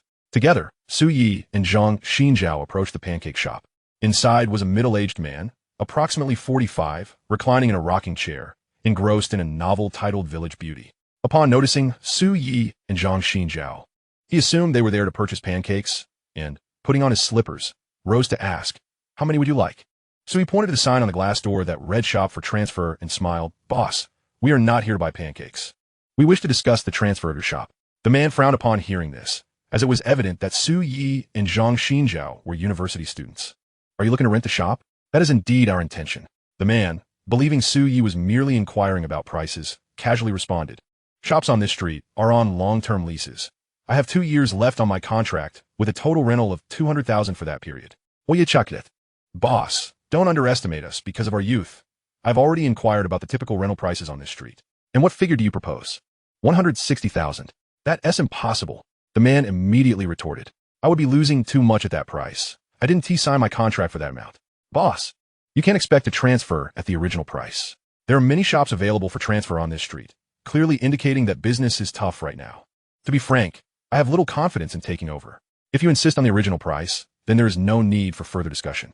With that, Su Yi began to pull Zhang Xinjiao away. Upon hearing Su Yi's resolute tone, the boss quickly called out, "Wait, students, don't rush off. Let us talk some more. What is there to discuss? If you genuinely wish to rent, I can take a small loss. But you cannot expect me to lose too much." Su Yi replied, "We are both university students and are not well-versed in haggling. Simply state your price." After hesitating for a moment, the boss said 190,000. Su Yi countered 170,000. The boss grimaced at that price. "I'm already at a significant loss." "Fine, considering you're university students, I will reduce it by 2,000. Su Yi remained firm, 18,000 flat, 1818. "For good fortune. If you do not agree to this price, there is no need for further discussion." The boss was torn. This price struck a chord within him. If he transferred at this rate, he would incur a slight loss, but if no one took over, he could end up losing even more. The boss asked, "When can you provide the payment?" "This Friday. I can pay a deposit of 2,000 now, and we can sign the contract and pay the remaining amount on Friday." With a decisive grit of his teeth, the boss concluded, "All right, 18,000 it is. We will sign the contract on Friday." Su Yi paid the deposit, drafted a receipt, and after discussing some details, he and Zhang Xinjiao prepared to return to their dormitory. Zhang Xinjiao inquired, "Can you afford 180,000? Oye replied, Onjan." After a moment's hesitation, Zhang Xinjiao candidly stated, "Su Yi, I wish to join your fruit shop." Su Yi, unfazed, placed a hand on Zhang Xinjiao's shoulder and chuckled. "Brothers should settle accounts clearly. Let each of us contribute 100,000 and we'll split the profits 60-40. What do you think?" Zhang Xinjiao pushed Su Yi away and playfully scolded, "You even scam your roommate. Why should it be 60-40 when we both invest the same amount? Do you even know how to run a business? Do you have my social connections?" Zhang Xinjiao interrupted, "What does having good relations have to do with business?" Su Yi smiled. "In a small venture like ours, it's all about the nuances of human relationships." Chapter 64. "Could you at least give me a heads up?" Su Yi and Zhang Xinjiao chatted and laughed their way back to campus. Just as they passed the university's Student Activity Center, a voice called out, "Su Yi." The two halted. Turning around, Su Yi recognized the girl with a ponytail, Wang Xiu, whom he had met during their first dormitory gathering. She still sported her ponytail, her cream-colored t-shirt tucked into her black denim shorts, her legs not particularly long, but well-proportioned. Wang Xiu approached them, looking up at Su Yi with a direct question. "Why haven't you replied to my messages?" Su Yi recalled that during military training, Wang Xiu had indeed sent him a message. However, he had been too preoccupied to respond. And as time passed, he felt too lazy to reply. "I've been quite busy. Did you need something?" he asked. "I just want to know which school you're from." "Now that I know, let's formally introduce ourselves. I'm Wang Xiu, majoring in international economics and trade." With an adorable smile, she extended her hand towards Su Yi. He reached out but quickly withdrew. "Which department are you in?" "Finance," he answered. "Got it," she replied, ready to leave, but suddenly turned back to ask. "Our school is hosting a welcome party for freshmen on Friday night. Are you planning to attend?" "Let's see. I might not have the time," Su Yi replied. "I'm performing on stage. and your roommate has promised to come watch. Won't you join us? Suyi chuckled. You mean Yang Fei? Wang Shiyu laughed. Is his name Yang Fei? I didn't know, but I do know he's your roommate. Yes, I was the one who shared your WeChat with her. You didn't ask for my permission, Wang Shiyu said with a playful tone. Suyi shrugged, helplessly saying, what could I do? He called me dad at least 10 times to get your WeChat. If I hadn't given it to him, it would have been unreasonable. Wang Shiyu seemed unbothered. It's on Friday night. Remember, I'll head back to the dorm now. As Wang Shiyu walked away, Zhang Xinju remarked, it seems she has taken a liking to you. If she were wise, she would have discerned that I have already declined her. Zhang Xinju commented, she's quite a charming girl. Suyi shook his head. She's not someone to provoke. Not someone to provoke. Suyi murmured, for some reason, I can sense it whenever a girl with a hint of green tea personality approaches me. It feels like you have a story to tell. Please, elaborate. Gu Mengyao ultimately enrolled in a science and engineering university in the provincial capital. On her first day at university, she became a sensation on the school's forum after someone surreptitiously posted several photos of her, which were subsequently validated by a group of lecherous admirers, thus earning her the title of the university's belle. In engineering universities, where males outnumber females, majors such as mechanical automation, civil engineering, and software engineering typically have no more than 10 girls per class, and the overall attractiveness is generally mediocre. However, Gu Mengyao's major, e-commerce under the computer science department, was slightly better. In 2014, it was still a sought-after field with a nearly 1 male-to-female ratio. After becoming the belle, Gu Mengyao found herself the center of attention wherever she went, a sensation she relished. On the first day of military training, a male classmate confessed his feelings to her, but she promptly rejected him. The reason was simple. The boy was not as handsome as Suyi. Ever since losing contact with Suyi, Gu Mengyao had harbored a desire to find a boyfriend who surpassed Suyi in every aspect, to prove to him that she, Gu Mengyao, could find someone better, leaving him to regret his choices. Initially, she believed, as Lu Qian had said, that there would be many excellent boys in university, but to her disappointment, after 2 weeks, despite numerous boys expressing interest, none met her standards. For instance, currently, a sophomore blocked her path, hoping to add her on WeChat. Upon glancing up at him, her immediate instinct was to compare him with Su Yi, and once again, Su Yi emerged victorious. Thus, she gently shook her head and politely declined, I'm sorry, but I'm not looking to date at the moment. The boy awkwardly retreated amidst the laughter of her 2 roommates. Gu Mengyao felt a bit dazed. With over 20,000 students at this university, was there truly no one whose quality surpassed Su Ye's? Returning to her dorm, curiosity compelled her to check Su Ye's QQ space, only to find that he had posted nothing since the college entrance examination. Disappointed, she exited. Back on the main message interface, she noticed a new message from her high school class leader, Li Nan. Li Nan wrote, haha, I was the class leader for 3 years in high school, and unexpectedly, I'm now the class leader in college too. After Li Nan broke the silence, many classmates eagerly shared their college experiences. I can't believe my dorm is an 8-person room. I'm so frustrated. I'm a bit better. My dorm is 6-person, but there is no air conditioning. Specialized colleges generally have 6-person dorms, right? Li Nan inquired, does your dorm lack air conditioning? How did you survive military training a while ago? Don't even mention it. I'm contemplating going back to repeat a year, came a lament. My roommates play games all day. I finally understand the difference between specialized and bachelor's degrees. What about Su Yi? He did the best in our class. Which university did he end up at? No graduation party was held. Who knows where he went? Qin Jiwei responded, I'm with Su Yi in Shanghai. Li Nan asked, how's he doing in Shanghai? Why hasn't he been active in the group? Qin Jiwei replied, he's busy. He was the squad leader during military training. And now he is the class leader. Plus, he has got a girlfriend. When would he have time to chat in the group? After Qin Jiwei's comment, an unexpected silence fell over the group. 5 minutes later, Su Yi sent a private message to Qin Jiwei. How did you find out I became class leader? Qin Jiwei responded. You actually became class leader? Su Yi confirmed, yeah. Qin Jiwei exclaimed, what the heck? I thought Li Nan was just showing off in the group. I want to make him uncomfortable. Qin Jiwei continued, wait, why do you get to be class leader? ISNT, it's just you and your class? Su Yi retorted, you rascal. Next time you decide to show off for me, could you at least give me a heads up? You've taken all my limelight. What am I supposed to do now? Qin Jiwei mused. I feel like the gap between us is growing wider since we started college. Sui, do you feel that way now? Qin Jiwei, jump into the game. Let me single-handedly dominate you with Yasuo. Qin Jiwei, hurry up. It's urgent. Chapter 65, The Sour Smell of Love. Has Su Yi really become the class monitor? How is that even possible? Gu Mengyao stared at the chat history in the group, momentarily lost in thought. Back in high school, Su Yi was always the obedient, somewhat clumsy type. Typically, class monitors in college are sociable individuals with high emotional intelligence. Gu Mengyao simply could not fathom how Su Yi could have been elected as class monitor. She suspected Qin Jiwei was merely boasting in a group chat. Yet, a sense of unease crept into her mind, prompting her to message Lu Qian. Gu Mengyao, Lu Qian, do you think what Qin Jiwei said is true? Has Su Yi really become the class monitor? Lu Qian, it must be false. How could someone as rigid as Su Yi possibly be class monitor? Gu Mengyao, I think so too. Lu Qian, how are things going at school? Gu Mengyao, average. Gu Mengyao, there's so many annoying people. Lu Qian, annoying people? Gu Mengyao, they all want to pursue me. I've rejected them, yet they keep messaging me. Gu Mengyao, produce. There are always people posting my photos on the school forum. Lu Qian, why are they posting your photos?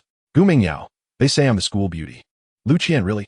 Lu Qian, that must mean many boys are chasing after you? Gu Mengyao, not a single one I like. Lu Qian cautiously inquired. What about Su Yi? Is he not good enough? Gu Mengyao, Lu Qian, no worries, there must be other excellent candidates. Don't rush. This is just the beginning.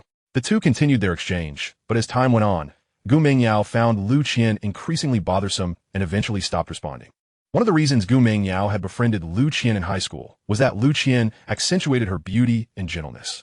However, now Lu Qian seemed to be of little use to her, leading Gu Mengyao to feel it was time to find a new social circle befitting her status as the school beauty, aiming for a more sophisticated crowd. In the afternoon, there was only one foundational statistics class. After class, Su Yi returned to the dormitory with 3 roommates. The moment Li Tongwen entered, he began to preview linear algebra, while Yang Fei immersed himself in League of Legends. Observing this, Su Yi reminded Yang Fei, put on your headphones while you play. Yang Fei then turned to glance at Li Tongwen and obediently donned his headphones. Upon returning to the dormitory, Su Yi used Zhang Xinju's notebook to create a spreadsheet, meticulously gathering and entering the information of his classmates. Watching Su Ye's adept handling of the task, Zhang Xinju couldn't help but commend him. You're quite skilled at using Excel. Once he completed the spreadsheet and conducted a thorough review, Su Yi promptly sent it to their counselor, Su Tong. Su Tong replied with an OK emoji and added, this Friday, there will be a welcome party at the University Activity Center. You can inform your classmates. Anyone interested can attend. Su Yi typed received, but then deleted it, opting for OK instead. Zhang Xinju, sitting nearby, questioned this choice. ISNT received more formal. When the counselor sends messages, we always reply with received in the group. The most common word uttered by servants in the Han Dynasty was yes, while those in the Qing Dynasty often said certainly. Do you know what modern-day servants say the most? Received? Bingo. After completing the tasks assigned by the counselor, Su Yi returned to his seat and called Chun Jianjun, the small truck driver from yesterday afternoon, via WeChat voice. Chun Jianjun answered promptly. Hello, Uncle Chun. Hello, student. What is the matter? Su Yi got straight to the point. So, Uncle Chun, my classmates, and I plan to open a fruit shop at school. If all goes well, we'll be trial operating this weekend. Since you help with transporting fruit, I was wondering if we could hire you for deliveries. I'll pay you according to market rates. What do you think? Chun Jianjun, surprised, asked. You're starting a business in college? Yes, I can certainly help. I typically do this kind of work.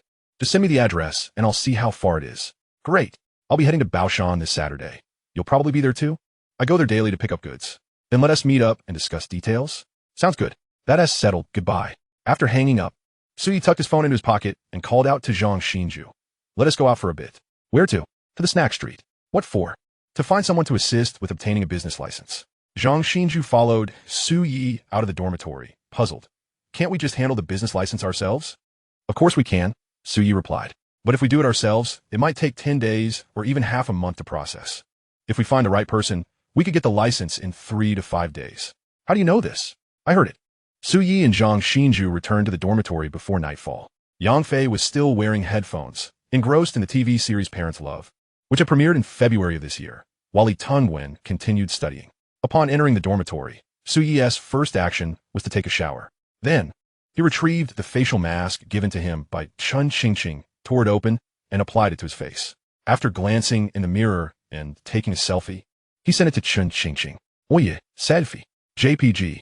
Su Yi, am I handsome? In the dormitory, Chun Qingqing, sitting and daydreaming, heard her phone ping and quickly opened WeChat. Upon seeing Su Yi's message, a smile involuntarily graced her lips. Chun Qingqing, truly ugly. Chun Qingqing, remember to leave it on for more than half an hour. This mask is expensive, don't waste it.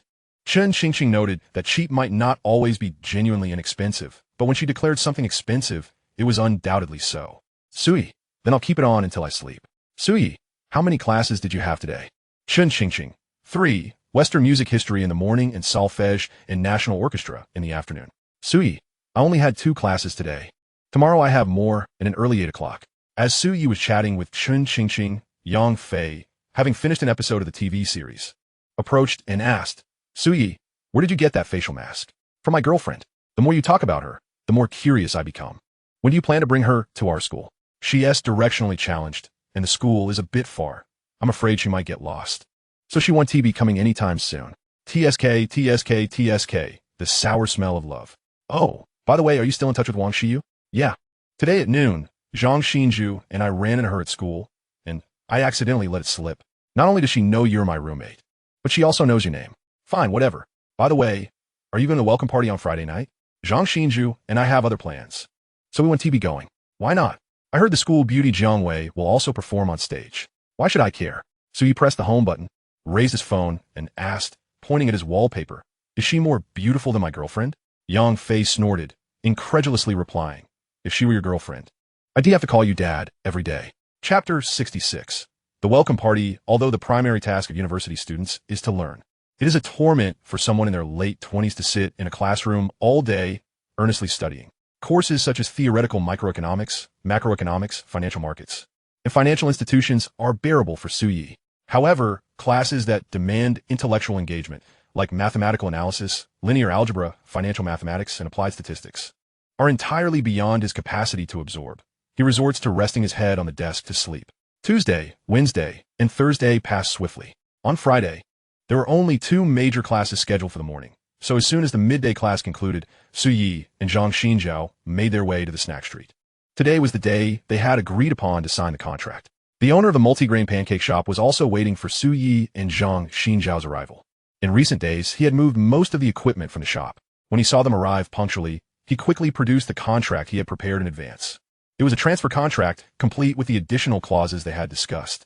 Suyi did not rush to sign. Instead, he carefully reviewed the contract to ensure there were no misleading phrases before finally signing his name. What about the payment? I will transfer it to you now. Please send me your bank account number. So he took out his phone, opened his mobile banking app, and initiated the transfer. He had already moved 100,000 yuan from his securities account, which, although a sacrifice, was manageable since Zhang Xinjiao agreed to cover another 100,000. Once the owner confirmed the receipt of the funds, a weight lifted from his shoulders. He stood up and shook hands with Suyi, saying, pleasant cooperation. I wish you prosperous business. Thank you, Suyi replied. Will the shop be cleared out by this afternoon? The owner chuckled. All the large items have been moved. I can take the remaining things in one trip. Oh, and here are the keys. If you're worried, feel free to change the lock. All right. The owner seemed eager to leave. Once the payment was confirmed and the items were handed over, he hurriedly loaded the remaining items into his van and drove away. Zhang Xinjiao gazed at the approximately 55 square meter shop, reflecting, now, this place belongs to us. Tomorrow morning, we should visit the wholesale market together. You call the sign shop to check when they can finish the signage. They should be able to do it by tomorrow. Zhang Xinjiao smiled. By the way, Yu Haven Tea told me why our fruit shop is named Ching Ching Fruit Shop. My girlfriend's name is Ching Ching. Zhang Xinjiao gave a thumbs up. Impressive. The two tidied up the shop and realized that a cold storage unit was essential for running a fruit shop. After a quick meal, they took the subway to the secondhand market. The secondhand market had everything imaginable. Many shops that had closed down left behind tables, chairs, and counters, which were often collected by the market. Suyi had initially worried about finding a suitable cold storage unit, but to his surprise, there were 5 or 6 available, along with dedicated cash registers. In the end, Suyi spent 8,000 yuan ordering a batch of cold storage units, display cabinets, and a cash register. The owner even threw in a humidifier, with delivery scheduled for the following afternoon. Upon returning to the dormitory in the evening, they found Li Tungwen on the balcony, speaking on the phone in a dialect that none could comprehend. Entering the room, they saw Yang Fei staring at the computer screen, grinning foolishly.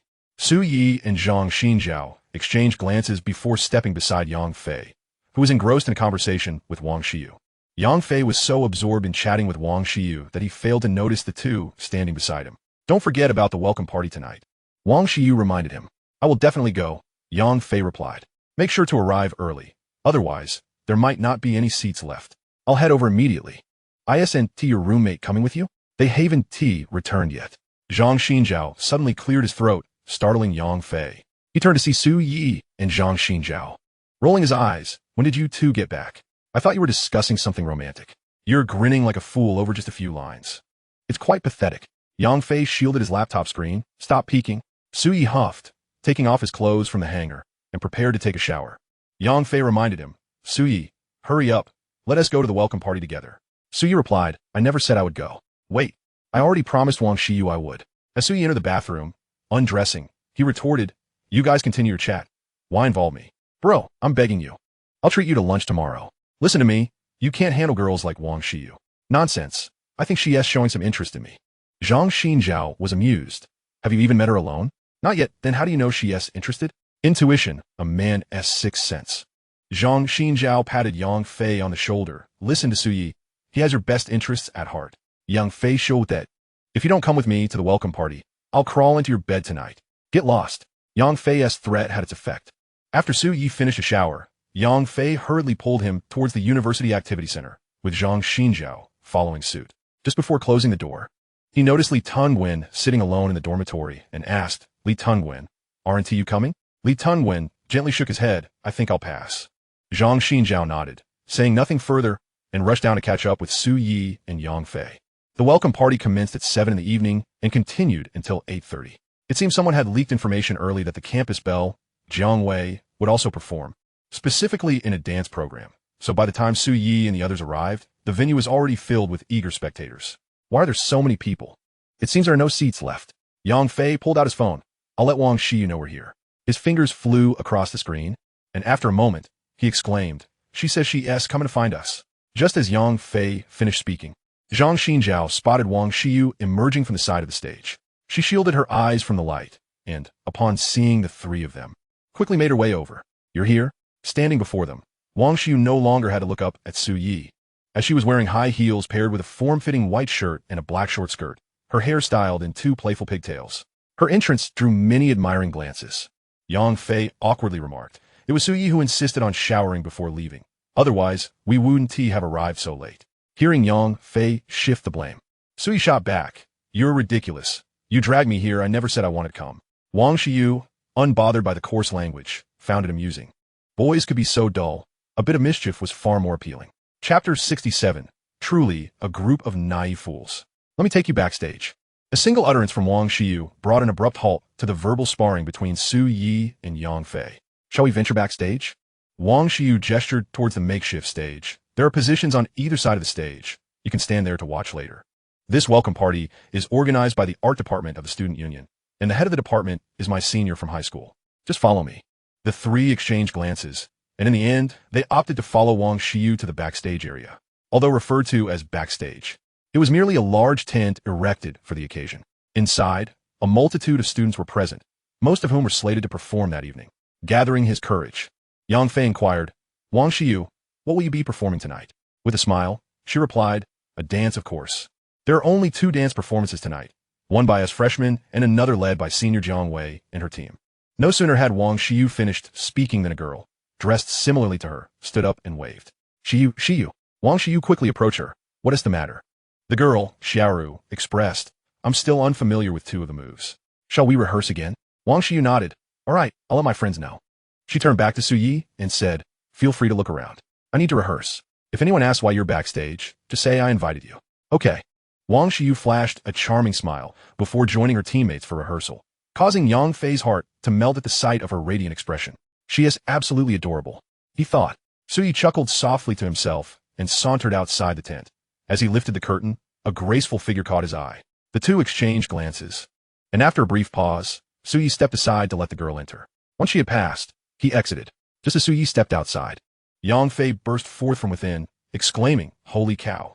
That was senior Jiang Wei, the campus beauty. Su Yi remained unfazed and replied, can you not be so excitable? You're making me feel embarrassed every time we go out together. Come on, tell me, is she even more stunning in person than in photos? Zhang Xinju shrugged. She is all right, I guess. Su Yi replied nonchalantly, nothing to write home about. Unbeknownst to the 3, upon entering the tent, Jiang Wei did not join the others in rehearsal, but stood at the entrance, messaging her teammates on her phone. Despite the cacophony within the tent, she could distinctly hear Su Yi, Yang Fei, and Zhang Xinju's conversation.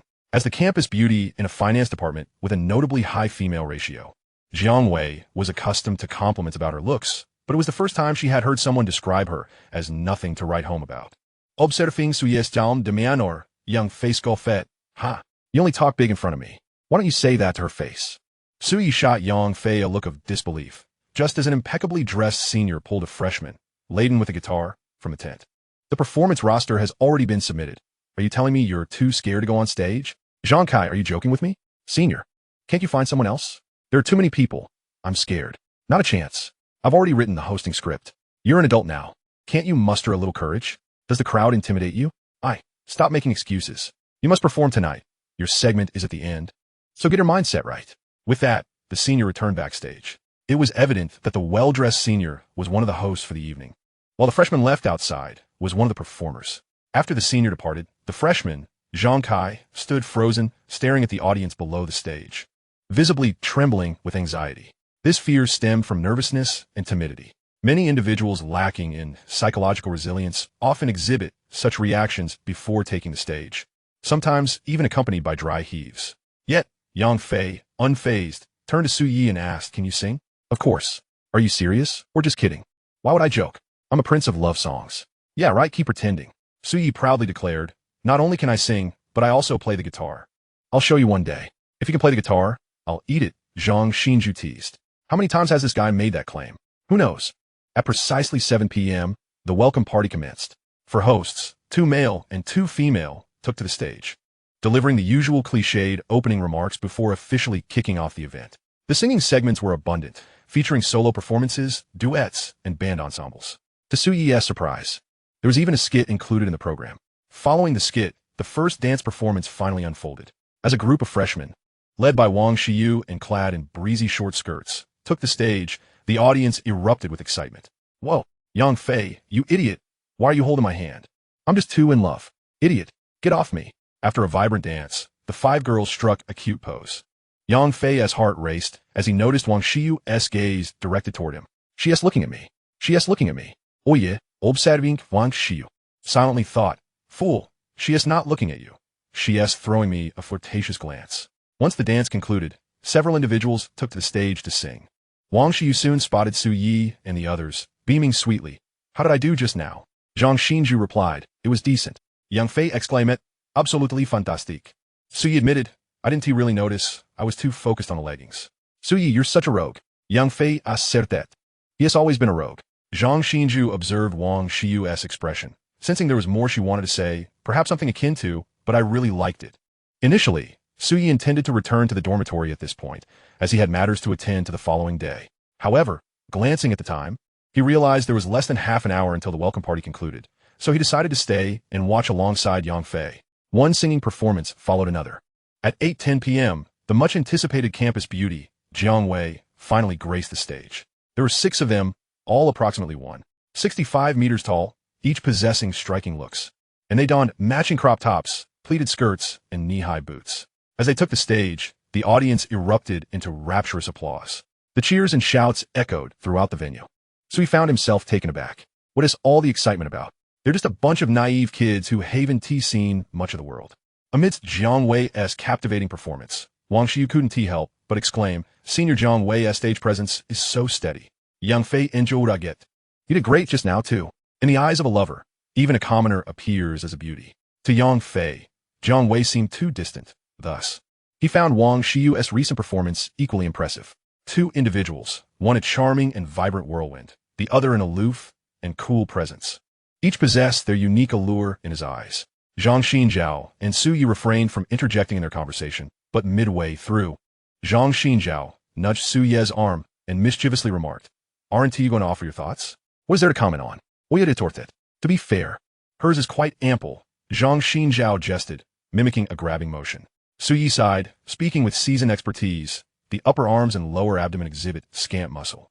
Yet the shape is that of a hemisphere supported solely by muscular foundation. The upper curve is robust and protruding, while the oscillation during descent is insufficient to match that of adipose tissue, making it evident she utilized padding. Zhang Xinjiao promptly raised his thumb in admiration. "You truly are something else, so professional."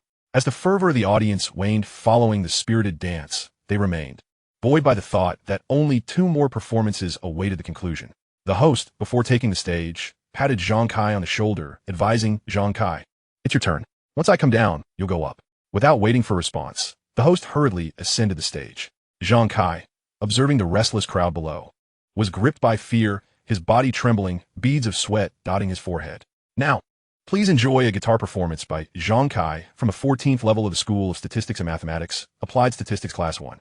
Let us give him a warm welcome. After the host exited, Zhang Kai hesitated at the foot of the stage, reluctant to ascend. "Zhang Kai, hurry up. What are you waiting for?" As the stage remained vacant, murmurs erupted among the audience, amplifying Zhang Kai's anxiety. Noticing Zhang Kai's trembling figure, Zhang Xinjiao placed a hand on Su Yi's shoulder, suggesting, "Su Yi, why not lend a hand and go up for him? Didn't you say you could play guitar too?" "No way. I fear that if I sing, I'll become a superstar in the finance department by tomorrow," Su Yi retorted. Yang Fei, ready to make a snide remark, was interrupted by Zhang Xinjiao's laughter. "That is a good thing. If you become a star, our fruit shop will never lack customers." Su Yi suddenly turned to Zhang Xinjiao, exclaiming, "Indeed. How did I not consider that?" Though Zhang Xinjiao had merely spoken in jest, he saw Su Yi genuinely intrigued and promptly encouraged. "What are you waiting for? Go on up." "All right. For the sake of money, you've pushed me into this." Su Yi approached Zhang Kai, interrupting the host's urging, and smiled. "If you're too nervous to go on stage, just lend me your guitar." Zhang Kai stared at Su Yi, stunned for a moment before swiftly handing over the guitar. Su Yi took it and confidently ascended the stage. "Wait, we need to follow the procedure." The host began, but Su Yi had already reached center stage. He placed the microphone on the stand and seated himself on a high stool. Clearing his throat, he earnestly stated, "Correction, Zhang Kai, who is supposed to perform, is unable to due to health reasons. I am Su Yi from Finance Class 1, and I will perform Drunken Red Cliffs by Lin Junjie for you all." Dang bang! The head of the Student Council Arts Department rushed to the stage, incredulous. "Who is he? Isn't it's supposed to be Zhang Kai. How did it turn to Su Yi?" The host, sweating profusely, attempted to explain. "No, if he wants to go up, let him. We agreed to follow the procedure." "What's going on?" Tang Peng erupted in frustration. Wang Shiyu stepped forward. "Senior, this isn't a big issue. After all, Su Yi is a new student too." "Shiyu, it's not as simple as you think." What if he before Tang Peng could finish? Su Yi began strumming the guitar. The introduction was lengthy and the melody slow. Yet as Su Yi played, the audience gradually fell silent. Seated on the stool, Su Yi focused solely on the guitar in his hands, the surrounding world fading into insignificance. This song was the one he had practiced most diligently during his university years, a memory he would never forget. "No way, he truly can." Yang Fei exclaimed, white-eyed, gazing at Su Yi on stage. Zhang Xinjiao shared his surprise. Wang Shiyu quickly placed a finger to her lips, signaling for silence. Under the influence of the melody, the venue became utterly hushed, all eyes riveted on Su Yi at the center of the stage. Finally, he began to sing. "The fallen leaves have accumulated several layers, and I tread upon the youth, hearing who weeps in the rain of tears from a past life." His voice was deep and imbued with emotion. Even within the briefest of segments, many in the audience instinctively took out their phones to record. On the other side of the stage, several upperclassmen who had danced alongside Jiang Wei whispered amongst themselves, "Who is this junior? Which department is he from? His singing is truly captivating. He is quite handsome, too. Jiang Wei, what do you think?" Jiang Wei remained silent, her gaze fixed on the stage, her delicate features revealing no discernible expression, confirming through our eyes, "I have encountered the right person. I wield my sword in turn, as blood flows like crimson lips. Memories of the past traverse the mundane world. It is not the blade that harms, but your soul reincarnated." Su Yi quietly concluded the song and rose, bowing amidst countless gazes. Applause and cheers erupted only after he stepped off the stage, though the enthusiasm paled in comparison to the fervor displayed during Wang Shiyu and Jiang Wei's performance. As many remained in a daze. However, once Su Yi departed, the audience buzzed with chatter.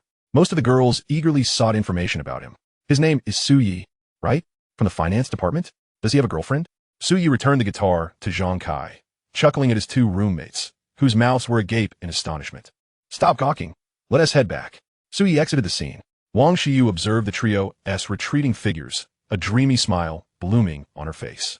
This performance heralded that Su Yi would enjoy the coveted privilege of selective dating during his university life, envied by many male peers. "Jiang Wei, what are you thinking about?" "Nothing much." "Hee hee, you're not falling for this junior, are you?" "Not all." Jiang Wei shook her head, smiling. "I just think this junior has a certain something." Chapter 69. I have already fallen asleep. That night, the school's forums, message boards, and class groups buzzed incessantly with discussions revolving around a dapper young man named Su Yi. It was within his class group that Su Yi first learned of his newfound fame. Yang Fei, flamboyantly holding his phone, tiptoed to the bed where Su Yi lay, asking, "Su, how does it feel to suddenly be famous?" "Not much," Su Yi replied. "My WeChat is flooded with friend requests. It's quite bothersome. What are you filming? If you dare post that, you'll be in trouble." Yang Fei teased, "You ungrateful rascal, getting popular and still acting coy." Zhang Xinjiao, "Don't you think Su Yi is asking for a beating?" Zhang Xinju had also reclined onto the bed. Casting a glance downwards, he chuckled. "I think you're the one who deserves a beating. Can you refrain from parading around the dormitory in those red shorts?" As Su Yi pondered how to address the numerous friend requests, a message suddenly pinged from Chen Qingqing. "Chen Qingqing, silly pig, why didn't you chat with me today?" "Su Yi, I was at the welcome party just now." "Chen Qingqing, was it enjoyable?" "Su Yi, not as delightful as your presence." "Chen Qingqing, a week has passed so swiftly." "Su Yi, indeed it has." Upon reading this message, Chen Qingqing unconsciously pouted, internally chastising. Why can't this silly pig grasp the implication of my words? Does he not intend to seek me out this week? Feeling a tinge of dissatisfaction, she replied, "Do you have any plans for tomorrow?" Chen Qingqing quickly responded, "None." "Su Yi, well, I have matters to attend to this weekend and might not be able to visit you." Chen Qingqing hesitated momentarily before responding. "What do you need to do?" "Su Yi, to earn some money." "Chen Qingqing, are you really short on cash?" "Su Yi, not particularly, but I aspire to accumulate more." "Chen Qingqing, why?" "Su Yi, the bride price in our region is exorbitant. I'm concerned your parents might demand a substantial sum from me, which I cannot afford." Chen Qingqing lay on her bed, her cheeks flushed. She typed rapidly, "You're speaking nonsense again. Su Yi, my roommate and I are planning to co-establish a fruit shop. We've already secured a rental space, and tomorrow we'll head to the wholesale market. We plan to prepare for a trial operation the day after. Once I have everything arranged next week, I shall come see you." "Su Yi, do you wish to see me?" Chen Qingqing, blushing, typed, "I'm going to sleep now, good night." "Su Yi, you still haven't answered my question." Chen Qingqing, "I have already fallen asleep." Su Yi chuckled at her response. Noticing Chen Qingqing had ceased replying, he resumed contemplating how to handle the friend requests. After deliberating, he deemed explaining to each person too cumbersome and opted to simply change his WeChat nickname to "In a Relationship." Following this adjustment, the notifications for adding new friends became notably less frequent. Meanwhile, in Jiangzhou, at the Hongya Mountain Villa, Jiang Meilin sat on the sofa, a glass of red wine in her left hand and her phone in her right, preparing to check Su Ye's moments. However, as soon as she opened Su Ye's profile, her fingers froze. Why has he changed his nickname? In a relationship? What does this mean? Has he and Qingqing confirmed their relationship? Jiang Meilin found herself at a loss, unsure whom to inquire, and ultimately sent Su Yi a message. "Little Su, why have you changed your nickname?" Su Yi was taken aback to find Jiang Meilin was the first to ask him about it. He took a screenshot of the friend request page and sent it to her. "Annie, too many people have been adding me." Su Yi refrained from providing extensive explanations, believing Jiang Meilin would comprehend upon viewing the image. Jiang Meilin glanced at the picture and noticed it was predominantly female requests to add Su Yi. Curiosity piqued, she thought. Is Su Yi really that sought after in university? This realization instilled a slight sense of urgency within her. She swiftly inquired, "Little Su, will you be visiting Qingqing this week?" "Su Yi, I want tea of time this week. I'm headed elsewhere, and I've already informed Qingqing." Jiang Meilin, "Su Yi, it's getting late. I'll head to bed now." "Good night, Auntie." Jiang Meilin, "Good night."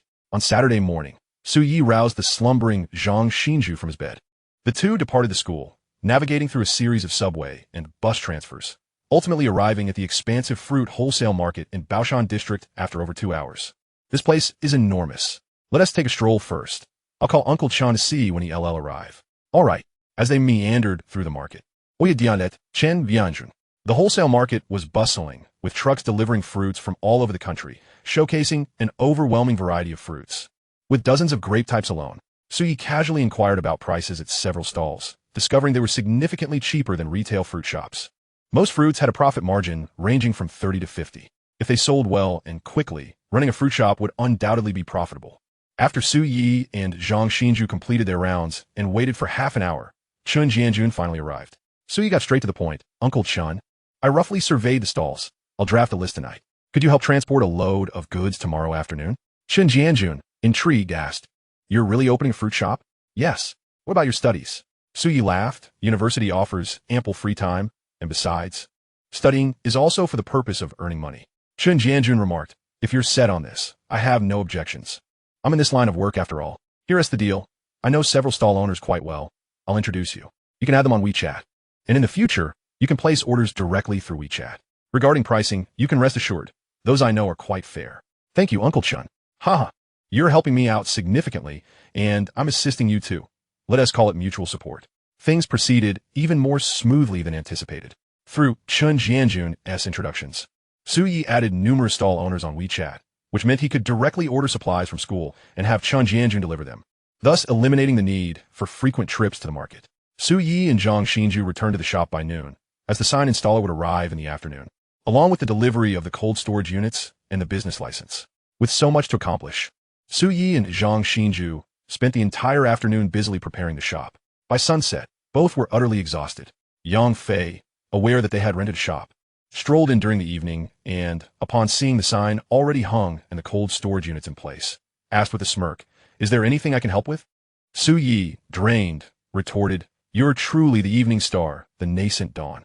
Chapter 70. Just got to university, and you become a boss already? Yang Fei Bao said, taking a moment to decipher Su Yi's remark as an insult. Observing the two drenched in sweat, he sheepishly admitted, "I didn't realize you both were back this afternoon. Otherwise, I would have come to help sooner." Su Yi dismissed him with a wave. Zhang Xinju was too fatigued to engage in conversation. Yang Fei, attempting to ingratiate himself, offered, "Let us go out for dinner tonight. It's on me." Su Yi immediately responded, "Zhang Xinju, help me up. Tonight we're going to Bao Long Plaza to feast on this guy." I said I'd treat, but I didn't say we had to go for a lavish meal. I sent a few dishes at a roadside stall sufficient. Su Yi and Zhang Xinju chorused scram. After an exhausting afternoon, Su Yi found he had little appetite. After a brief respite and wiping down the shop, he pulled down the roller shutter and left. On the way back, Zhang Xinju asked, "I feel like the shop still looks a bit shabby. Should we put up some wallpaper and perhaps replace the roller shutter?" "No need," Su Yi replied. "For a small business like this, it's unnecessary to overly embellish the storefront." Zhang Xinju, puzzled, queried why. "Let us consider an example. This evening, we wish to indulge in some barbecue, and there are two establishments side by side. One boasts opulent decor, with even its sign aglow, while the other is unpretentious and lacks any embellishment. If it were up to you, which would you choose?" Zhang Xinjiao remarked. "Surely one would opt for the more lavishly decorated place." Su Yi, somewhat speechless, retorted, "I forgot you were affluent." Yang Fei, "If it were you, which would you select?" Yang Fei promptly declared, "Without a doubt, I would choose the latter. Based on my years of observation, any eatery adorned with extravagant decor tends to be overpriced and underwhelming in taste." Zhang Xinjiao still seemed perplexed. "Oye patiently elucidated. Our future clientele will predominantly consist of students. Are there many affluent students among them? Likely not. Most are like Yang Fei and me. If I were to see a lavishly decorated fruit shop, my first thought would be that the proprietor must have invested significantly in the decor. Hence the items within are surely exorbitant." Zhang Xinjiao suddenly comprehended. Su Yi chuckled. "As a business owner, one must learn to view matters from the customer's perspective. Come, learn from me." Zhang Xinjiao offered a non-committal smile. Su Yi approached a street vendor, ordered a hand-grab pancake and a double-skin milk dessert, then gestured to Yang Fei, instructing the vendors, "He will pay." Yang Fei obediently stepped forward to settle the bill. The three returned to their dormitory, and after a refreshing shower, Su Yi solemnly addressed Li Tengwen. "Li Tengwen, I wish to discuss something with you." Li Tengwen, surprised, closed his book and turned to face him. "With me?" "Yes." Su Yi replied, towel in hand, drying his damp hair. "Zhang Xinjiao and I are preparing to open a fruit shop. We have nearly everything in place, and once the fruit arrives tomorrow, we can commence trial operations. I have numerous commitments and want to be able to supervise the shop consistently. So I intend to hire 2 part-time workers. Are you interested?" Just as Li Tengwen was about to respond, Su Yi quickly added, "However, the salary is modest, only 1,500 yuan per month, as the tasks are minimal, primarily weighing and tallying sales." Li Tengwen was no fool. Though Su Yi downplayed the salary, 1,500 yuan was sufficient to cover his monthly expenses. He had long prepared to work part-time while studying, but had yet to find a suitable position. He realized Su Yi had intentionally reserved this opportunity for him. Nodding, Li Tengwen said, "I can do it. As long as I have no classes, I can help at the shop." Su Yi smiled, then it settled. Just then, Yang Fei chimed in, "Su Yi, I can also take a part-time job." Su Yi retorted, "Step aside. Why should I? I only plan to hire 2 part-timers, and, ideally, the second should have a schedule that complements ours, thereby extending the shop's operating hours." Yang Fei conceded, "That makes sense." Su Yi patted Yang Fei on the shoulder. You can volunteer at the shop with me for free. When I have time, I can teach you how to pursue a romantic interest. Young Fei scoffed. What I need your guidance for. Hand me your face, and I'll win over Senior Jiang Wei by tomorrow. Qin Ji Wei was utterly disheartened. His university life was far from what he had envisioned. Among his 5 roommates, 2 were high school classmates forming their own clique. One appeared effeminate. Another snored and ground his teeth in his sleep, and the last was perpetually engaged in online dating. He even suspected the latter was a Japanese spy, as he often heard a Japanese woman speaking during the late hours when a roommate would sneak into the bathroom. It was exasperating. Fortunately, the old dormitory was undergoing renovations, and it was said that as long as the accommodation fee was paid next semester, he could move into an air-conditioned 4-person room. Qin Jiwei eagerly anticipated that his future roommates would be 3 normal individuals. He lay on his bed and messaged Su Yi. Su Yi, may I come to your school tomorrow? Su Yi quickly replied, but I will be very busy tomorrow. Qin Jiwei countered, what could possibly keep you busy on a weekend?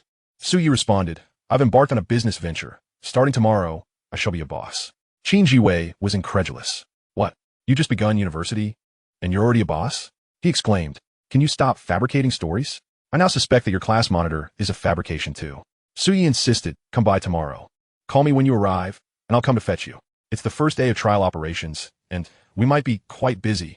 If you can come, you could serve as a free laborer. With that thought, Su Yi ended the chat and transitioned to the most blissful part of his day, opening the chat interface with Chun Qingqing. Initially, he contemplated sending a simple "Are you there?" but found it too mundane. Instead, he typed, Have you thought of me today? The message promptly reached Chun Qingqing's phone.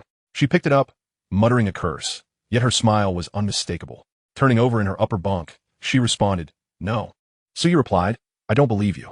Chun Qingqing shot back, believe it or not. Su Yi continued, What have you done all day? Chun Qingqing replied, Nothing. Su Yi stated, I accomplished many things today. He proceeded to recount all his endeavors to Chun Qingqing, eventually sharing several photos of the fruit shop. Chun Qingqing quickly seized upon a detail. Blushing, she inquired, Why is the fruit shop named that? Su Yi responded succinctly, Because this way, I can be with you every day. Chapter 71, Fried Rice for only 5 yuan. The next day, Sunday. Su Yi rose early and roused his 3 roommates from their slumber. After breakfast, the 4 ventured to the delivery point. Su Yi had ordered numerous items online, including disposable plastic bags, protective film, stickers, various fruit knives and cutting boards, an electronic scale, 2 cameras, and payment codes obtained from Alipay and WeChat. The 4, laden with supplies, arrived at the shop, where Su Yi began issuing orders. Zhang Xinjiao, and I will install the cameras. You 2 assist with the stickers, and Li Tengwen. I'll teach you how to use the cash register shortly. They quickly immersed themselves in their tasks. As 11 approached, a small delivery truck pulled into the snack street, halting at the entrance of Qingqing Fruit Shop. Recognizing the familiar vehicle, Su Yi called out, Come over and help unload. With the assistance of his 3 roommates and Chun Jianjun, they swiftly transported the fruit inside. Observing the shop's preparations, Chun Jianjun remarked, I didn't expect you to have it all set up so well. Su Yi replied, Uncle Chun, what is the delivery fee? I'll transfer it to you. Initially, Chun Jianjun waved it off, saying it was their first time, but Su Yi insisted on paying, and ultimately, they settled on a fair price. In that case, I want to deliver next time. I'll just message you on WeChat when I need a delivery. All right, no problem. After Chun Jianjun departed, Su Yi clapped his hands and declared, All right, gentlemen, let us place watermelons, bayberries, bananas, and pineapples at the entrance. Items like grapes and peaches, which are prone to spoilage, should be neatly arranged on the side shelves. Su Yi had just prepared to take action when his phone, nestled in his pocket, began to ring incessantly. Upon seeing that it was Qin Jiwei calling, he promptly answered. Qin Jiwei. Su Yi, I've arrived at the main entrance of your school. Su Yi, open your map and head to the snack street at the south gate. My shop is called Qingqing Fruit Store. Just come right in. Qin Jiwei. What the hell?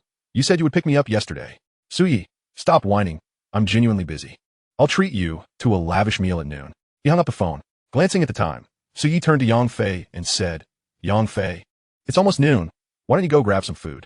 Yang Fei, what should I get? Su Yi, what is the cheapest option? Yang Fei, egg fried rice. Su Yi, then get 5 servings of egg fried rice. Yang Fei, 5 servings? Su Yi, I have a close friend who will be coming over shortly. Yang Fei, got it. Yesterday, the shop didn't display any fruit, which left a lingering feeling of incompleteness.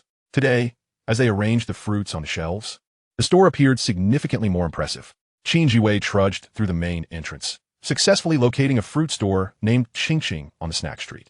Curiosity led him inside, and upon spotting Su Yi, he exclaimed, Wow, you really are here? seeing Qin Jiwei had arrived. Suyi quickly pulled him into the shop and said, "Let me introduce you. This is my best friend, Qin Jiwei, nicknamed Wei Gu. This is Zhang Xinjiao, the heir to 3 buildings, mind you, 3 buildings. And this is Li Tungwen, an academic prodigy who scored 80 points above the college entrance examination cutoff. The last one is out buying food." Before Suyi could finish, Yang Fei returned with 5 servings of egg fried rice. Suyi swiftly introduced, "This is Yang Fei. You two should get along famously." Suyi took the takeout boxes from Yang Fei, distributing 1 to each before handing the last one to Qin Jiwei. Qin Jiwei glanced down at the egg fried rice in Suyi's hands and asked, "What are you doing?" Suyi replied, "What do you mean? It's noon. It's time to eat." Qin Jiwei, "You just promised me a feast, and I traveled 2 hours by subway to get here, only to be treated to a bowl of 6 yuan egg fried rice." Yang Fei interjected, "Buddy, at our school, egg fried rice is only 5 yuan. Qin Jiwei, do you have a knife? I want to chop him." Suyi forcefully shoved the egg fried rice into Qin Jiwei's hands and retorted, "We've been busy all morning. You'll just have to make do with this for lunch. I'll treat you to dinner later." Your words hold no credibility with me now. Feeling somewhat guilty, Suyi added, "Wei Gu, don't be so stingy. Feel free to enjoy the fruits in the store." Qin Jiwei seized the moment to address the main topic. "So, this fruit store is genuinely yours?" Suyi pointed to Zhang Xinjiao and stated, "I co-founded it with Zhang Xinjiao." Having already introduced Zhang Xinjiao, Qin Jiwei assumed that the capital for the fruit store was primarily provided by him, thus refraining from further inquiries. The 5 of them squatted at the entrance, voraciously devouring their meals. Suyi then began outlining the tasks for the afternoon. "Once we finish eating, Zhang Xinjiao, please go to the advertising shop and create a pull-up banner displaying our fruit prices.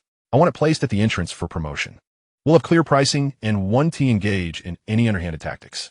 Additionally, I'll establish a WeChat group this afternoon. I want each customer who visits our store to be invited to join, under the pretext of store activities. We'll use the group to announce promotions. I aim to convert a portion of our customers into private clientele." The 4 individuals nearby appeared somewhat bewildered after hearing this. Suyi continued, "Moreover, they can directly mention us in the WeChat group to order fruits, and as long as their purchase exceeds 50 yuan, we'll provide free delivery within the school. Shortly, I will post a message on my moments, and all 3 of you should help share it. If customers gather 10 likes on my post, they'll receive a 10% discount at our store, 20 likes will grant them an 8% discount, and 30 likes will earn them a 7% discount. I wish to promote our store swiftly, ensuring that every student in the finance department knows about the new Qingqing fruit store on the snack street. I intend to give the owner of Kanyuan fruit store a lesson on what it means to strike from a higher dimension." "What? Why are you all staring at me?" Yang Fei asked, bewildered. "Suyi, have you ever run a business before?" "No." "Then how do you?" Suyi closed the takeout box and tossed it into the trash. Wiping his hands with a tissue, he said, "Some people are just born with this talent. Hurry up and finish your food. Don't waste time." The 4 quickly continued their meal. Suyi dedicated half an hour to crafting a post for his moments, uploading photos of the fruit store before sharing it in the class group. The students of Class 1 in Finance were soon abuzz. "Zhao Xiaowei, class monitor? Suyi, I've opened a fruit store on the snack street. Feel free to come by if you need anything. All classmates will receive a 20% discount, provided you help share my post." "Guo Saixia, you opened this store yourself?" Suyi, "Indeed." "Qin Yu no way. Gao Bohai, 666. Zhao Xiaowei, I'll swing by shortly." Connections formed from points to lines, and from lines to surfaces. Suyi was the point, and his classmates were the lines. Each had their respective circles. Once the post was shared, the popularity of Qingqing Fruit Store surged swiftly. Chapter 72, we just turned 18. On Sunday, the snack street naturally attracted a considerable footfall. After lunchtime, numerous university students began to stroll along the road. Suyi recorded a message using a megaphone, which played on repeat at the store entrance. "Don't miss out. The fruit store is open, offering fresh fruits at transparent prices. Everyone is welcome to come and grab some. In summer, fruits are inherently popular." The combination of the megaphone and the WeChat activity proved effective. After 2 o'clock, customers began to trickle into the store. "Class monitor." Suyi heard the familiar call and turned around. "Zhao Xiaowei, you actually came?" Zhao Xiaowei smiled. "Our dormitory all came. Since you're personally starting a business, we definitely have to support you." Suyi playfully assumed a doorman stance. "For lovely maidens, please come in." Zhao Xiaowei, Guo Saixia, and 2 other girls from the dorm swiftly entered the shop to select fruits. Qin Jiwei grew increasingly astonished. His surprise stemmed not only from Suyi's new role as class monitor, but also from his newfound adeptness in social interactions. He had never possessed such traits in high school. The gap is widening. Zhang Xinjiao, witnessing the increasing number of customers in the store, felt somewhat dumbfounded. Wait, this is just the beginning. How can there be so many people already? If this continues, we might just strike it rich. Li Tunwen stood by the cash register, struggling to keep up with the demand. Please be patient, everyone. Today is our first day of trial operation, and we may not be fully familiar with the process yet. After we get the hang of it, it won't be like this anymore. Also, you can scan the QR code beside to join our group. We'll post notifications for activities there, and we support home delivery. Watermelons can be purchased separately. You could buy just half, and if it's not sweet, you won't pay a thing. The store continued to fill with customers, with many second and third-year female students drawn in by the buzz. After the welcome party, Suye's video quickly became a sensation on campus. It was rumored that Suye had opened a fruit shop at the snack street and was hosting an event, causing many to flock to catch a glimpse of him. From 2 o'clock until after 5, the store was bustling with customers. By evening, a long queue had formed outside Qingqing Fruit Shop. Approximately 300 meters away, the owner of Kongyuan Fruit Shop sat at the entrance, staring blankly at the newly opened store and struggling to comprehend its sudden popularity. How could it have garnered such fervor in just a few hours? Oh yeah. Wang Shiyu, what brings you here? My roommate mentioned that you opened a fruit shop at the snack street, so I came to see if it was true. Suye chuckled. Yang Fei, quickly hand Wang Shiyu a piece of the pineapple you just sliced. Yang Fei hurriedly offered a piece of pineapple skewered on a bamboo stick to Wang Shiyu, who accepted it with a playful, "Thank you." Suye continued to draw in customers, and the number of people in the group surged from a few to dozens, then to hundreds. By the end of the afternoon, a significant amount of popular fruits had nearly sold out. The peak hours would be from 6 to 7:30 when the sun set, bringing a cooler ambience and drawing many students out for a stroll. The Chinese have an inherent inclination for spectacle, and many who initially had no intention of buying fruits found themselves curiously stepping into Qingqing Fruit Shop, leading to spontaneous purchases. After all, the prices were slightly lower than those at the other shop, and the fruits appeared quite fresh. Wang Shiyu arrived around 5, but for some reason, she did not leave and instead stayed to help in the shop. Suye noticed that her presence boosted Yang Fei's enthusiasm, so he said nothing further. After 8 o'clock, the number of customers finally dwindled. Despite the air conditioning, the 5 of them were still sweating profusely. Suye glanced at the time and suggested, "Shall we go out for dinner? After all this hustle, I'm sure everyone is starving. What about the shop? Notijin oyese histation, li tongven interjistet. I just had 2 bananas, so I'm not hungry yet. You all go ahead. I can stay and watch the shop since I'm getting paid." Suye didn't linger on the matter and took Zhang Xinju, Yang Fei, Qin Jiwei, and Wang Shiyu to the same food stall they had visited for their second gathering. The 5 ordered 8 dishes and a soup, and Suye finally splurged a little. "Come, let us raise a glass together. This afternoon's endeavors have been quite successful. Cheers." Zhang Xinju, remind me later to put up a hiring notice outside. That's simple. I'll swing by the printer on the way. Before Suye could respond, Wang Shiyu began to praise him. "Suye, you're incredible. School just started, and you've already ventured into entrepreneurship. That's impressive." Suye smiled modestly. "I can only say it's good fortune. Everything just fell into place." His words rang true. Had it not been for an unexpected windfall before the school year began, encountering Chun Jianjun at Chun Qingqing's place last week, stumbling upon a suitable shop for transfer, and Zhang Xinju joining the venture, this fruit shop might never have come to fruition. "Boss lady, could you expedite our order? We are famished." Coming right up. After a 5-minute wait, when Yang Fei was about to urge for the dishes again, Suye stopped him. "Let me teach you how to expedite service at food stalls." With that, he called out to the boss lady, "If those dishes we ordered haven't been prepared yet, please cancel them for us." The boss lady hurriedly replied, "They're already being prepared. It'll be ready shortly." Indeed, shortly thereafter, the wait staff began to bring out the dishes one by one. Yang Fei and Qin Jiwei had grown accustomed to such scenarios, while Wang Shiyu gazed at Suye with starry eyes, finding him mature and exuding masculinity. Having worked from noon until past 8, the group was ravenous, and as soon as the food arrived, they began to devour it with gusto. Only Yang Fei, with Wang Shiyu present, was eating slowly and savoring each bite. After finishing, Qin Jiwei checked his phone and realized he needed 2 hours to get back to school. He stood up and said, "Suye, I have to head back, otherwise I'll be sleeping outside tonight." Suye hurriedly wiped his mouth. "I'll walk you back." "No need. Come on, I said I'd walk you." As Suye and Qin Jiwei stepped out of the food stall, they spotted Gao Bohai from their class riding a small electric scooter. "Oye above it, Gao Bohai." Gao Bohai halted, surprised to see Suye. "Class monitor, I was just about to head to your shop. Can I borrow your electric scooter to drop my friend off at the subway station? I'll be back shortly." "Of course." Gao Bohai readily lent Suye the scooter, and Su Yi quickly took Qin Jiwei toward the subway station. On the way, Qin Jiwei remarked with a hint of melancholy, "Su Yi, I feel like you've changed since high school." Su Yi feigned ignorance. "Changed how?" Qin Jiwei replied, "You have changed a lot. Others must feel it even more." Su Yi responded, "Why do you sound so glum?" Qin Jiwei lamented, "I'm just worried our differences will grow, and I want to be able to keep up with you." Su Yi reassured him, "Don't worry. With our 2-decade bond, I'll make sure you prosper alongside me."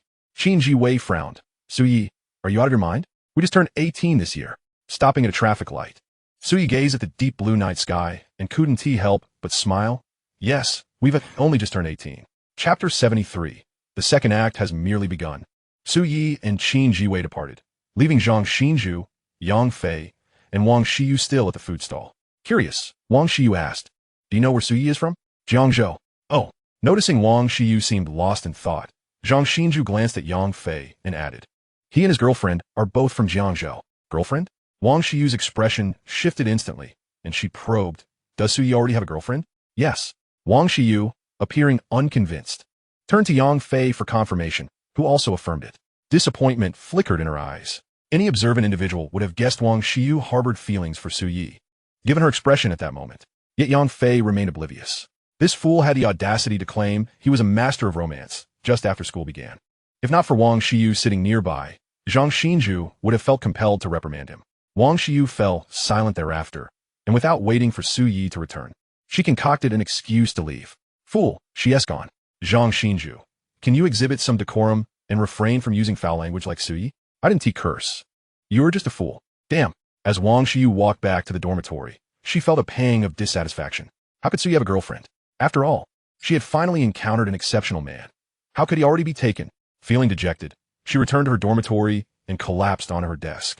Her mind filled with thoughts of Su Yi, echoing with the lyrics he sang Friday night. With a shared gaze, "I've found the right person." Wang Xiyu had believed that the right person referred to herself. Was she really going to give up just like that? As she pondered over her thoughts, she retrieved her phone, opened Baidu, and typed in the search bar, "The person I like already has a girlfriend. Can I still pursue him?" When Su Yi returned to the store, Zhang Xinju had already affixed the recruitment notice to the door. Su Yi, having forgotten to clarify the details, hastily added a note in bold marker. "Priority given to senior female students." Zhang Xinju inquired, "Why prioritize seniors?" "Seniors have fewer classes and more free time," came the reply. "But why prioritize female students?" He pressed on. "There are already plenty of males here. Hiring another one would turn this place into a Shaolin temple." Su Yi crossed her arms, contemplating whether to add, "Preference for those who are beautiful." Zhang Xinju chuckled in disbelief. "Are you recruiting part-time help or a secretary?" "Never mind." Adding that would be too blatant, he concluded. As Zhang Xinju left the food stall, he had already arranged for the owner to pack a meal for Li Tengwen, who was currently dining. Su Yi had transferred all her WeChat and Alipay funds to her bank account the previous night. She pulled out her phone to check her balance before opening the cash register and counting the cash inside. So far, they had sold over 4,300 yuan, but given that it was merely the first day, this figure was undoubtedly inflated. Nevertheless, achieving such revenue in a single day was commendable. Yang Fei glanced at the time, yawned, and suggested, "Shall we head back to the dorm after Li Tengwen finishes eating?" "Return to the dorm? What a jest. The second half has only just begun." "We retorted." Yang Fei, Zhang Xinju, and Li Tengwen exchanged incredulous looks. It was already past 9, and the peak hours had long since passed. Where was the second half? Su Yi took out her phone, opened the customer group, nearing 300 members, and began drafting a message. Zhang Xinju and Yang Fei quickly leaned in to see. "To all members, today we still have mangoes, green grapes, peaches, and cucumbers unsold. They're available at a 40% discount. Orders over 30 yuan will be delivered to your doorstep before 10:30. Zhang Xinju was taken aback. Such a tactic exists? The perishability of fruits meant that once spoiled, it would not only affect the cost, but could also tarnish the store's reputation if customers were sold subpar goods. Su Yi, while ostensibly offering discounts, was actually conveying to the group, "Our store only sells fresh fruits. Freshness is paramount when it comes to food." By tapping into the customer psyche, Su Yi sent out the message, and soon someone tagged her in the group. "Boss, I'd like 2 kilograms of mangoes and 1 kilogram of peaches. Can you deliver to building 2? "Certainly," came the prompt reply. "Boss, our dorm needs 4 kilograms of cucumbers and 2 kilograms of mangoes. We also reside in building 2. Su Yi stood up, exclaiming, "What are you two dolts waiting for? Hurry and pack those for delivery." "What? You want us to deliver?" They protested. "Just endure it for these couple of days. I'll get 2 electric bikes soon, dedicated for deliveries. Zhang Xinju patted Yang Fei on the shoulder. Let us go. After all, he is the boss. Yang Fei replied, but he is not paying me. Zhang Xinju laughed. If he doesn't pay me, he will pay you. Enough chatter. Let us move. The two quickly grabbed 2 large bags and headed towards the girls' dormitory. Upon returning, they found Suyi waiting with 2 more hefty bags. Thank you for your hard work. We close at 10:30. Keep up the good work. They heard her cheer. You gotta be kidding, they exclaimed. And off they went again. This continued until 10:30, when most of the items had been sold. Suyi cheerfully announced, all right, that's enough for today. We'll continue tomorrow. By 10:30, the campus was largely deserted. The streetlights cast elongated shadows of the 4 individuals. Yang Fei checked his step count on WeChat and lamented, I've already walked over 20,000 steps today. Zhang Xinju felt differently. He found it fulfilling. Although somewhat fatigued, he appreciated the knowledge gained, which far surpassed what could be learned from textbooks. Li Tongwen felt no fatigue. He thought that no matter what, it was far easier than harvesting wheat in the sweltering heat. Plus, there was a wage involved. With that thought, he glanced appreciatively at Suyi, feeling both grateful and envious. Hello, Uncle Chun. It's me, Suyi. Could you help me transport another load of fruits tomorrow at noon? Oh, we've nearly sold out today. Yes, just bring it over at noon. I have classes both in the morning and afternoon, but I'll be free at noon. All right, I'll finalize things with the owners tonight, and you can pick it up tomorrow. Sound good, goodbye. Upon returning to the dormitory, Suyi immediately messaged Chun Qingqing, concerned that it was getting late and she might sleep soon. Suyi, I've closed up. Chun Qingqing, so late? Suyi, business was good. The store was quite busy. Chun Qingqing, how much did you earn? Suyi, I haven't calculated it precisely, but roughly around 5,000 yuan today. Chun Qingqing, that's quite a sum. Suyi, and this is just the first day. Chun Qingqing, Suyi, are you feeling a bit down? Chen Qingyin, no. Suyi, I can sense it. Suyi, is it because I reached out to you so late today? Chen Qingyin, no. Suyi, these initial days are just the beginning. Once things stabilize, I'll have more time. Suyi, besides, I'm earning money for you, after all. Chun Qingqing, Suyi, how else will I support you if I don't earn? In Chapter 74, could you help me share my first post on WeChat? Monday allowed Suyi and the others ample time to rest. As it approached 9 o'clock, the 4 of them lazily rose from their beds, arriving at the classroom just as the class bell rang. After one large lecture, Suyi, along with Zhang Xinju and Yang Fei, intended to head straight to the store. But Li Tongwen wished to accompany them. Suyi suggested, you should go eat first. Once you finish, come to the store to relieve us, or else the store will be unattended. Li Tongwen nodded in agreement. Upon their arrival at the store, Chun Jianjun's small truck was already waiting at the entrance. Suyi quickly retrieved the keys and raised the roller shutter. Chun Jianjun curiously entered the store and noted several empty shelves, exclaiming, I thought you'd take at least a week to sell all that stock. Suyi smiled. I suppose we were just lucky. Noticing Su Ye's evasive response, Chun Jianjun refrained from pressing further and assisted in unloading the goods. Meanwhile, in the office of the teaching building, Zhang Yiyang stood before Su Tong, asserting, Instructor, I believe Su Ye's actions are inappropriate.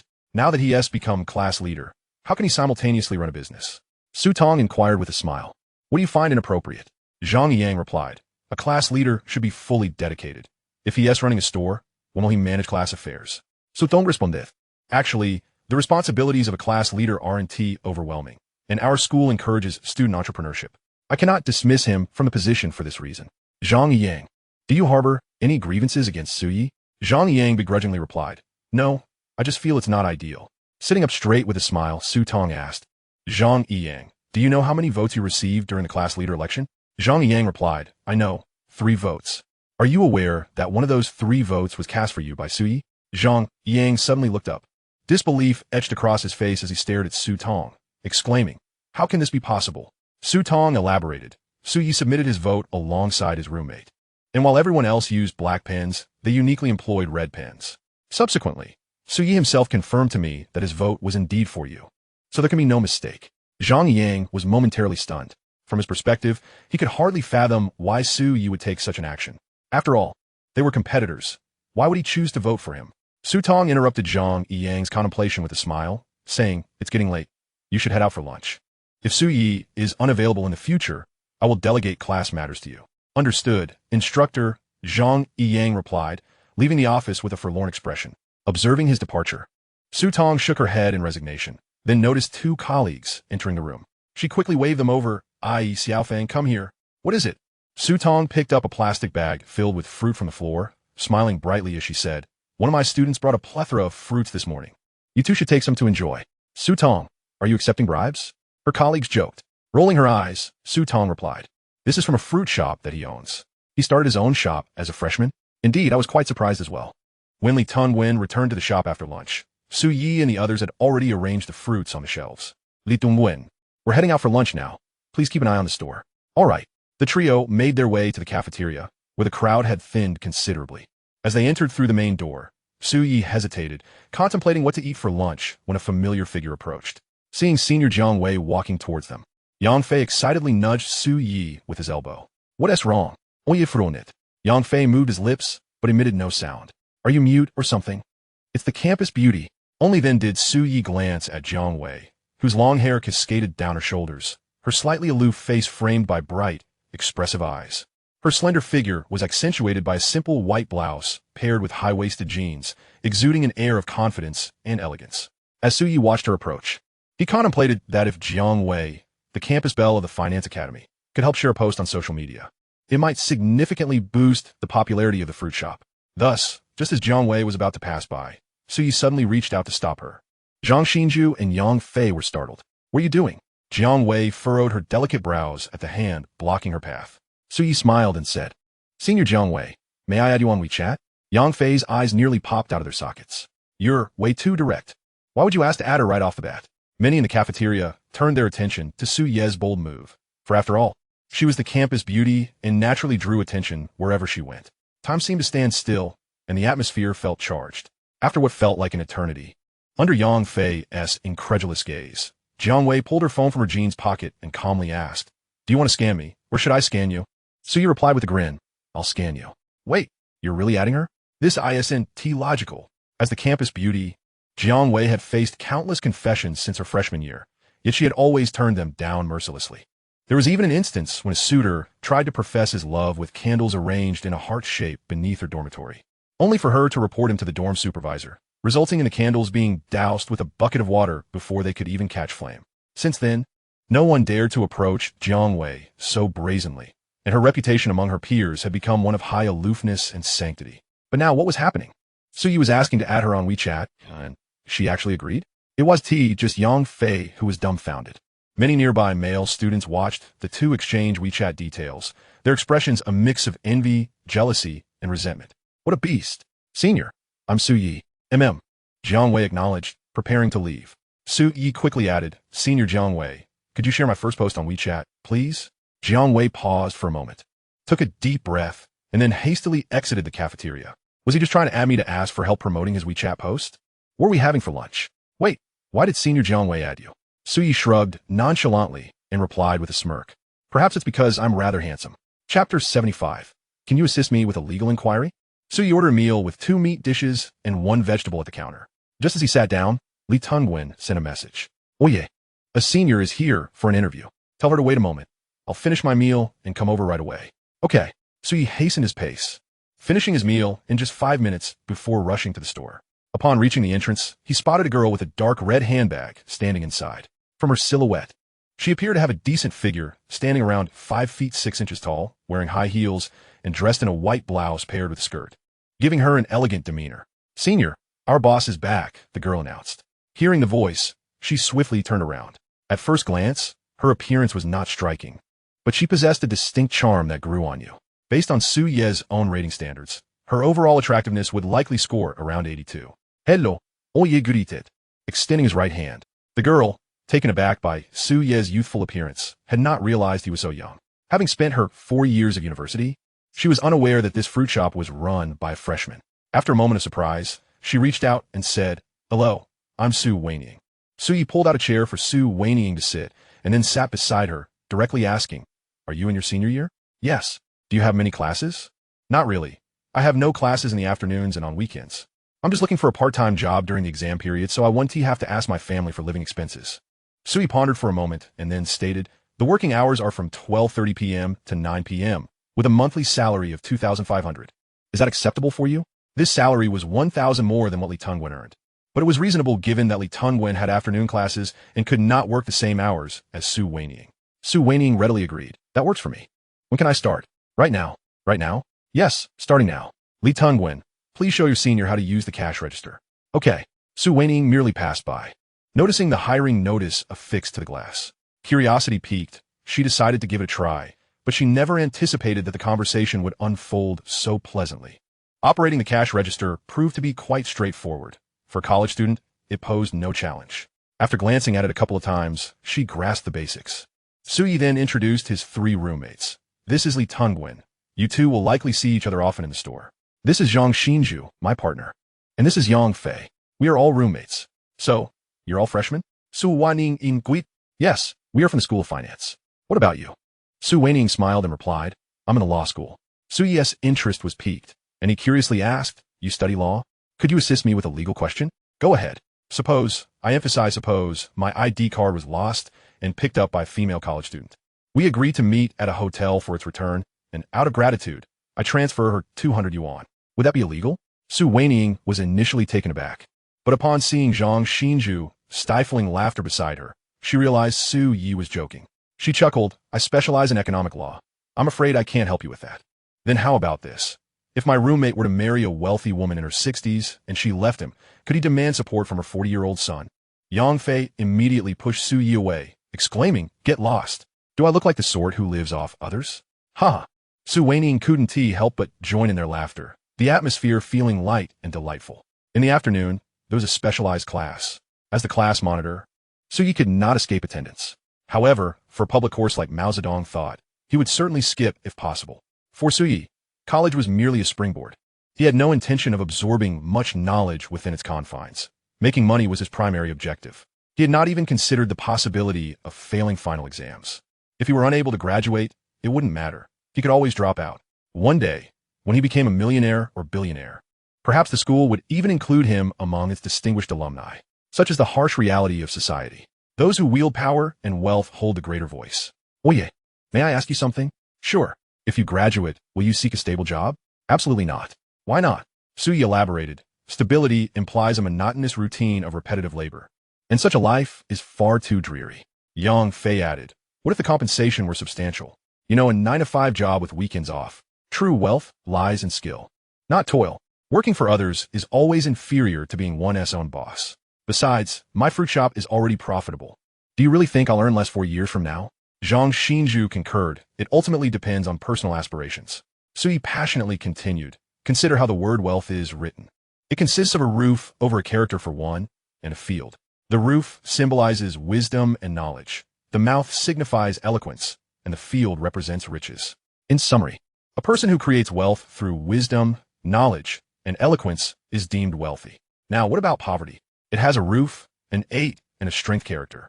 The roof represents a fixed unit. The 8 denotes 8 hours, and strength signifies hard work. Thus, the definition of a poor person is one who toils hard for 8 hours in a fixed position. Wow, that is insightful.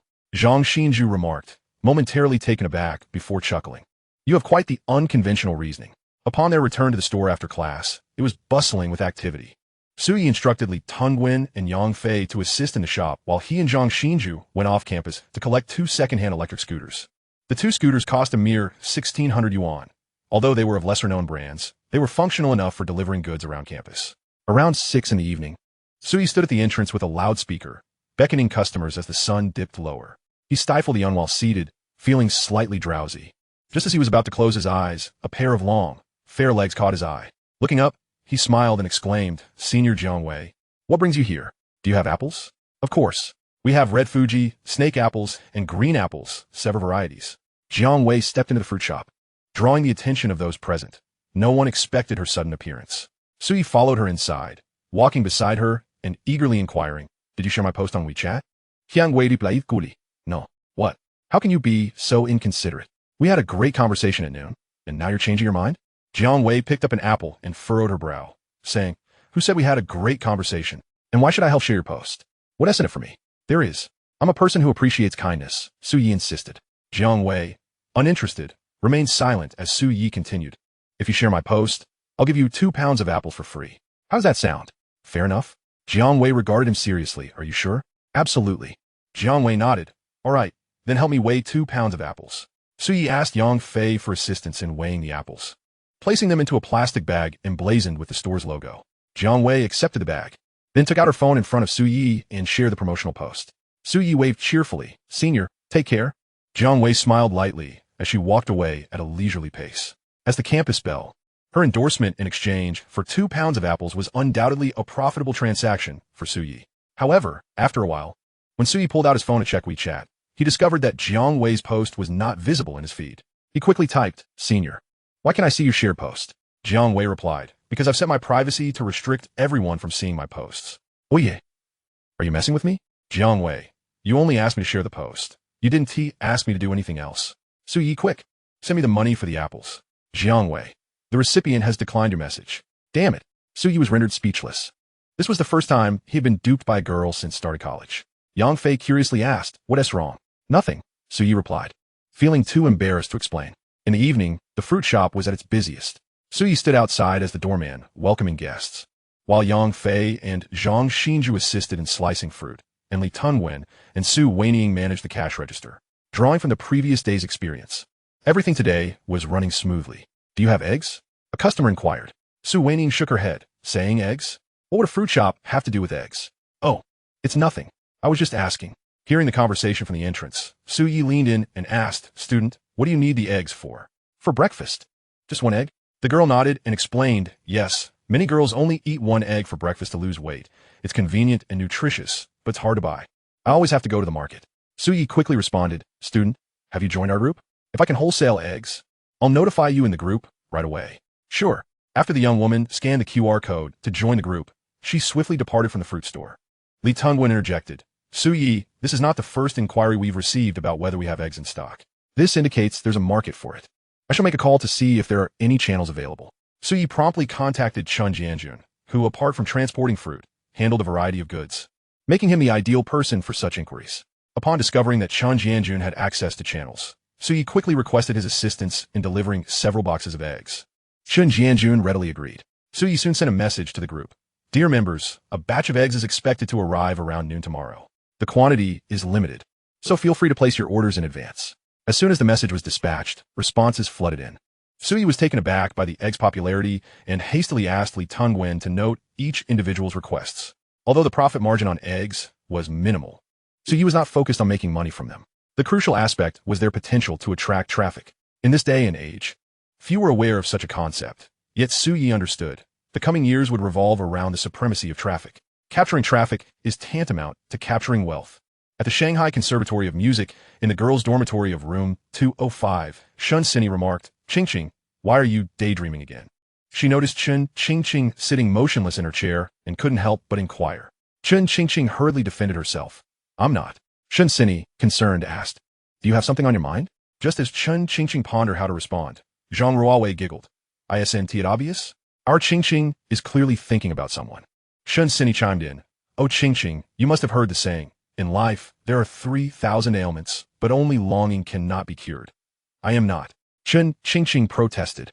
Her cheeks flushed. Shun Sini laughed. "Your boyfriend is quite something. He didn't come to see you during the holiday the day before yesterday or yesterday." Jiang Yu concurred. "Exactly. He doesn't seem to care at all." As her 3 roommates began to collectively lament Su Yi, Chun Qingqing quietly explained, "He has the class monitor, and it's the start of the semester, so he is quite busy. Besides, it takes over an hour to get here." All right. Someone is starting to feel sorry for him," teased Shun Sini. "I'm not. Calm down. I noticed you staring at your WeChat interface for ages. If you wish to chat with him, just send a message. Why hesitate? Are you afraid of disturbing him?" Chun Qingqing nodded honestly. Zhang Ruowei quickly moved a chair next to Chun Qingqing and, with an air of sage wisdom, patiently advised, "Qingqing, you mustn't think like that. If you message him, and he genuinely likes you, no matter how busy he is, he will surely respond. In a relationship, both parties must make an effort to reach out to one another. Do you understand what that means?" Chun Qingqing shook her head. "It means one side cannot always take the initiative. You both need to provide emotional value to each other. In truth, boys are quite easy to please.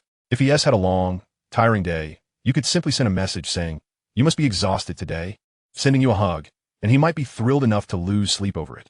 Boys can be quite childish." Noticing Chun Qingqing still in a daze, Zhang Ruowei snatched the phone from her hands, exclaiming, "Watch closely. I'll teach you." Chun Qingqing hesitated, wanting to reclaim her phone, but seeing that Zhang Ruowei had already sent a message to Su Yi, she refrained. Jiang Yu and Shun Sini quickly gathered around. What are you doing? Asked Chen Qingqing. Suyi replied, I'm at the store. Have you eaten? Chen Qingqing responded, I've had something. What about you? Suyi replied, not yet. It's quite busy here. Chen Qingqing asked, are you tired? Oya suret not tiret. Chen Qingqing remarked, but you've been running around all day. Upon reading Zhang Ruowei's comment, Chen Qingqing felt her ears flush. Jiang Yu and Shun Sini eagerly awaited Su Ye's reply, expecting him to say something romantic. To their surprise, Su Ye responded, Zhang Ruowei, why are you using Qingqing's phone? He continued, let me make this clear, don't lead my girlfriend astray. Laughter erupted from Jiang Yu and Shun Sini as they recognized Zhang Ruowei. Unfazed, Zhang Ruowei retorted, how did you know it was me? Because she wouldn't say such cheesy lines. Zhang Ruowei challenged, then why don't you suspect Shun Sini or Jiang Yu? So you simply stated, only you are the seasoned expert,